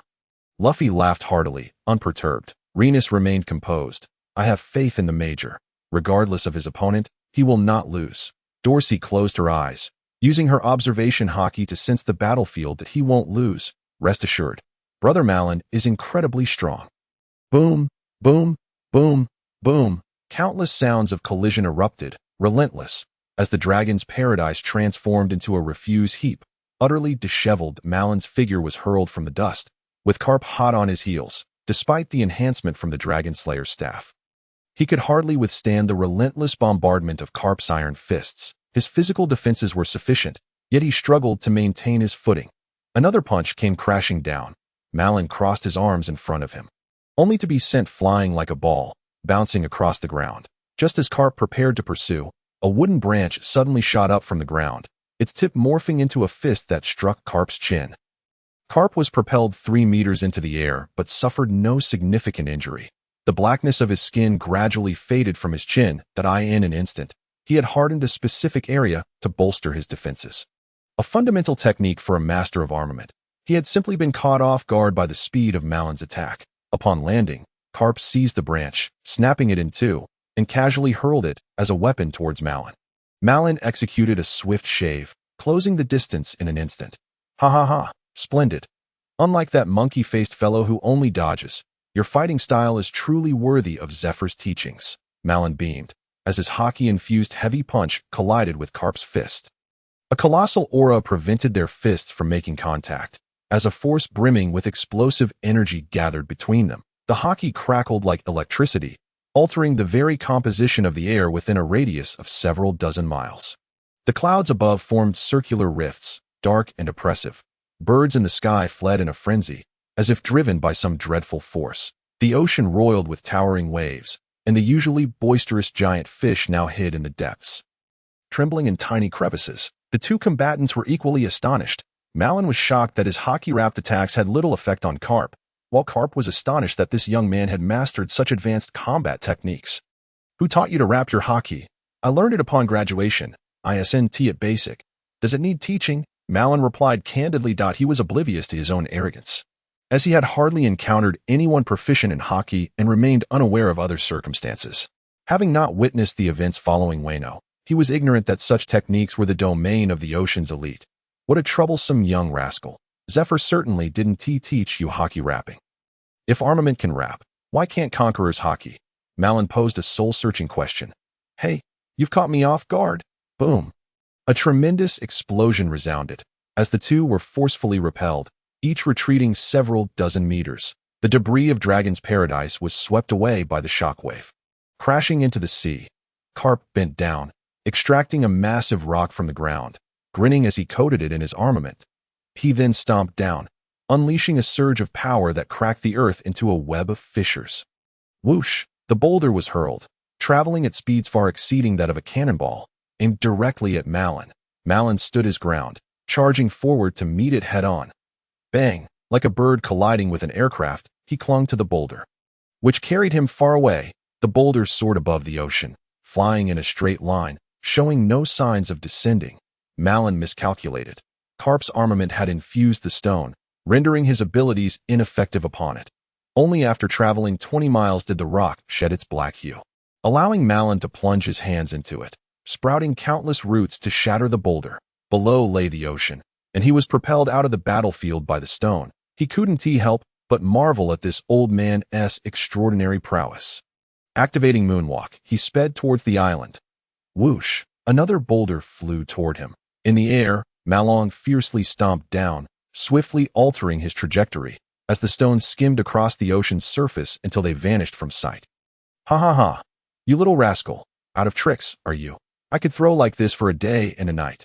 Hearing Carp's boisterous laughter, Marlin realized that continuing in this manner would lead to inevitable defeat. Hovering above, he clasped his hands together. Floral tree realm descend. Branches emerged from the ground around Carp, rapidly sprouting and transforming into a dense forest in the blink of an eye. Carp unleashed a flurry of punches, sending branches flying in all directions, utterly demolishing those that were struck. Yet, for every branch destroyed, countless others sprang forth. As long as Marlin had the stamina, they could grow indefinitely. On the trunks and canopies, vibrant red roses bloomed, their enchanting fragrance enveloping the earth. Marlin had absorbed the toxic essence of these roses on a deserted island, enabling him to invoke a technique reminiscent of the first Hokage's floral tree realm descent. The intoxicating aroma of the roses blended seamlessly with the air, and Carp inevitably inhaled a significant amount. However, his robust physique seemed largely unaffected.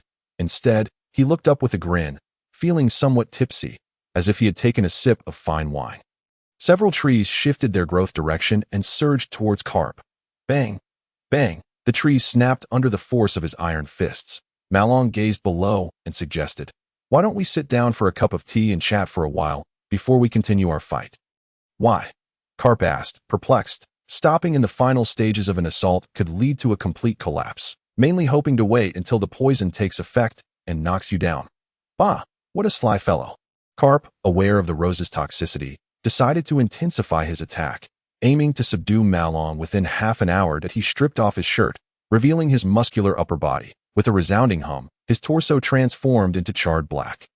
He stomped the ground with a single foot, then accelerated several times in the air, instantly appearing beside Marlin. The shadows of his fists intertwined, creating a web of darkness. With each strike Marlin received, he was pushed back several steps.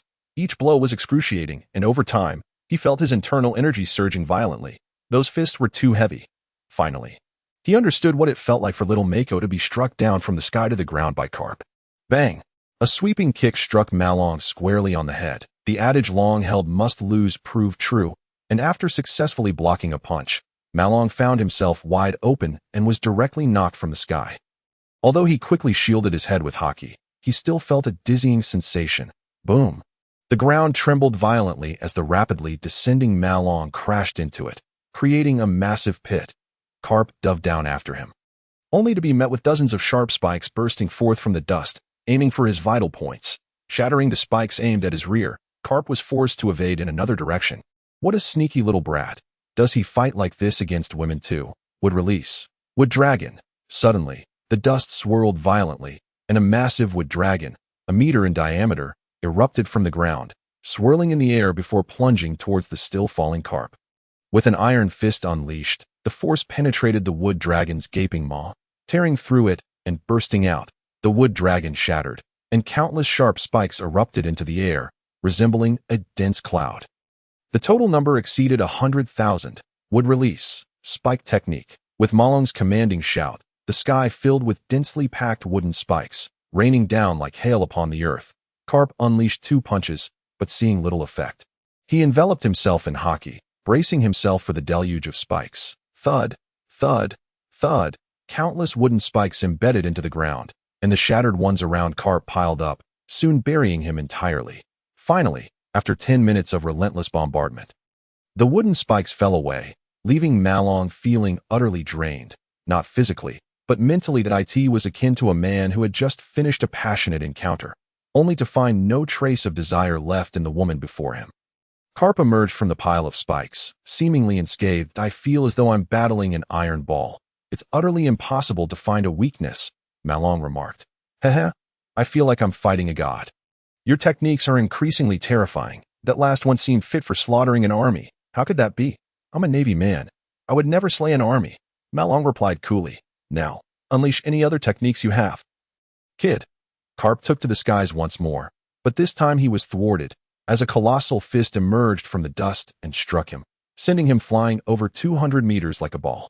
For the first time, Malong had sent Carp hurtling through the air. A gigantic wooden figure erupted from the ground, massive and bloated, breaking through the thick dust and lifting Malong aloft, continuing to grow. Ultimately, it reached 300 meters, towering majestically. Woodman technique. Dust swirled around the wooden figure, as if draped in a mysterious and terrifying celestial fabric. Carp looked up, his expression one of utter disbelief. Is that little brat trying to reach the heavens? On the warship, everyone gasped at the sight of the colossal wooden figure. Its immense form descended upon the chaotic earth like a divine being. Even without releasing Conqueror's hockey, it exuded an overwhelming aura. Sheer size itself represented power, signifying oppression. My heavens! Ayn exclaimed, her shock surpassing her previous understanding of Malong's strength. That I always believed in you, Renais murmured. Little Suddy's face flushed crimson, thinking about when she might be able to spur him on again.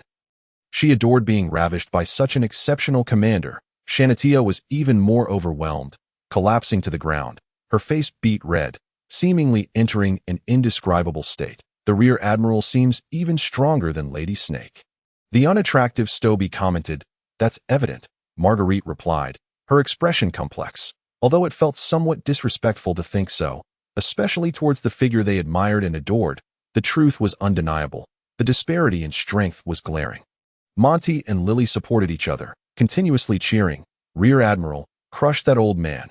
Dorsey sat on the observation deck, munching on dried fish. The fish was far more important than the battle scene. Everlandra rubbed her cheeks, remarking, men are so alluring, but our physiques seem unsuitable for anything too intimate. She was a giant, nearly twice Malong's height. Bound like a dumpling and tossed onto the deck, Zango said. You can, it's just a matter of compatibility. What did you say? The giantess's face frosted over. I meant you two are quite well matched. Age isn't an issue, and size is certainly not a problem. Is that so? The giantess began to fidget. Zango sighed in relief, saving his own skin. Nearby, Kuro stared in shock at the distant massive wooden figure, his expression frozen. He had thought himself a formidable pirate, yet now he realized that in the presence of true strength, he could be crushed without effort. His pride and confidence shattered in an instant. Hey, Luffy, is that Navy man your uncle? Nami whispered. Yes, indeed. His name is Monkey D. Malong. Luffy replied earnestly. Your family members are all so powerful. With such a strong background, why don't you join the Navy? No, I want to become the Pirate King. No, I don't think you can. Any one of them could easily smash you to pieces. Don't underestimate me. Nami, I will surpass them and become the Pirate King, Luffy declared with unwavering determination. All right, I wish you success. Nami sighed. Pondering why this girl was so stubborn, Luffy gazed intensely at the distant battlefield, dreaming of the day she too could fight like that. Amidst the chaos, Marlin, now atop the wooden figure, could finally hold his ground against Carp. He enveloped the wooden giant's colossal fists with haki. Engaging Carp in a fierce clash, it was like using a cannon to swat a mosquito, ineffective yet relentless. Although he had gained the upper hand, he still found himself at a loss against Carp. Even with the immense wooden figure, there remained an elusive sense of futility. Boom! A heavy punch struck the ground, causing the island to tremble and fissures to crack across its surface. With seawater flooding in from the gaps, Carp evaded the massive fist and executed a shave, reappearing beside the wooden figure, delivering a powerful blow to its midsection. Boom! The wooden figure's corpulent body was unexpectedly punctured, creating a substantial hole. The point of impact from the punch was not large, yet the wound on the back exceeded a meter. One strike had rendered the wooden figure incapacitated. Fortunately, it was an inanimate object. Had it been a living being, it would have already perished. Suddenly, a vine sprouted from the wound of the wooden figure, swiftly ensnaring Carp's feet and flinging him into the air. Then, the colossal fist of the wooden figure descended from above, crashing onto Carp's forehead. Bang! A meteor plummeted to the ground, raising a cloud of dust. An effective strike, a point added. Marlin knew this hit had landed effectively, for Carp emerged from the dust with an abnormal expression. Too ruthless. You little brat. Take this move. Carp scooped up a handful of pebbles, each infused with armed color, and swung his arm, bombarding the giant's right arm with a relentless barrage. Seeing this, Marlin hastily enveloped the entire right arm of the wooden figure with armed color.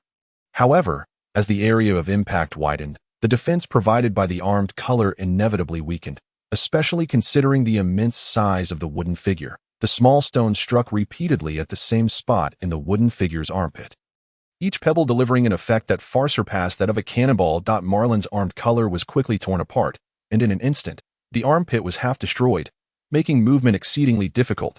Carp leaped high, landing a punch in the armpit. He was the terminator of the final blow. The wooden figure's gigantic arm snapped off and crashed to the ground, shaking the earth and stirring up endless dust. Ha! Marlin, let's see you now. Carp's laughter abruptly faded as his expression shifted, his observation color catching sight of Marlin's figure. But it was too late to defend. Marlin unleashed a flurry of punches on Carp, while the wooden figure intermittently extended several fists that in an instant. The chaotic barrage left Carp unable to defend himself. After enduring 30 punches in quick succession, Carp collapsed to the ground. Marlin exhaled deeply, feeling somewhat fatigued. Stamina is relative. While he expended considerable energy defending against Carp's punches, Carp likely consumed even more when fending off the strikes from the wooden figure. If he were matched against a different opponent, battling for days on end would present no issue. It was akin to being with a beauty, where mere minutes felt like ascending to the pinnacle, whereas with an unattractive partner, merely exiting the situation would be considered an achievement. What? The experience is the same in the dark? No, no, no. The sensation differs. He glanced at the wooden figure, fully aware that it was of his own creation, yet it exuded an overwhelming aura. As Marlin pondered, suddenly, a faint signal emerged from the distant southeast, thousands of miles away. His heart stirred, and his body froze. His consciousness traversed at light speed, arriving at the wooden doppelganger on the Sabaody archipelago. With clarity of vision, he beheld the scene. Samoyed lay on the ground, a man in black standing on his head, puffing on a cigar, his gun spinning incessantly with arrogance. 4 imposing henchmen had cornered Salin, leering at her and making advances. The wooden doppelganger gained mobility, extending its fingers to pierce through the 4 henchmen, then flinging them before the man in black. "Sir," Salin exclaimed upon seeing the wooden doppelganger, her spirits lifted. "Oh, this wooden sculpture is alive. Interesting. If sold to the world's aristocracy, it should fetch a handsome sum." The man in black appraised the wooden doppelganger, nodding in satisfaction. He was utterly unconcerned about the demise of the 4 henchmen. "What is going on?" Marlin inquired. "In response to your inquiry, our faction has developed too swiftly, encroaching upon the livelihood of the Gria Chamber of Commerce. They sent people to massacre our subordinates and nearly eliminated the 2 of us." "Gria Chamber of Commerce?" Marlin queried, recalling that it was backed by the notorious Gria pirates, known for their elusive nature, making them difficult for the Navy to capture. "Who is this individual?" a cadre of the Gria pirates. Named Billy, with a bounty of 120 million, my brother stands no chance against him. Marlin nodded. Indeed, 120 million was a relatively small figure. He strode toward the adversary, standing before him, and declared, compensate 2 billion berries. And we shall consider today's events settled. Billy raised his gun, pressing it against the wooden doppelganger's head. What if I shoot a hole in it? Would you still be able to speak? Marlin swiftly slapped Billy across the face, knocking his cigar and several bloodied teeth from his mouth. You bastard! Billy roared, firing his weapon. Bang! The bullet pierced through the wooden figure's head, striking the wall. Marlin's consciousness surged back to his original body, compelled to return as he was currently under assault. Bang! Bang! Bang! Bang! Marlin was tossed about like a ball, and the final punch landed squarely on his face, sending several bloodied teeth flying. Damn, my titanium teeth, with control returned. He quickly dodged Carp's assault while regrowing a few teeth. Stop, stop, stop, he urgently called to Carp, realizing that engaging on two fronts against Carp, even if he were a deity, would drive him to madness. Ha ha, are you conceding, boy? Carp showed no signs of halting. Reluctantly, Marlin had no choice but to trade a few blows with him. However, the situation with Salen was life-threatening, compelling him to intervene. A bullet had created a large hole in the wooden doppelganger's head, leaving Salen gasping in shock. Yet it did not collapse. Marlin turned to face Billy, darting forward with a shave, evading 2 bullets, and landing an uppercut that struck Billy's chin. Several titanium teeth clattered to the ground with a crisp sound. Consciousness surged back to his original body. Bang! A punch connected with his face, sending him flying several dozen meters into the sea. He quickly sprang back from the water, roaring, You lack martial ethics. What martial ethics? I'm about to win, so don't you dare play tricks. Marlin, helpless, activated his powers, causing dozens of trees to sprout from the ground, temporarily ensnaring Carp. Consciousness transcended once more. Returning to the Sabaody archipelago, Marlin moved like a machine stuck in a cycle, halting and starting erratically. Salen looked on in confusion, asking, Sir, what are you doing? Taking advantage of Marlin's momentary pause, Billy had already broken free and slipped outside. Bang! Bang! 2 bullets fired, one aimed at Marlin and the other at Salen. Marlin skillfully intercepted the 2 bullets with a shave, hurling them back at Billy. However, Billy exhibited impressive reflexes, narrowly avoiding the shots. Marlin rushed forward, striking Billy against the ceiling. His head felt as though it would explode, prompting him to return his consciousness to his original body. Ha! You little brat. Today is your turn to suffer. Feel my fists. Each punch landed with force, and due to his consciousness's traversal, Marlin's armed color had long since dissipated, leaving him in a pitiful state. You old coot! Stop! Marlin bellowed in fury, reactivating his armed color to shield his entire body while simultaneously summoning a vine that lashed fiercely at Carp's head. Carp stumbled from the strike, and the vine seized the opportunity to coil around his neck. Seizing the moment, Marlin returned to Sabaody, where Billy, descending from the ceiling, had seized Samoyed as a hostage to threaten Marlin. Don't move, kid, or I'll put a bullet through him. A vine descended from the ceiling, wrapping around Billy's neck as it had done to Carp. Tightening and suspending him in midair, he kicked the fallen gun to Salen, instructing, You handle him. I have urgent matters to attend to. Then, his consciousness departed, and the wooden doppelganger reverted to a rigid wooden sculpture. Salen, caught off guard, picked up the gun and aimed at the suspended Billy. Wait, don't kill me. Let's talk. Dialogue promotes friendship, and killing brings no benefits. Let me down, and we can discuss this amicably. Billy pleaded, fully aware that his life hung by a thread. Bang! A bullet flew forth, and Billy let out a blood-curdling scream. Salen, terrified, dropped the gun, apologizing. I'm sorry, I fired accidentally. Billy clutched his groin, swinging back and forth in midair, blood streaming down like urine, creating a straight line on the ground. It's fine. His complexion was ashen, and he spoke through gritted teeth. Enduring excruciating pain. At that moment, the gunfire jolted Samoyed, who was teetering on the brink of consciousness. He rolled over and instinctively thrust his hips twice into the air, entirely governed by the influence of the teddy fruit. Sister, are you all right? I'm fine. Just put this fellow down. We need to have a proper discussion. Glancing at Billy suspended in midair, Samoyed could not help but thrust into the air again, leaving Billy's face pale with fear. Carp severed the vines and delivered a forceful punch to Marlin's face. However, he halted abruptly. Why isn't this kid dodging? Puzzled, Carp circled around Marlin, kicked him in the rear, but received no response that he moved to the front. Seizing Marlin's little brother, yet still, there was no reaction. In a way, this little brat dares to slack off while fighting me. Is he not afraid that I might accidentally kill him with a punch? Discontent brewed within Carp, and in a moment of carelessness, he exerted a bit too much force. Pop! It sounded as if a cork had been pulled from a bottle, severing something vital. Alarmed, Carp stumbled back, his face betraying panic. This is serious. I've made a formidable enemy now. No, stay calm. Stay calm. I must act as if nothing has occurred. At that moment, Marlin shifted slightly, instinctively adopting a defensive stance, only to realize that Carp was not attacking him. What's the matter? A pang of conscience. Marlin scoffed. Coughed. I am a man of martial ethics. Given your unfortunate state, let's call this a draw.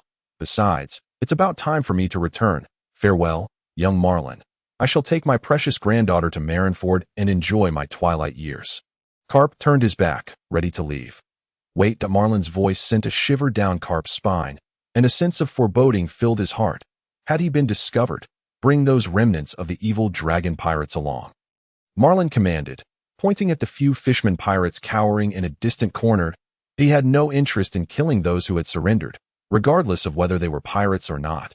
These individuals had ultimately relinquished their weapons and were now trembling on the ground.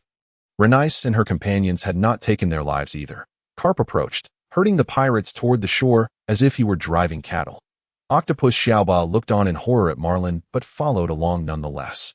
Marlin, having lost interest in him, had entered a state of fatigue after a fierce battle and now yearned only for sleep. Striding confidently to the shore, he saw Carp jumping and yelling in the distance. You little rascal, come back here. It turned out that Luffy had already escaped with the spare boat from the warship to a considerable distance. You think she would willingly go to Marineford? Marlin remarked. Why not? Carp retorted. She aspires to be the pirate king, and she surely wouldn't head to the Navy headquarters. Besides, you old men are rather unfair. You neglect your grandson in the East Blue, but wish to take your granddaughter to stay with you.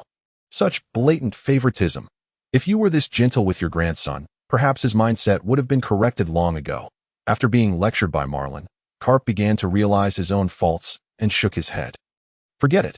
Once she sets sail, I'll simply capture her. Can I ask you for a favor, Marlin? What favor? I have another grandson who has gone off to become a pirate. Could you please bring him back for me? My journey through the East Blue has cost me a total of 200 million berries. Marlin's words carried a hint of implication. You certainly know how to spend money, Carp remarked approvingly. What I mean is, your grandson has cost me quite a bit.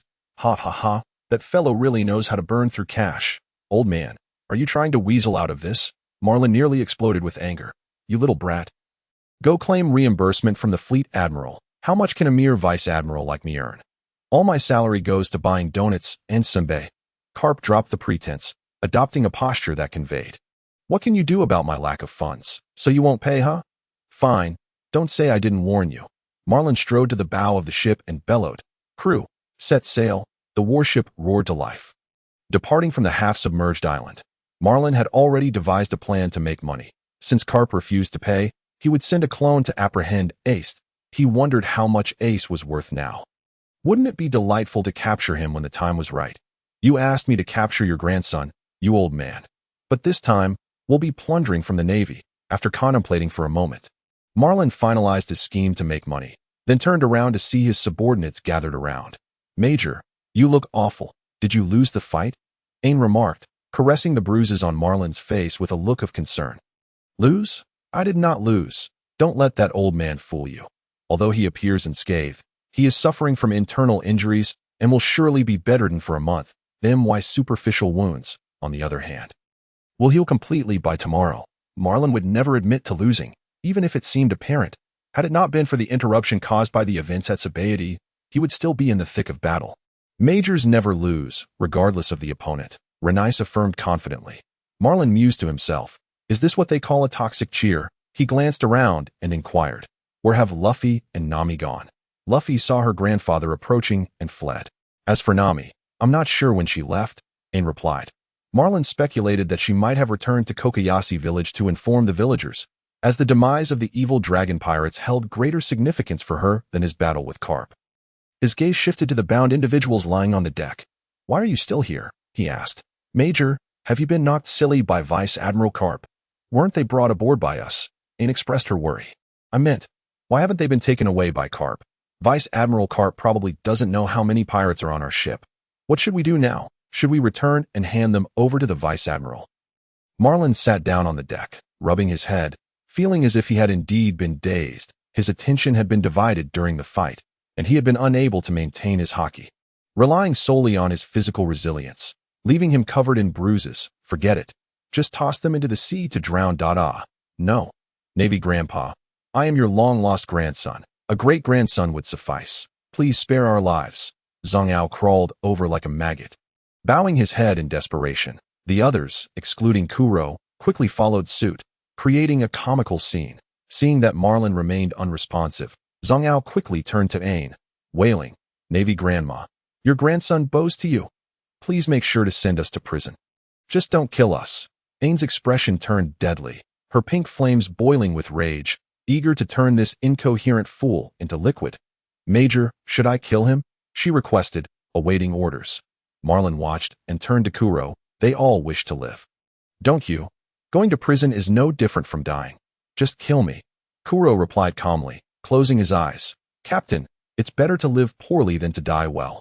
Zhang Ao pleaded earnestly. The others echoed, urging the captain to choose life, suggesting that perhaps a bright future awaited them in prison. Kuro remained unmoved, eyes shut tight, "That I could let you live. But," Marlin suddenly said. All eyes turned to him. "That I opened a trading company in Sabaody and need manpower. If you can work diligently, I shall spare your lives." After careful consideration, Marlin concluded that although these individuals were not particularly strong, they possessed some capabilities, which was preferable to hiring ordinary security personnel. As Saren's operations expanded, the demand for manpower would only grow.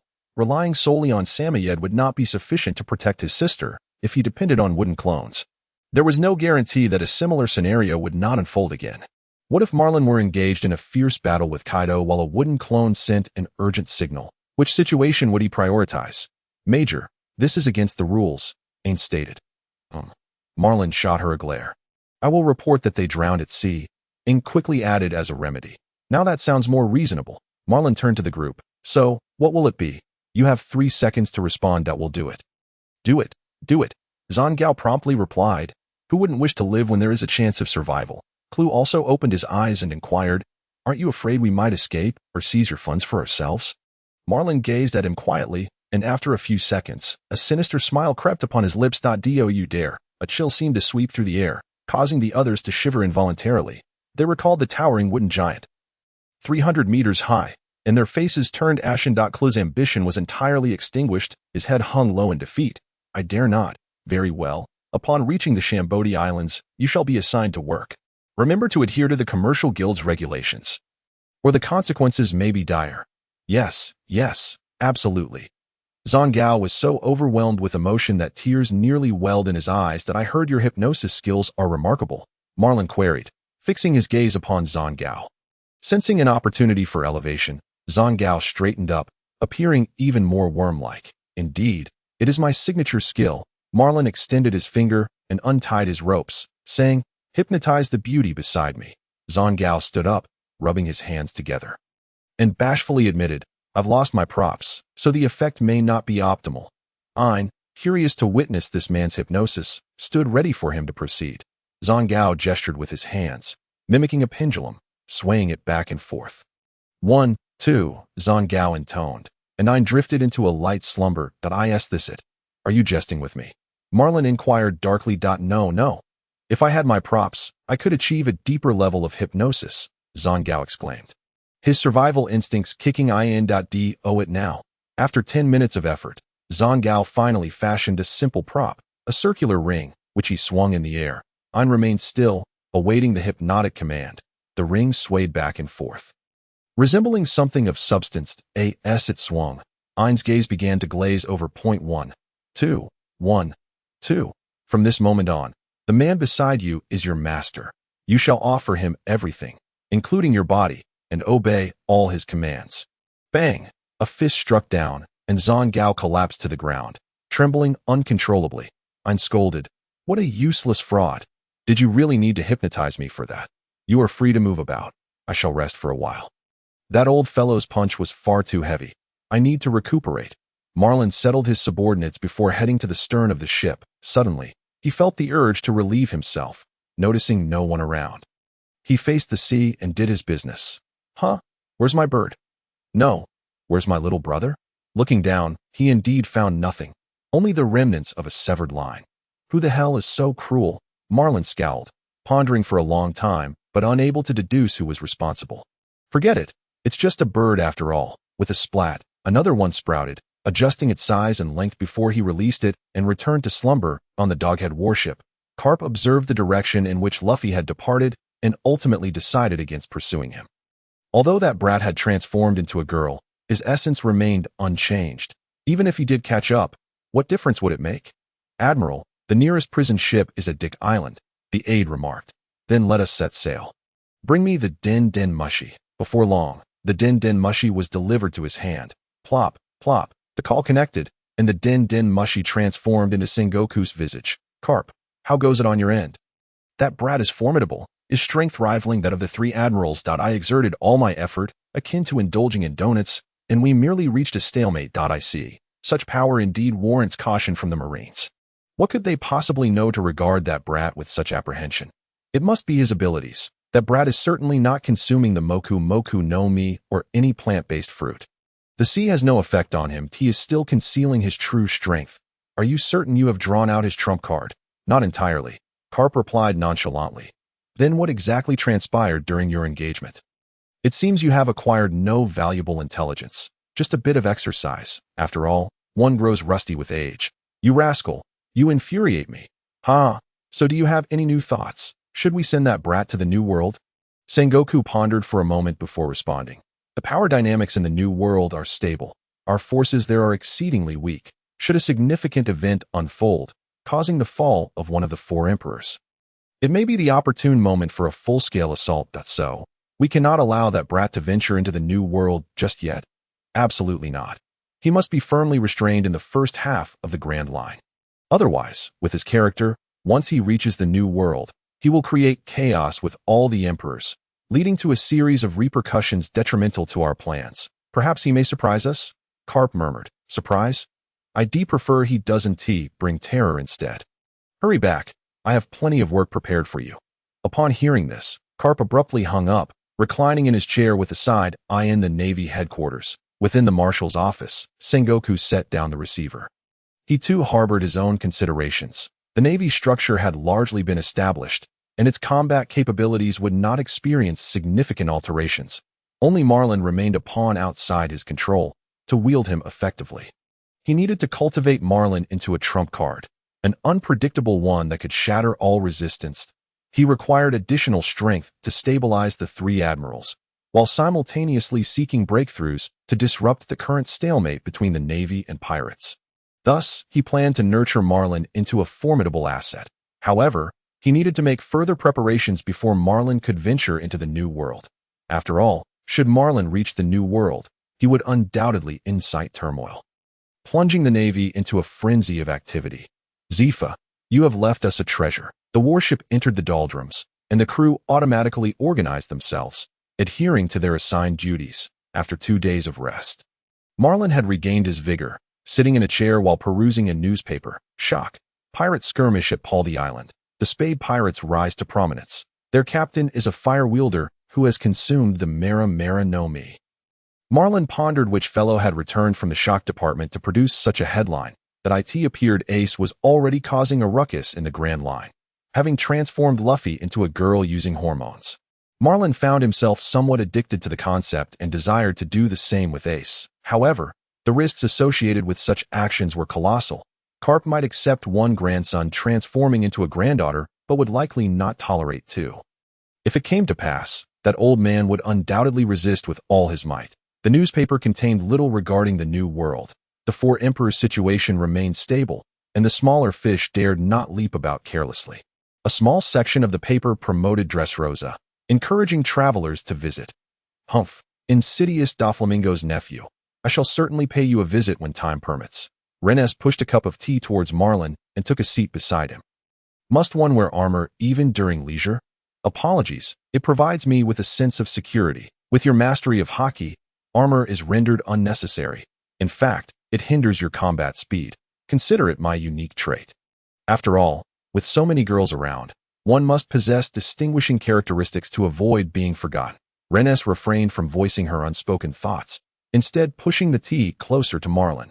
Marlin lifted the cup and took a sip, saying, "Come here and massage my shoulders. With age, my back often aches." Obediently, Reness began to knead Marlin's shoulders.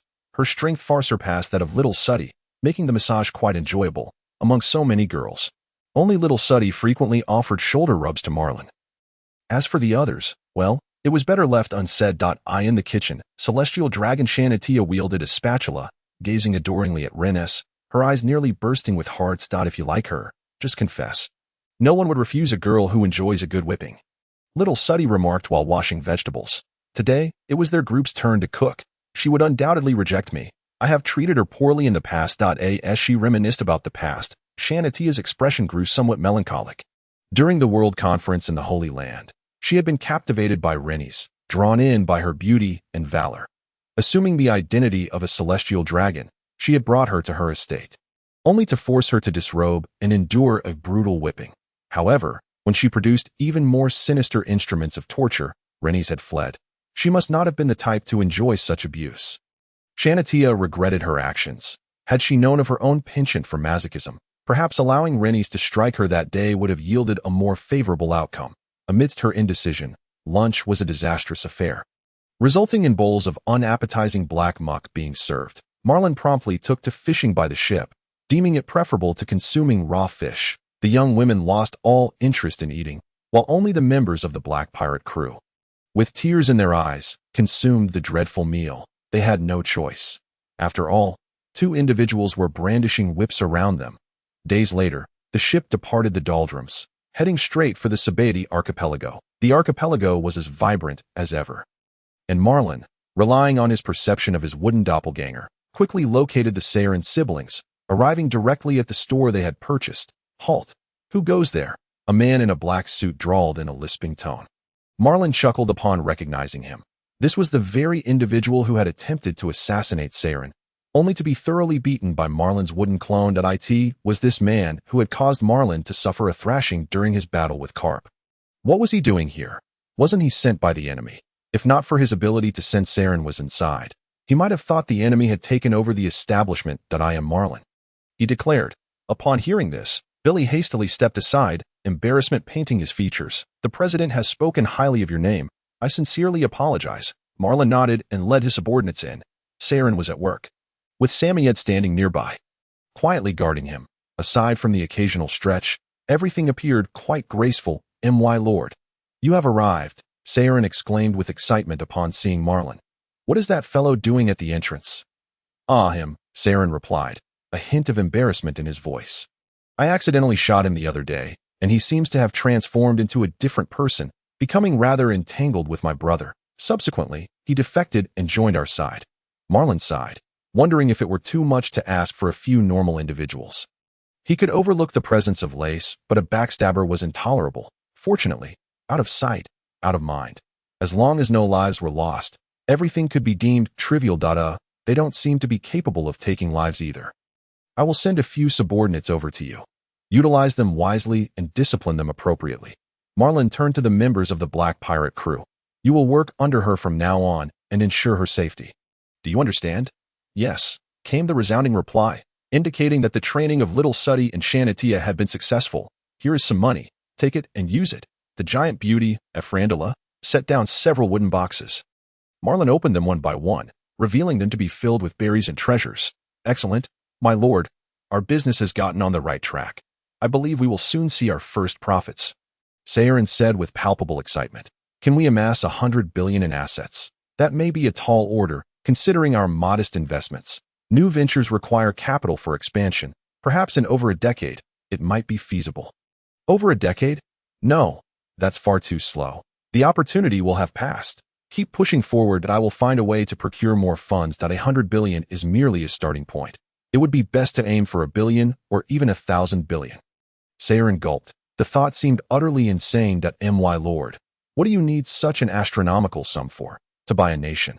Enough of this. Continue your efforts. I must take my leave that a throng of individuals departed with great momentum. As they strolled along the bustling streets of the Sabati archipelago, they suddenly noticed the civilians scattering in terror, as if they had seen a ghost. At a row of individuals clad in white blocked their path. At the forefront stood a short celestial dragon, easily recognizable by his bubble helmet. "Its Chabaku Kaimoki," Shanatia remarked swiftly. This was the very family that had nearly instigated a world war by attempting to capture Ein. Marlin maintained his stride, undeterred. If they did not step aside, he would collide with them. Ein and the others followed closely, showing no signs of retreat. The celestial dragon initially wore an arrogant expression, which gradually shifted to surprise before he drew his weapon.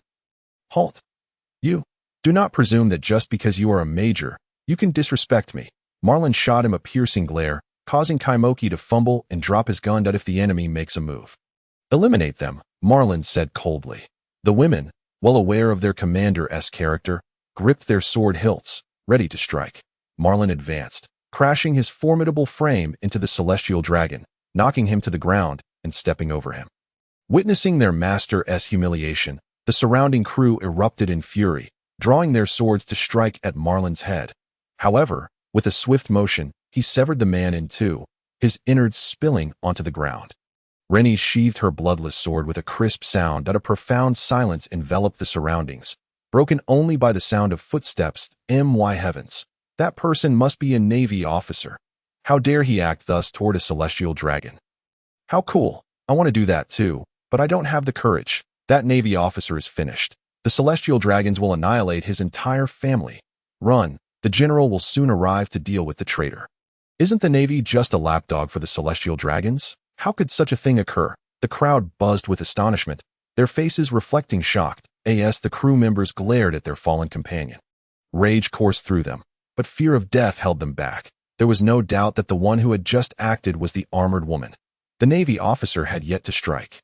They understood that to act would mean death. If they dared to kill one of their own, they would not hesitate to kill another, though the celestial dragon had yet to issue orders.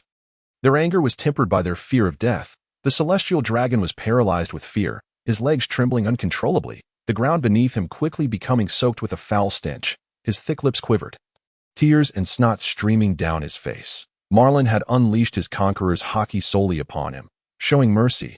Otherwise, he would already be a corpse. The celestial dragon, a portrait of humiliation, suddenly recalled his status, gritting his teeth and rising to his feet. A yellow stain visible on his backside. "Charge! Kill these scoundrels," he bellowed, as if to expel his humiliation. Marlin abruptly halted, a chilling smile creeping across his face. He slowly turned, casting a disdainful glance at this foolish creature. He had yet to settle the score for the capture of Ein, and now this fool was asking for death? Suddenly, Shanatia turned and berated, "Get lost, Kaimoki, you disgraceful fool. You are Shanatia? How could you be here?" Kaimoki exclaimed, utterly astounded. "That is of no concern to you. Just look at yourself, repulsive and grotesque. Even a dog that eats excrement is superior to you. How dare you utter such filthy words? You are a noble celestial dragon. Do celestial dragons not defecate? Then what is that in your trousers?" Shanatia scoffed, her disdain palpable. In that moment, she seemed to revert to her former haughty self, though her words were sharper and more acerbic, suggesting she had acquired additional knowledge during her travels. Kaimoki's complexion fluctuated between green and white as he gritted his teeth. "You have fallen, Shanatia. You no longer wear your bubble helmet. How can our noble celestial dragons breathe the same air as lowly scum? Their vile essence taints the atmosphere. Do you not find it nauseating? You are quite right. Not wearing the helmet was indeed my oversight. At least if I had worn it, I wouldn't have to endure the stench emanating from you." Kaimoki nearly shattered under the verbal assault. He could hardly believe that a celestial dragon was among the Navy's ranks. How could this be? How dare he? Now they were at a loss. If Kaimoki commanded them to proceed, what would they do? After all, there was a fellow celestial dragon on the opposing side. "Shanatia, step aside. I have matters to discuss with this naval officer. Did you not hear my command to leave?" Shanatia glared fiercely at her adversary. Kaimoki, after a prolonged examination, declared, "I see it now. This naval officer has already been bribed by you. Truly impressive tactics. Wait for me. I shall return to seek my father." With that, Kaimoki turned on his heel. the yellow mud clinging to his trousers causing him to wail in distress. Laughter erupted from the bystanders, inciting his fury. A bullet was fired in retaliation, resulting in the death of an innocent bystander rather than the mockers. Shanatia turned to confront Marlin's icy gaze, instantly feeling as though she had plunged into an icy abyss, nearly collapsing in fear. "Why did you save him?" Marlin inquired. Shanatia trembled, unable to fabricate a lie, and lowered her head to confess. "Though that person is quite despicable, he grew up alongside me. Did I apologize? Please forgive me. I shall never dare again. Forget it. I did not intend to blame you. Do not be afraid," Marlin replied, striding towards the port. "Come with me. I have questions for you aboard the ship." With many onlookers present, he refrained from reprimanding her in such a public setting that it is said that family matters should be resolved privately. Away from prying eyes, Marlin harbored no genuine anger towards Shanatia. His earlier urges to kill had been suppressed, leaving him feeling somewhat unsettled. It was akin to a man on the verge of release, yet compelled to restrain himself, a struggle requiring immense self-control. However, to prolong pleasure, one must endure such trials. Otherwise, a sudden release would lead to the dreaded moment of clarity, a state far too mundane. Upon returning to the ship, Shanatia appeared visibly anxious, prompting Rennies to pull her into the kitchen. There, she retrieved a bottle of champagne and 2 glasses, placing them on a tray while gesturing for Shanatia to serve in that instant. Shanatia yearned to cling to Rennies' leg in desperation for forgiveness. However, recognizing the potential consequences of such an action in light of Rennies' expression, she suppressed the flicker of possessiveness that threatened to reignite. Carrying the tray, she seated herself at a table outside, pouring wine for both Marlin and herself. Marlin cast her a sidelong glance and asked, "From where does the wealth of the celestial dragons originate?" "Heavenly gold, distributed according to familial power, serves as the primary source of income. Additionally, each family maintains enterprises across the seas. For instance, there is a pirate named Don Quixote da Flamingo, who possesses investments from several celestial dragon families," she elucidated. Marlin nodded, realizing that the celestial dragons were not as foolish as they appeared. They understood the concept of sustainable development. "And your family's enterprises?" he pressed. "In the South Sea, there exists a trading company. In the West Sea, for iron mines, and in the East Sea, the largest shipyard in Rogue Town, among others, though I cannot recall all of them." "You truly are an unlearned fool, a quintessential representation of the celestial dragons," Marlin remarked. "I apologize, my lord. I shall strive to improve." Marlin took a sip of his wine and said, "You resemble a human more than when we first met. Do not regress to that wretched state." Shanatia too tasted the wine, finding it displeasing compared to the delightful beverages of her home. She wrinkled her nose and said, "Only after witnessing the vastness of the sea do I feel shame for my past foolishness. I am no longer the person I once was. I hope, my lord, that you will not cast me off the ship. Of course not. You hold some value for me. Is it the value of training?" Shanatia blushed, her heart fluttering with a desire to relive the shame of her confinement within a hollow tree. Marlin was at a loss for words. This woman had seemingly lost her wits after her training. Fortunately, there was a little Suddy on board to play with her. "Does the Chabak family have enterprises in Chambord?" "Indeed, the Tongu Trading Company is an investment of their family," she replied. Marlin's eyes sparkled with interest. The audacity of the Chabak family to target Ain enraged him. Today's lesson for Kaimoki had merely been a coincidence, and his revenge was only just beginning. Just because an elderly patriarch was nearing death, he dared to capture Ain, a celestial dragon. If he perished, so be it. What a farce. Retribution was imperative. What do celestial dragons fear? Merely their status and lives. First, he would strip them of their status, relegating them to the lowest echelon within the celestial dragon hierarchy. Then he would devise a plan to eliminate them. This process must be savored. He aimed to siphon off their family's wealth into his own pockets, leaving them destitute. First and foremost, he must find a way to absorb the Tongu Trading Company in Chambord, as it belonged to the Chabak family and could not be spared.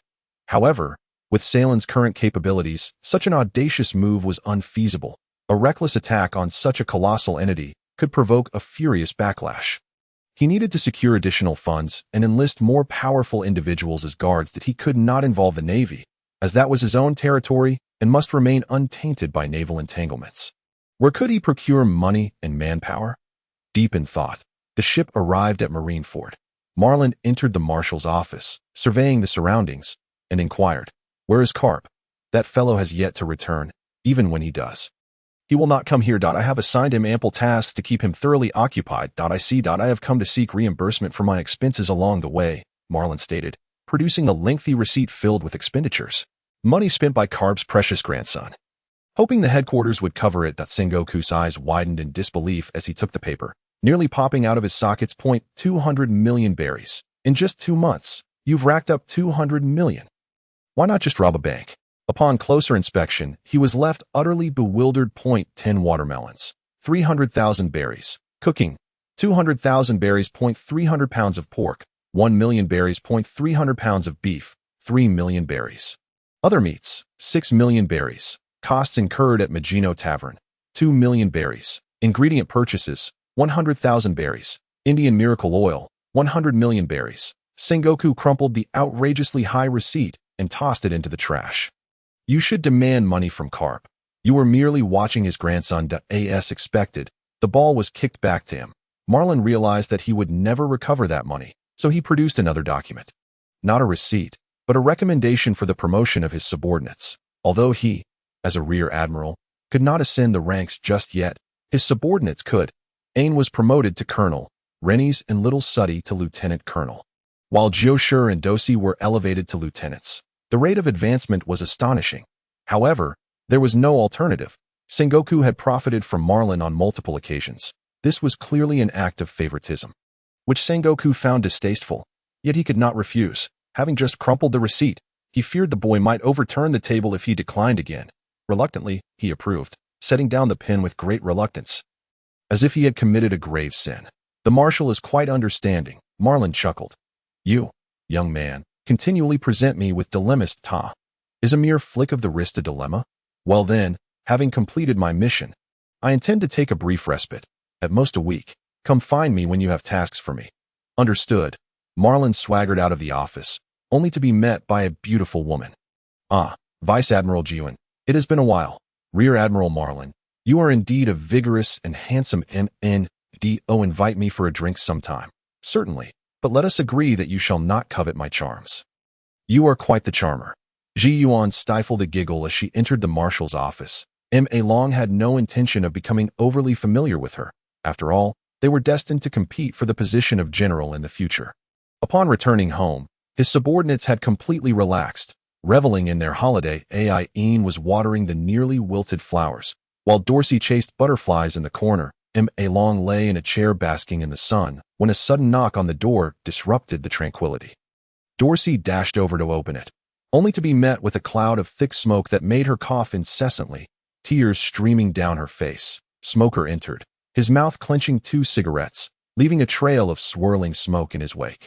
Following closely behind was Tashiji, glancing around with a dazed expression. Hey, don't pollute the environment, you old chain smoker, Ma Long remarked disdainfully. Smoker frowned, retorting, do you still have time to lounge about? The leap from major to lieutenant general is a vast chasm.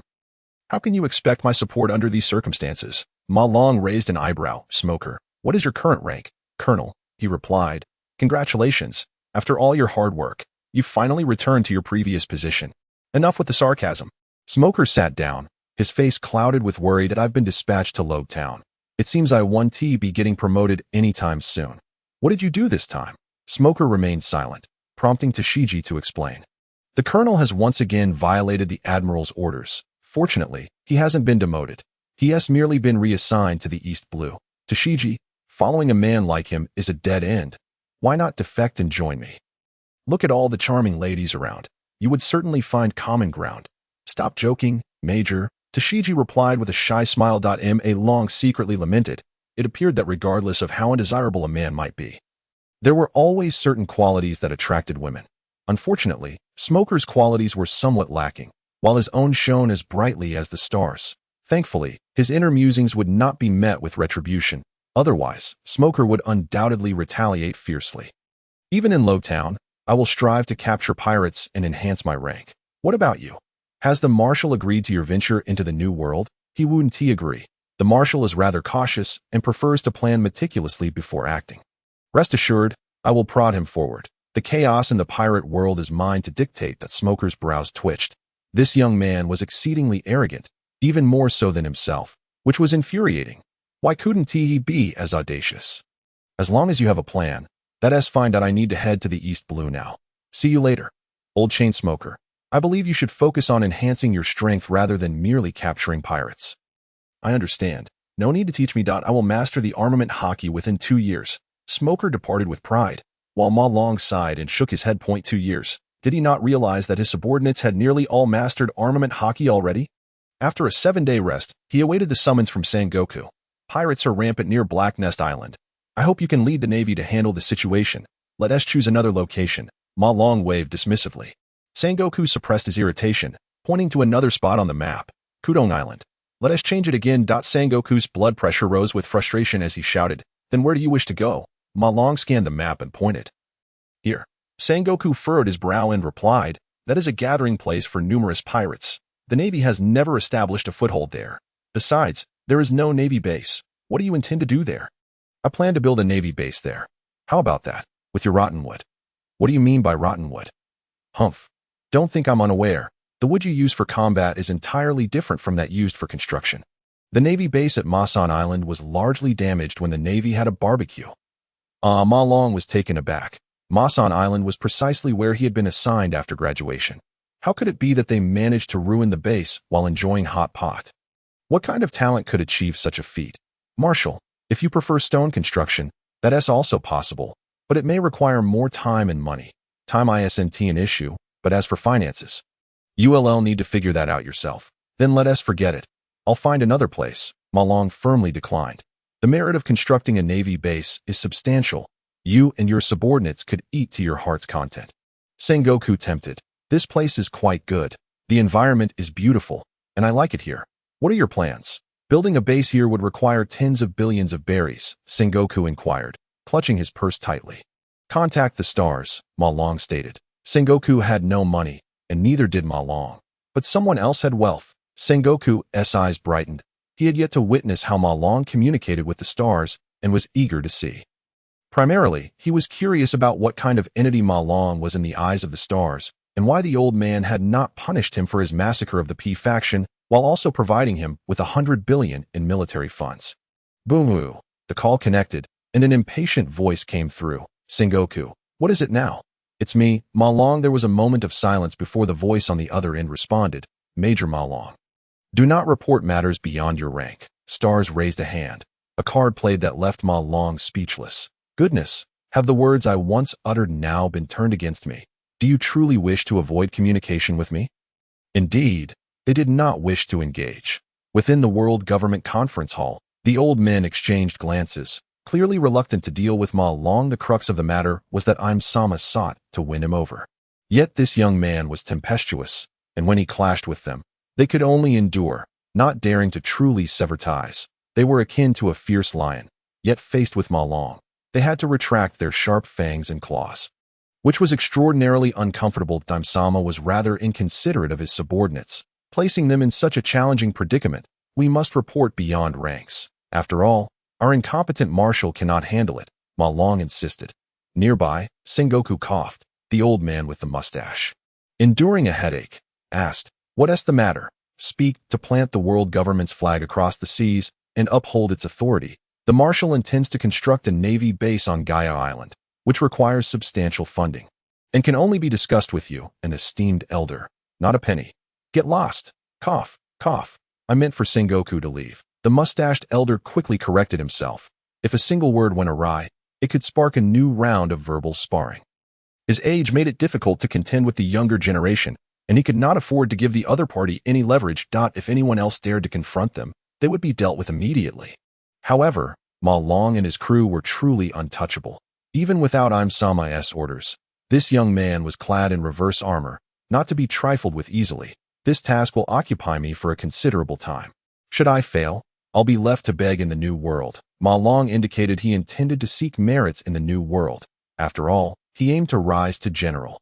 Yet, stars interpreted it as this young man preparing to seek refuge with others. This cannot be allowed. How much do you need?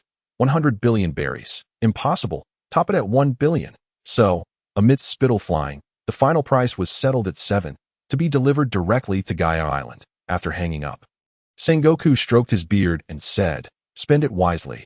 Return the remainder to replenish the military funds. Absolutely. Ma Long readily agreed. However, as for falsifying accounts, who couldn't he do that? Watching Ma Long's departing figure, Sengoku fell into deep contemplation. Where had the issue arisen?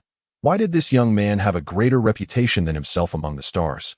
If he were to become marshal, it seemed he would need to take this young man to meet Admiral Kong soon. Ma Long summoned his subordinates, along with Garcia, who had just returned from a mission. Having consumed the toad fruit, Garcia soared to new heights. This seemingly useless fruit turned out to be quite advantageous. His strength skyrocketing, and he had now risen to the rank of major. Truly, a turnaround for the better, akin to a toad soaring into the sky. Upon receiving Ma Long's summons, Garcia was overjoyed. Arriving at the harbor with his subordinates and dedicated warship, Major Ma Long, "I've missed you so much," Garcia exclaimed, tears streaming down his face. "How many did you bring?" 100. That's quite a number. Does that count as you? What? Am I also counted as a person? Garcia was taken aback and hurriedly exclaimed, "That makes it 101. Are there any female soldiers?" "None." Malone nodded in approval. "Sing. Excellent. Those who spend their days mingling with female subordinates are unlikely to achieve great success. You must remain true to your principles, train diligently, and strive to become a naval officer at the earliest opportunity." Garcia saluted and declared loudly, "Yes, I shall diligently heed the teachings of the Rear Admiral." "Very well. Ensure your ship follows mine closely, but be careful not to collide." With that, Malone boarded the warship surrounded by beautiful women. Garcia, filled with respect, thought to himself, "Indeed, he is a Rear Admiral. He understands the pitfalls of associating with female subordinates, yet remains steadfast. This is a valuable lesson for me. Such earnest dedication is truly commendable." A butterfly flitted by, and he instinctively extended his tongue, drawing it into his mouth, savoring the taste. Delicious. The two warships sailed across the ocean, parting the waves with ease. Aang had gathered comprehensive intelligence about Kaya Island before setting sail. Kaya Island was a notorious gathering place for various pirates, where marauders were rampant, actively attacking nearby warships. Building a naval base there would prove exceedingly challenging. The establishment of a base was merely an ancillary goal for Malone. His true destination was the Sky Island. The Sky Island was rumored to hold immense treasures. Consuming those riches would alleviate any financial woes for his trading company. Furthermore, there was a person on the Sky Island whom Malone hoped to recruit as his subordinate. The trading company was somewhat lacking in strength, and having that individual as a bodyguard would be immensely satisfying. If he refused, Malone would eliminate him and see if he could locate the re-emerging devil fruit known as the Nyo Pai. Indeed, he referred to that insignificant being who had been vanquished by mere rubber. Enlil, the god of the Sky Island. At that moment, Malone genuinely lamented the loss of his vial of hormones. If it were still in his possession, he could administer it to Enlil, transforming him into a female. Perhaps that would make him easier to control, with the promise of restoration in a few years. A perfect and effortless scheme for domination. His heart ached. Rear Admiral, constructing a naval base will require substantial quantities of stone and timber, as well as a sizable plot of land, a designer, and a construction team. Aang remarked, "Stone can be procured through Ceylon. And as for timber, I have that covered. After all, it's only right that we don't let others benefit from our resources. We shall address the other issues once we arrive." The warships traversed the ocean for half a month, encountering storms that delayed their journey and vanquishing 2 pirate crews, seizing their treasures aboard the warships. Justice in the form of plunder does not count as theft. After a lengthy maritime voyage, they finally reached Kaya Island. The sight of the warships momentarily stunned the people on the shore. As the Navy seldom ventured to such places, Malone disembarked with his subordinates, issuing commands. "Garcia, keep watch over both ships. This is a formidable task, as many unsavory characters are eyeing us." "Understood." Garcia felt the weight of the Rear Admiral's expectations and saluted respectfully. Malone then wandered the island with a group of female subordinates. The base would inevitably need to be established by the seaside. After a brief exploration, he discovered numerous suitable locations for construction, but none with available land. Kaya Island's power dynamics were intricate, and the current situation stemmed from previous violent conflicts among various factions. Recklessly establishing a naval base would likely draw the ire of all involved. Malone concluded that no one would be willing to sell him land. "Colonel, what should we do?" Aang inquired. We are the Navy. We simply take what we desire from the underworld, Malone replied confidently. The entire island was under the control of various nefarious forces, but Malone was unperturbed by potential misjudgments about his adversaries. Aside from the civilians, everyone else on the island was an enemy. At that moment, he felt like a tiger in a meat market, surrounded by food. Let us go and grab a bite. The group drew attention as they strolled down the street. Attracting countless gazes, Malone sensed that someone was following them. They entered a decent tavern, splitting into 2 tables, sipping drinks while awaiting the arrival of the food. Upon their entrance, the tavern fell silent, and after a moment, conversations resumed slowly. This was primarily due to Malone's imposing figure draped in a justice cloak, making his identity unmistakable. The Navy was highly unpopular on this island. Just then, a young man with a rooster comb hairstyle swaggered in, flanked by a group of lackeys, filling the remaining empty seats and loudly demanding the proprietor to serve them drinks, creating quite a ruckus. This was one of the groups that had entered alongside Malone. Judging by their fierce demeanor, they were either pirates or part of the underworld. While Malone and his crew dined, the rooster-combed youth approached their table with a bottle of liquor, circling around with a mocking expression. "Oh, Mr. Navy, you seem to be in high spirits, surrounded by such a bevy of beauties. Can you manage all of them alone? Perhaps you could share a few with the brothers here?" "Huh?" The tavern erupted with laughter. Malone nodded. "If you have the ability, feel free to try and take one." Malone's earnest demeanor led the rooster-combed youth to believe he was cowed, prompting him to laugh loudly and move closer to little Suddy, saying, "Beautiful lady, your leather attire is quite alluring. May I see if the body beneath is just as enticing?" He even leaned in, attempting to inhale her scent. Bang! A punch landed squarely on his face, sending a front tooth flying. The rooster-combed youth staggered back, clutching his bleeding nose, leaning against the unattractive Stoby. Are you interested in me? But you fall woefully short of Chloe." With that, she delivered an elbow strike that nearly shattered the youth's kidneys. Who doesn't he enjoy a bit of amusement? Malone's companions were no ordinary Navy. Gritting his teeth against the pain, the rooster-combed youth wiped the blood from his nose, glanced at Malone, and grinned. Approaching with the bottle of liquor, "Mr. Navy, your subordinate is quite fiery. I genuinely feel for you that I suspect you bear numerous scars as well. This liquor has healing properties. Allow me to pour some for you." He raised the bottle above Malone's head, preparing to pour, but his wrist was ensnared by a slender vine, rendering him immobile. Malone leisurely finished his meal and wiped his mouth, while the rooster-combed youth remained in that position for 3 minutes. He looked up, placing a hand on the youth's abdomen. "I am not Shanks, who would laugh heartily after being doused with liquor. Thus, you shall find yourself most unfortunate." A burst seed penetrated the rooster-combed youth's body and settled the bill, declaring, "We're leaving." As Malone led his crew outside, they were confronted by the rooster-combed youth's companions. "What have you done to our boss?" they demanded. "He is about to meet his end." Malone replied with a wicked grin. At that moment, the rooster-combed youth struggled, his face pale, raising a hand toward his companions as he gasped, "Save me." Bang! His body suddenly expanded, and from within, countless spikes erupted, transforming him into a grotesque pincushion. Blood sprayed everywhere, and as his corpse collapsed, the spikes prevented it from touching the ground. The tavern erupted in gasps of horror, and onlookers hurried to press against the walls, not because they had never seen death, but due to the brutality of the scene, which frightened them. The rooster-combed youth's companions stood frozen, and Malone shoved them aside, causing them to hesitate in approaching. Stepping outside, Ains din mushy suddenly rang. She answered, speaking for a while before reporting, "Rear Admiral, the world government's treasury ship will arrive tomorrow. We must prepare for their reception." "Tomorrow, you say? Perfect timing. I have a delightful idea in mind." Malone smirked, a mischievous glint in his eyes. Approaching the ship, he discovered a brawl in progress. Garcia was engaged in an intense fight with a pirate, showcasing remarkable agility. Though the opponent was equally adept, yet Garcia, being of the Zoan type, was tough and resilient. Holding his ground, blonde hair, springs. Could it be Bellamy? Malone frowned. Suddenly, Garcia extended his tongue, ensnaring Bellamy's neck and swinging him about, leaving him battered and bruised.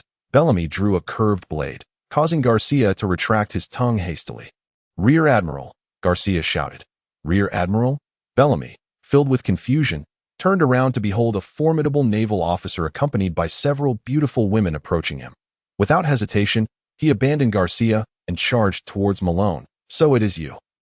The true master. This island belongs to Lord Doflamingo, and it is not a place for a destitute navy like yours to meddle in.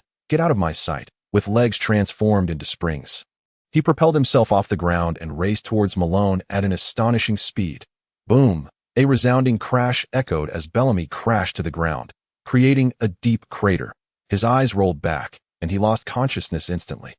Malone walked past indifferently, hardly considering such a minor character worthy of his attention.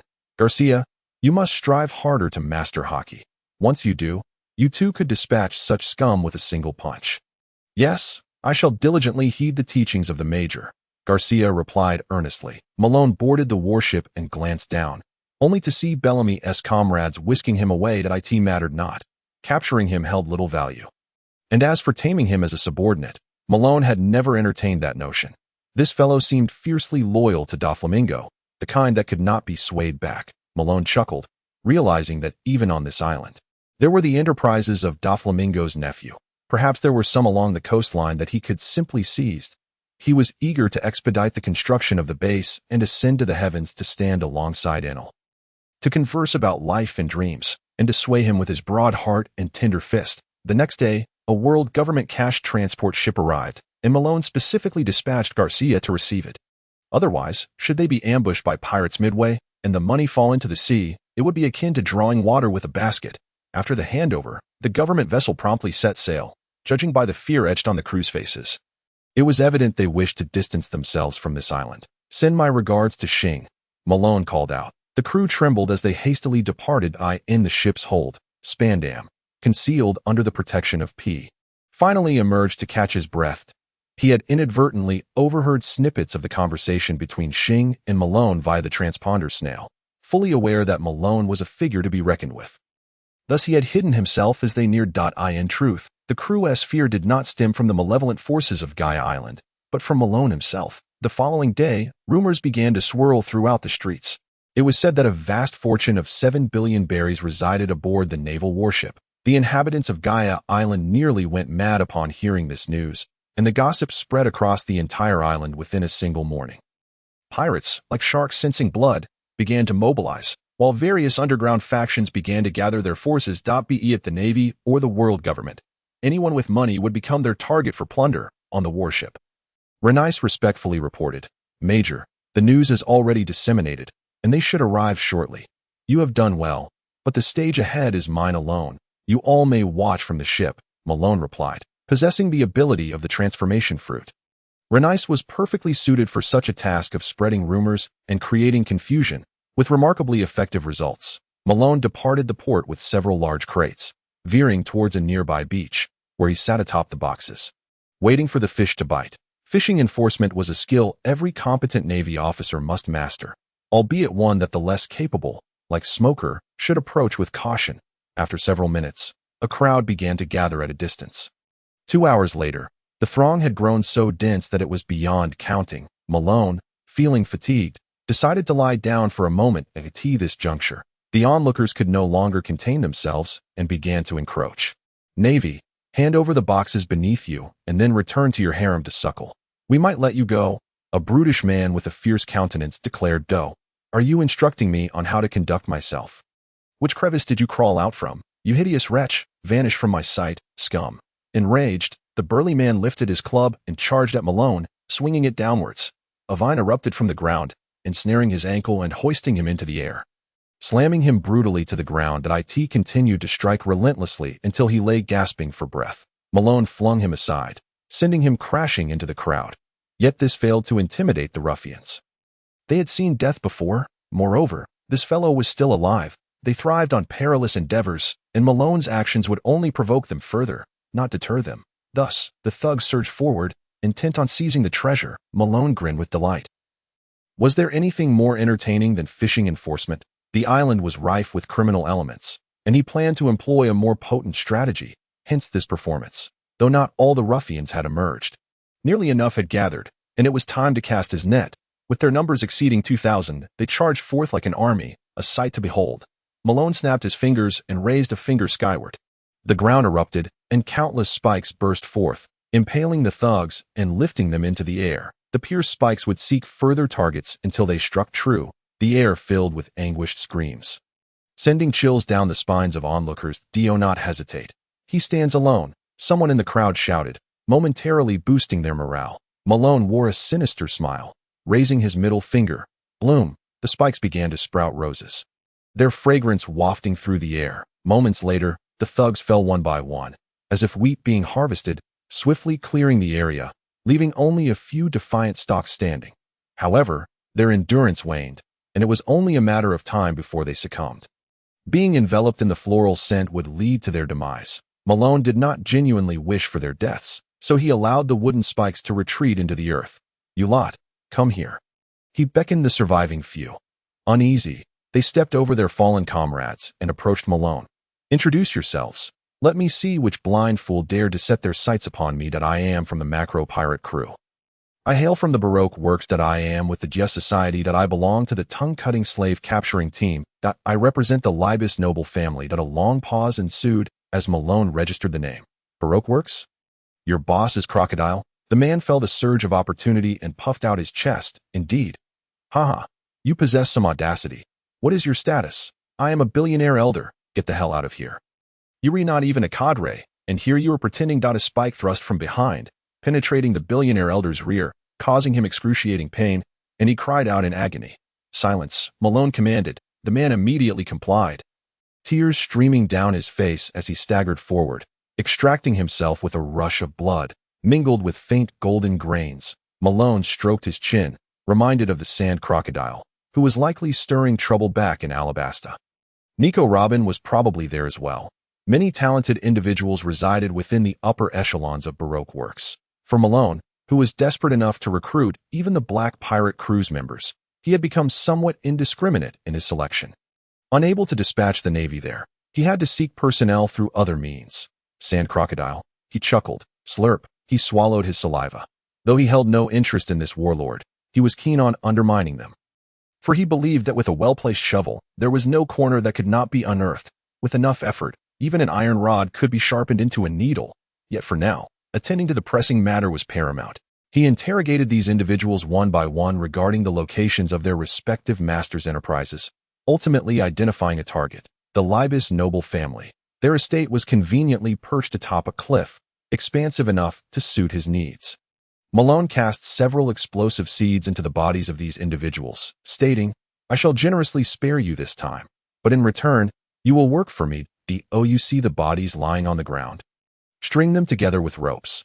Those who are dead can be tossed into the sea to feed the fish. I intend to establish a naval base here, and I lack labor. Thus, you shall toil for me without pay. No, it cannot be like this. The captain will kill me. The shouts of the slave-capturing brigade echoed as they sprinted into the distance. Observing their departure, the remaining individuals stirred with unease. After all, who would willingly allow themselves to be ensnared and reduced to the status of a slave? The toil and suffering were one thing, but the loss of dignity and reputation was another matter entirely. Yet, just as they were about to take their first steps toward escape, one of the distant captors was abruptly pierced by a spike. His body gruesomely transformed into a grotesque caricature, rolling about like a cactus on the ground. Witnessing this chilling demise, the others hastily retracted their steps, wearing forced smiles as they turned to Marlin. Hee hee hee. We are willing, exceedingly willing. Marlin clapped his hands. Mission accomplished. Having dispatched a portion of the villains and apprehended others, the issue of laborers was effectively resolved, all without expenditure. Truly, I am quite the genius. Marlin commended himself. This would save a substantial sum, and with a little creative accounting, the warlords would remain oblivious to any discrepancies, with the savings naturally lining his own pockets. This is what it means to save through one's own ingenuity. Entirely without harming the honest and innocent marshal, leading a throng of slaves. Yes, this group now belonged to Marlin. He arrived near the estate of the Libus nobility. He promptly erected several large wooden houses on the ground to detain these nefarious individuals. Then he kicked down the surrounding wall of the noble estate and strode directly inside. The guards on duty, seeing someone intruding, were swiftly rendered unconscious by a mere flicker of Marlin's conqueror's hockey. The crash of the collapsing wall startled the nobles and their servants, who emerged from their exquisitely constructed villa, their eyes widened in fury, their demeanor radiating an air of superiority. Clearly, they intended to intimidate this commoner Navy officer. Naval officer, I am acquainted with high-ranking officials of the world government. Do you truly wish to jeopardize your future? Libis Cheetah bellowed Dada. So you are aware of my purpose for visiting. Let us dispense with pleasantries. You are implicated in heinous acts of murder and theft, and now the victims have come to demand compensation. I trust you will act sensibly and refrain from complicating matters for both parties. A young man beside him erupted in vitriol. What nonsense, naval officer. We deemed it a privilege to rob you. Killing you would merely be a favor. Do not presume this matter ends here. If you survive today, consider it sheer luck. Should you wish to live, you must offer your wealth to our family, along with those beautiful women aboard your ship to continue our lineage. I have yet to indulge in the company of a female naval officer.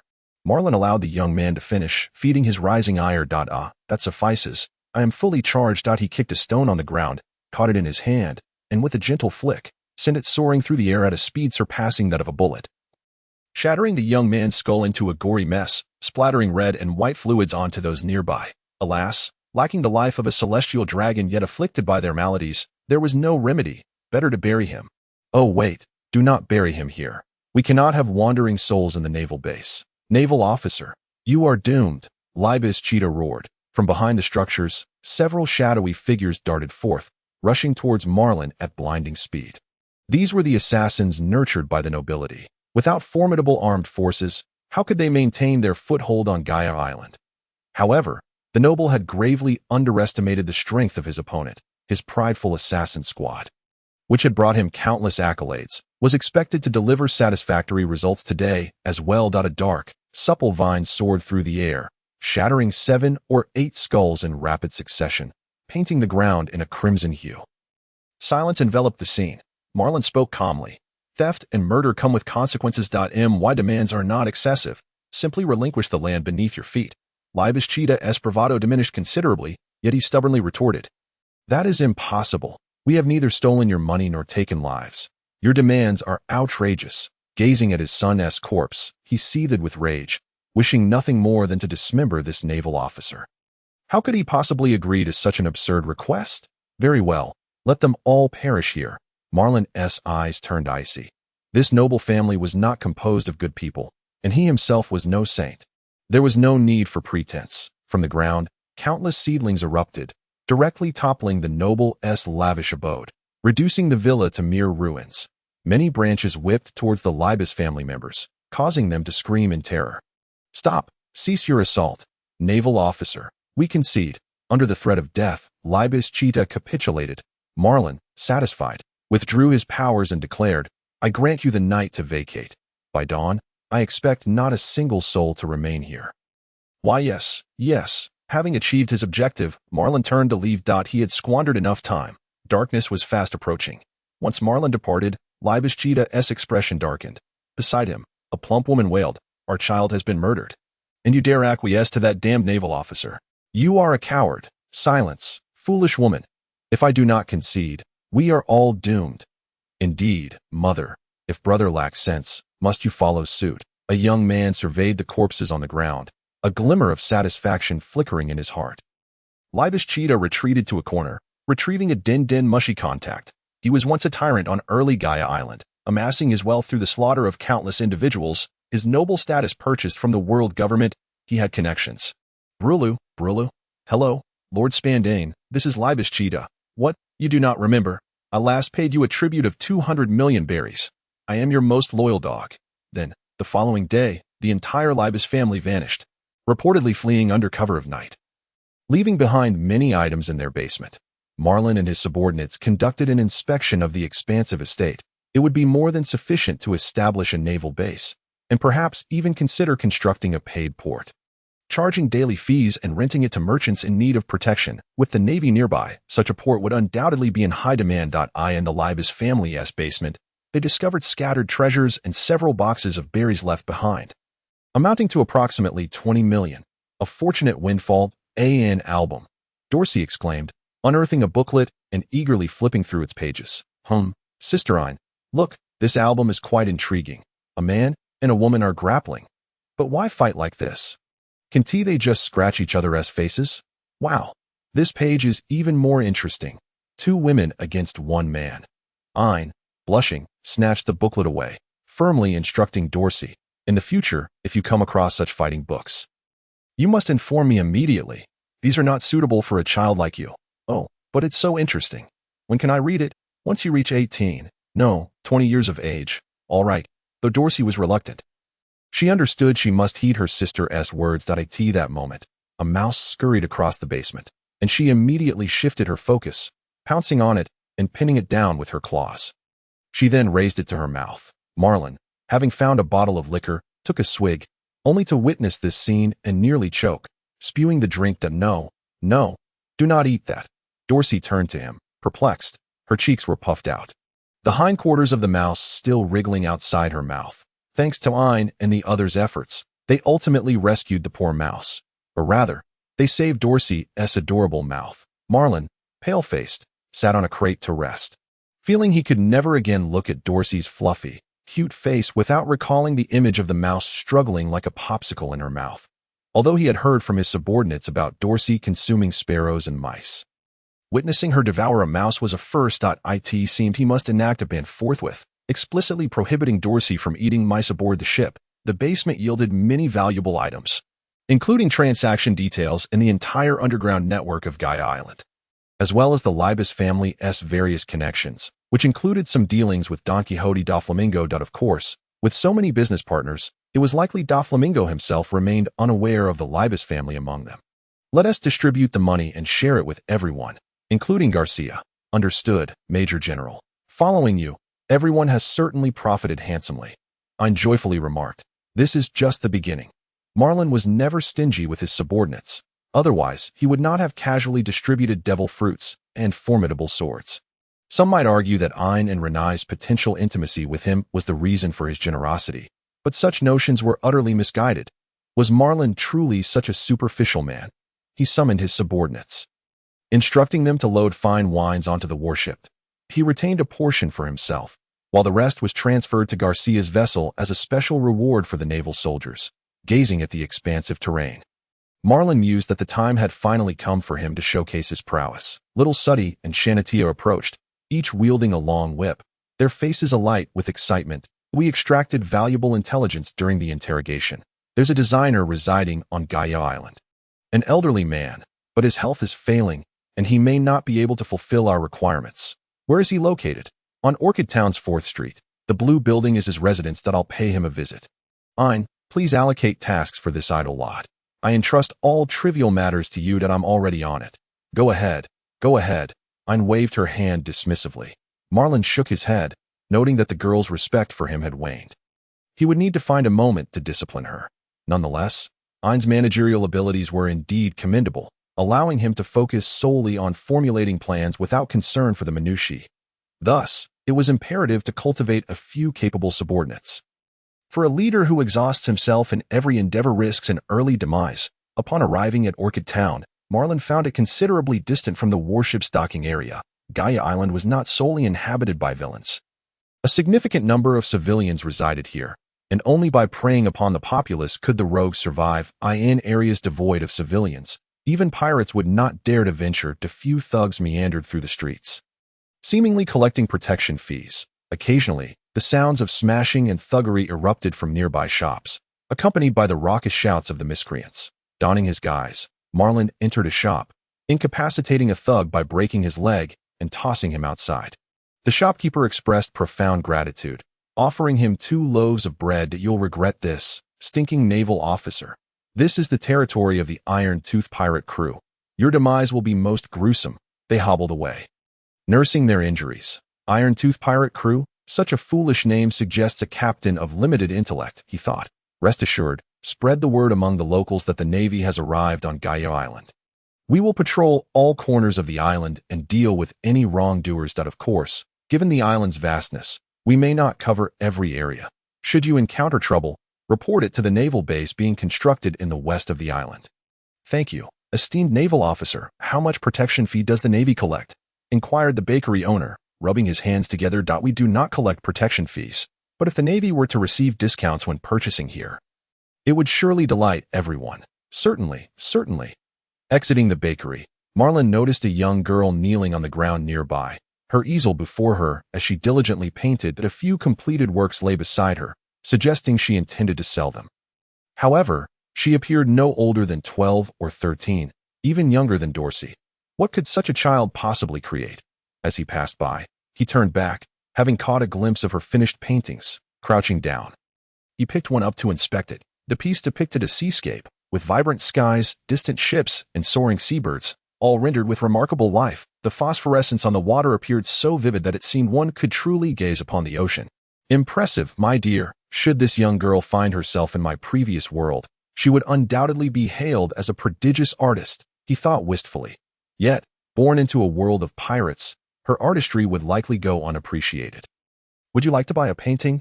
The girl looked up at Marlin, her cheeks distinctly flushed. Marlin furrowed his brow, realizing she seemed vaguely familiar. Where had he seen her before? He could not recall. But he was certain he had encountered someone resembling her in an anime. That I won't be purchasing, Marlin replied, setting the painting down. The girl appeared somewhat disappointed, letting out a soft "oh" before returning to her work. Suddenly, a rumbling sound emanated from her stomach. She paid it no mind and continued painting. Here, have this. I have no appetite. Marlin offered the girl the bread he held. He truly lacked appetite, having recently witnessed Dorsey feasting on a rat. An image that lingered uncomfortably in his mind.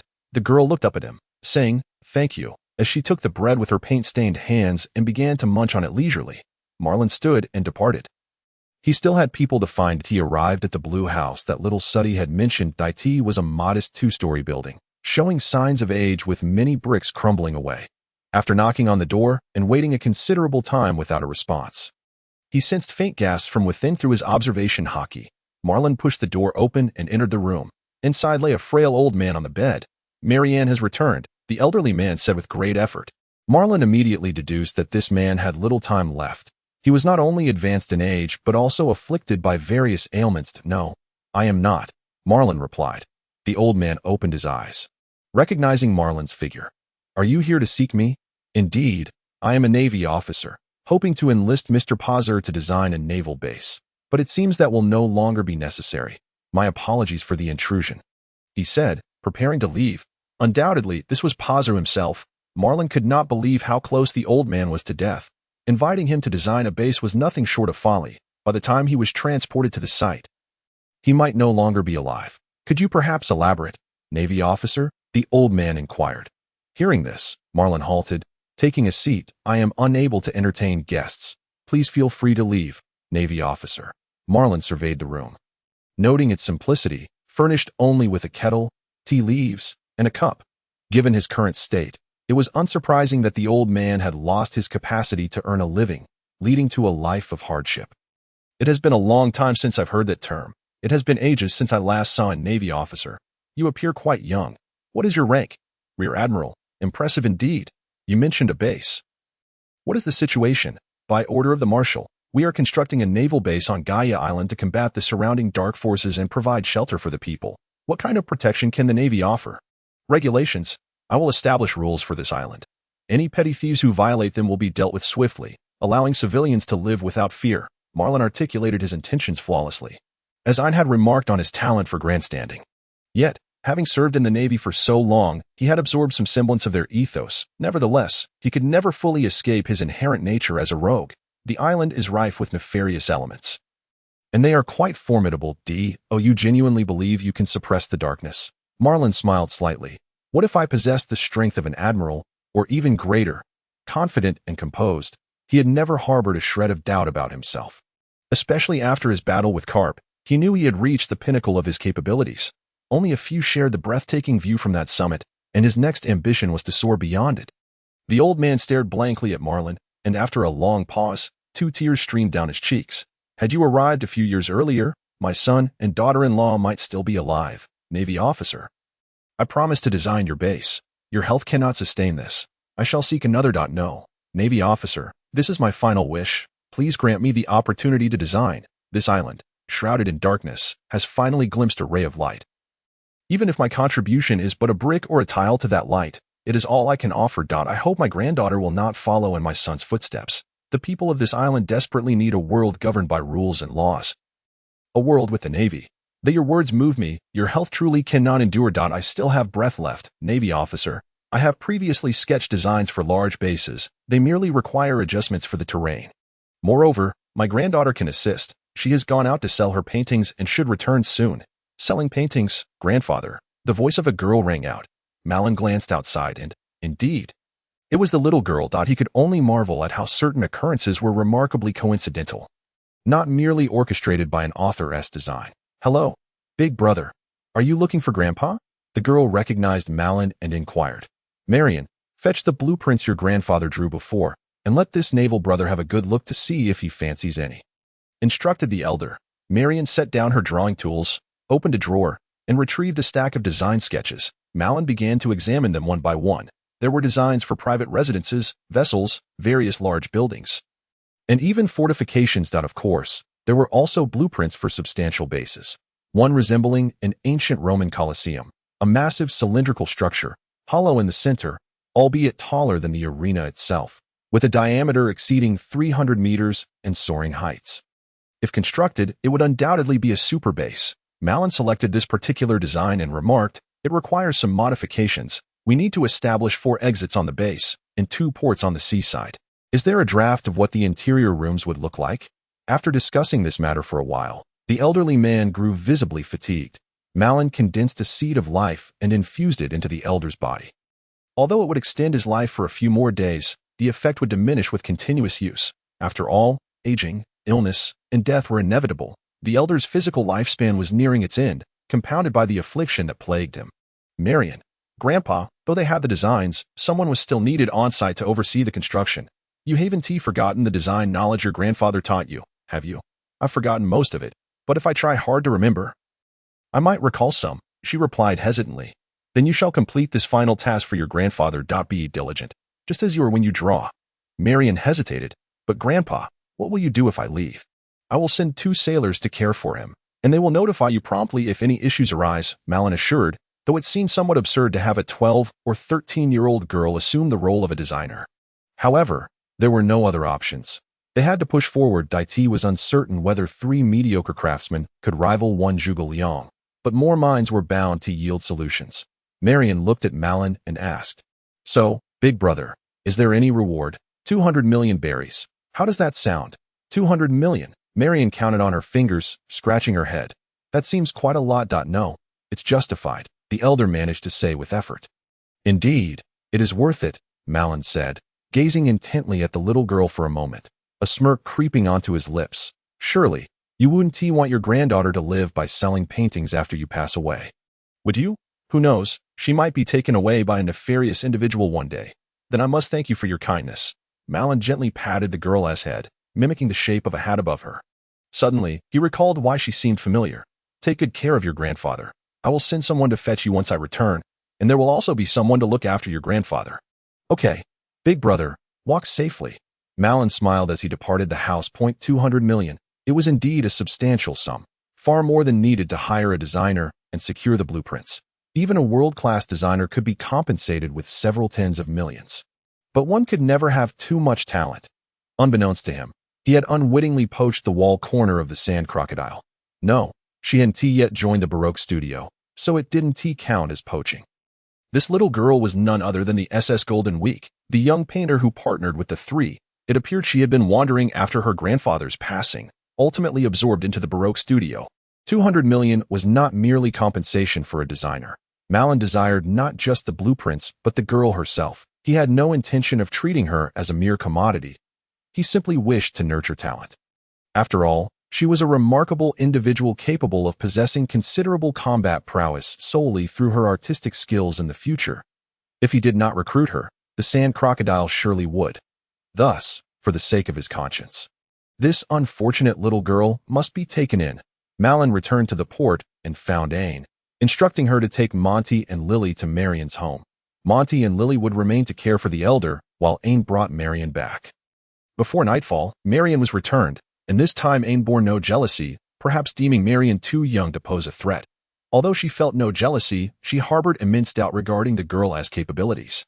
What could a 13-year-old girl design? It seemed absurd. Subsequently, in a bid to probe, she asked Marion numerous preliminary construction questions and required materials, and to her surprise, the little girl answered with remarkable clarity.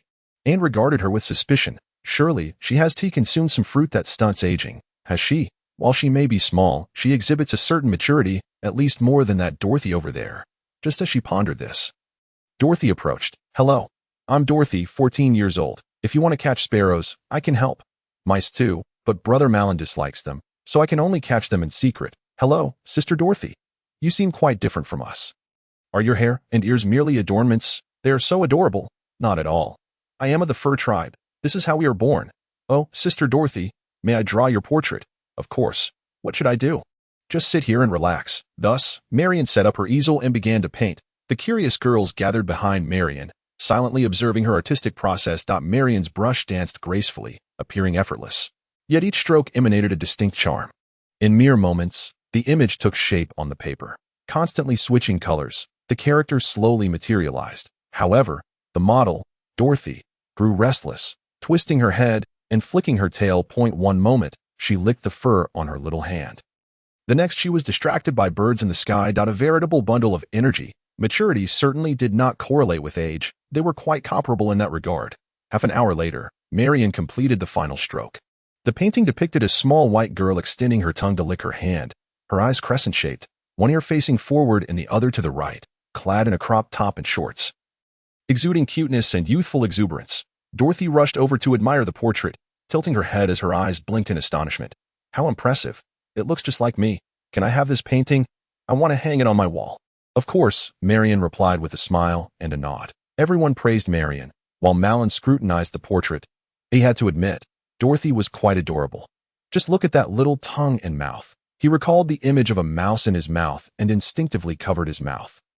Damn it, let me keep my distance from mice for a while. The following day, at the ruins of Libas Manor, everyone was ready for work, including the 1,600 ruffians captured by Marlin. Shovels, hoes, and various excavation tools were prepared. Marion inspected the site with several blueprints in hand, marking out numerous white lines, declaring, "We can begin." Suddenly, a few ruffians in the distance bolted away. To prevent their escape, little Suddy and Shanatia shackled them with chains. However, the restraints were not overly restrictive, unlike prisoners, allowing for relatively swift movement, almost chicken-like speed. Wait a moment, in my hometown, we sacrifice chickens to commence work, but there are no chickens here. So we shall sacrifice a few thieves instead. Upon hearing this, Margarita, Everlandra, and Stabby immediately readied their bows. Make sure to draw plenty of blood, Marlin said kindly. The three complied. Arrows whistled through the air, infused with a potent aura, piercing through several bodies and embedding into the ground. The ruffians collapsed, blood gushing from their wounds like a fountain. Do not pity them. Not a single one of these scoundrels is worthy of sympathy, Marlin remarked to Marion. I understand. Marion responded coolly. Truly. A talent destined to be selected as a high-ranking officer by the Sand Crocodile. Marlon gazed at the sky, his hands clasped in prayer. Oh, deities above, I beseech you to be lenient. I truly wish to avoid the task of retrieving that fruit from the depths of the sea.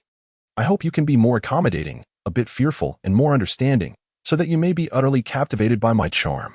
Marion, bewildered, realized that this was a form of celestial sacrifice, an intriguing custom indeed.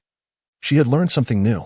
Once Marlon completed his solemn ritual, the construction site officially commenced its activities. He promptly appointed Ayn as the overseer, Marion as the technical director, and the duo of Suddy and Shanatia as foremen. While the 9 serpent warriors were designated as patrolmen, and Dorsey was assigned as the lookout.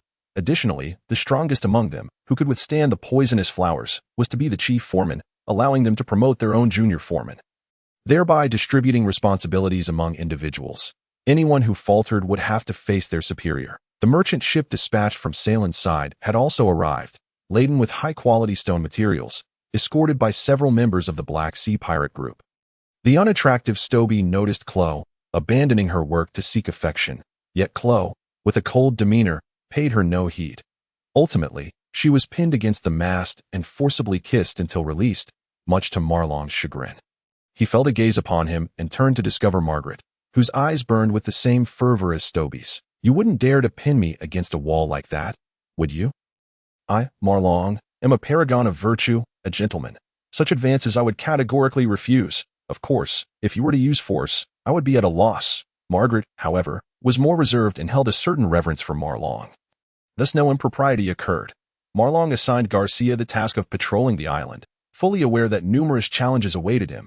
Given Garcia's capabilities, it would indeed be a daunting endeavor. However, Marlon lent him his formidable general. Renice. With all matters set on the right course, Marlon finally found time to attend to his own affairs. Typically, one would need to await an updraft or set off from the peak of the western sky to reach the Sky Islands.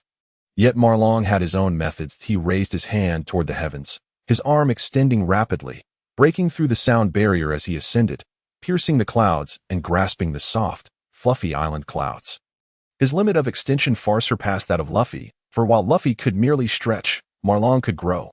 With a whoosh, his arm retracted, propelling him skyward like a launched missile. He soared past a seagull, startling it into shedding feathers as it squawked indignantly, likely cursing him. The cloud layers drew nearer. With a firm grip on his justice cloak, he penetrated the white clouds above. A vast, white world enveloped him.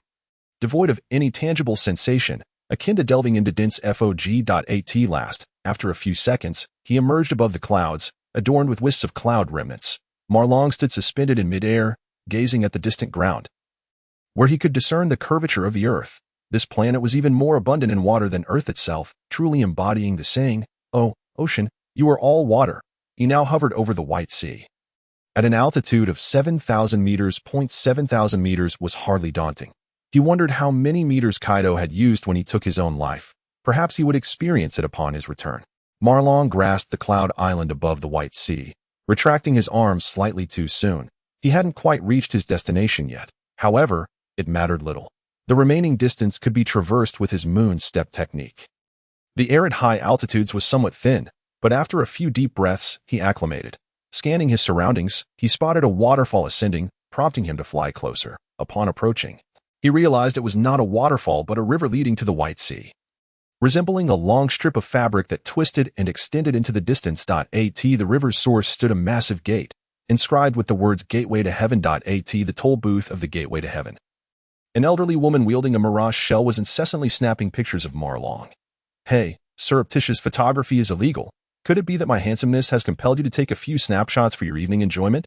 Marlon alighted beside the old woman and inquired. With a stern expression, the old woman replied, "Are you here for sightseeing or for battle?" "Of course, I am here for battle," Marlon chuckled.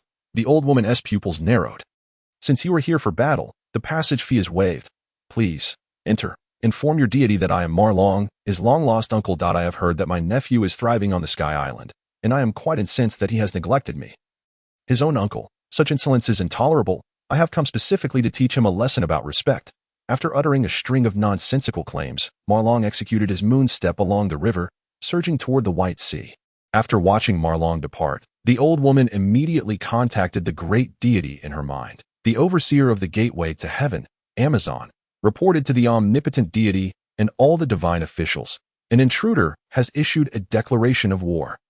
The intruder has black hair, is exceedingly handsome, and dons a justice cloak with the word justice emblazoned upon it.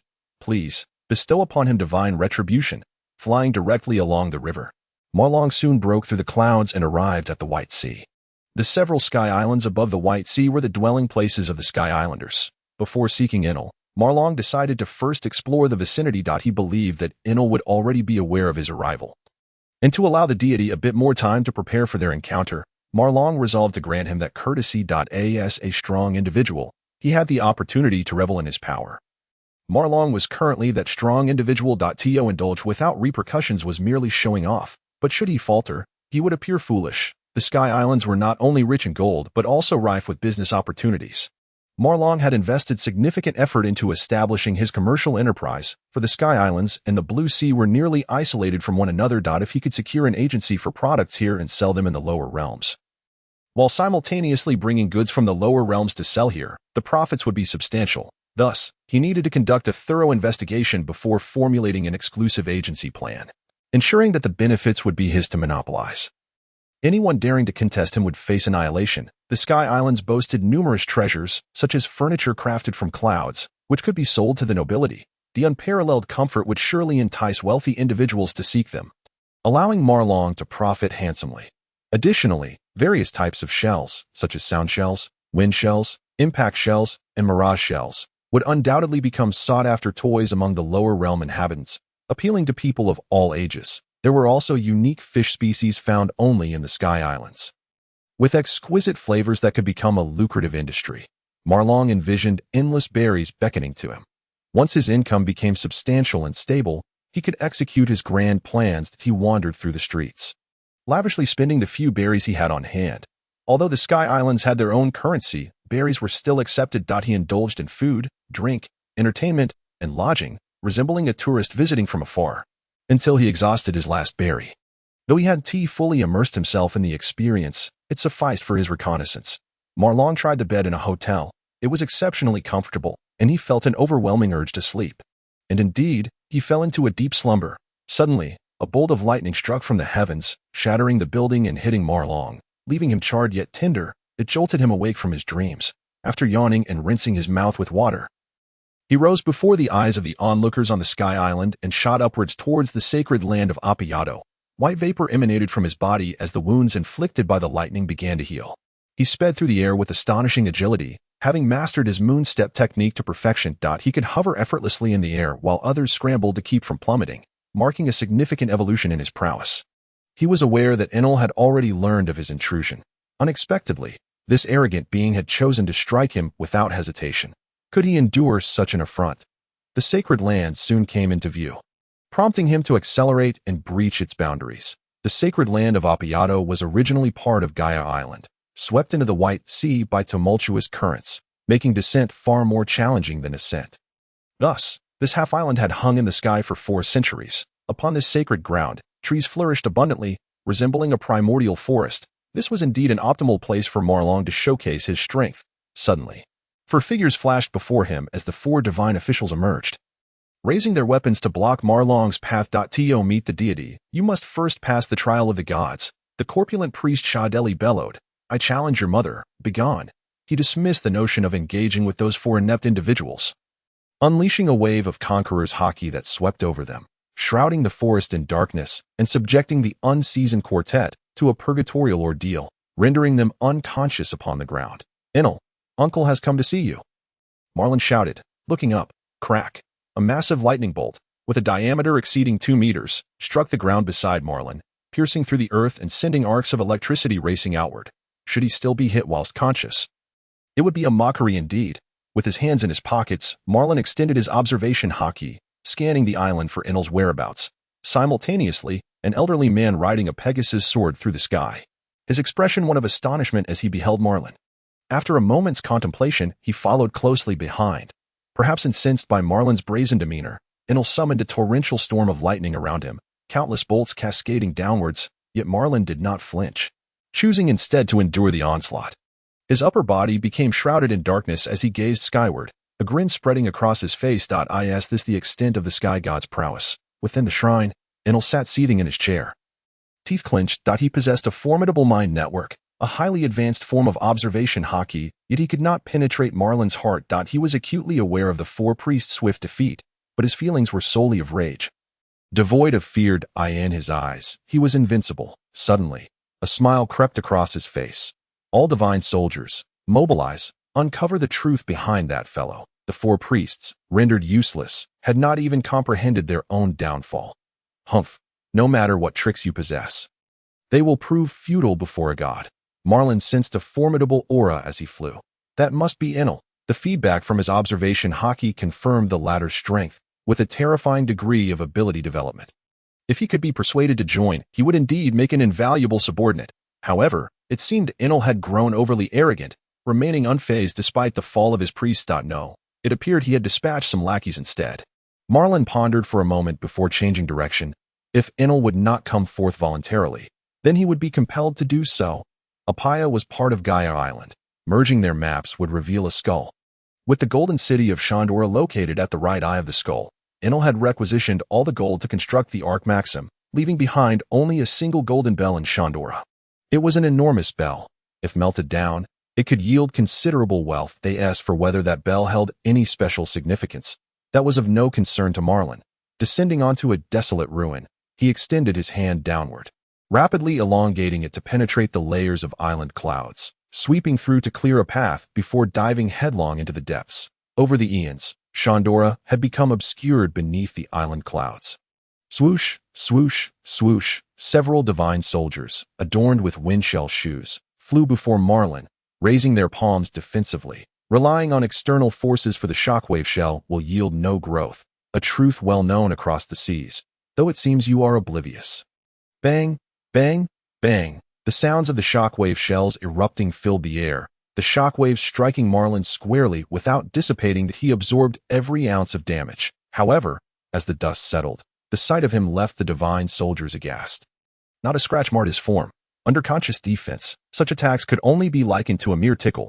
To one capable of withstanding Karp's iron fist, such an assault would be the source of laughter among those at sea. Marlin remarked coolly, "But it seems you approached me with the intent to kill, did you not? Then let us reciprocate, for I too harbor intentions to eliminate you." The world before the divine soldiers transformed into a gray-white haze in an instant.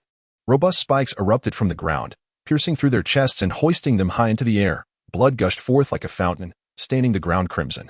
Marlin strode past nonchalantly, continuing his exploration of the Shondora ruins. Yet, the divine soldiers did not fulfill his expectations. They appeared once more, this time eschewing the shockwave shells in favor of wielding cannons. Bang, bang, bang, bang. Countless cannonballs rained down, sending debris flying amid the city's ruins. The remnants of ancient civilization were swiftly reduced to rubble, walls and structures collapsing, dust billowing into the sky. Robin would surely weep tears of rage upon witnessing this spectacle. Marlin held no interest in the historical artifacts. They paled in significance compared to a single loaf of bread, which could at least satiate his hunger. Whether the stone tablets inscribed with history would be destroyed in the bombardment was of no concern to him. He cast a sweeping gaze at the divine soldiers, a smile breaking across his face. What pitiful creatures you are, believing it an honor to serve a god, even rushing to your demise with such eagerness. To satisfy your desires, he raised his hands and proclaimed to the hovering divine soldiers, "Dance. Let the dance of the thorns commence." Sharp spikes erupted from the ground, soaring over 10 meters high, radiating outward in a circular formation. 10 meters, 20 meters. Soon, a dense thicket of spikes claimed a 200-meter radius. New spikes sprouted from the tops of the existing ones, layering upon one another and reaching heights of 100 meters. It was a veritable hell of thorns. Those ensnared in the dance of the thorns met their end as if caught in a web of barbed traps. Enel, observing from the shrine, darkened in countenance, simultaneously feeling a tinge of apprehension towards Marlin. Did he consume the moku fruit? Yet, he dismissed it as merely a paramecia type, incapable of contending with lightning. Rising to his feet, he prepared to confront Marlin personally. That is, within his mind network, he captured images of individuals landing in Apaya. The rats have returned. How amusing. Enel grasped an apple, continuing to watch the unfolding drama through his mind network. Marlin retracted all the wooden spikes back underground. Allowing the corpses to tumble to the ground, he stepped over the bloodied remnants and advanced. He vaguely recalled the location of the golden bell, atop a towering vine. However, before seeking the bell, he had another matter to attend to. He navigated swiftly through the Shondora ruins. Suddenly, figures flickered behind him, for individuals materializing in unison. Marlin did not turn around, stating flatly, "Do not desecrate the mercy of those who spare your lives." It was the four priests, Om, Shura, Shadeli, and Gadatz. "Where are you headed, Sea-Man?" Gadatz inquired. "Where to?" Marlin feigned contemplation, though he had no intention of pondering. "I wish to see how the Arc Maxim is being constructed." The four priests were taken aback, as was Enel, whose expression shifted dramatically as he transformed into a bolt of lightning, racing toward Shondora. Gonfor, riding the Pegasus Pierre, descended to the ground, where the four priests promptly surrounded him. "What is the Arc Maxim? What are Enel's intentions? You, Sea-Man, must know many things. Please enlighten me," Gadatz implored. Marlin pointed skyward. "Do not insult the gods." Priest Om unsheathed his longsword, flicking it to transform into a white whip, slicing through the air toward Marlin. Crack! Marlin caught it with ease, tugging gently, drawing Om closer. However, the priest clearly possessed some skill. Om released his grip and adjusted his posture midair, activating his wind shell to soar upwards. TSK, quite the flashy display. If it were a juggling act, it might have some merit. "Come at me together. Do not worry, I want to employ my previous tactics, as using a cannon to swat a mosquito is rather wasteful. The utmost respect for a performance is to watch it to completion." Though Marlin regarded the four divine priests as inept, they still possessed a modicum of strength compared to those in the depths of the sea. Confronted by an adversary whose power greatly surpassed theirs, the four priests abandoned the notion of trials and instead launched a full-force assault. Marlin swung the iron-cloud sword he had seized, landing a blow on Shadeli, sending the rotund fellow reeling once more. A tendril of rope cloud ensnared Marlin's ankle, hoisting him into the air. The priest Shura wielded a heated firearm and thrust it forcefully into Malong's abdomen. Crack! With a swift motion, he shattered the gun into 2 pieces, then grasped Shura's face and slammed him down to the ground. The back of Shura's head met the earth with a thud, rendering him unconscious. The remaining 2 priests, filled with trepidation, hesitated to advance. At that moment, shadows flitted about, and a multitude of warriors clad in attire reminiscent of Native Americans rushed forth, led by the one known as the War Demon. Weber, Ganfuer, from Qinghai. What brings you to this place? Weber inquired, brandishing a cannon. It's a long story, Ganfuer replied. Then spare us the details and step aside, you bothersome old fool, Weber retorted, turning his gaze to Malong. And you, Qinghai man, do you not intend to say something? Malong smiled slightly and said, when requesting others to speak or act, one should maintain a respectful tone. What did you say? Weber seethed, nearly biting through his cigarette.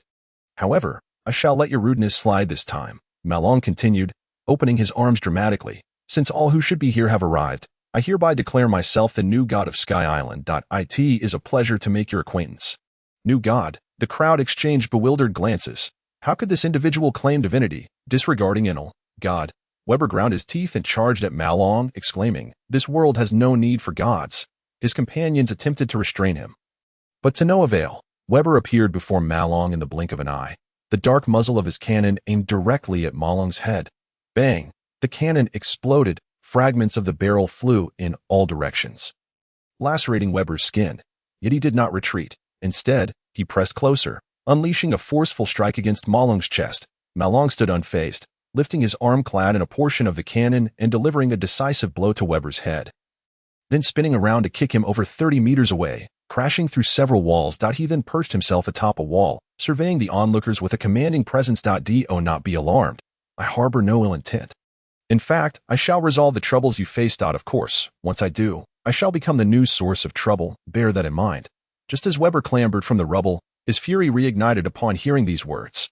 Ganfuer, however, remained composed and asked, why do the Qinghai people seek to dominate the Sky Islanders? Malong pointed to his own head and replied, think for yourself, why shouldn't I? This world has always been governed by the strong over the weak, the wealthy over the impoverished, the nobility over the common folk. It is a complex world, yet fundamentally simple. It is the law of biological existence. Since you pose this question, allow me to counter, Ganfuer. What drives you to become the god of Sky Island? To protect my people, Ganfuer asserted firmly, but Malong scoffed. What a laughable platitude. You are hardly fit for the title of god. Can you truly protect your people? From Enel, or from me, or perhaps from the next pirate who comes along? You lack strength, Ganfuer. Should a ruthless and bloodthirsty individual set their sights on Sky Island, your fate will be annihilation. Suddenly, a crack of thunder heralded Enel's arrival as he descended upon a building. God! The 2 remaining priests hastily knelt on one knee. How pathetic that my incompetent subordinates have fallen so easily. Must I, the god, engage in battle personally, ignoring the lesser beings? Enel locked his gaze onto Malong. Qinghai man, your words resonate with me. I am intrigued and shall bestow upon you the honor of becoming my subordinate. Together, we shall venture to that dreamlike land, where we will forge our kingdom and revel in absolute supremacy. Far more comfortable than your life in Qinghai. Indeed, it would be quite comfortable. Malong nodded thoughtfully, considering the lack of formidable opponents there. Even a mere monkey could reign supreme in such a place. Your aspirations are truly grand, almost amusing. Enel's expression darkened. Do you understand the price of mocking a god? I do. And do you comprehend that striking with lightning while others slumber is an act of folly? The 2 locked eyes, the atmosphere thick with tension. The spectators swallowed nervously, holding their breath in anticipation of the potential clash. The demise of either individual would be a boon for them, and ideally, they would all perish. Enel raised his hand and struck the drum behind him with his golden staff. 30 million volts, Thunderbird. A massive bolt of electricity erupted from the thunder drum, transforming into a colossal bird that soared towards Malong. The crackling sound sent shockwaves through the Sandia warriors, who had long dreamed of vanquishing Enel. Yet, they were utterly unprepared for the sheer terror of his power. None among them could withstand the might of this Thunderbird. However, it did not strike its target. Enel's Harnet tracked Malong's position, yet Malong remained unfazed, seated calmly as if unperturbed by the oncoming storm. Suddenly, Malong appeared before him, delivering a powerful slap infused with hockey straight to Enel's face. Crack! A tooth flew from Enel's mouth as his body was sent spiraling away, crashing into the rubble. The onlookers were momentarily stunned. What transpired? Was this god merely a faude of terror, lacking true strength? Several Sandia warriors ventured toward the direction Enel had fallen. Crackle, the lightning surged. And those unfortunate souls were instantly reduced to charred remains. Marlin made no effort to intervene. He was no eager citizen concerned for their safety. Enel rose from the debris, his face darkened with rage. How is it you can strike me? I am lightning. Lightning has no physical form. It is impossible for anything to hit me. Self-deception, self-hypnosis, self-indulgence. How truly pathetic you are. Enel thought to aspire to be a god in such a trivial place as Sky Island. Only to dream of retreating to a desolate land. You waste such a remarkable devil fruit. Surely you are aware of the nature of the fruit you consumed. Enel's expression hardened as electric sparks began to dance around him. 60 million volts. Thunder Dragon. A massive, surging thunder dragon lunged at Marlin. This time, Marlin did not evade. He summoned the Dragon Slayer stick from the air, which rapidly elongated to 20 meters, crashing into the thunder dragon. Lightning erupted, shaking the earth, while countless small holes formed in the ground, releasing wisps of smoke. Some bystanders were inadvertently harmed, their bodies scorched and bloodied. This proved that the lightning retained its potency, though it had little effect on the individual wielding the elongated staff. Marlin wielded the 20-meter-long Dragon Slayer stick with ease and comfort, even pondering whether the yellow monkey would prove more entertaining in a similar scenario, while Enel's lightning strikes indeed affected him. The impact was minimal. After all, rubber is an insulator, and wood is not necessarily a conductor. However, there was still an effect, as Marlin's body contained moisture, and should he be careless, the insulator could quickly become a conductor. Thus, he opted for the Dragon Slayer stick, crafted from dense wood, which would not be easily penetrated by electricity. Though Enel's defenses were lacking, his offensive capabilities were formidable. The Thunder Dragon was vanquished, darkening Enel's expression further. He demanded, "How is it possible for you to keep pace with the speed of lightning?" Marlin rested the long staff on his shoulder and replied nonchalantly, "A god confined to a well. Do you possess a harnet?" "Am I without one? Impossible. How did you acquire such profound techniques?" Enel was utterly astonished. Marlin gestured toward the ground, not the earth beneath their feet, but the vast expanse a myriad of meters below. "In what you refer to as Qing Hai, many possess this ability, observation hockey. Have you heard of it?" The native islanders appeared perplexed. "And this is called armament hockey. Are you familiar with it?" Marlin's hands transformed into a dark hue, staining the Dragon Slayer stick as well. Enel scoffed. "You think mere gibberish can deceive me?" He morphed into lightning, darting through the air. Marlin, too, employed Shave to engage with him, and the two entered a phase of super-speed combat. Lightning metallurgy. Enel's golden staff transmuted into a golden trident, clashing with Marlin's Dragon Slayer stick. Enel's martial skills were not particularly weak. He simply lacked mastery of armament hockey, yet wielded the trident with considerable skill. The sounds of clashing metal rang out, echoing through the air. The clash of metal resonated like thunder, sparks flying in every direction. The onlookers were left bewildered, their eyes straining to comprehend the superlative speed of the combatants. Their senses dulled. All they could perceive was the incessant sound of impact. After a fierce battle lasting over 10 minutes, the two adversaries finally withdrew. Marlin appeared at ease, while Enel regained his confidence. Truly, it was a remarkable fruit that combined both speed and power. If your physical strength were just a tad greater, perhaps you could pose a slight challenge to me, Marlin remarked. How audacious, Qinghai native. Have you not realized that you have failed to inflict a single scratch upon me? Enel retorted. Oh, is that your belief? Might it be possible that I am merely toying with you? Enelu's fury ignited, and he swung his trident, summoning a bolt of lightning that descended upon Marlin's head. Utter nonsense, Marlin countered, swinging his Dragon Slayer staff upwards to intercept the trident's tip. With a sharp crack, the golden trident shattered. Marlin raised his Dragon Slayer staff, softly commanding, "Dragon Slayer, lance form." The tip elongated into a spearhead, lacking the crimson tassel that would have enhanced its grandeur. He hurled the spear, catching Enelu off guard. It pierced through him, sending a spray of blood into the air. The Dragon Slayer spear spiraled back to Marlin's hand. Enelu fell to the ground, motionless. Marlin strolled around him with his hands clasped behind his back, saying, "There are indeed several methods to strike your true form. Would you care to hear them?" Enel lay there, eyes shut and unresponsive, as if lifeless. Marlin, aware of his ruse, continued, "The first method is the one I just employed, armed hockey.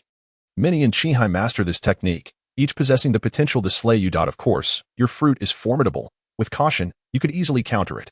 Enel twitched his brow. "The second method involves sea prism stone. Weapons and bullets crafted from sea prism stone can threaten your elemental form. The third method is to engage in a war of attrition using the same elemental power." rendering you unable to utilize your transformation, at which point you would be at my mercy. Suddenly, Inola sprang to his feet, reconstructing the trident's head with lightning-infused metal, thrusting it towards Malong's skull. Crack! The weapon shattered once more. Observing Malong's darkened visage, Inola's expression morphed into one of horror, his eyes nearly bulging. Mouth agape, tears streaming down his face, nearly choking him. What manner of being are you? He questioned, on the brink of despair. That I have already stated, I am your uncle. Preposterous. Inola shouted. 100 million volts. Discharge. Electric currents enveloped Malong, the brilliant arcs illuminating the earth as they danced. Malong looked up, blood seeping from numerous wounds on his skin, crimson trailing from the corner of his mouth. Indeed, your offensive capabilities are impressive, as white smoke billowed. His injuries began to mend.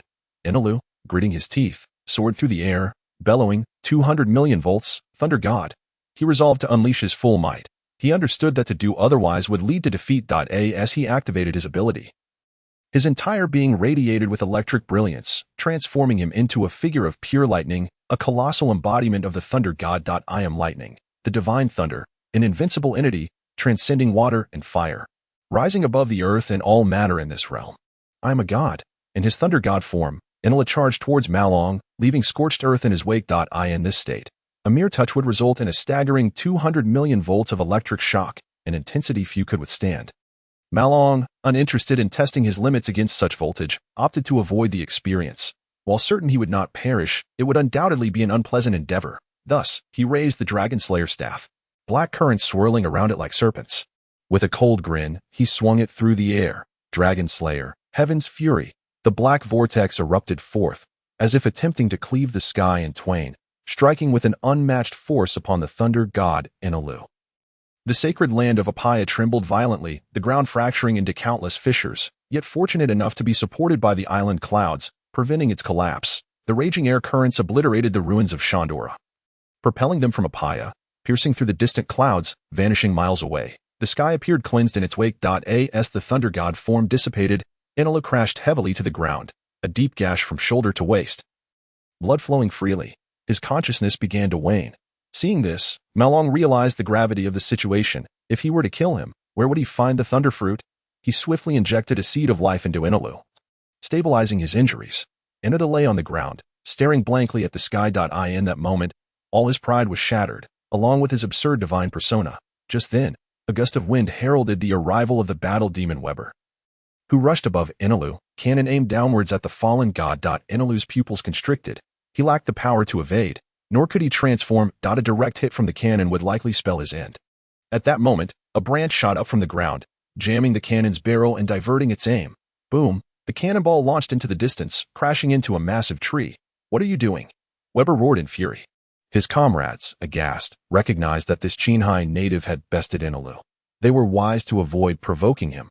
Vines surged forth, binding Weber tightly, pulling him down to the ground, securing him firmly, rendering the warrior utterly immobile. What am I doing? A rather amusing question. You Sandia people possess such lofty morals, so eager to snatch others' heads. How many times have similar actions occurred? Do you truly believe I would be more merciful than Inola? That I would endure your provocations repeatedly? Despicable, cursed Qinghai native. Do not interfere in the affairs of Sky Island. Even without you, we could slay Inola. As for Gaunt-Fur, we shall remove the obstacles ourselves. We must reignite the flames of Shandora. Malong regarded him with a frigid gaze, indifferent as a human overlooking ants. A subtle pressure radiated from him, black mist materializing like shadows from the heavens. Suddenly, a thunderous roar, an immense force erupted, as if the weight of the ocean pressed down upon Apaya, inducing a sensation of suffocation in all present. The terrifying pressure caused their bones to creak, forcing them to kneel, like drowning souls striving to swim upwards. Just as they broke the surface, they were met with yet another ocean above. The wind howled, trees lamented, everything on the island trembled. Even those on Angel Island felt the oppressive aura. Debris and withered branches soared into the sky. Saliva dripped from many mouths, defying gravity under the overwhelming pressure. All felt as if grasped by the throat, their consciousness gradually fracturing. Malong had diligently honed his conqueror's haki, an endeavor fraught with challenges and steeped in requirements to strengthen it. One must refine their temperament. Awareness, presence, philosophy, and capacity through multidimensional training. A person who only comprehends arrogance and superiority would find the potential of their haki limited. Malong aspired to cultivate his haki to the level of Aizen's spiritual pressure from the realm of death. As there were striking similarities between the two. Observing as individuals near death from his hockey, he chose to dissipate this overwhelming force. A mere demonstration sufficed. There was no need to wield such tremendous power against the weak, for it would tarnish its dignity. Weber lay on the ground, drenched in cold sweat, his body trembling uncontrollably. The desire for battle and resolve had been utterly shattered. Those who had felt such power found it arduous to muster courage again. Only through experience could one comprehend true terror. It felt akin to standing at the base of a mountain only to witness it collapse upon oneself. The strength of an ant could not possibly disrupt such might. How could there exist such a formidable being? Was he truly human? Why, then, protect Enelu? Did you not wish to kill him moments ago? Weber endeavored to soften his tone, attempting to sound less confrontational. No, I have never contemplated killing him. However, whether or not I might do so in the future remains uncertain, contingent upon his choices. As Marlin spoke, he approached Enelu with his hands clasped behind his back, lowering his gaze until their eyes met. Enelu shivered. Having recently experienced the overwhelming force of Conqueror's hockey, he now felt the undeniable might of this individual. Enelu, I am actually your long-lost uncle, he declared, though this statement was a mere fabrication. Enelu remained silent, instinctively recognizing the falsehood. Let me be direct. Thunder God Enelu, become my subordinate. Impossible, Enelu replied flatly, showing no emotion as he rejected the proposition. Serve me for 10 years, and thereafter you shall be free.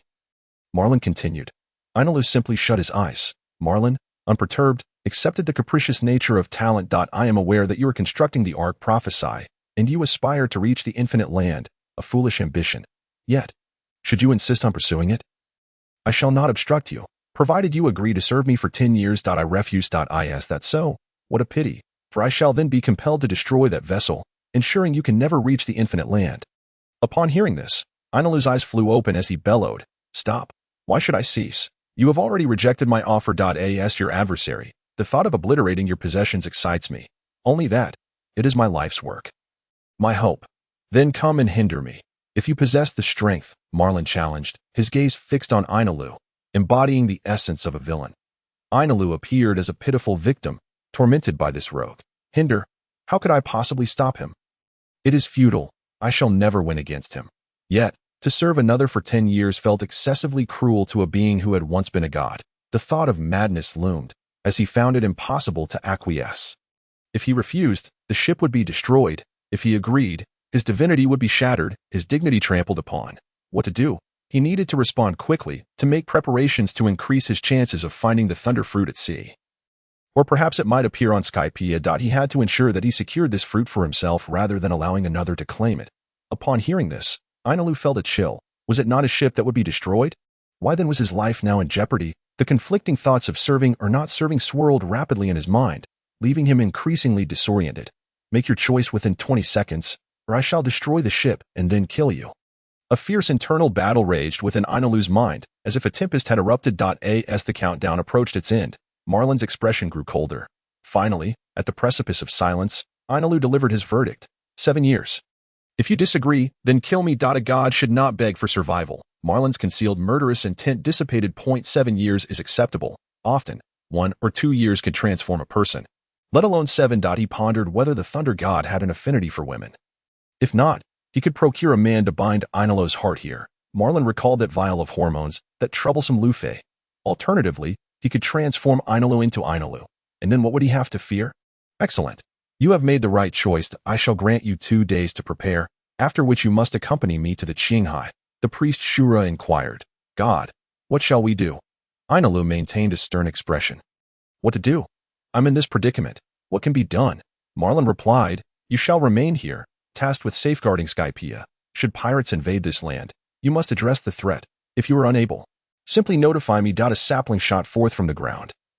Rapidly growing yet remaining modest in height, this tree bore a distinct appearance, with branches extending outward adorned with numerous tentacle-like protrusions. It was a perception tree, capable of transmitting surrounding sounds and images to me. A last resort for survival when Skypea faced insurmountable forces. The 4 priests exchanged troubled glances, clearly loyal only to Enelu, not to Marlin. Qinghai people, you have taken Enelu. What shall happen to Skypea now? Ganfu asked. From this day forth, I am the new god. However, I will not frequently visit. You must appoint a deputy, and I choose you, Ganfu. You have prior experience as a god, thus you are preferred. No. We shall not consent, Weber shouted, but upon meeting Marlin's gaze, he hastily moderated his tone. Ganfu will undoubtedly oppress us Shandians. As for the new god, anyone can serve as deputy, except him. Marlin stroked his chin, surprised that the first individual to proclaim himself as god was this irascible fellow. Did I permit you to reside in Appiato? Marlin stated directly. Weber was momentarily stunned. Just like that, Ganfu exclaimed in alarm, God, the Scipians can no longer leave the holy land of Bas, which will inevitably lead to chaos, then simply suppress the chaos. Of course, this territory now belongs to me. I cannot allow my citizens to undergo a bloody baptism. Regardless of location, people are a valuable source of productivity. Appiato shall be divided, allocating Shandora to the Shandians. As for the specifics of the division, Ganfu and Weber, you may decide. Marlin turned to Weber. Ultimately, what you cherish most is the resounding of the golden bell, is it not? Weber paused. You are correct. We Shandians accept this division. Ganfu concurred. This is the optimal distribution. Marlin mused. This truly showcases the benefits of power. Who would have thought that a visit to Skypea would not only yield a formidable subordinate but also grant me the status of god? Now Skypea has become my domain, and its inhabitants my subjects. How delightful. To be honest, there was a subtle thrill in this realization. The unfolding events had exceeded his expectations. Since the inhabitants of Skypea had become his subjects, certain benefits must be extended to them. For instance, the golden bell. His initial intention had been to melt it down, but now that approach seemed unwise. The Shandians were numerous, and in comparison to the immediate value of the golden bell, Marlin anticipated long-term gains. Provided he managed Skypea effectively, the island's unique products alone could yield substantial profits, not to mention various processed goods. Although gold was tempting, the prospect of continuous benefits was even more alluring. His original plan had been to become Skypea's sole deputy, engaging in arbitrage, but he had unexpectedly become the ruler of Skypea. This leap was significant, almost leading to a misstep. Consequently, the scope of control widened, and the potential benefits grew exponentially. Gold now seemed less significant. Weber, take your people to seek the golden bell. The Shandians collectively stared in disbelief at Marlin. God, what did you just say? Weber asked, bewildered. Follow that towering vine upwards. The golden bell awaits at its zenith. I grant you the right to ring the bell. All eyes turned towards the distant vine, which soared into the heavens, its upper reaches obscured by clouds, rendering it invisible. The Shandians fell into a frenzy, exhilarated and ecstatic. Some even wept openly. Weber dropped to one knee, his voice trembling as he declared, once the bell tolls, I shall offer you my unwavering loyalty. The Shandians followed their leader's lead, kneeling in respect. Then, under Weber's guidance, they raced towards the distant vine. Ganfu regarded Marlin, stroking his beard, lost in contemplation. Ainalu lay on the ground, laughing heartily. Ha ha ha. What a gentle soul you are. I know you mock me. Yet, this is indeed my strength. I am always kind to my subordinates, and that includes you. Ainalu, Marlin circled Ainalu, stating, my purpose for coming to Skypea was to recruit you and to acquire gold.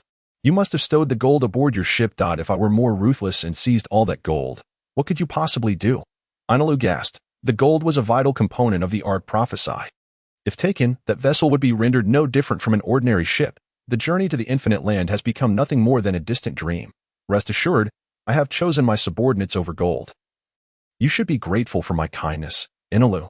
The golden bell was once my objective, but now it has become unnecessary. Ainalu's pupils constricted, and his emotions settled. You four will attend to him here, Malong instructed the four priests. Remember, the current god of Skypea is I. Anyone who dares to instigate malice on my territory will bear the consequences. The four exchanged glances, nodding stiffly in agreement. Ganfuer, after we depart, the construction of the Ark Prophesy will be entrusted to you. The shipbuilders are all your former guardians. How you manage them is entirely your prerogative. However, the timeline must not cease. The vessel must be completed before the 7-year pact concludes, Malong stated, casting a meaningful glance at Ganfuer. If Malong does not interfere, the Ark could be constructed within 4 years. Although he was unperturbed by the possibility of Ainalu fleeing, the mere presence of a completed ship would surely distract Ainalu from his work. Hence, it is imperative to prolong the timeline as much as possible, extending it for another 3 years. As long as the construction is completed within 7 years, it would not constitute a breach of promise. After all, Malong has expressed his gentleness towards his subordinates, making it even more improbable for him to renege on his word. Ganfuer comprehended instantly and replied, I understand, new god, the timeline will not be delayed. Additionally, please tell us your esteemed name. Upon returning to Angel Street, Ganfuer announced the transfer of Skypia's leadership to the populace. Some sighed in lamentation, while others harbored hopeful anticipation. After all, Inola was not without his admirers. Indeed, as long as one possesses strength, even the most unscrupulous of individuals can attract a multitude of followers. Marlin had prepared an abundance of unique toys from Skypia for Ein and the others, filling an entire large backpack. Before standing atop the edge of the cloud at an altitude of 10,000 meters, gazing down at the sea below. It is not advisable for those with acrophobia to engage in such an act. He spread his arms wide and dove downwards, experiencing the exhilarating thrill of free fall. The fierce wind howled past his ears, and the fabric of his cloak rustled violently, though the speed of descent was rapid. It paled in comparison to the velocities he employed during combat. So, this was how Kaido chose to end his own life. How utterly mundane. This truly echoed my previous sentiments. Marlin could provocatively extend his hands toward Kaido and proclaim, "Is this all?" However, the speed of his descent seemed to be increasing. The wind grew stronger, prompting Marlin to adjust his trajectory to ensure he did not plunge into the sea. Soon, the buildings became discernible, along with the tiny figures bustling along the streets. In the blink of an eye, the silhouettes became clear. The people on the ground noticed something peculiar falling and instinctively scattered in fright. "Is it a shooting star?" a young boy inquired of his mother. "Indeed. Hurry and make a wish." The boy quickly clasped his hands together, fervently wishing for Xiaohua to like him, but Jerry was unwilling to share her. He prayed for Jerry to suddenly come to his senses, envisioning the three of them engaging in a thrilling game. His mother, overhearing this absurd wish, promptly delivered a light smack to his head. Boom. Like a meteor crashing to earth, Marlin landed directly in a hot soup restaurant. He smashed through the reception area, creating a deep human-shaped crater in the ground, dust swirling around him. This drew a crowd of onlookers. Among them a cap-wearing youth. The boy, freckled and bare-chested, donned black shorts and oversized shoes, grinning like a child. "Ace, we should leave this island quickly. I heard a formidable naval major has arrived. If he catches us, our adventure will come to an abrupt end," a worried companion said. "There will be no problem. I just consumed an incredibly powerful fruit," Ace replied, chuckling merrily. His spirits had remained high since setting sail. "What just fell down? Did you see it clearly? It looked like a person." "A person? Then surely they've been flattened. It can't be a person, right? There's no island above. There are legends of a place known as Skypia. That person must have fallen from there. You still believe in such folklore? How ridiculous." The crowd buzzed with chatter, and some daring souls approached the crater, peering inside. Suddenly, a hand emerged from the pit, gripping the edge of the crater and pulling itself up. Next, Marlin's disheveled hair, face, tattered clothing, and a tattered cloak became visible. The cloak, a symbol of justice, was still recognizable. However, it was undoubtedly the manifestation of a pirate's inner turmoil. Upon witnessing this, Ace and his crew swiftly melted into the crowd to make their escape. Dusting off the debris from his body, Marlin assessed his injuries. Though the fall had left him feeling lightheaded, he sustained no significant harm. Achievement unlocked. The second person in history to jump from Skypia and survive. He extricated the items he had collected from Skypia from the pit and began walking toward the naval base. Just then, a clear clang echoed, the sound seemingly descending from the heavens, reverberating across the land. He halted, looking skyward. It seems the Sandia people have located the golden bell. Clang. The bell tolled again, resonating like a celestial chime, sending a mournful lament to the souls of the long departed from centuries past. Marlin was unconcerned about whom the bell was tolling for. His primary focus was on ensuring their loyalty had been duly acknowledged. Skypia would henceforth serve as his cash cow, and he would endeavor to improve the lives of the Scipians. To ensure the horse runs swiftly, one must provide ample sustenance. The initial stages of entrepreneurship are always fraught with busyness. This is an essential experience to ultimately lay back and reap the rewards without care for worldly affairs. Arriving at the bustling construction site of the base, he found Ein and the others and emptied the contents of his backpack filled with toys. "Major, where did you scavenge these trinkets?" Ein inquired. Holding a wind shell. "This is no mere trinket. Press the top of the shell and see," Marlin replied. Ein pressed it, and a powerful gust erupted from the shell, whipping her hair into disarray. "Wow, how marvelous. Can this one be used like this?" the plain-looking Stabby queried. Holding a fire-spouting shell. "Don't." Marlin began to warn, but it was too late. That a burst of flames erupted from the shell, enveloping Stabby's head. Fortunately, the duration was brief. And when the flame subsided, not a single strand of hair remained on her head. It's over, my beautiful hair, my elegant brows, my tender skin. How can I face Lord Kuro now? She wailed, cradling her face. Has your armament hockey been learned by a dog? Malong asked. Oh right. Why was I so foolish? Stabby, now bald, appeared even more jarring to the eyes. However, this served as a reminder, and he hurriedly warned the others. Do not misuse this shell. It is a shock shell, and being struck without precaution could be quite unpleasant. This shell is not to be trifled with. It is a shock shell. Dorothy laughed foolishly while holding a recording shell. Major, where did you acquire these toys? I queried. Malong pointed skyward. Heaven, Skypea. I've heard tales of Skypea, but I thought they were mere myths. I never imagined it truly existed. Tomorrow, I will take all of you on a collective trip to Skypea. Really? That would be wonderful. I exclaimed, enthusiastically hugging Malong's arm. Can I go too? Marion asked with wide eyes. I want to paint the scenery of the sky. Of course, and there will be plenty of opportunities. This base won't be built overnight. I allow you 2 days off each week. How could he deny the requests of his subordinates? Additionally, he needed to go up to fetch Inalu and discuss specific processes with Ganfuer and Sayarin to create a vast and unshakable network of interests. Malong approached Shanatia and asked, do you think the celestial dragons would be interested in such things? Shanatia clutched her arms tightly, overflowing with possessiveness, even snatching Dorothy's recording shell. Observing her excited expression, Malong remarked, all right, no need to answer, I understand. The following day, Malong planted a tree behind the construction site of the base. The sapling broke through the soil and grew rapidly toward the sky. Those who wished to visit the Sky Island clung tightly to the dangling branches, experiencing a sensation akin to riding an elevator. Among them were the members of the Black Pirate crew, valuable laborers tasked with transporting a large quantity of supplies to the Chambered Islands for auction. Malong referred to this tree as the Tree of Ascension. Although it measured only over 30 meters in width, it extended high above the pristine sea, though it could not withstand the force of strong winds for long. The onlookers gasped in awe at the breathtaking view of the Sky Island above the white clouds. Under the leadership of Ein, they ventured to Angel Island for leisure, while Malong and Clue sought out Ganfu for discussions regarding trade procedures. Although the Sky Island now belonged to Malong, he understood that excessive exploitation would be detrimental. Sustainable trade was essential for its longevity. Clue, as Salen's representative, was quite astute and quickly drafted an agreement. After reviewing it, Malong decided to let him proceed with his plans while he himself headed to Shandora. The Sandians had already begun relocating to the Holy Land Appiato, and each individual exuded a remarkable spirit. God, upon seeing Malong, they knelt in unison, paying their respects. Weber, warriors of the team, this Sky Island will witness no more wars. Would you be interested in joining me in Qinghai? The mention of Qinghai elicited hesitations among many. Malong flew up to perch on the wall, adopting the role of a charismatic leader. The Sky Island was merely a speck of land. Below, Qinghai sprawled vast and boundless. There lay the realm of warriors. Home to the world government, the noble celestial dragons, the justice-serving navy, the rampant pirates, and the revolutionary army intent on upheaval. It was a vibrant and thrilling world. Only by experiencing it could one truly live a magnificent life. Moreover, wouldn't you want to see the world your ancestors inhabited 400 years ago? Many visibly wavered, their gazes drawn toward Weber. He fixed his eyes on Malong and declared, Our God, I have pledged my eternal loyalty to you. I am willing to follow you.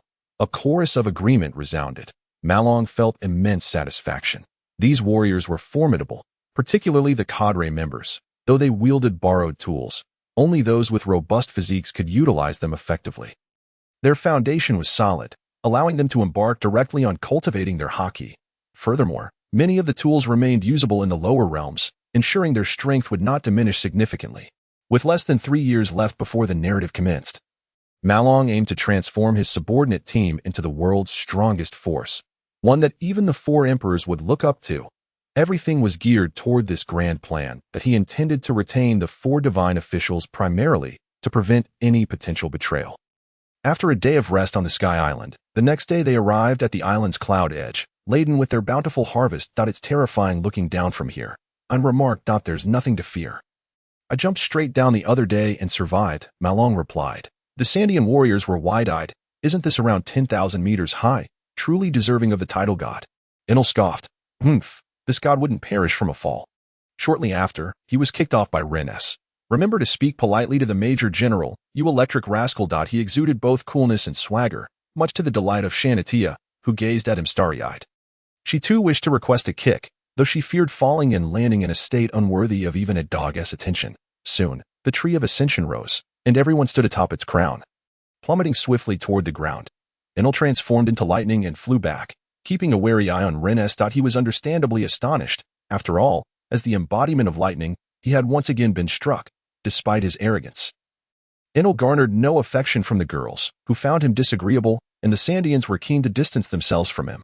However, a god needed none of this. He surveyed the earth with an air of superiority, as if it were destined to be conquered by the thunder god. Major General, this fellow is insufferable. May I turn him into a child? Marlin stated. From now on, we must learn to tolerate one another as comrades. She expressed some skepticism about the outdated Sky Island deity's strength. Not too shabby that if he develops his abilities and hones his physique, he could potentially attain admiral-level combat prowess, especially since his fruit is of the top-tier natural type. The three admirals have Zephyr as their mentor, while Enel relies solely on his fruit abilities. If targeted, he would undoubtedly face defeat. Admiral level, I exclaimed, astonished. Everything was progressing favorably. The Revolutionary Army remained silent, pirates continued their rampant activities, and the Navy persisted in apprehending them, while various factions busily attended to their affairs without troubling Marlin. 3 months later, the supply chain for Sky Island products was established, and Ceylon had already expanded their network. At the auction 3 days hence, they would unveil the unique specialties of the Sky Island to the world. Marlin also allocated a portion of goods to the celestial dragon Shanatia for her to manage. Though she might be seen as inept, her family was not entirely so, and through her lineage, the celestial dragons were introduced to the myriad wonders of Sky Island's specialties, leading to an overwhelming demand that sent the world's aristocrats into a fervor of trend chasing. The primary framework of the Navy base had been erected, though it was still a long way from completion. Over 1,000 unpaid workers were operating efficiently, and to prevent excessive strain that might lead to casualties, Marlin kindly instituted a 12-hour, 2-shift work schedule, akin to the 996 system, with a day off on weekends. It's even better than working in a factory. At least there you'd earn some money. Evenings were simply illuminated by the Sky Island specialty lamp shells, ensuring that these workers experienced the surreal state of laboring to the point of losing their sanity. The Navy enforced patrols on Gaia Island, and with Rennes accompanying them, the forces of evil initially attempted to rise but quickly retreated after facing severe crackdowns. They lay in wait, biding their time for their next opportunity. Marlin understood that eradicating these shadowy figures would demand considerable effort. After several days of leisure on Gaia Island, Marlin finally devised a training plan for the Sandians, intending to integrate them into the Navy, given their clean backgrounds, making the process straightforward. Naturally, they would serve directly under him. As for Enel, Marlin planned to take him to the auction at Chambord Islands himself, wanting to oversee the proceedings in person. During these 3 months, supplies had been consistently transported down from the Sky Island, and Marlin planted a tree of ascension each week. On the island clouds, individuals awaited their arrival. Once the tree crown reached the edge of the clouds, they would place the neatly packed goods upon it. The tree of ascension was akin to a high-tech marvel in the pirate world. Not finding Enel near the base, Marlin ventured onto the warship. Dorsey was napping at the lookout, and no one else was aboard. He extended his observation hockey to search for Enel's whereabouts. Could it be he returned to the Sky Island? He wondered, but soon pinpointed Enel's location. In the underground shrine beneath the Blue Moon Bar. Many dark forces had gathered. Over the past 3 months, they had attempted to resist the Navy. However, Rennes was far too powerful, leaving them with no chance. They had also tried to assassinate other girls. But when the remaining assassins returned as mere infants, they ceased any reckless actions. They bore the burden of patience, waiting for an opportunity while maintaining contact with their superiors. Yet, each faction had its own troubles. Some were far removed in the New World, making a journey here quite challenging. Consequently, they could only cautiously surface under the Navy's suppression, at most engaging in minor antics. Although the Navy had not encroached upon their operations, their profits were visibly dwindling. Some factions managing illicit hospitals were on the brink of bankruptcy. With the Navy's presence on the island, large-scale conflicts had diminished, leading to a rapid decline in the number of injured. And without casualties, where would the business come from? The underground factions conspired together, devising a strategy to counter the Navy. They had heard rumors of a deity appearing on the island, and this deity represented their last glimmer of hope. For several months, the deity has made its presence known. Initially, only a handful of common folk held faith in this entity, gathering at the shrine during festivals to seek blessings, some even believing that it was the deity who summoned the Navy to the island. Their reverence unwavering. Conversely, the underground forces, in their desperation, dismissed the notion of divinity, recognizing it merely as a formidable power. Hey, Braden, when will the deity appear? We have been waiting here for 2 hours. How should I know? Perhaps our numbers have frightened the deity into hiding. Fool, do not show disrespect to the deity, or you shall be thrown out of here. An elderly man, leaning on a cane, shouted in anger. The one-eyed thug retorted menacingly. Old man, do you know to whom you are speaking? Though you may be the master of this shrine, we could easily slay you and seize this place. Humph. Then do it. The deity will punish you wicked scoundrels. The old man stood defiantly, his head held high, utterly oblivious to the meaning of submission. Such fervent believers, utterly hopeless, may you perish. The one-eyed thug raised his dagger, aiming for the old man's head when, bang. A flash of lightning erupted, creating a gaping hole in the distant wall. A gory wound appeared in the thug's forehead, his eyes glazing over as he succumbed to instant brain death. His lifeless body fell backward. Brain matter mingling with blood, staining the ground. At the shrine's forefront, where offerings were laid, a figure clad in a white headscarf and adorned with large earlobes, balancing several large drums and wearing lantern pants, reclined languidly, an apple in hand, taking a decisive bite. Mundane mortals, what transgressions do you wish to commit against my faithful? The rescued elder, tears streaming down his face, fell to his knees, fervently bowing before Enelu. Ah, almighty deity, you have answered my call. I die without regret. The underground forces exchanged bewildered glances, uncertain whether to kneel or not. Kneel? What about their pride? Yet, the refrain seemed to imply they were the supplicants. You have come seeking my divine presence, have you not? Speak your desires and present your offerings. The deity shall consider your requests. Resolutely, they knelt one after another, laying their wealth upon the ground before them. A leader of the dark forces implored, all-powerful deity, please vanquish the Navy on this island. Enelu's eyes sparkled with a hint of interest. Oh, that Navy is quite formidable. Is this all you have prepared as offerings? It seems the deity is underestimated. As he spoke, his right hand transformed into lightning, crackling with energy, morphing into various forms of creatures in the air. The crowd sensed the deity's displeasure, witnessing the ominous lightning illuminating the dim underground space. Sending shivers through their skin, reluctantly, they produced their entire fortunes. My faithful, might I request you gather the offerings together? Enelu directed his gaze at the elder. The elder, brimming with excitement akin to a child, discarded his cane, his previously crippled leg seemingly restored, as he swiftly navigated the crowd to collect the wealth. This was a miracle, or perhaps he had lost his sanity. Entrusted by the deity with a task so noble that it warranted the utmost sacrifice from his fervent believers. Soon, the amassed wealth exceeded 100 million berries. Excellent, your petitions have been received. Now depart. Tomorrow you shall witness the fruits of your offerings. Upon hearing this, the crowd erupted with enthusiasm, their spirits lifted by such grandiose words. The deity would resolve their troubles in just one day, truly the omnipotent deity. With fervent gratitude, they bowed and exited the underground shrine. Outside lay a long, dark corridor leading upwards, also the entrance to the underworld. Suddenly, countless spikes erupted from the surrounding earth, transforming the passage into an almost impenetrable web of thorns. Not even a mosquito could escape. The members of the dark forces barely had time to scream before being impaled. Reduced to a grotesque heap of flesh, inside the shrine, Enelu closed his eyes, a smirk playing on his lips. The door creaked open, and a bloodied Marlin strode in. Is being a false prophet amusing? He inquired. You certainly gathered those troublesome individuals for me. Besides, what have you offered me in return for your own benefit? Enelu retorted boastfully. Just a few days ago, you nearly met your end at the hands of Rennes. Have you already forgotten? In the end, it was I who triumphed. Shall I teach you a lesson again? Enelu sat up, collecting the scattered bills, and shifted the conversation. What brings you here? Accompany me to Sabaody Archipelago. It is time to present the rumble fruit to the world. Very well. I shall begrudgingly grant your request. Let us go, servant of the deity. Thus, in the lengthy corridor, Marlin grasped Enelu by the neck, dragging him along the ground, the mud and blood staining the illustrious form of the omnipotent deity. The elder, witnessing this scene in a daze, was struck by a storm of thoughts. The deity was being dragged away by the Navy.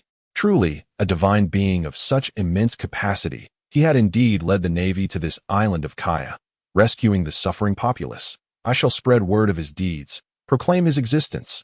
I will convert more to his faith. With renewed vigor, the elder rushed outside, only to be met with the sight of the corpses in the corridor, his face paling in terror. Stumbling, he fell to the ground, suddenly recalling that he had once been crippled. Above the sea, a tree grew rapidly toward the horizon, slender from root to crown, barely wide enough for 2 or 3 to stand upon.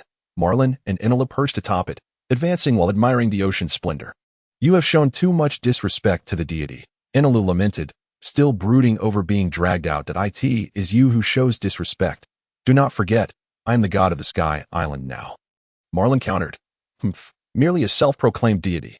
Are you not a self-proclaimed deity as well? Your powers are far too mediocre, lacking the grandeur of true divinity, but you fell before this very mediocrity.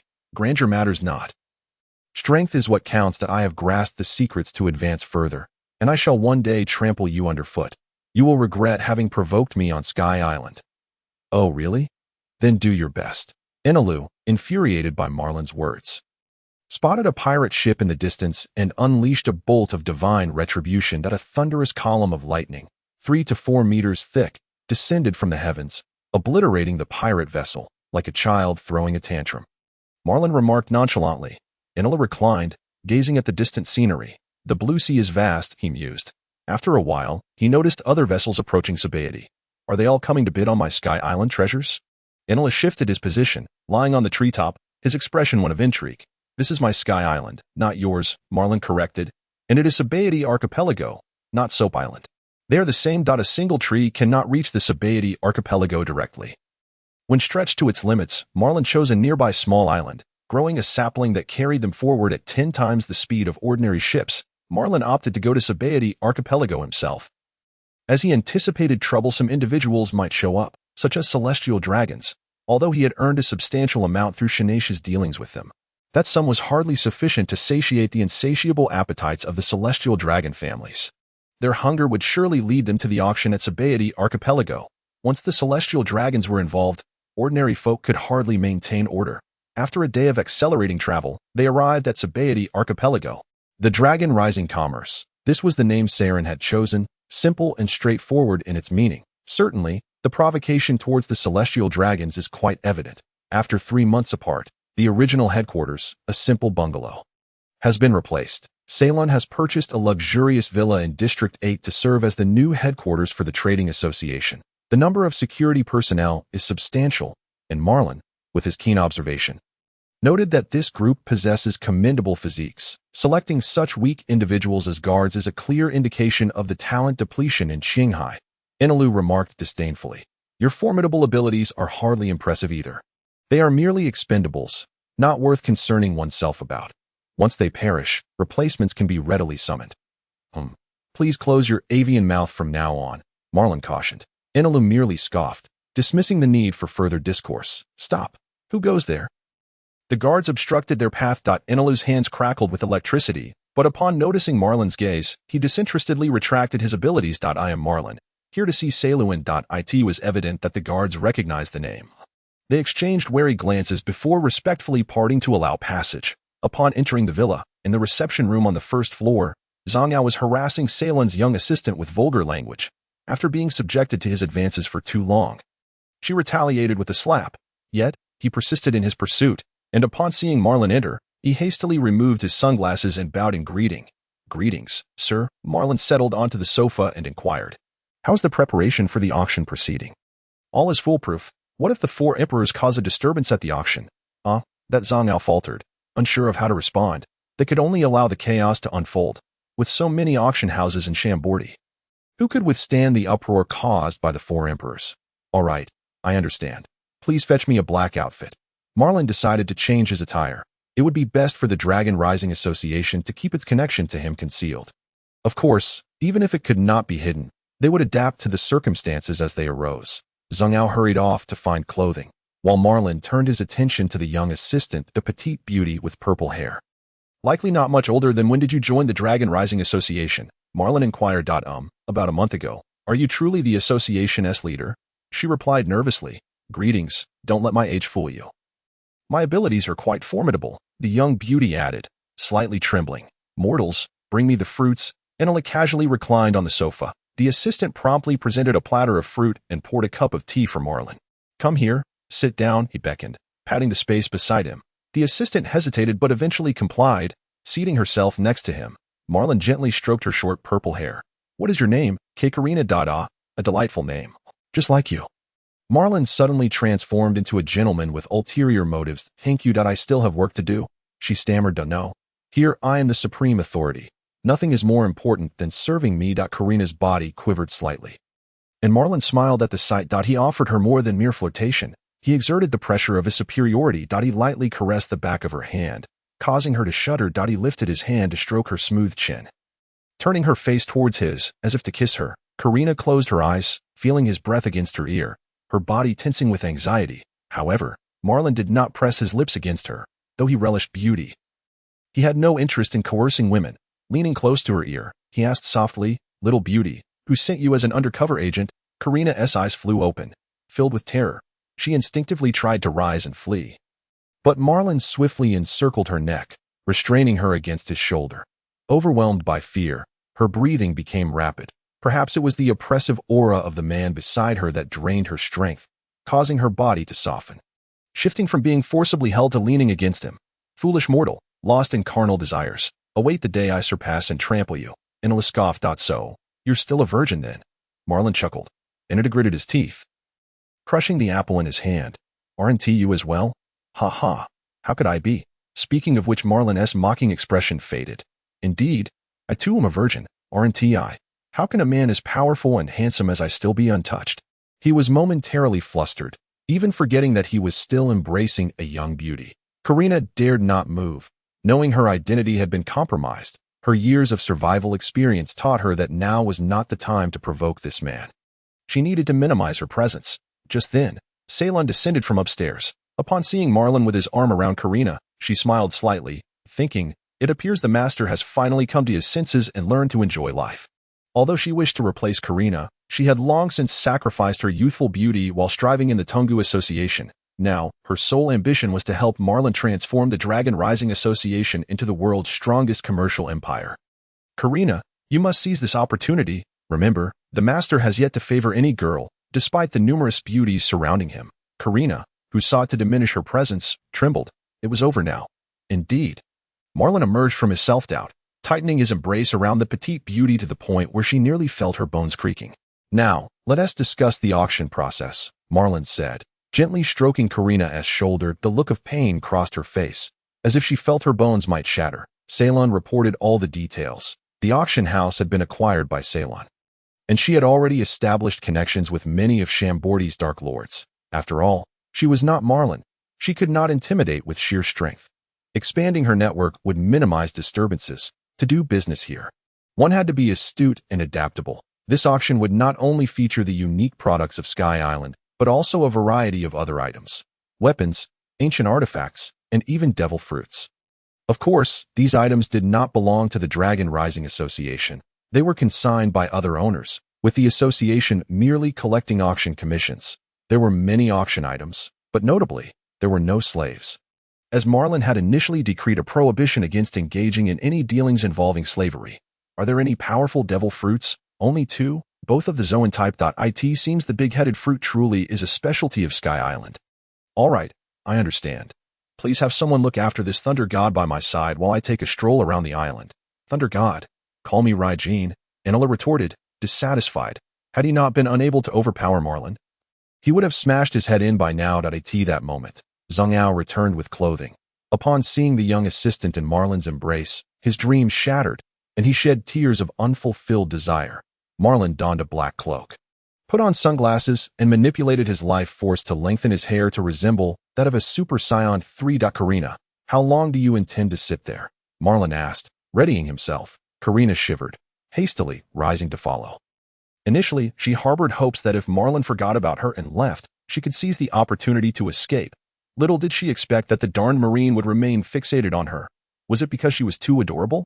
As they stepped onto the bustling streets, Marlin's imposing Super Saiyan hairstyle indeed drew considerable attention. Karina's mind raced, and she gradually lagged behind. Upon reaching a corner ahead, she swiftly dashed in the opposite direction. The tension nearly caused her heart to leap from her throat as she veered into an alley, weaving through a row of buildings until her long legs grew numb and fatigued. "All right, I should be safe here." She took a moment to catch her breath, rising to depart. Suddenly, she froze in place. Ahead, Malone sat in a chair conjured by his own abilities, a wooden table before him, pouring himself glass after glass of wine. Karina slumped onto the ground, clutching her shoulders, her body trembling. Malone glanced over and noticed tears streaming down her face. Had he perhaps bullied her too harshly? If so, so be it. There was no need for mercy towards those who dared to disrupt, regardless of their beauty. If you are willing to divulge some information, I might consider sparing you, he said nonchalantly.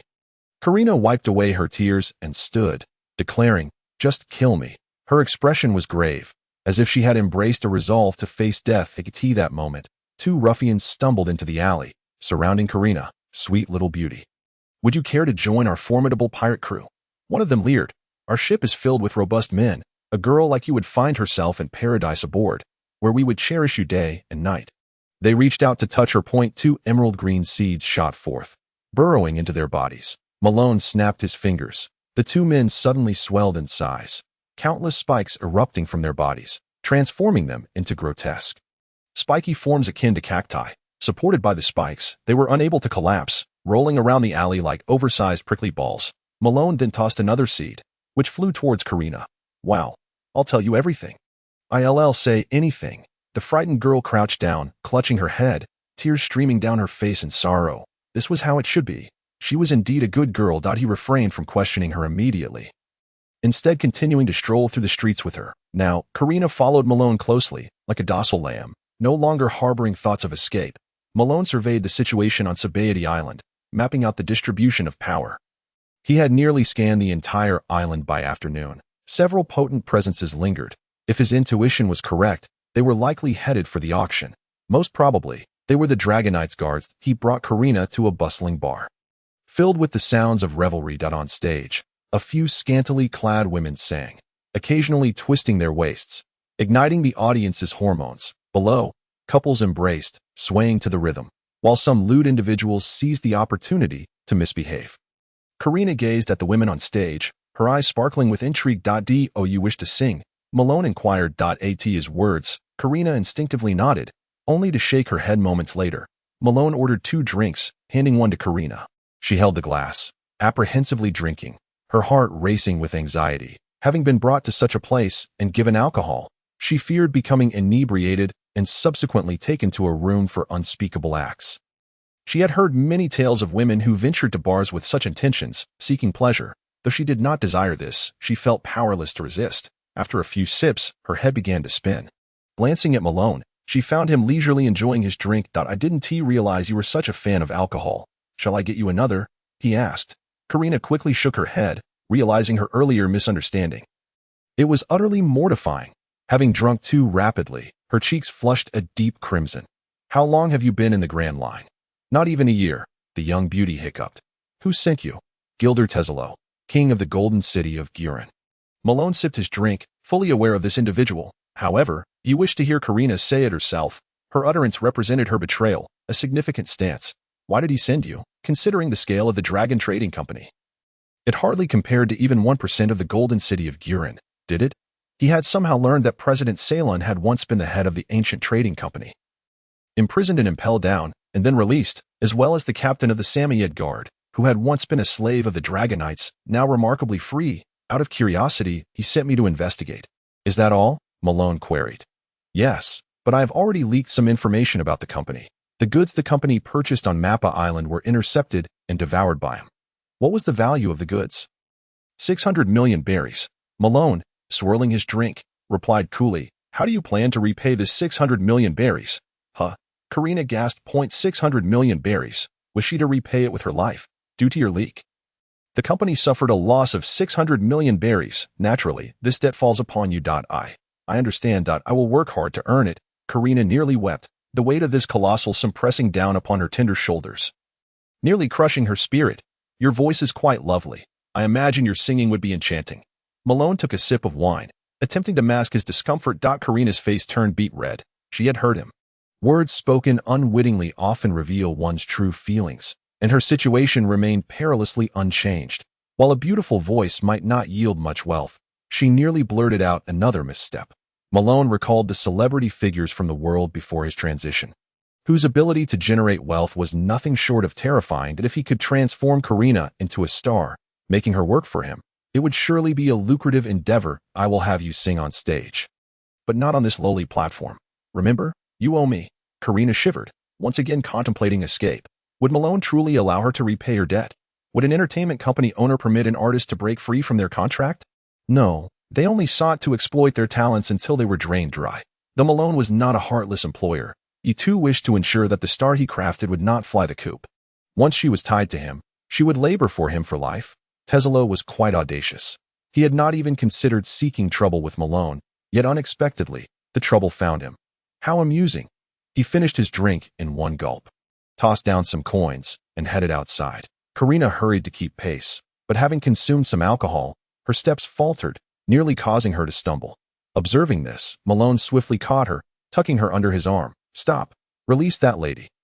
Two ragged children brandished sticks and stones, standing defiantly before Malone. In his current state, he resembled a villain lurking near a bar, and their misunderstanding was not entirely unfounded. Little brats. Do you know what kind of scoundrel you are facing? Malone asked coolly. No. Let her go. Otherwise, we will call the Navy. Ha! Malone could not help but burst into laughter. Calling the Navy on Sabady Island. How innocent you are. Vines sprouted from the ground, ensnaring the two children tightly and lifting them into the air. The sudden turn of events sent the children into frightened screams as they struggled in vain. That I could easily crush every bone in your bodies, little ones. Can you still utter that initial phrase? Yes. Let her go, the bald boy shouted. Malone raised his hand, and the vines gradually loosened. So Cassie, we are going to be killed, the little girl cried. Reyna, do not yield. We can submit to life as challenges, but we must not submit to evildoers. The bald boy displayed remarkable fortitude. Even as the vines left marks on his skin, Karina quickly looked up, pleading, I am willing to compensate you. Please do not kill them. Malone waved his hand, and the vines vanished, causing the two children to plummet to the ground. The bald boy scrambled to his feet, swinging a brick towards Malone's face. However, being too short, it ultimately struck his chest instead. The brick shattered, and the little boy staggered back, clearly intimidated by Malone's strength. Malone looked down at the boy, smiling. Rest assured, I would never harm a child. My spirit has not yet twisted to that extent, after all. I am still a Navy man. The Navy? The two children were taken aback. Karina hastily explained to them, Greetings, I am friends with this Navy officer. I was inebriated, and he was merely escorting me. Reyna, puzzled, inquired, if you were drunk. Couldn't he carry you? Like this? And demonstrated a princess carry pose. Karina's cheeks flushed slightly as she clarified, We are not yet familiar enough for that. The bald youth, indignant, retorted, The Navy should embody righteousness. You do not appear to be a good person. Appearances can be deceiving. Young one. Righteousness is manifested through actions, not merely through individuals. You have no idea how many actors there are in this world, each skilled in their craft. Sometimes, the righteous Navy engages in bloodshed. Marlin's tone was ominous. You lie. The boy exclaimed, feeling his beliefs shaken. The Navy must be sacred. All Navy officers are angels of justice. In childhood, dreams are untainted, free from impurities. However, as one matures and encounters the complexities of the world, one realizes that it is anything but pure. The Navy symbolizes justice, indeed, but whose justice do they represent? Whose authority do they wield? Marlin did not wish to impose his understanding upon these children. They must discern such truths for themselves. I am Rear Admiral Marlin. Come with me to witness the world. When I depart this island, should you still admire the Navy, I shall take you along and allow you to join its ranks. Many enlist in the Navy not for justice, but for survival. A day later, the auction commenced. Marlin escorted Enelu into the auction house, taking a seat near the auction platform, while Enelu positioned himself at the entrance, ensuring that any troublemakers could be effectively contained. Karina and the two children were also brought in by Marlin. He would not allow Karina to escape. As for the children, their courage and unwavering resolve intrigued him. If they could be recruited into the Navy, they might become invaluable subordinates in the future. Determined children are invariably potential assets. Prominent figures entered the venue in succession, including a celestial dragon with an extravagant hairstyle, whose adjacent seats remained vacant, creating a considerable buffer zone. Marlin crossed his arms and closed his eyes to rest. Suddenly, someone seated nearby brought a waft of fragrance. A beauty. Marlin opened one eye to glance, only to be taken aback by a rather startling sight. A man clad in a swan costume, adorned with flamboyant makeup and reeking of cheap perfume. Encountering such an individual evoked the immediate reaction of perceiving him as a cross-dresser. To think that the Baroque works had extended its reach to the Sabaody archipelago, Marlin realized that perhaps his presence had altered many narratives, including the auction that might not have existed in the original timeline. At that moment, the auctioneer emerged under the spotlight, brandishing the list of items for bidding, and declared, "Welcome to the Longting auction. Bring in a different woman," someone shouted from the crowd, accompanied by a pair of stinky shoes hurled onto the auction platform. With one instigator, chaos erupted, and debris was thrown in every direction. The celestial dragon joined in the uproar, clapping enthusiastically. The auctioneer retreated backstage, and moments later, a beautiful woman appeared. However, before she could even grasp the auction item list, stones were hurled at her. The female auctioneer swiftly dodged, but still sustained a hit, causing her to tear up in pain. Dressed so extravagantly, do you look down on us? Strip, or we shall beat you to death. Marlin understood. It was likely a ploy against the auction house. Security personnel sprang into action, but the assailants showed no fear and even resorted to violence. Marlin rose and approached the auction platform. Addressing the auctioneer, "Go backstage. I shall handle this." "Thank you. Be careful," the female auctioneer replied, hastily retreating. Marlin took the list and stepped beside the auction table, surveying the crowd below. Should anyone maliciously disrupt the auction process, I will execute them on the spot. A brief silence enveloped the room, yet the audience remained unfazed. "Execute? Do you dare? Who do you think you are?" They laughed, mocking the audacity of a mere auctioneer. This pathetic auction house should close. Angering so many influential figures will lead to its downfall. The individual who had thrown stones stood to ridicule him, but at that moment, a spike suddenly shot up from the ground, piercing between his legs and propelling him to the ceiling, impaling him through the skull and into the ceiling above. Blood cascaded down the spike, pooling on the floor below. The onlookers gazed in horror at the scene, too frightened to utter a sound. Marlin, as if nothing had transpired, commenced his debut as the auctioneer. The first item is the Swift Blade, starting at 10,000 berries, with a minimum increment of 1,000 berries. "We shall begin the bidding." There was no introduction for the item. A few words sufficed. He then conjured a chair using his abilities, seated himself, and crossed his legs. The staff backstage presented the auction item, unveiled it, and retreated. The peculiar behavior of this auctioneer astounded the audience. Was he truly an auctioneer? After several seconds of silence, Marlin rapped the gavel on the table twice, declaring, "If no bids are made within 10 seconds, the item will be considered unsold." I had assumed I was amongst dignitaries, but it seems I am merely surrounded by paupers. Nonsense. Who's a pauper? I bid 10,000. A burly man shouted. "600, 000, 1,000,000." Bids echoed back and forth. Items worthy of auction typically attracted interest, and the earlier silence was merely due to the shock of witnessing a death.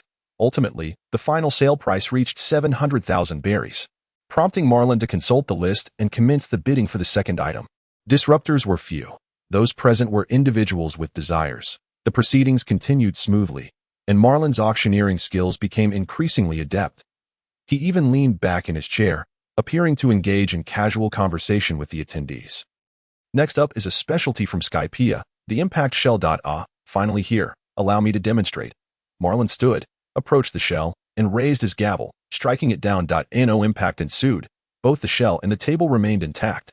As you can see, this shell absorbs impact, useful in combat. However, do not become overly reliant, as the absorption has its limits. Exceed them, and it will break.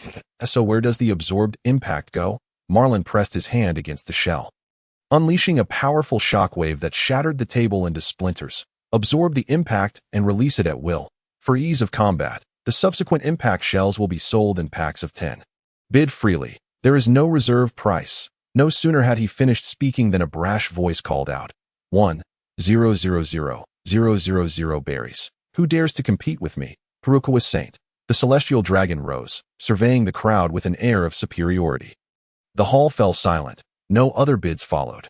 Marlin smiled ominously, striking the gavel. Congratulations to Peruquois Saint.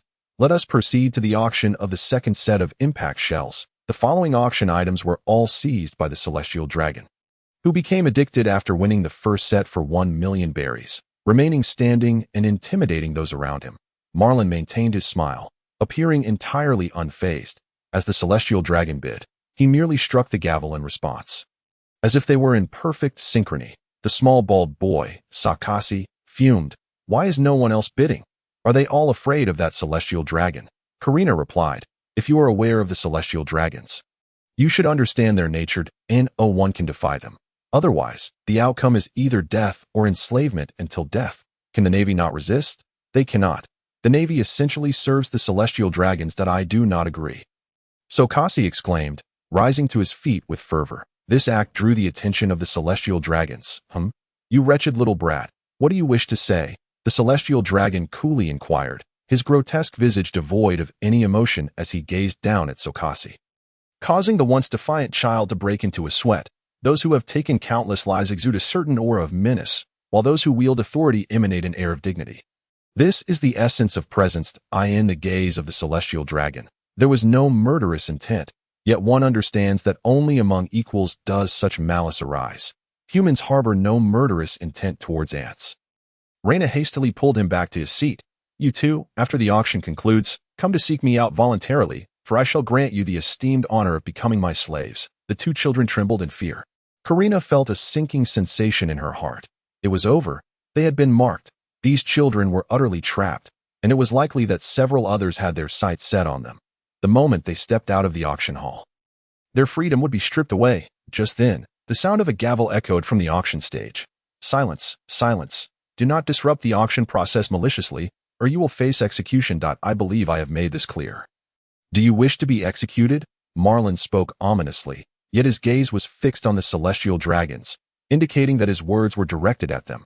Auctioneer, do you seem dissatisfied with my purchase of 1,000,000 berries? The celestial dragon asked nonchalantly. Isn't that obvious? Marlin retorted, gesturing towards the backstage for them to hurry with the merchandise. My ideal price lies between 70 million to 100 million. You've acquired 9 sets.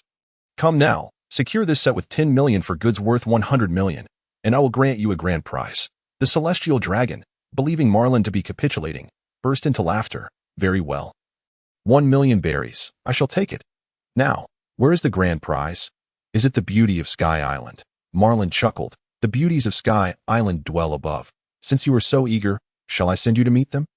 His smile twisted into something sinister, sending chills down spines. Shadows suddenly materialized beside the celestial dragon, sensing an overwhelming aura of death. At that moment, Marlin's fingers elongated rapidly, ensnaring the celestial dragon's stout neck and dragging him onto the auction stage.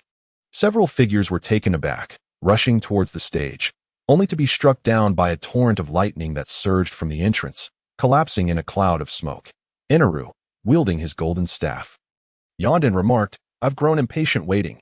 You're a bit slow to get into the swing of things. The hall fell eerily silent as all eyes fixated on the unfolding scene. My heavens, what were they witnessing? The celestial dragon was being assaulted, and in plain view of all. Moreover, judging by the current momentum, this was merely the beginning of something far more horrifying. It was over. The world was on the brink of upheaval. They needed to flee. Otherwise, they would be unable to escape. Panic ensued as people rose in a frenzy, abandoning the auction and rushing for the exit. At the doorway, Inaru, crackling with electric energy, glared menacingly at those attempting to leave, saying, Do you wish to die? Return to your seats. The auction is not yet concluded. One defiant individual attempted to charge through, only to be reduced to a charred corpse by a bolt of lightning. On the auction stage, Marlin clapped his hands together. All right, everyone, please return to your seats. Once I deal with this trash, our auction can continue. The crowd was left in a state of indecision, frozen in place. Marlin placed his foot upon the celestial dragon's head, crushing its bubble-like hair. I have been in this world for a while now, and you are the first to have completely provoked my ire. I have granted you 9 opportunities. 9. I have been exceedingly lenient towards your kind, yet you insist on testing my patience repeatedly. Thus, I have resolved to exchange 10 billion for your swine life. What say you? His cold inquiry caused the celestial dragon to lose control of his faculties. Why you dare? Guards, where are the guards? Quickly, slay this wretch. No one responded. The guards had already been dealt with by Inaru.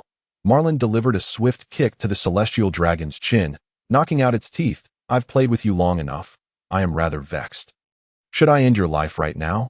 No. Please. I am willing to pay. I will compensate you as per your price. The celestial dragon pleaded in desperation. Marlin seized his hair and lifted him, speaking coldly. If it is compensation, it must carry sincerity, not my price. but your assessment of my worth. If I find it unsatisfactory, your life may be forfeit. 01 set for 10 billion. I am willing to compensate you. 1 set for 10 billion. The celestial dragon sobbed uncontrollably. Marlin kicked the celestial dragon down, sitting upon his back as if he were a chair. 1 set for 10 billion means 10 sets will total 100 billion. Who would have thought that merely teaching a celestial dragon a lesson would yield such exorbitant profits? I have truly never encountered a venture as lucrative as this. He struck the gavel and addressed the audience. I sincerely apologize for wasting your time. Please, everyone, take your seats. Let us proceed with this auction to its conclusion, and I hope for enthusiastic bidding to elevate the atmosphere. I typically do not remember individuals unless they appear within my sight multiple times. I hope this auction allows me to forge new partnerships with affluent associates. Thus, the auction continued, with Marlin perched upon the celestial dragon's back, continuing his role as the auctioneer. Item after item was sold at high prices. For the auctioneer on stage exuded an air of oppressive authority that instilled fear in the hearts of all present. None dared to challenge the limits of this villain, who treated even celestial dragons as mere beasts. After presiding over a few more items, feeling rather bored, Marlin summoned the beautiful auctioneer from backstage to take over. Dragging the celestial dragon towards the exit before tossing him aside, he then deposited a vibrant green seed into the celestial dragon's mouth. Be wise. By this time tomorrow, I expect to see the money. Otherwise, I shall unleash my powers and transform you into a cactus. With a bang, you shall be covered in spikes and perish in excruciating agony. To ensure the foolish celestial dragon understood, he exaggerated his gestures. The celestial dragon wailed in terror, scrambling away in a frantic roll. Marlin returned to his seat, where the nearby Finkel let out a startled gasp. Silence. Do not make a sound, Marlin reprimanded sharply. Finkel quickly complied. Karina, her complexion pale, said, My lord, your actions may invite catastrophic repercussions. Catastrophe? Fear not. Nothing can extinguish me. Although today's events might disrupt his plans, were plans not meant to adapt to change. Should he allow the celestial dragons to prance about in his auction? Even a dog would find such an affront intolerable. Marlin was keenly interested in how the world government and the celestial dragons would respond. He found himself directly beneath Mariewa, poised for action, and ready to confront Emu, as long as they were unafraid that a confrontation in Mariewa could lead to the annihilation of the celestial dragons. Let them come. A smirk crept across Marlin's face, while Karina beside him felt a chill run down her spine. This man was far more terrifying than Taizalo. The fervent little bald boy, Sokasi, gazed at Marlin with zeal, asking, Can the Navy strike at the celestial dragons? No. Only I can. Sokasi's expression fell in disappointment. An hour later, the auction concluded, and Marlin estimated the total value of the goods sold to be over 70 billion.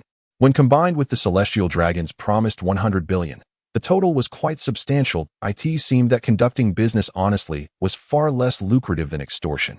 Inaru finally released the exit, and the crowd hurriedly made their escape.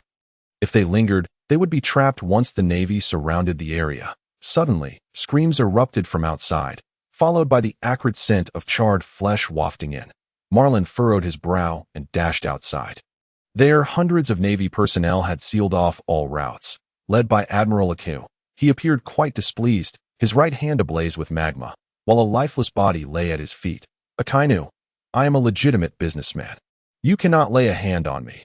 Akainu approached the fallen individual, his fist raised high, declaring, The orders I received state that this place is filled with underworld denizens. Not a single innocent soul exists. His magma-infused fist crashed down upon the individual, who paled in terror and collapsed in a heap. Boom. As the scorching heat wave swept through, it caused his hair to curl and his skin to wrinkle. Before him stood a figure clad in a black coat, shielding him from the onslaught. It's you. The one who dares to strike at the celestial dragons, Akainu inquired. Indeed, it is I, Admiral Sakazuki. Please refrain from harming my guest. Otherwise, it would tarnish my reputation here, and no one would dare to come again, the man replied, removing his sunglasses and trimming his long, extravagant hairstyle. Marlin, Akainu furrowed his brow, retracting his magma fist. What is the meaning of this? Marlin glanced at his right hand, which bore severe burns. Truly, Akainu was formidable, renowned as the most powerful in the pirate world. It's no wonder he could inflict multiple wounds on Whitebeard. I merely sought to teach a lesson. The celestial dragons were causing a ruckus right under my nose. I heard you were at the naval base on Gyre Island. What brings you here? This is a dereliction of duty that I have organized everything. My subordinates are stationed there. Even if the Yonko were to cause trouble, I could hold them off until I return. How could that be considered a dereliction of duty? As for you, Admiral Sakazuki, I genuinely did not expect you to be the one to arrive. I thought it would be Admiral Borisolino. I just set sail and received orders to come here. I did not come to clean up after the likes of the Celestial Dragons. Since it was your doing, you may handle the report to the Fleet Admiral, and you can explain the situation to the Marines as well. With that, Akina departed, visibly displeased. There were countless pirates awaiting his eradication. He had no time to deal with the Celestial Dragons. His frustrations were directed toward everyone. The Fleet Admiral, the Celestial Dragons, the world government, and Marlin.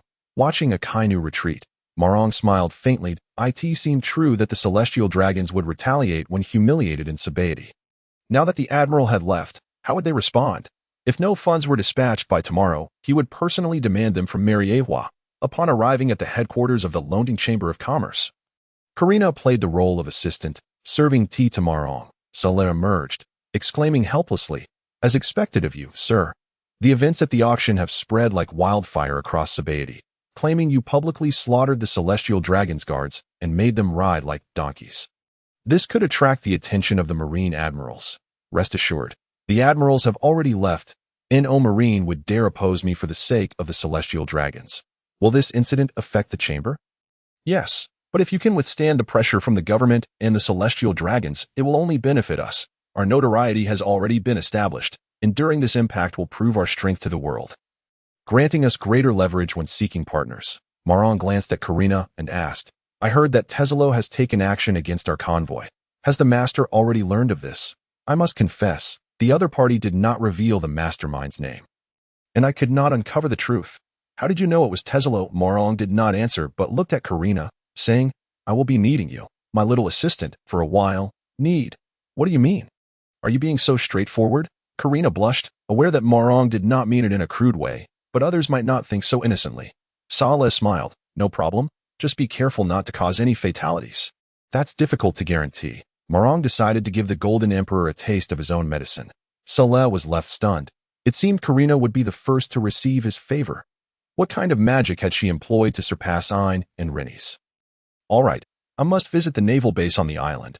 Inara will remain here. If anyone causes trouble, dispose of them immediately."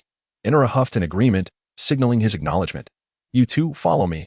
I will show you the navy." Marlin had changed back into his naval attire. His identity was already exposed, rendering disguise pointless. The streets buzzed with discussions about the events at the Longting auction house, as the inviolable mystique of the Celestial Dragons was ripped asunder, inciting many to contemplate the thrill of bullying them. Marlin scoffed, "Brave heroes, go ahead. I won't burn paper for you." Are the Celestial Dragons truly so easily bullied? Their guards are formidable, and they have covert protection. They can even mobilize the navy. Those with a death wish can certainly try. They will surely experience a rapid course in self-destruction. Upon reaching the naval base, Marlin found the Marines kneeling in unison. Led by a rear admiral of the same rank as himself, before them stood a Celestial Dragon adorned with a bubble helmet, flanked by several government officials and powerful members of CP0. The Marines were bowing to the Celestial Dragon. Why? The little bald man stared, slack-jawed, in disbelief. Why would the righteous navy bow to such beings? They were supposed to represent the angels of justice. His faith crumbled in that moment. It was entirely normal for the navy to kneel before the Celestial Dragons. After all, those of higher rank and greater strength would not be forced to kneel. In a certain sense, the Celestial Dragons were akin to royalty. Soldiers kneel before royalty, and with that perspective, it became less difficult to accept. However, to Marlin, such behavior remained exceedingly distasteful, filling him with irritation. Rear Admiral Dispo, the only ones worthy of reverence are one's parents. Stand up and do not let the children belittle the navy. Dispo looked up at Marlin, his pupils constricting, yet he dared not rise. Marlin understood. He had knelt for so long that he could not stand again. Many things, once done for the first time, would lead to innumerable repetitions. Kneeling was no different. Once dignity was cast aside, it became increasingly worthless. Spotting Marlin's entrance, the Celestial Dragon bellowed, "Who are you?" "Rear Admiral Marlin." He replied, "The navy kneels before this holy one." The Celestial Dragon roared. "Why?" Marlin asked, a smile playing on his lips. "Because of your incompetence. My son has suffered humiliation on this island. This is unforgivable." You must find that scoundrel who dared to insult the great celestial dragon within the hour and bring him here to face torturous punishment. Oh, your son, is it? The celestial dragons are indeed peculiar creatures. When a son is humiliated, the father seeks vengeance. If you were insulted, would an even older fellow come to avenge you? The celestial dragon's eyes widened in shock. This was intolerable. This marine dared to insult the noble celestial dragons. Enraged, he shouted, "Seize him, crush his limbs. I shall turn him into the most obedient slave." Yet, his furious commands went unheeded. The CP0 members remained indifferent. Showing no inclination to act against Marlin, the government officials nearby trembled in fear. After all, it was Spandane. If I do not reveal my identity, with your pig-like intellect, you might spend your life searching for the one who insulted your son. I confess, the one who made your son ride like a donkey was indeed me.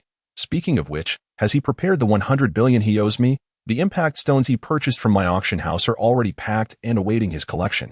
The celestial dragon was so furious that he nearly spewed water, jumping in rage. Are you all deaf? Quickly bring him to me. Marlin casually walked past CP0, remarking, "Not bad. Your discernment has improved considerably. You now know how to seek profit and avoid harm." Reaching the celestial dragon, he seized the extended fist and spun it 360 degrees, twisting one arm into a spiral. The celestial dragon screamed in agony, a piercing sound that sent chills through all present. They feared not the cruelty of the method but the fact that it was a celestial dragon being tormented. This was a dire situation, one that even an admiral would struggle to manage. Calculating the time, the admiral ought to be arriving soon. Spandane was frantic, but cowardly, dared not confront Marlin directly. Rear Admiral Marlin, cease this. If this continues, we will have a difficult time explaining ourselves. Yes, indeed, let us stop. We must give the world aristocracy some face, Marlin stated. However, he suddenly erupted, delivering a kick that shattered the celestial dragon's knee, forcing him to kneel on the ground. The wailing was more intense than before. Was it merely kneeling? Was it so unbearable? If one cannot withstand such humiliation and wishes to end it all, I can provide a sharp knife, Marlin mocked. You mere marine. How dare you commit such heinous acts against a member of the world aristocracy? You will die without a grave. The celestial dragon howled in agony and curses. You have far more spirit than your son. After I rode him, he didn't dare utter a single harsh word. Resembling a true grandson, the celestial dragon writhed in torment, prostrated on the ground, emitting a continuous wail of despair. Although he could utter fierce threats, his capacity for enduring pain was no different from that of others. Many naval officers could silently endure such injuries. Indeed, there is a stark contrast between humans and swine. Taking advantage of the situation, Marlin settled upon the rotund back of the celestial dragon, the flesh quivering beneath him, surprisingly providing a semblance of comfort. The kneeling Navy personnel felt their scalps prickle. This was far beyond their threshold of acceptance. How long must they remain in this position? Were they kneeling before the celestial dragon? Or before me? The sailors hastily rose, rubbing their aching knees, each wearing a grim expression. Who could bear to bow before someone without cause? Yet, they had no choice. They would kneel again if necessary. The two children had their faith utterly shattered. Staring blankly at the naval officers, why must the emissaries of justice be so subservient? You are our heroes. Why must it be this way? Their disappointment was profound, witnessing the Navy bowing before the celestial dragon. Breaking their hearts, the Navy they envisioned should be steadfast and courageous, unafraid to fight against villains and powerful foes. Undeterred by tyranny, reality had dealt them a cruel blow, shattering all their dreams and aspirations. Their gaze inevitably shifted to Marlin. Wasn't he also a member of the Navy? The two children clung to him as if he were a lifeline, recognizing that although he did not embody their ideal image of a Navy officer, he was undeniably brave. He dared to slay villains, to strike the celestial dragon, to ride upon his back. He was truly remarkable, though at times his smile resembled that of a rogue. Perhaps he was the genuine representative of justice within the Navy. Unbeknownst to Marlin, his image had transformed in the eyes of the two children. He addressed Rear Admiral Dispo, commanding, "Bring me the din mushy." His tone was authoritative, yet Dispo dared not entertain any thoughts of rebellion. Though they were of equal rank, witnessing the celestial dragon sprawled on the ground like a dying pig made it clear to him that he and Marlin were not of the same caliber. The din mushy was swiftly delivered to Marlin, who promptly dialed Sengoku's number. The situation must be resolved. After all, Akainu had left without taking action, and the task of tidying up fell to Malong himself. Lip blip, I am Sengoku. The face of the Din Din Mushi transformed into that of Sengoku.its me. Malong.o. Malong, how is the base construction on Gaia Island proceeding? Everything is going smoothly. But I am not currently on Gaia Island. I am in Sabaody Archipelago. Do not wander about during your mission. Never mind, there is something I need you to handle. There has been a highly serious incident involving the beating of a celestial dragon at the Longting auction house in Sabaody Archipelago. Akainu has already gone there, and you must handle this matter with him. Me handle it. Am I to manage this myself? Sengoku, what do you have nearby to lean on? What do you mean? I'm right behind my desk. Well, actually, I was the one who assaulted the celestial dragon. The Din Din Mushi vividly mimicked Sengoku's various expressions of fury. The sounds of objects being thrown could even be heard from the other end, indicating that this elder was quite incensed. However, when Sengoku picked up the receiver again, he seemed to have regained his composure. Why provoke the celestial dragons? Isn't the current situation bad enough? No. It was the celestial dragon who provoked me. This must be made clear. My short temper cannot tolerate these pigs. The only reason I didn't slaughter him on the spot was out of concern for your hard's inability to withstand it. You should be grateful to have such a considerate subordinate. Sengoku was so furious that his breath quickened. Considerate? Nonsense. Even Garp is more considerate than you. I do not wish to know how the celestial dragon provoked you. In any case, you handle this yourself and tell Akainu to stay out of this mess. The headquarters will not send another Navy officer. That is final. Sengoku hung up the phone, presumably to seek a quick-acting heart remedy. It seemed that Malong would need to be more cautious in provoking his superior in the future. Otherwise, before the grand plans could unfold, Sengoku might very well expire, which would be a grave sin. However, dear Admiral, little did you know that your Admiral had already left. This conversation left P0 and Spandam in a state of shock, as they never expected the Navy to hold such an impression of the celestial dragons. It was utterly insane. They were the world's nobility, wielding absolute power over money and status. You, come here. Malong beckoned Spandam with a finger. Spandam jumped in fright, nearly losing control of his bladder, and hurriedly approached. Bowing servilely, Admiral, how may I serve you? Rear Admiral Dispo's eyes nearly bulged out. This government official had been exceedingly arrogant just moments ago, even pointing at his own head. The terrifying existence of Rear Admiral Malong made him feel a sense of dread. Call the phone, Malong said nonchalantly.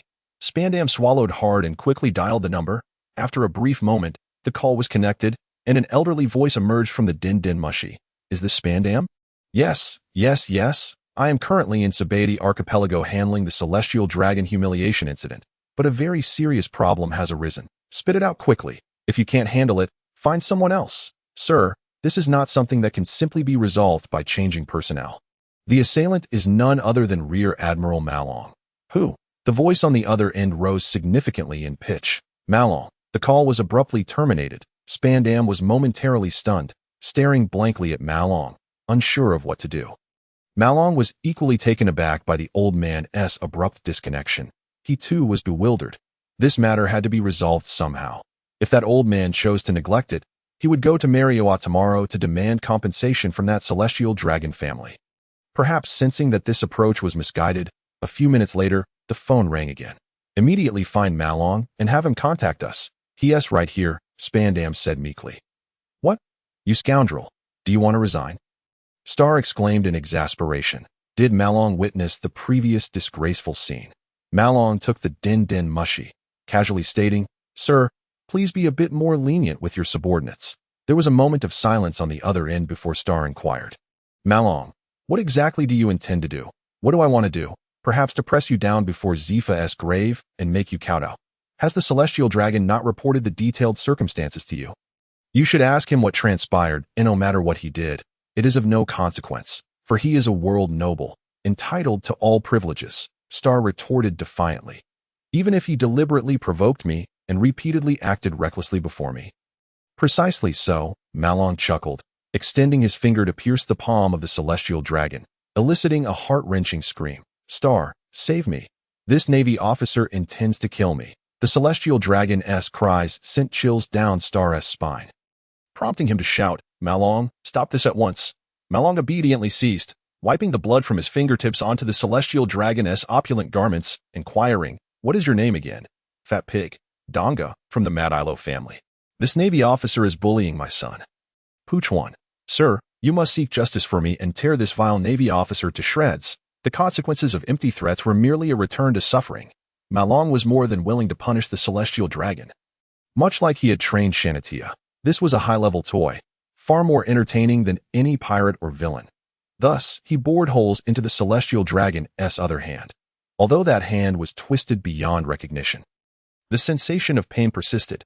The celestial dragon's screams finally broke Star's composure, and they hastily implored, "Stop, Malong. Just tell us what you want." "Indeed, quite agreeable." Malong withdrew his hand, stating nonchalantly, "I want to say." "Let that celestial dragon speak for himself. If I do not see the promised funds by noon tomorrow, I shall go to Mariowa to demand them." With that, he rose and kicked the celestial dragon. "Donga," saying Scram, "Fat Pig. As for the celestial dragons, do not display your noble airs before me that I in my eyes. There are only those I wish to kill, and those I do not. Do not challenge my limits."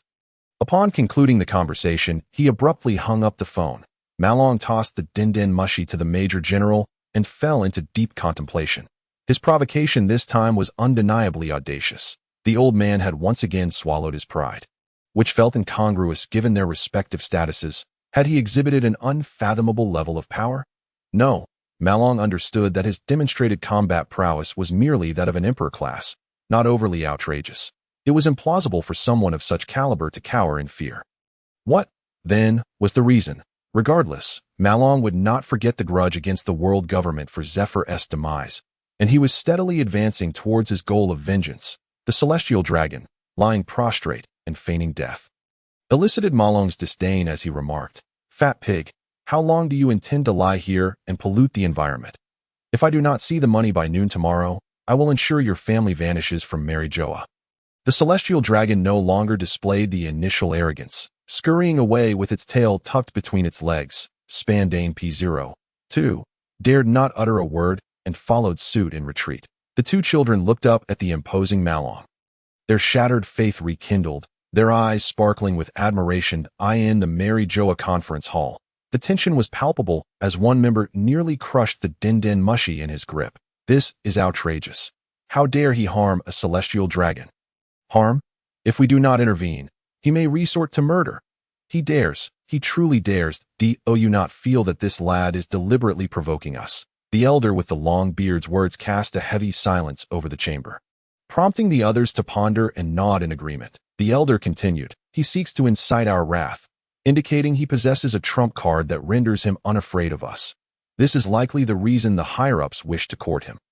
"You are correct. We must exercise patience as long as he remains within the Navy. His actions benefit both the world government and the celestial dragons. However, we must rein in those fools who would provoke this thorn in our side." The two children expressed immense enthusiasm towards Malong, clinging to him as they returned to the headquarters of the London Chamber of Commerce. "Have you made up your minds?" "Yes, we wish to join the Navy." "But only as your subordinates," the bright-headed child declared with a booming voice. The sunlight gleamed off his bald head, creating a striking glare. "Very well. I shall arrange for you to be sent to Gaia Island tomorrow, where you will seek out a female naval officer named Ein." "Understood." The bright-headed child saluted with an outstretched arm. "Foolish brother, the other arm." Reyna corrected him. Malong was in the process of expanding his ranks. Knowing that a confrontation with the world government was inevitable, should his voice lose weight within the Navy, he risked expulsion. He not only aimed to become an admiral but also needed to establish his own faction. For now, a modest goal would suffice. To lead a contingent capable of directly engaging an emperor-level crew, and of course, he must also prioritize mid-level subordinates, as they constituted the backbone of his power.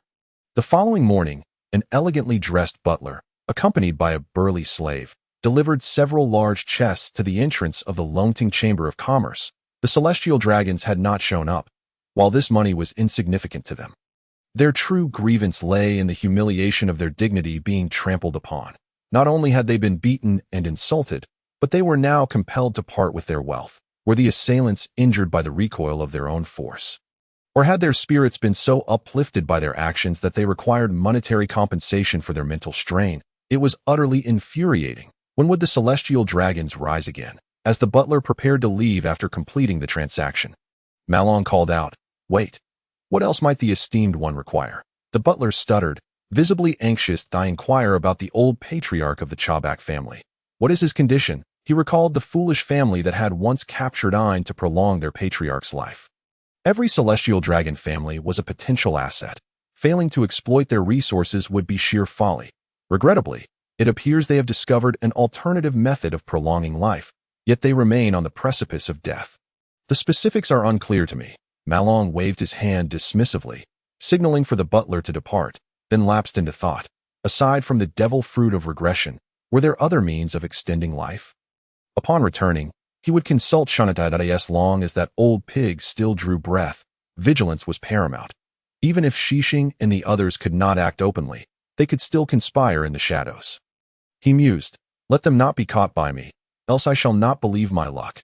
He ensured the two children were comfortably settled aboard a merchant vessel bound for Gyre Island, a ship belonging to the Lonting Chamber of Commerce. Ensuring their safety, Marlin did not return. Instead, he embarked on a journey towards the Golden City, accompanied by Inilu and Karina. Karina was tasked with leading the way. While Inilu served purely as muscle, Karina hesitated, knowing that venturing forth would mean severing ties with Tezelo.